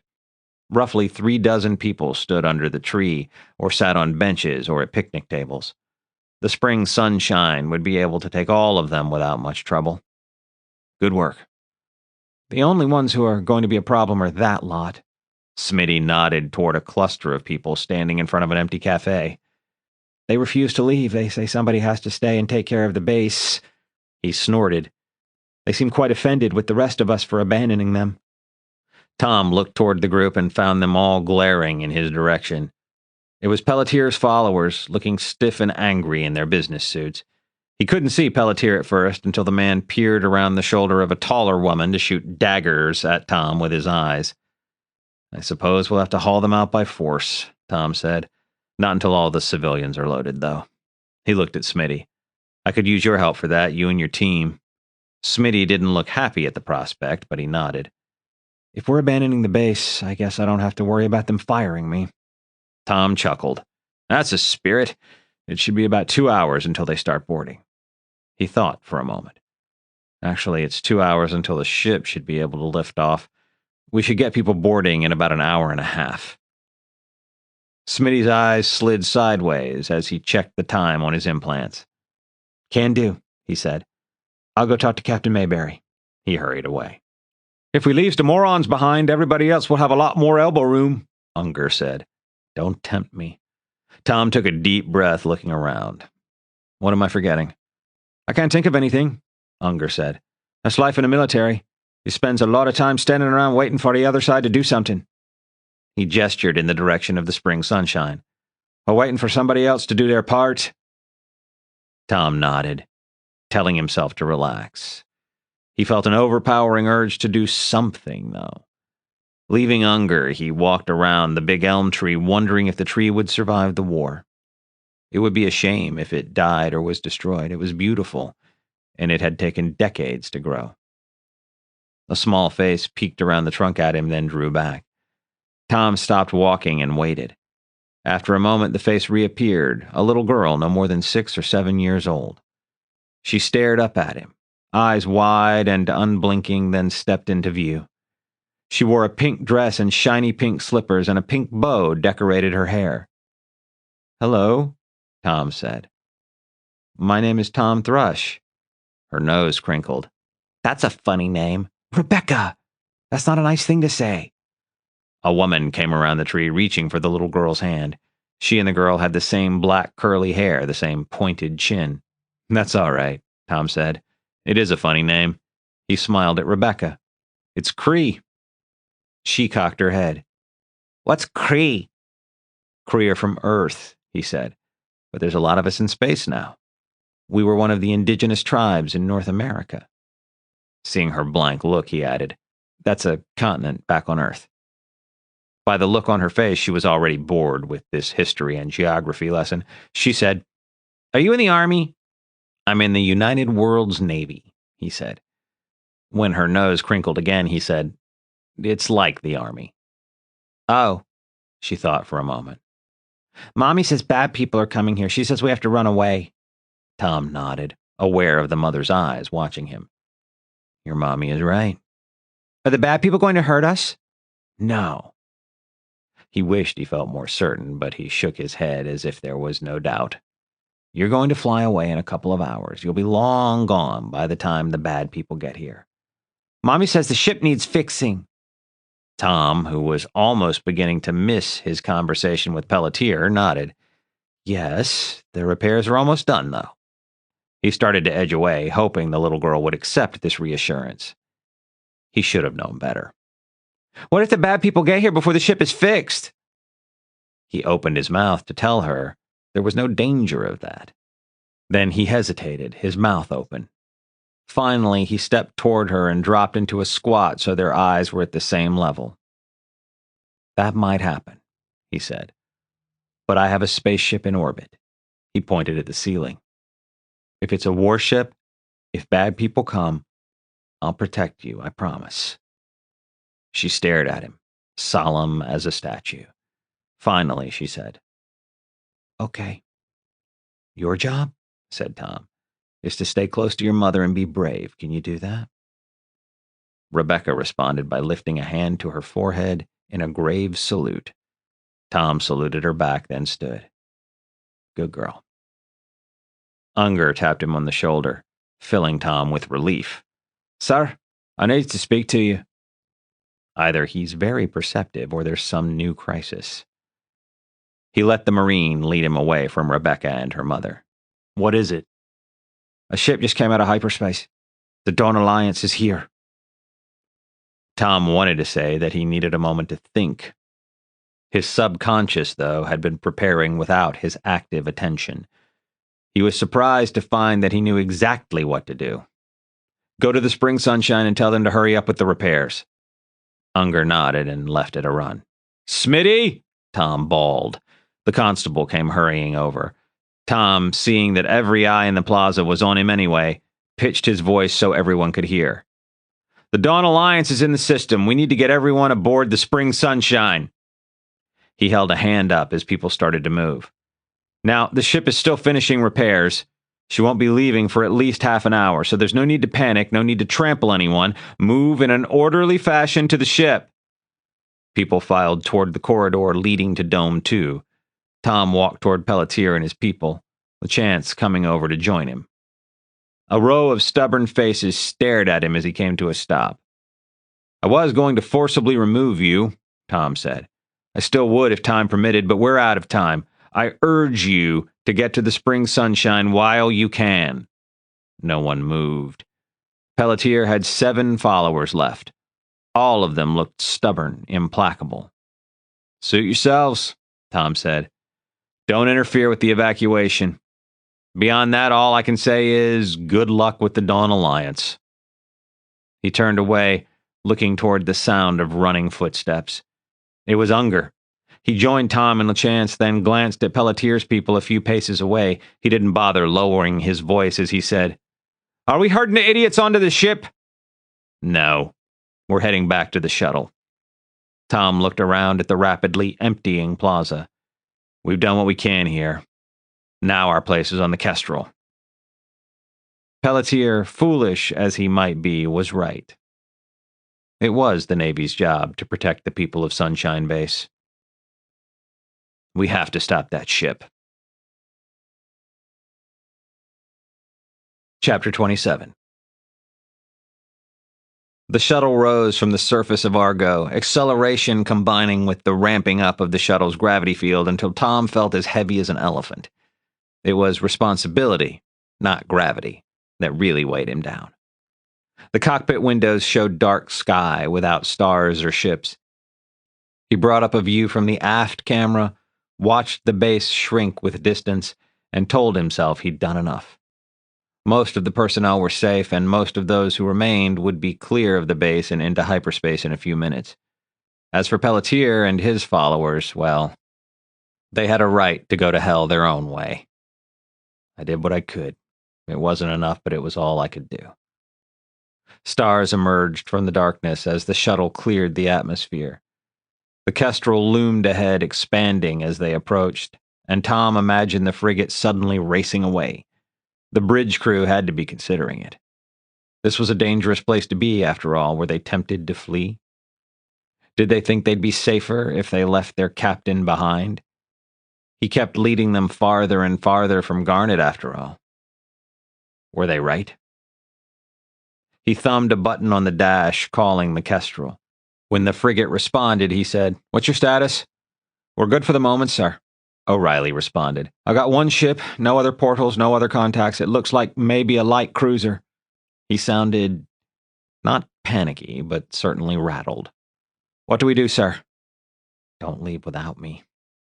He managed not to say the words aloud. "Watch it. Do standard laser evasion and sound battle stations." He glanced at his console, which told him only that there was a ship with a Dawn Alliance transponder and the direction. The Kestrel had better scanners and, frankly, better operators. "Have you got a range?" 830 kilometers, closing fast. It's definitely a light cruiser, sir." O'Reilly sounded calmer now. "Do you have time to pick us up before they reach you?" "Easy," O'Reilly said, and Tom let his shoulders sag in relief. "There, let me see. 12 minutes out if they keep accelerating. We'll have you aboard in 9. The speakers went silent for a moment. "We're moving towards you. That'll shave a minute off the collection time." "Good man," Tom said. There would be emergency vac suits in the back of the shuttle. If he waited until he boarded the Kestrel, he could put on his own suit, but every moment was precious. "Suit up," he called to the others in the back of the shuttle. "Then send someone up here to spell me so I can suit up too." By the time he returned to his seat, the shuttle was gliding toward the yawning hatch of the shuttle bay. Tom was back on his feet before touchdown, one hand pressed impatiently to the handplate beside the shuttle's main hatch. He scrambled out as the hatch slid open, stumbling as the Kestrel resumed evasive maneuvers. He steadied himself and headed for the bridge at a run. Don't run, it'll alarm the crew. The little voice spoke sense, he knew, but he was completely unable to slow down. Every moment counts, he told himself. I'm not panicking, I'm just not wasting any time. It didn't matter, because he didn't encounter a single person in the short stretch of corridors and stairwells between the shuttle bay and the bridge. He slowed to a walk for the last few steps before he stepped through the hatch and onto the bridge. Several heads swiveled to look at him, and the sense of relief from the crew was so strong it stopped Tom in his tracks. Do they think I know what to do? I haven't got the faintest idea. Why can't they see it? It was a singularly unhelpful thought, and he suppressed it, crossing to the captain's chair and taking a seat.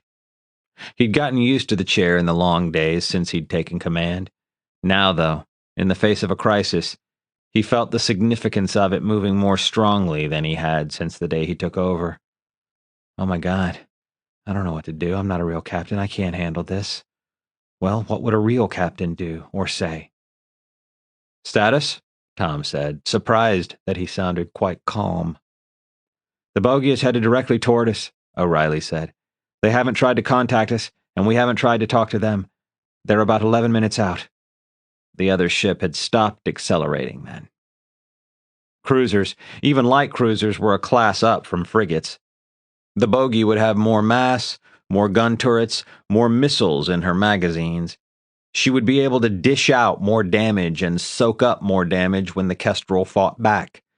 She was heading straight for the frigate because she knew she would win this battle. We have plenty of time to bug out, O'Reilly said. A course of 60 degrees by 15 will get us far enough from Argo to open a portal in about 8 minutes, and it'll increase our distance from the bogey at the same time. His hands rose, hovering over his console as he waited for Tom to give the order. Tom opened his mouth. Take us out of here. Those were the words he wanted desperately to utter. Take us out of here. Get us back to Garnet. Get us out of danger before someone else gets killed. Before I get killed. Instead, he said, "Belay that." O'Reilly said, "But," then closed his mouth. "The last transport is still loading back at Sunshine. We have to buy them enough time to escape." He turned to the comm station. "Onda, have you contacted the base?" Onda nodded. "They know about the ship. They say they're hurrying." Onda looked at Tom with wide eyes. He looked frightened, and perhaps a bit betrayed. "I'm his captain. I'm supposed to keep him safe. I'm not supposed to put him in harm's way." Tom wanted desperately to follow that thought to its logical conclusion, to bug out and tell himself he was doing his duty.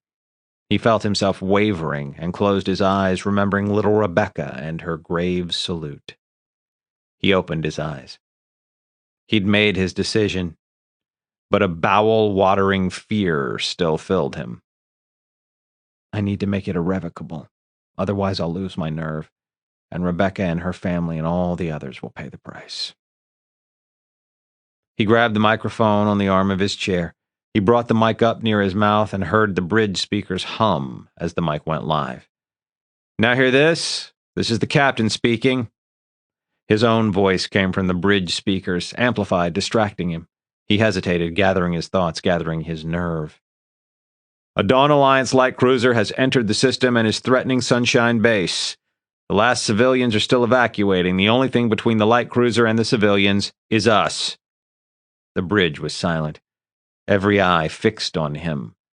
It would be the same all over the ship, the crew hanging on his words, waiting to find out how much trouble they were in. "Ever since the outbreak of the war, we have been mostly concerned with our own safety. It was always my intention to deliver you promptly to Garnet as soon as our message of warning was delivered to Sunshine. I had planned to avoid combat. However, the situation has changed. A large number of civilians are in grave danger. In the final analysis, this is a ship of war and we are soldiers, whether spacers, Marines, United Worlds, crew, or Havenites, or free-range revolutionaries. All of us share one goal. We protect our people. We defend the innocent in times of war." Words that had rung hollow in his mind sounded authentic, undeniable when he spoke them out loud. He was right, he realized. By the looks on their faces, The bridge crew realized it as well. The civilians on Sunshine are not armed. They cannot defend themselves. They look to us for their protection, and we will not fail them. We will do our duty and buy them the time they need to escape. Most of them, anyway, the ones who aren't too stubborn and foolish to flee. He took a deep breath, wishing his mouth weren't so dry. To someone who didn't know you, this voyage might have looked like a nightmare proposition. We've assembled a most unlikely crew. However, I've seen each of you rise to one challenge after another again and again. I've been deeply impressed with every one of you. There's no one I would rather have with me in a time of war. He pushed the microphone down, heard a click from the speakers as the connection broke. He got the mic properly stowed, then looked around the bridge. It might have been his imagination, but he thought the atmosphere had changed. The crew was no longer frightened, no longer thinking of escape. They were thinking of the civilians they must protect. They were thinking of war. Yes, his inner voice mocked. You gave such a brilliant speech that they're all inspired and ready to die at your order. O'Reilly glanced up from his console, gave Tom the barest hint of a nod, and looked down again. All right, said Tom. This won't be an easy fight. Let's make sure we're ready. Reports came in from one station after another. Gun crews are standing by. Damage control teams are ready. Missiles are loaded and ready to fly. We're ready here in operations, Trenholm said, sounding almost indecently cheerful. I hate having to do real work, though, so try not to get yourselves killed, okay? I'll do my best not to inconvenience you, Tom said dryly. O'Reilly, what's the bogey doing? Coming straight at us? Good, Tom said as convincingly as he could. Fire lasers and continue standard evasion. The stars wobbled as the Kestrel jinked and dodged in a series of random movements. The approaching cruiser would do the same, each ship hoping to score a lucky hit. The range of a laser was effectively infinite in the vacuum of space. Accuracy was the only challenge. A particularly sharp turn made the seat move beneath him, and he saw the bridge crew rock gently back and forth. The Kestrel's internal force fields absorbed most of the motion and kept them all from whipping around. Benson fields on. Benson fields on, echoed Harris at the tactical console. Any incoming missiles would have their electronics scrambled at a range of almost 3 kilometers, which gave the Kestrel an excellent chance of dodging. Tom checked the console in front of him, watching the range between the ships close. How long until they start firing missiles? He had his answer a moment later when a buzzer sounded at the tactical station. Missiles, said Harris. The man hunched over his console for a moment, then straightened up and turned to look at Tom. 3 missiles inbound, destroyed at a range of about 50 kilometers. The laser crews would be sitting idle, watching as the ship's computer controlled the weapons. The Kestrel had sliced those missiles into pieces before Harris even had time to look down at his console. Do we shoot back? Said Harris. Just with lasers, Tom said. Let them waste missiles if they want to. He'd probe their defenses with a missile soon, but not until the range was closer. What if they launch a nuke? Tom looked around the bridge, not sure who had spoken. He sensed a tension that hadn't been there a moment ago, and a cold fist clenched in his guts. He was scared of a nuke. They all were. There won't be a nuke. They'd have fired it already. If they fire one now, we'll take it out with lasers. He wasn't entirely convinced by his own argument, but the crew seemed to accept it. He checked the range on his console, watched the numbers count down, and thumbed a button that opened a channel to the missile bay. He spent a moment struggling to remember the name of the man who commanded the bay. Franco, this is the captain. Prepare me a smart missile.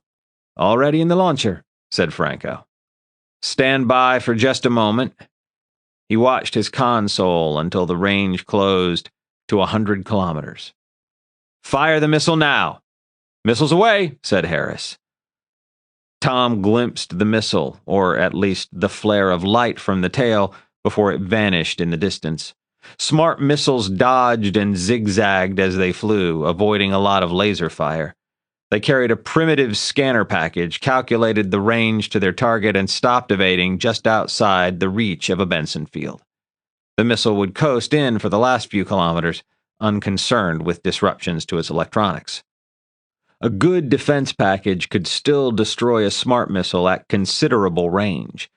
Tom kept his eyes glued to his console, fighting the urge to hold his breath as he watched the missile close with the enemy cruiser. There was even a glorious moment when he thought it would get through. Then the yellow dot on his screen that represented the missile flashed red and disappeared.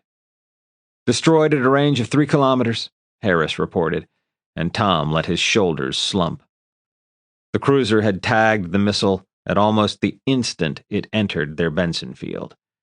If they'd been sloppy, he might have tried a salvo of missiles in the hope that a few might get through. It was clear, though, that it would be a waste of ammunition. A siren sounded just for an instant, making Tom jump in his seat. He looked at Harris. "Laser strike," Harris said. "Aft hull. No damage reported. We probably have a nasty black mark in the paint, though." "We're doing well so far," Tom realized. "They must be blazing away at us with everything they've got, and that's their first hit." He checked the range. 60 kilometers and closing fast. "Back. Maintain a range of 50 kilometers. If we can avoid a toe-to-toe slug match, we might still survive this. We'll stay far enough back to dodge most of what they throw at us. We'll keep them busy chasing us, and then we'll get out of here." The siren blared once more, and Tom made a mental note to suggest to the Admiralty that they tone down the alarm. It was another laser scorch with no significant damage. He didn't need to almost jump out of his skin every time it happened. Onda turned to look at Tom. "We've got a message from Captain Mayberry." Tom nodded, and Onda said, "He's about to start his engines. He'll still need a couple of minutes before he can take off, though." "I hope he bloody hurries. The sooner he gets out of here, the sooner we can turn tail and run." Tom knew when the freighter fired its engines. He knew because O'Reilly turned in his seat and said, "The bogey just changed direction." Tom checked his own console and suppressed a curse. The cruiser's course change was slight, less than 15 degrees, but her new destination was clear. She was heading straight for sunshine. "Intercept course," Tom barked. "Get us in her path." O'Reilly nodded, and the stars slid past as the Kestrel moved sideways. They didn't have to go far to place themselves back in the path of the cruiser. "Franco, another smart missile. Fire as soon as you're ready." He looked at O'Reilly. "Slow our retreat. Let them close to 40K. The missile wouldn't get through, but it would remind the cruiser that they were up against a warship. He had to keep them focused on the Kestrel. "Ranges?" O'Reilly paused as another siren blast drowned him out. "Range is 40K. No sooner were the words out of his mouth than the sirens sounded again. "That one got through," Harris said. "Hull breach on deck 1 forward." After a moment, he added, "Repair cruiser on it." "What's the bogey doing?" Tom said. "Besides shooting us full of holes." "They're—" O'Reilly leaned over his console, then looked up. "They're pretty much ignoring us," he grimaced. "Oh, they're doing the standard evasion, but they're not slowing down. Get me an update from Mayberry." Onda murmured into a microphone, then said, "He says he needs 10 more minutes." Tom's calm nod required a massive effort of will. By the time the freighter took off, the cruiser would be on top of it. There was nothing else for it.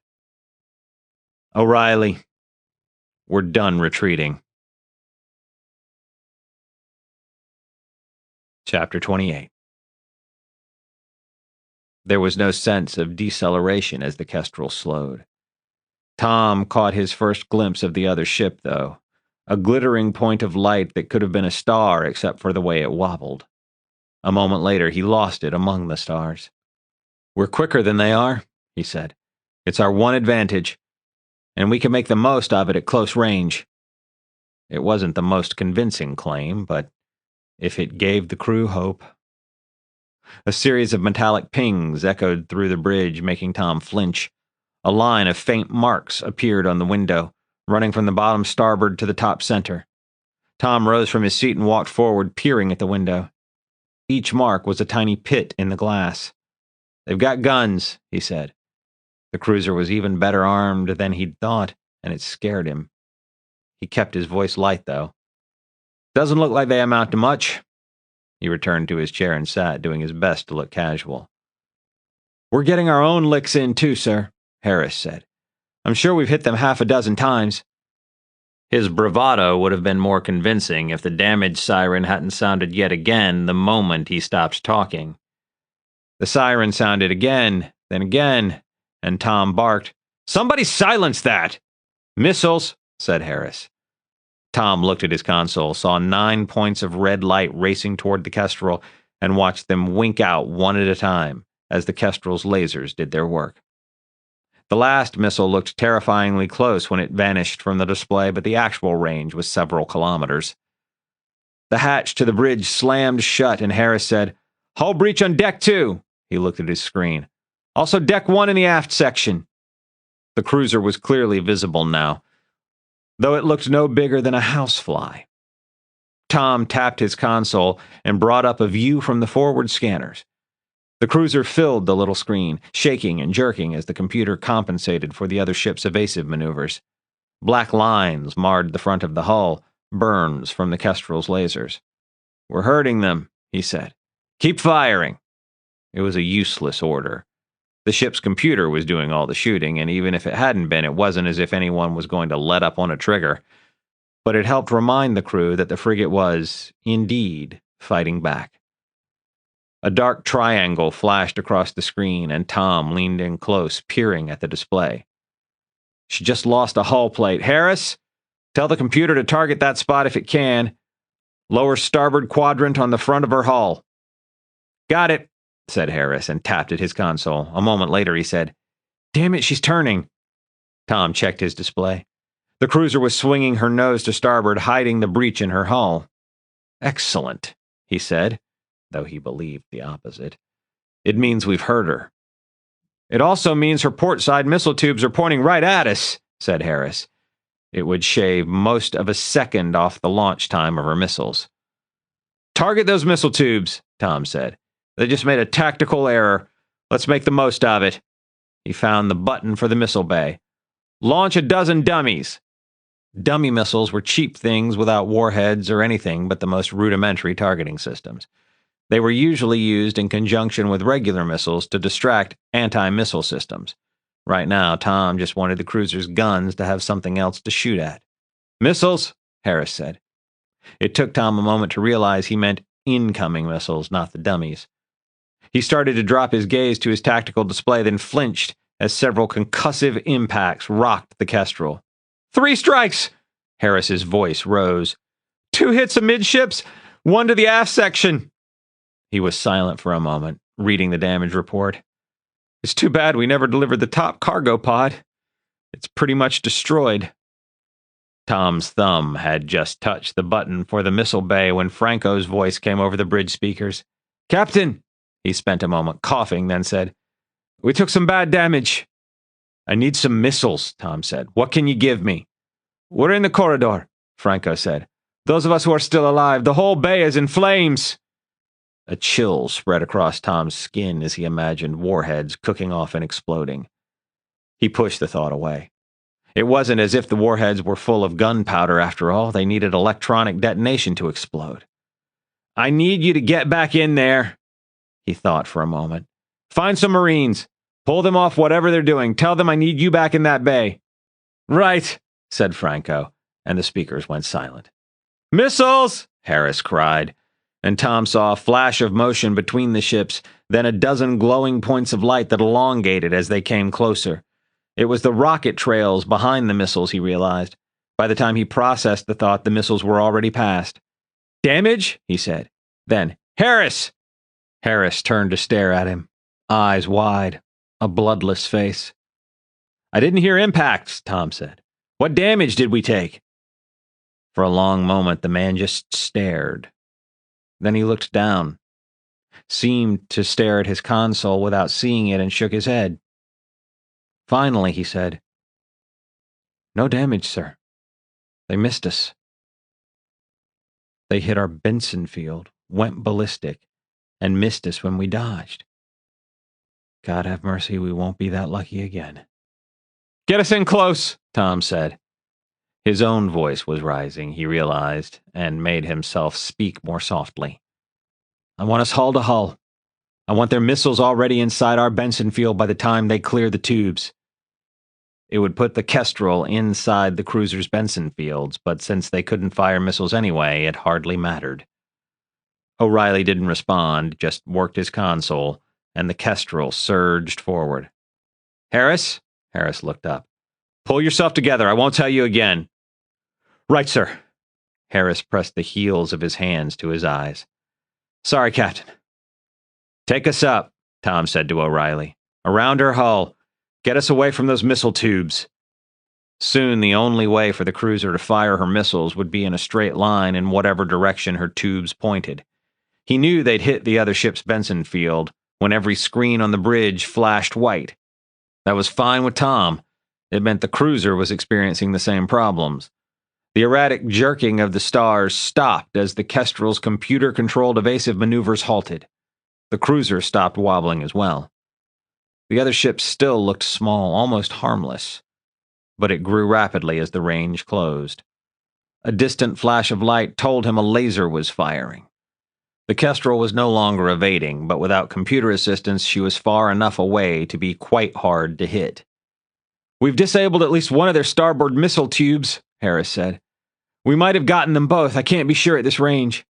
They're coming at us, O'Reilly announced. Looks like we're going toe-to-toe. Tom's instincts told him to stay back, to keep to the very edge of the Benson field. If the cruiser surprised him and pulled away, though, the Kestrel could be on the receiving end of another missile barrage. Keep closing, he said. And what next? You've got a tiger by the tail now. He ignored the mocking voice in his head.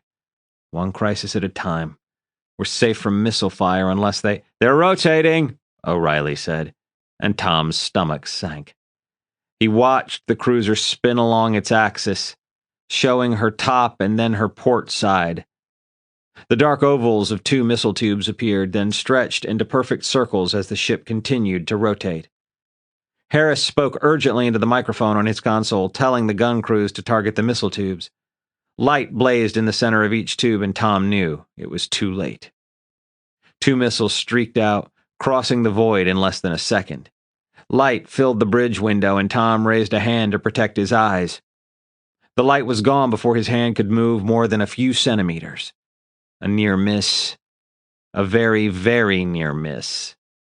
He stood frozen, a hand in front of his eyes, trying to throw off a paralyzing horror. Those missiles must have missed us by a couple of meters at the most. Momentum kept the cruiser spinning, taking the missile tubes off target. He expected the cruiser to reverse its spin and try another salvo, but it continued to rotate. Are they going to use the starboard tube on us? He had his answer a moment later. He saw the belly of the ship, made out the squat, ugly shape of a gun turret, then flinched involuntarily as the arms of his chair vibrated against his elbows. Metallic impacts echoed around him, and a finger-thick hole appeared in the deck plates just in front of his feet. Bits of metal burst upward, and he stared at the hole in baffled astonishment. His ears popped, a siren shrilled, and the faceplate of his helmet slammed down. He looked around, saw a matching hole in the bulkhead behind him, and realized what had happened. They holed us. They hit a spot with laser damage and put a bullet right through the ship. How did they miss me? His gaze returned to the window in time to see the turret on the cruiser fly apart as a gun crew on the Kestrel took vengeance. Then the cruiser vanished beneath them. Status, he said, wondering if the radio in his suit had found the same frequency as the bridge crew. He hoped he wasn't broadcasting to the entire ship. I don't know where to start, O'Reilly said. We took a small puncture on deck 2 forward. We're losing air slowly.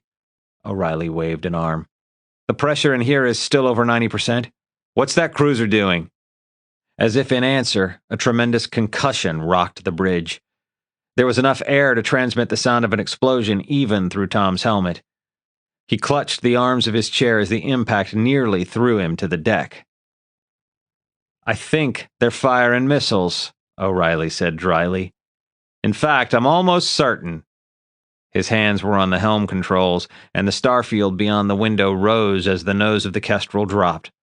I'm getting above her. That should keep us out of missile range. With his console dead, Tom couldn't see the relative positions of the two ships. He hit the restart button on the side of the console, watched the screen flicker, and smiled as a limited version of the standard tactical display finally appeared. Instead of a projection showing both ships, he saw a camera view from the belly of the Kestrel. The cruiser spun beneath them, trying to bring her port missile tubes to bear. The Kestrel was circling the waist of the other ship, staying just ahead of the range of fire of her tubes. Someone said, "What the—" Tom looked up in time to see a viscous fluid splash against the bridge windows. The stars went blurry and took on a reddish tinge, and he stared, mystified. In a moment, they were through the worst of it, and the view improved moment by moment as the liquid, whatever it was, evaporated. "That's fuel," someone said. "Is it ours or theirs?" "It's ours," Tom realized. "We just did a full circuit around the cruiser. We hit a few thousand gallons of fuel that leaked out after that missile strike." That was not good news, but it was something he could deal with later. If there was a later. In the meantime, he had to figure out how to survive this battle. "Target their nav thrusters," he said. "I'm getting tired of this race." Harris spoke into a microphone, and Tom saw a flash of light as a nav thruster on the cruiser erupted into flame. "Never mind that," O'Reilly said. "We need to get back around to her nose. We already knocked out her nose guns." He gave Tom a quick glance before returning his attention to the helm controls. "Do it," said Tom. The stars changed direction, and he rocked in his seat as the ship whipped sideways. It cost them their forward speed, and a pair of missiles flashed out from the cruiser as the Kestrel passed in front of her missile tubes. O'Reilly was too busy to give a damage report, but Tom knew the missiles had missed because he didn't hear or feel an explosion. "Keep targeting their nav thrusters," he said. This was becoming a game of positioning. He had to hope the cruiser didn't adopt the same tactic. "Captain, this is Franco." "Don't tease me, Franco. What have you got?" "One working missile tube." "Yes." "We're inside their Benson field. Don't bother with smart missiles." "I've got 3 ballistic birds and 1 smart missile that I can get to," Franco said. "It's all I've got." "It'll do," Tom thought for a moment. "We're coming up on the nose of the enemy ship. They've got a missing hull plate on the front. That'll be your target." "By dead reckoning," Franco said doubtfully. "I'll be lucky to hit the cruiser at all." "Do your best," Tom said. "I'll settle for anything but a clean miss." To O'Reilly, he said, "Bring us in close. Collision danger close. We don't dare miss." O'Reilly, focused on the helm controls, didn't look up. He grunted, and Tom decided that was good enough. "We lost the forward port laser turret," Harris said. "We lost a gunner, too. But we got their last forward-facing gun. If we can stay in front of her, we'll be fine." Tom checked his console. He could see the nose and port side of the cruiser.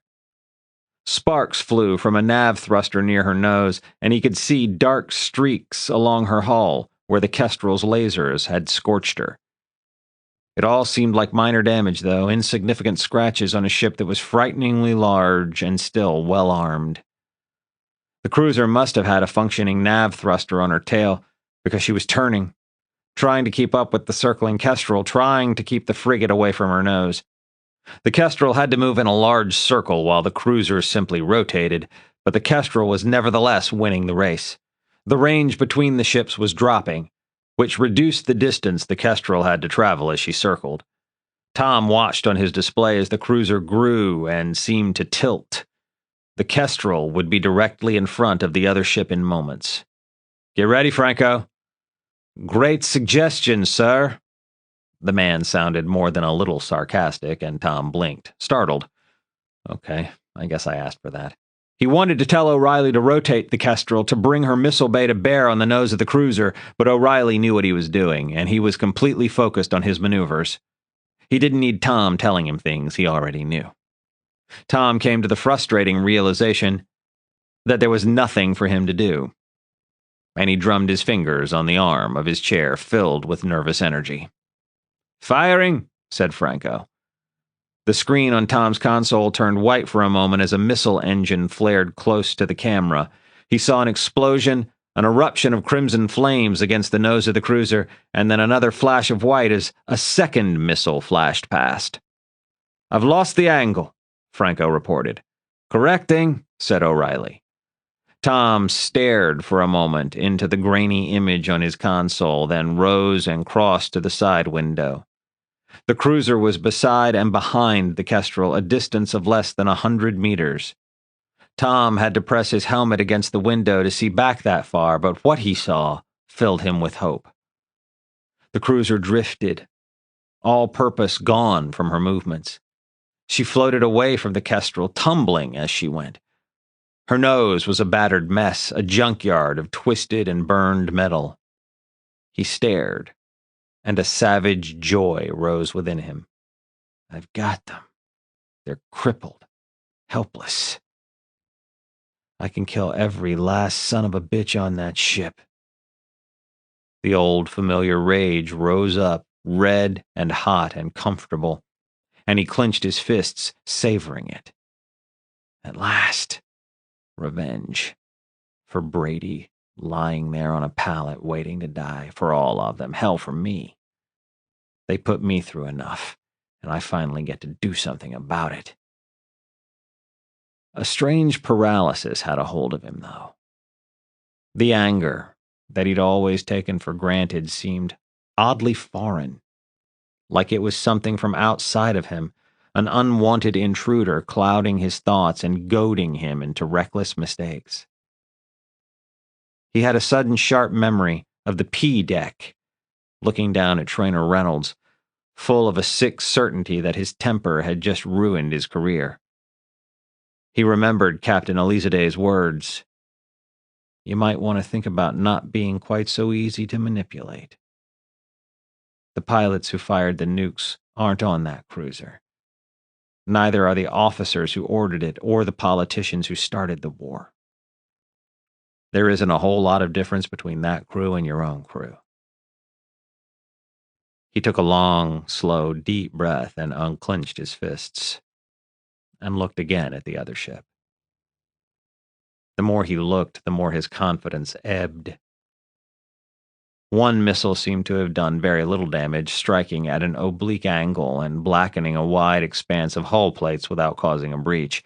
The other missile had blasted away some hull plates and torn up the bones of the hull underneath. A strike like that would have crippled the Kestrel, but cruisers were tougher than frigates. It wasn't a death blow. It wasn't even close.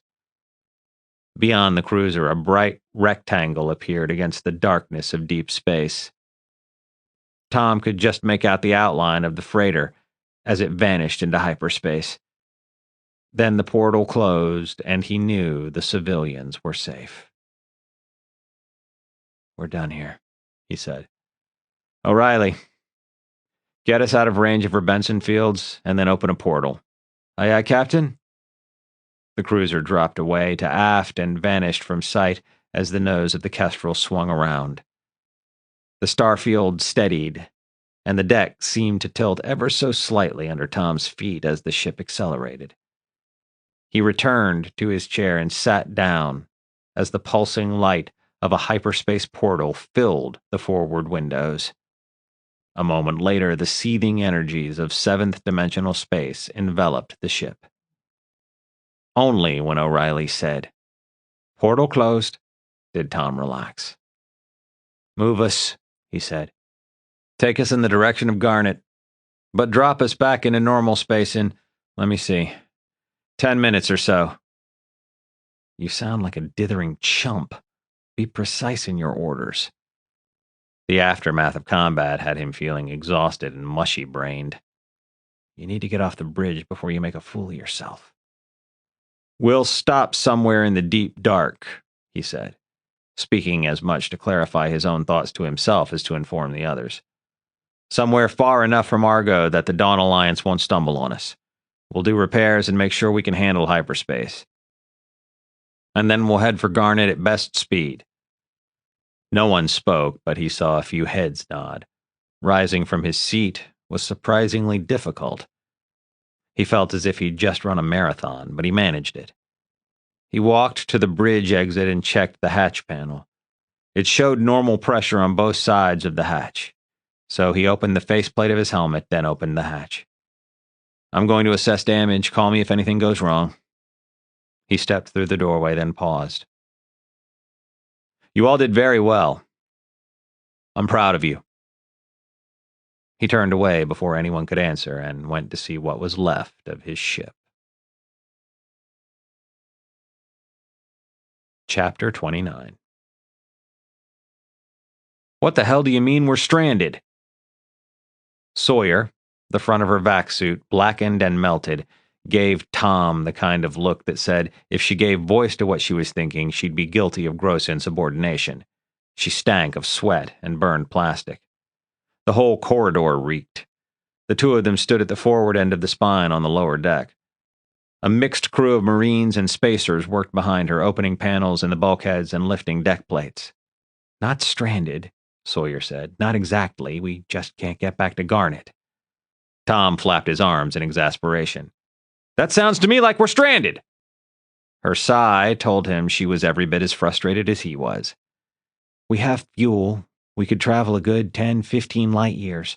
There's at least 4 systems within that range. Garnet, however, isn't one of them. For a moment, they stood there glaring at each other. Then Tom made himself take a deep breath. I see. They breached our main fuel storage, Sawyer said. We managed to save almost 15% of it. The rest is gone. She brought a hand up as if she was going to rake her fingers through her hair. When her hand touched her helmet, she frowned and lowered her arm. Quite a bit of fuel is stored in auxiliary tanks close to the engines, in case of this exact situation. It's enough to reach one star or another from almost anywhere in the settled galaxy. It's enough to get us to a port. Her shoulders drooped. Just not necessarily a friendly port. All right. Tom pinched the bridge of his nose. What about the rest of the ship? I'd rather have a week in dry dock before I give you a definitive answer. He opened his mouth, and she held up a hand, forestalling him.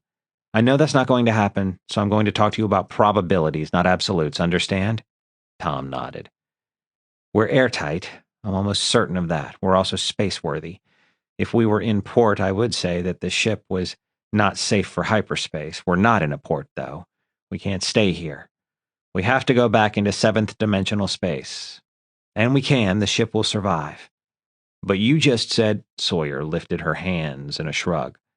I estimate the risk of a catastrophic failure is something in excess of 1%. Probably less than 2%. That's enough for me to ground a ship in a safe port. It's not enough for me to insist that we all die a slow death of starvation in deep space. All right. Tom paused, adjusting that. What else? We have 2 damaged laser turrets. If we pillage one for spare parts, we can probably repair the other one. I can't fix them both, though. Tom nodded.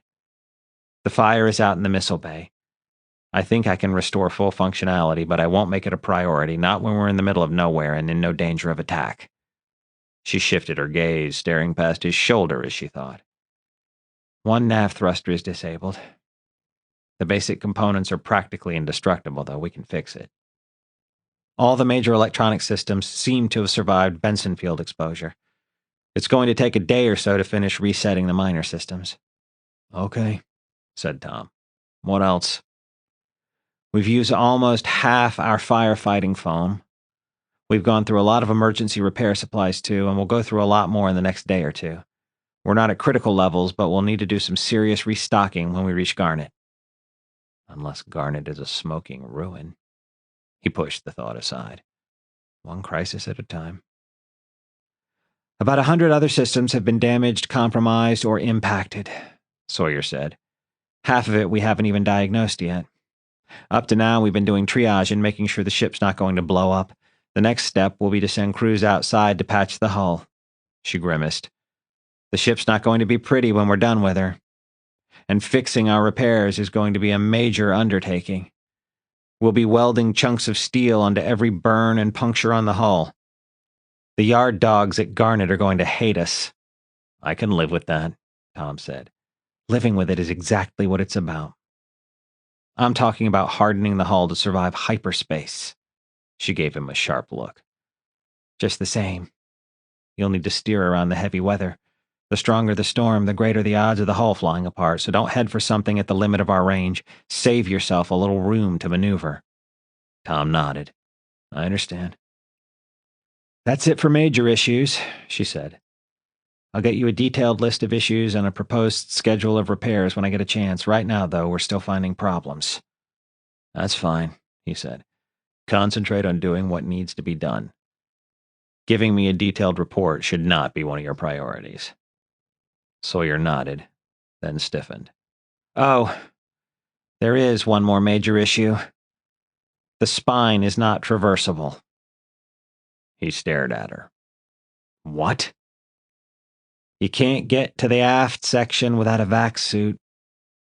She grinned, making white lines appear in the corners of her eyes. Tom realized with a start that her face was covered in a fine layer of soot. I'll make that one of our priorities. It'll be a lot more convenient if we can walk from one end of the ship to the other without using airlocks. Yes, he said dryly. I see what you mean. He shook his head. You're doing good work. I'll get out of your way now. He started to turn away, then paused. Don't exhaust yourself. Rest if you need to. I need the basic repairs done right more than I need them done quickly. She nodded and headed aft, stepping around the bulky figure of a Marine in filthy firefighting gear. The Marine approached Tom, and he recognized Harper. By the look on his face, he'd overheard most of the conversation. Harper leaned in close. What are we going to do, Captain? Tom shook his head, feeling weary beyond belief. According to Benduli, there were 5 crew in the surgery and 3 in the morgue, plus all the minor injuries on crew who were still at their posts. Fagan, hard as a rat to kill, was in the surgery, wounded when shrapnel ripped through the brig. We were short-handed already, and now we've lost more people. This was already a crisis before we got shot to pieces. We can't reach Garnet, and even if we could, it might be swarming with Dawn Alliance troops. We're done. We're finished. I've led us from mishap to catastrophe, and I've doomed us. I should never have taken command. I can't undo the damage I've done, but I can stop making it worse. We'll go to the nearest settled system. We'll find ourselves a Dawn Alliance warship. And we'll surrender. But he knew how the Dawn Alliance treated prisoners. If they were lucky, they'd be used as slave labor. They could pray for a quick, United Worlds victory before their captors worked them to death. The wounded in surgery would be shot out of hand. They weren't any use as laborers, after all. He couldn't surrender. And he couldn't condemn himself for his decisions either. Perhaps he could have done better. But coming to Argo had been the right thing to do. Almost 200 civilians were safe because the Kestrel had done its duty. Tom squared his shoulders. We're going to find some fuel. If we can find a safe port, we'll refuel there and head for Garnet. If we can't find a safe port, we'll damned well take some fuel from the Dawn Alliance. This is a warship, after all. We'll show them they're not done with us yet. We'll sneak. We'll raid. We'll go to war if we have to. We'll get the fuel we need. Come hell or high water, I'm bringing us home.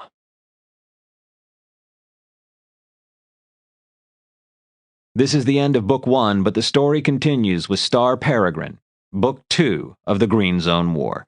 Keep listening after the credits for a free preview. If you enjoyed this audiobook, find more just like it by visiting oddfans.com, the premier audiobook discovery service that brings tailored recommendations direct to your email. That's FANS.com. You have been listening to Rumors of War, Book 1 of the Green Zone War. Produced by Emily Durr, executive producer Greg Lawrence. Written by Jake Elwood, performed by Jonathan McLean. Text copyright 2018 by Jake Elwood. Production copyright 2018 by Podium Publishing. All rights reserved. Chapter 1. Stars, cold and lovely, pressed in on every side. Tom Thrush, acting captain of the frigate Kestrel, tore his eyes reluctantly from the view and looked down at the hull plates beneath his boots. A hole the size of his fist yawned in the steel just beyond his toes. The torn edges of the metal bent inward, showing this was an entry hole. This might be the place where Spacer von Halsey had died, though he couldn't be sure. "I've got this one, sir," said a quiet voice over the radio in his helmet. Tom nodded and stepped aside, popping his boot magnets loose and reattaching them with slow deliberation. A Spacer knelt, the magnet set in his knee holding him in place, and stretched a flexible patch over the hole. My poor ship. Focusing on the damage to the Kestrel helped Tom distract himself from the real horror, which was the body count from the recent battle and the danger his crew still faced. His gaze drifted upward toward the stars, so serene and pure. He wanted to lose himself in that vastness where suffering and conflict and even interstellar war were trivial and fleeting. Duty, however, called. He was on the side of the Kestrel's hull, sideways from the point of view of the crew inside. He stood on the forward section, about where the mess hall would be. Instead of smooth deck plates, though, a battered wasteland surrounded him. The Kestrel looked like a toy that had tumbled down several flights of stairs. Laser burns marred the metal on every side. Lines of dents and divots showed where streams of bullets had struck the ship. One hull plate was deformed, as if it had been struck by a giant hammer, the middle pushed in, the edges curling outward. Tom shook his head, wondering what kind of weapon could cause that kind of damage. At least they didn't nuke us. He shuddered at the thought. The Dawn Alliance had used a nuclear missile against the Kestrel in the opening minutes of the war, dooming half her crew and almost all her officers to a lingering death from radiation poisoning. Either the DA's nuclear arsenal was limited, or they'd decided to belatedly honor the interstellar accords because they'd only used conventional weapons when the Kestrel went toe-to-toe with a light cruiser. He walked aft, reminding himself that his helmet mic was live. He couldn't curse to himself. He couldn't voice the gnawing fear that grew as he stood in the scope of the damage. He couldn't scream, or it would be broadcast to the entire repair crew. From the aft edge of the forward section, the hull fell away like a cliff. Beyond that point, the ship looked like a real mess, but most of the damage was to the ship's cargo pods, not to the ship itself. He'd already given the order to abandon the pods, so the damage mattered even less. As he watched, an intact pod drifted away from the ship. 40 meters long, it was as long as the spine of the ship, the narrow bridge between the bulbous forward and aft sections. The pod turned lazily as it drifted, and he saw it wasn't quite intact. A long black line marked a split in the skin of the pod, and a powder of some sort floated out, leaving a trail behind the pod. Flour, Tom supposed, originally meant for Sunshine Base. As the pod moved away from the ship, it exposed the pods on either side and the spine of the ship beneath. 6 pods in total encircled the spine. From where Tom stood, he could see 2 pods that were still attached, more or less. One had taken a direct missile strike and was pretty much demolished. It had saved the ship from a lot of damage. Not much remained of the pod, just a long section of curved metal and the jagged remains of a circular disc at each end. Whatever cargo had been in the pod was long gone. The second pod showed several holes. It had taken only minor damage because the next missile had hit the spine directly. Long sections of hull plate were gone completely, exposing the girders beneath. Tom could see directly into the upper-level corridor that ran along the spine. Was anyone there when the missile hit? What if a body got sucked out into space? Has anyone done a roll call? We might be missing a crew member and not even know it. He grimaced at the thought, then crouched, grabbing a handle next to his feet with one hand and shutting off the magnets in his boots with the other. The forward and aft sections of the ship were 4 decks high and proportionately wide. The spine was only 2 decks. Rather than walk down the aft face of the forward section, Tom launched himself through the void, soaring along the hypotenuse of a triangle formed by hull plates.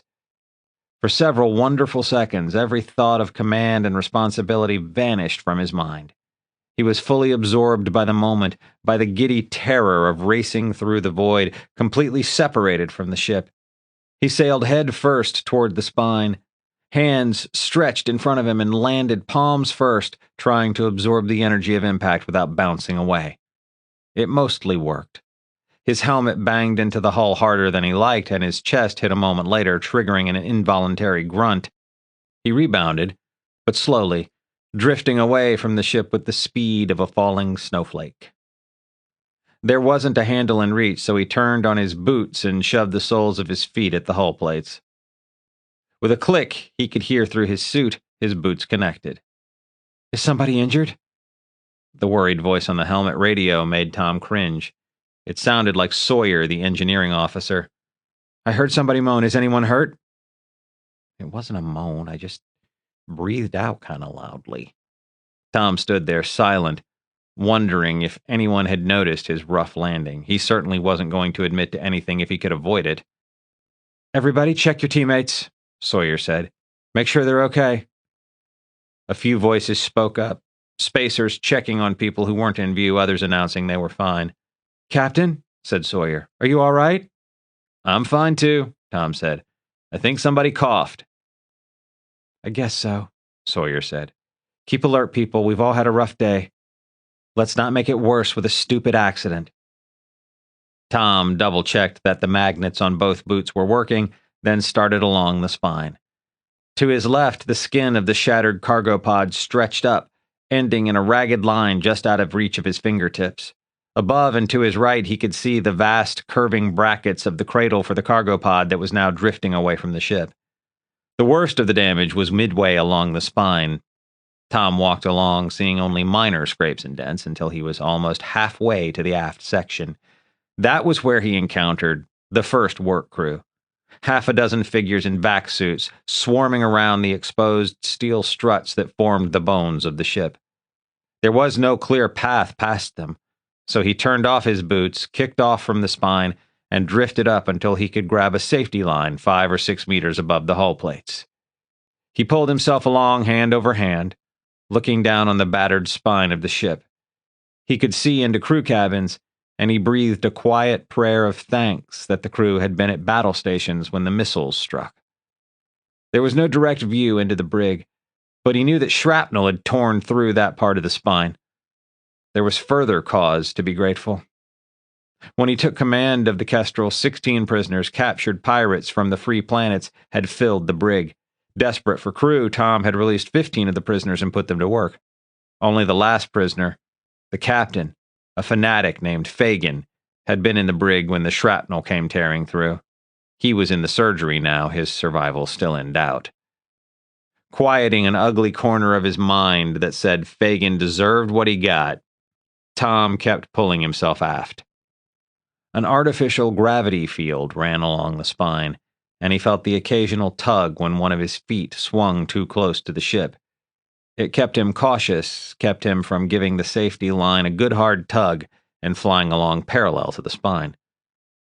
The far end of the safety line was clipped to a handle on the forward face of the aft section of the ship. Tom planted his boots and stood, the spine rising in front of him like a tower from this perspective. A dozen meters away, a spacer worked with a mop, spreading foam along the hull plates. That, Tom knew, was to remove any lingering fuel residue before the crew put patches in place. A wide tear marred the hull plates near the spacer's feet. The damage was almost inconsequential. The hull breached into a compartment that wasn't even pressurized. It was, however, quite possibly the most significant damage the ship had taken. That small rip had allowed the Kestrel's main fuel supply to vent into space. The ship had auxiliary fuel storage, enough to get her to a safe port during peacetime, but the majority of her fuel was gone. And this was not peacetime. The Kestrel was deep behind enemy lines. With the fuel she had left, friendly ports were far, far out of reach. First things first. That was the mantra Tom had been repeating ever since the battle, to distract himself from a rising desperation. The ship was stranded, but he wouldn't worry about it until the wounded were in the surgery, until every major hull breach had been dealt with, until emergency repairs were in progress. He circled around the spacer with the mop and made his way to the circular opening of the tiny airlock. He started the lock cycling and touched the radio controls on the sleeve of his suit. "Miss Sawyer, this is Captain Thrush. I'm heading inside." Lieutenant Sawyer, who was overseeing outside repairs, was keeping careful track of who was outside the ship. "Acknowledged, sir." The hatch to the lock slid open, releasing a puff of vapor, and Tom lowered himself inside. He deactivated his suit radio and heaved a sigh. He was fresh out of distractions. He had to figure out how to get his ship home. Chapter 2. Alice Rose sat alone at a table in the back of the Kestrel's mess hall, staring at a battered air pump. The Kestrel's crew had intended to throw the pump away, ignoring the fact that they didn't have a replacement. It seemed to be the Navy way of doing things. Don't conserve, don't repair, just discard and replace. It felt incredibly wasteful to Alice and a bit frightening. We were trying to fight these people. They're so rich. They can throw away damaged components without even trying to make repairs. What chance did we ever have? They're our allies now, she reminded herself as she turned the pump over in her hands. The Dawn Alliance is a nightmare. You need to celebrate the fact you've got an ally who's this rich and powerful. In theory, anyway. The United Worlds had taken a bloody nose in the opening days of the war. She was trapped now on the Kestrel, a ship in worse shape than the Freebird, the tiny raider she'd served on until she was captured by the Kestrel. "Who, Alice?" She glanced up, grateful to hear a friendly voice. The Dawn Alliance people weren't hostile exactly, but they made it pretty clear they saw her as a necessary evil. They certainly didn't trust her. They certainly weren't her friends. "How's Sean?" Sean Collins had served with her for a year and a half on the Freebird. 16 people on a small ship couldn't help but become close. "I see you came through the battle okay." He nodded. "I've been doing the rounds. We all came through in one piece. Except Fagin." Alice nodded, unsure of her feelings. Fagin had been her captain. He'd been her shipmate, and more or less her friend. But he was a fanatic, so lost in hatred for the United Worlds he was oblivious to the fact that everything had changed. "Have you heard any news about him?" "The surgeon says he'll pull through." Collins's lips thinned. "It took off his left arm, though." Alice's stomach twisted. "Oh my God." Collins nodded grimly. "Thrush has a lot to answer for." She looked at him, startled. "It's not his fault." Collins's bleak look darkened into a scowl. "Of course it's his fault. Who put Fagin in the brig? Who flew us into battle?" "Who shot up the ship?" she retorted. "The Dawn Alliance, that's who. The same people who are probably invading Novigrad right now." "We don't know that." She threw her hands up in frustration. "You know what they're like. Do you really think the free planets are still free?" He gave her a stubborn look, but she knew him too well to be fooled. He knew she was right. The problem was he was right, too. They didn't know what was happening back on Novigrad. Seventh-dimensional travel allowed spaceships to vastly exceed the speed of light, but bad communication technology hadn't kept up. The fastest way to send a message was still to put it aboard a ship. "It's war," she said. "People get hurt in wars. We got a captain who takes the fight to the enemy, our enemy. And I'm okay with that. Collins looked like he wanted to argue, but he didn't speak.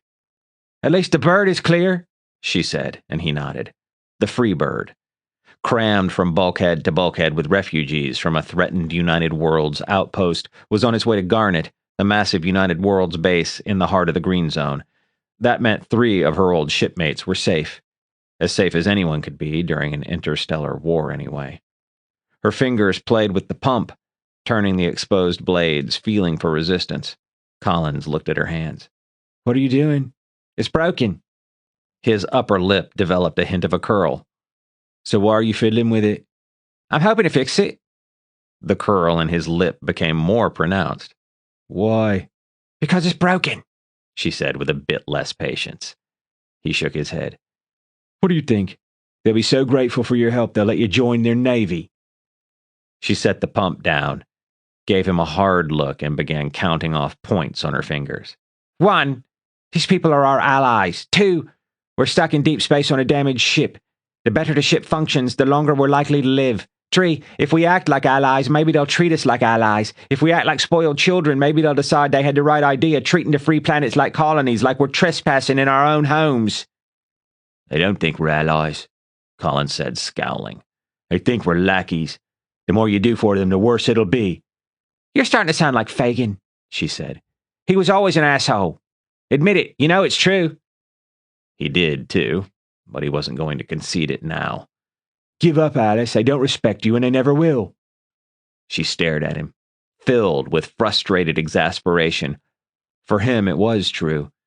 He would be petulant and quarrelsome, and the Navy people would never trust him. They certainly wouldn't respect him. She was losing respect for him herself, even as she wondered if he might be right.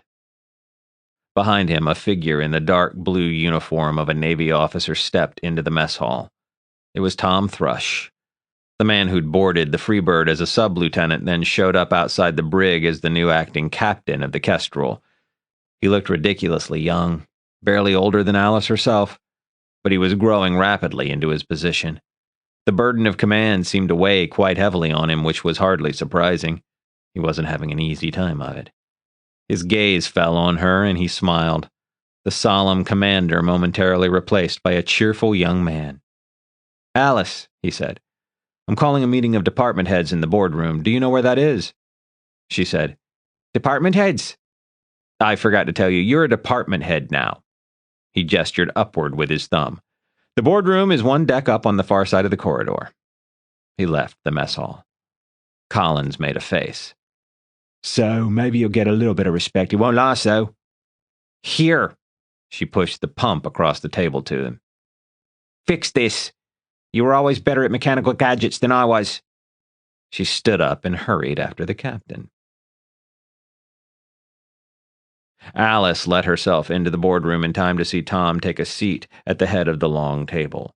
O'Reilly sat on one side of the table with Harper, the Marine lieutenant, across from him. Alice took a seat beside O'Reilly, as far from the dangerous-looking Marine as she could reasonably be. Venduli came in next, his red surgeon's uniform rumpled, looking weary and old. He sat beside Alice, slumping, and looking at his folded hands on the table in front of him. Sawyer came in almost on Venduli's heels and took a seat beside Harper. Sawyer didn't look much better than Venduli, with dark circles under her eyes, her pale hair flattened across the top of her head. Alice was struck once again by how young the captain looked. As she looked from one person to another, though, there was no question who was in command. Our biggest topic for discussion is our destination, Tom said. I want to cover the basics first, though. He looked at Venduli. Doctor, would you like to begin? Venduli sighed, his already slumped shoulders sinking even lower. Poirier died on the operating table. He spent a moment just staring at his hands. Fagin pulled through, but I had to take off his arm. An unpleasant silence filled the room. I've got 4 people on limited duty with light injuries, Venduli went on. There's 5 or 6 more with bruises and scrapes and minor cuts. He shrugged, lifting his gaze for the first time to look at Tom. That's all? Tom nodded. Oh, that reminds me. He looked at O'Reilly. We need to do a roll call. Several sections of the spine went through explosive decompression. We might have lost someone and not even know it. It's done, O'Reilly said. All hands are accounted for. Oh, that's a relief. Tom smiled, then looked at Sawyer. We're fully airtight, Sawyer said.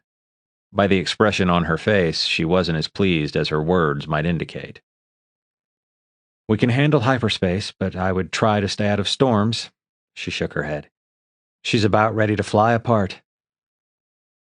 I would ask if she was safe to fly, Tom said, but we can't stay here. We'll be all right, said Sawyer, as long as we're careful. How much fuel is left? Sawyer shook her head. Maybe 2,000 gallons? That gives us a range of 8, maybe 9 light years if we don't try for top speed. The problem is we can't just fly anywhere in a straight line. We need to steer around the storms. All right. Anything else? I've got Kashar working on a detailed damage report. She grinned bleakly. It'll be quite a report.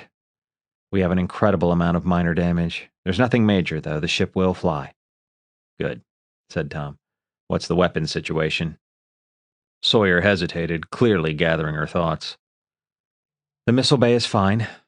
I don't know how many birds are left, but once we put the fire out, the bay didn't have any serious damage. We've got damage to both forward laser turrets. We can probably pillage one for parts and get the other one fully functional. The guns are fine. The aft guns and lasers are all undamaged. All right, said Tom. Good. When we know our destination, we'll know our approximate arrival time. That's your deadline for the forward turrets. I need us ready to fight when we come out of hyperspace. Sawyer nodded. Mr. Harper. There's not much to tell you, sir, Harper said. My people are adjusting well enough to their new roles, and we're doing all right without Azadi and Carmody. He glanced at Alice. There's no significant onboard security concerns at the moment. When Mr. Fagan was injured, it freed up a Marine from doing guard duty on the brig. All right. Tom looked at Alice.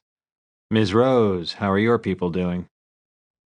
She wanted to tell them everything was great. It felt disloyal to her shipmates to say anything else. But with Tom's eyes on her, she couldn't make herself lie. They're fitting in as well as can be expected, I think. Some of them are disgruntled. I think everyone understands the need for us all to work together, though. All right, Tom said. Let me know if there's anything we can do to help with integration. I need for us to be one crew, undivided. She nodded.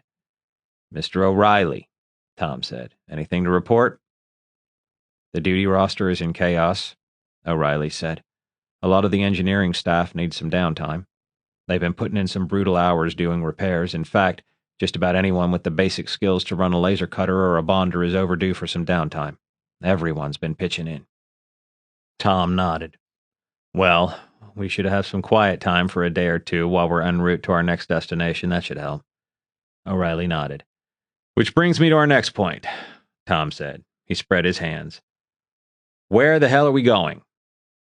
He looked from one face to another. O'Reilly? O'Reilly stretched a hand out, tapping a control panel set in the middle of the table. A hollow projection sprang into life above their heads. Here's where we are, said O'Reilly. A blue dot flashed in the projection. It was almost touching a white dot with a green halo. As you can see, we're practically next door to sunshine. I'll have to update the map, he added. It's still marked friendly. The map was huge, more than 2 meters long. Toward the head of the table, Alice could see Garnet, a green point of light alone in a sea of darkness. It seemed very, very far away. There was nothing between Garnet and Argo but empty space. On the far side of Argo, though, points of light bloomed as thick as blossoms on a cherry tree. This end of the green zone was crowded, a rich garden of stars, most of them only a handful of light years apart. Most of those systems showed green, a fact which annoyed her. The planets she thought of as the free planets were, on paper at least, possessions of the UW. The United Worlds had always ignored the fact that the people who actually lived in the green zone didn't think of themselves as members of the UW. It was a level of arrogance she'd always found infuriating. Now her perspective was a bit different. Beyond the scattered emerald garden that was the free planets loomed the crowding red lights of the Dawn Alliance. The Alliance only held 5 systems according to the map. By now, though, 3 times that number should probably show in red. The thought of her home world and the home worlds of her friends being invaded by the ruthless armies of the Dawn Alliance filled Alice with a furious impatience. She wanted to strike back, to take the war to the enemy, to free her home. Instead, she was drifting in space with a crew who only wanted to get to safety. It was realistic, she knew. A frigate couldn't liberate a planet. The United Worlds needed to consolidate their forces, not dash impulsively toward the nearest captured planet. But still, it chafed her. "Let me zoom in," said O'Reilly. He worked the controls, and the starfield expanded. First, the red planets of the Dawn Alliance vanished from the edge of the projection, then the green circle of Garnet. More and more colony systems faded as the map expanded. Finally, only 5 star systems remained, Argo at one edge. "There's a small military outpost at Zhongqing," O'Reilly said. "That makes it an obvious destination, but it's an obvious target for the DA, too." Tom looked around the table. "Any thoughts?" Venduli ignored him, staring at the table. Sawyer shrugged. "I know hardware, not strategy." "There's no way the base at Zhongqing is still intact," Harper said. "It's too valuable to the UW. I guarantee you, it got clobbered first." "I expect you're right," Tom said. "If it's not already taken, at the very least it's blockaded." He looked at O'Reilly. "What's next?" "Zin's a brown dwarf with nothing in the Goldilocks zone. They did some mining there maybe 50 years ago. There hasn't been anyone in the system in decades." "All right, we'll forget about Zin. What else?" "Parkland and Hapsburg." The corresponding systems flashed in the map. "They're both colonized. They have ports. They'll be able to supply us with fuel." Sawyer looked up at the map. "I like Parkland. They have a full shipyard. If we could spend even a few hours in dry dock with proper tools, we could do this ship a lot of good." O'Reilly nodded. "That would be nice. The other advantage is it's the closest system to us. If we get there and find a Dawn Alliance fleet, we'll still have enough fuel to try something else." Tom looked around the table. "Anyone else? Is there anything we're overlooking? Anything else we should consider?" "Tell them." The voice in the back of Alice's mind was urgent, insistent. "Tell them about Rivendell. They need to know." But the secret of Rivendell wasn't hers to share. It was a Free Planet's base, and the Free Planets existed to fight the United Worlds. Revealing the base would be treason. "But aren't we all on the same side now?" She squirmed, then made herself stop. "Maybe we are and maybe we aren't. Helping these people out, fixing an air pump is one thing. Telling them about Free Planet's bases? That's something else entirely." "It looks like Parkland is our destination, then," Tom said. "We'll come out of hyperspace on the fringe of the system and look things over from a safe distance. The cockroaches can't invade every planet at once. With any luck, they haven't made it to Parkland yet." He looked at each person in turn, and Alice made herself meet his gaze without flinching. "Is there anything else?" "No? Then the meeting is adjourned." He stood. "Miss Sawyer, Dr. Venduli, make sure you get some rest." Alice stood and slipped out before anyone could ask her if something was bothering her, and forced her to lie.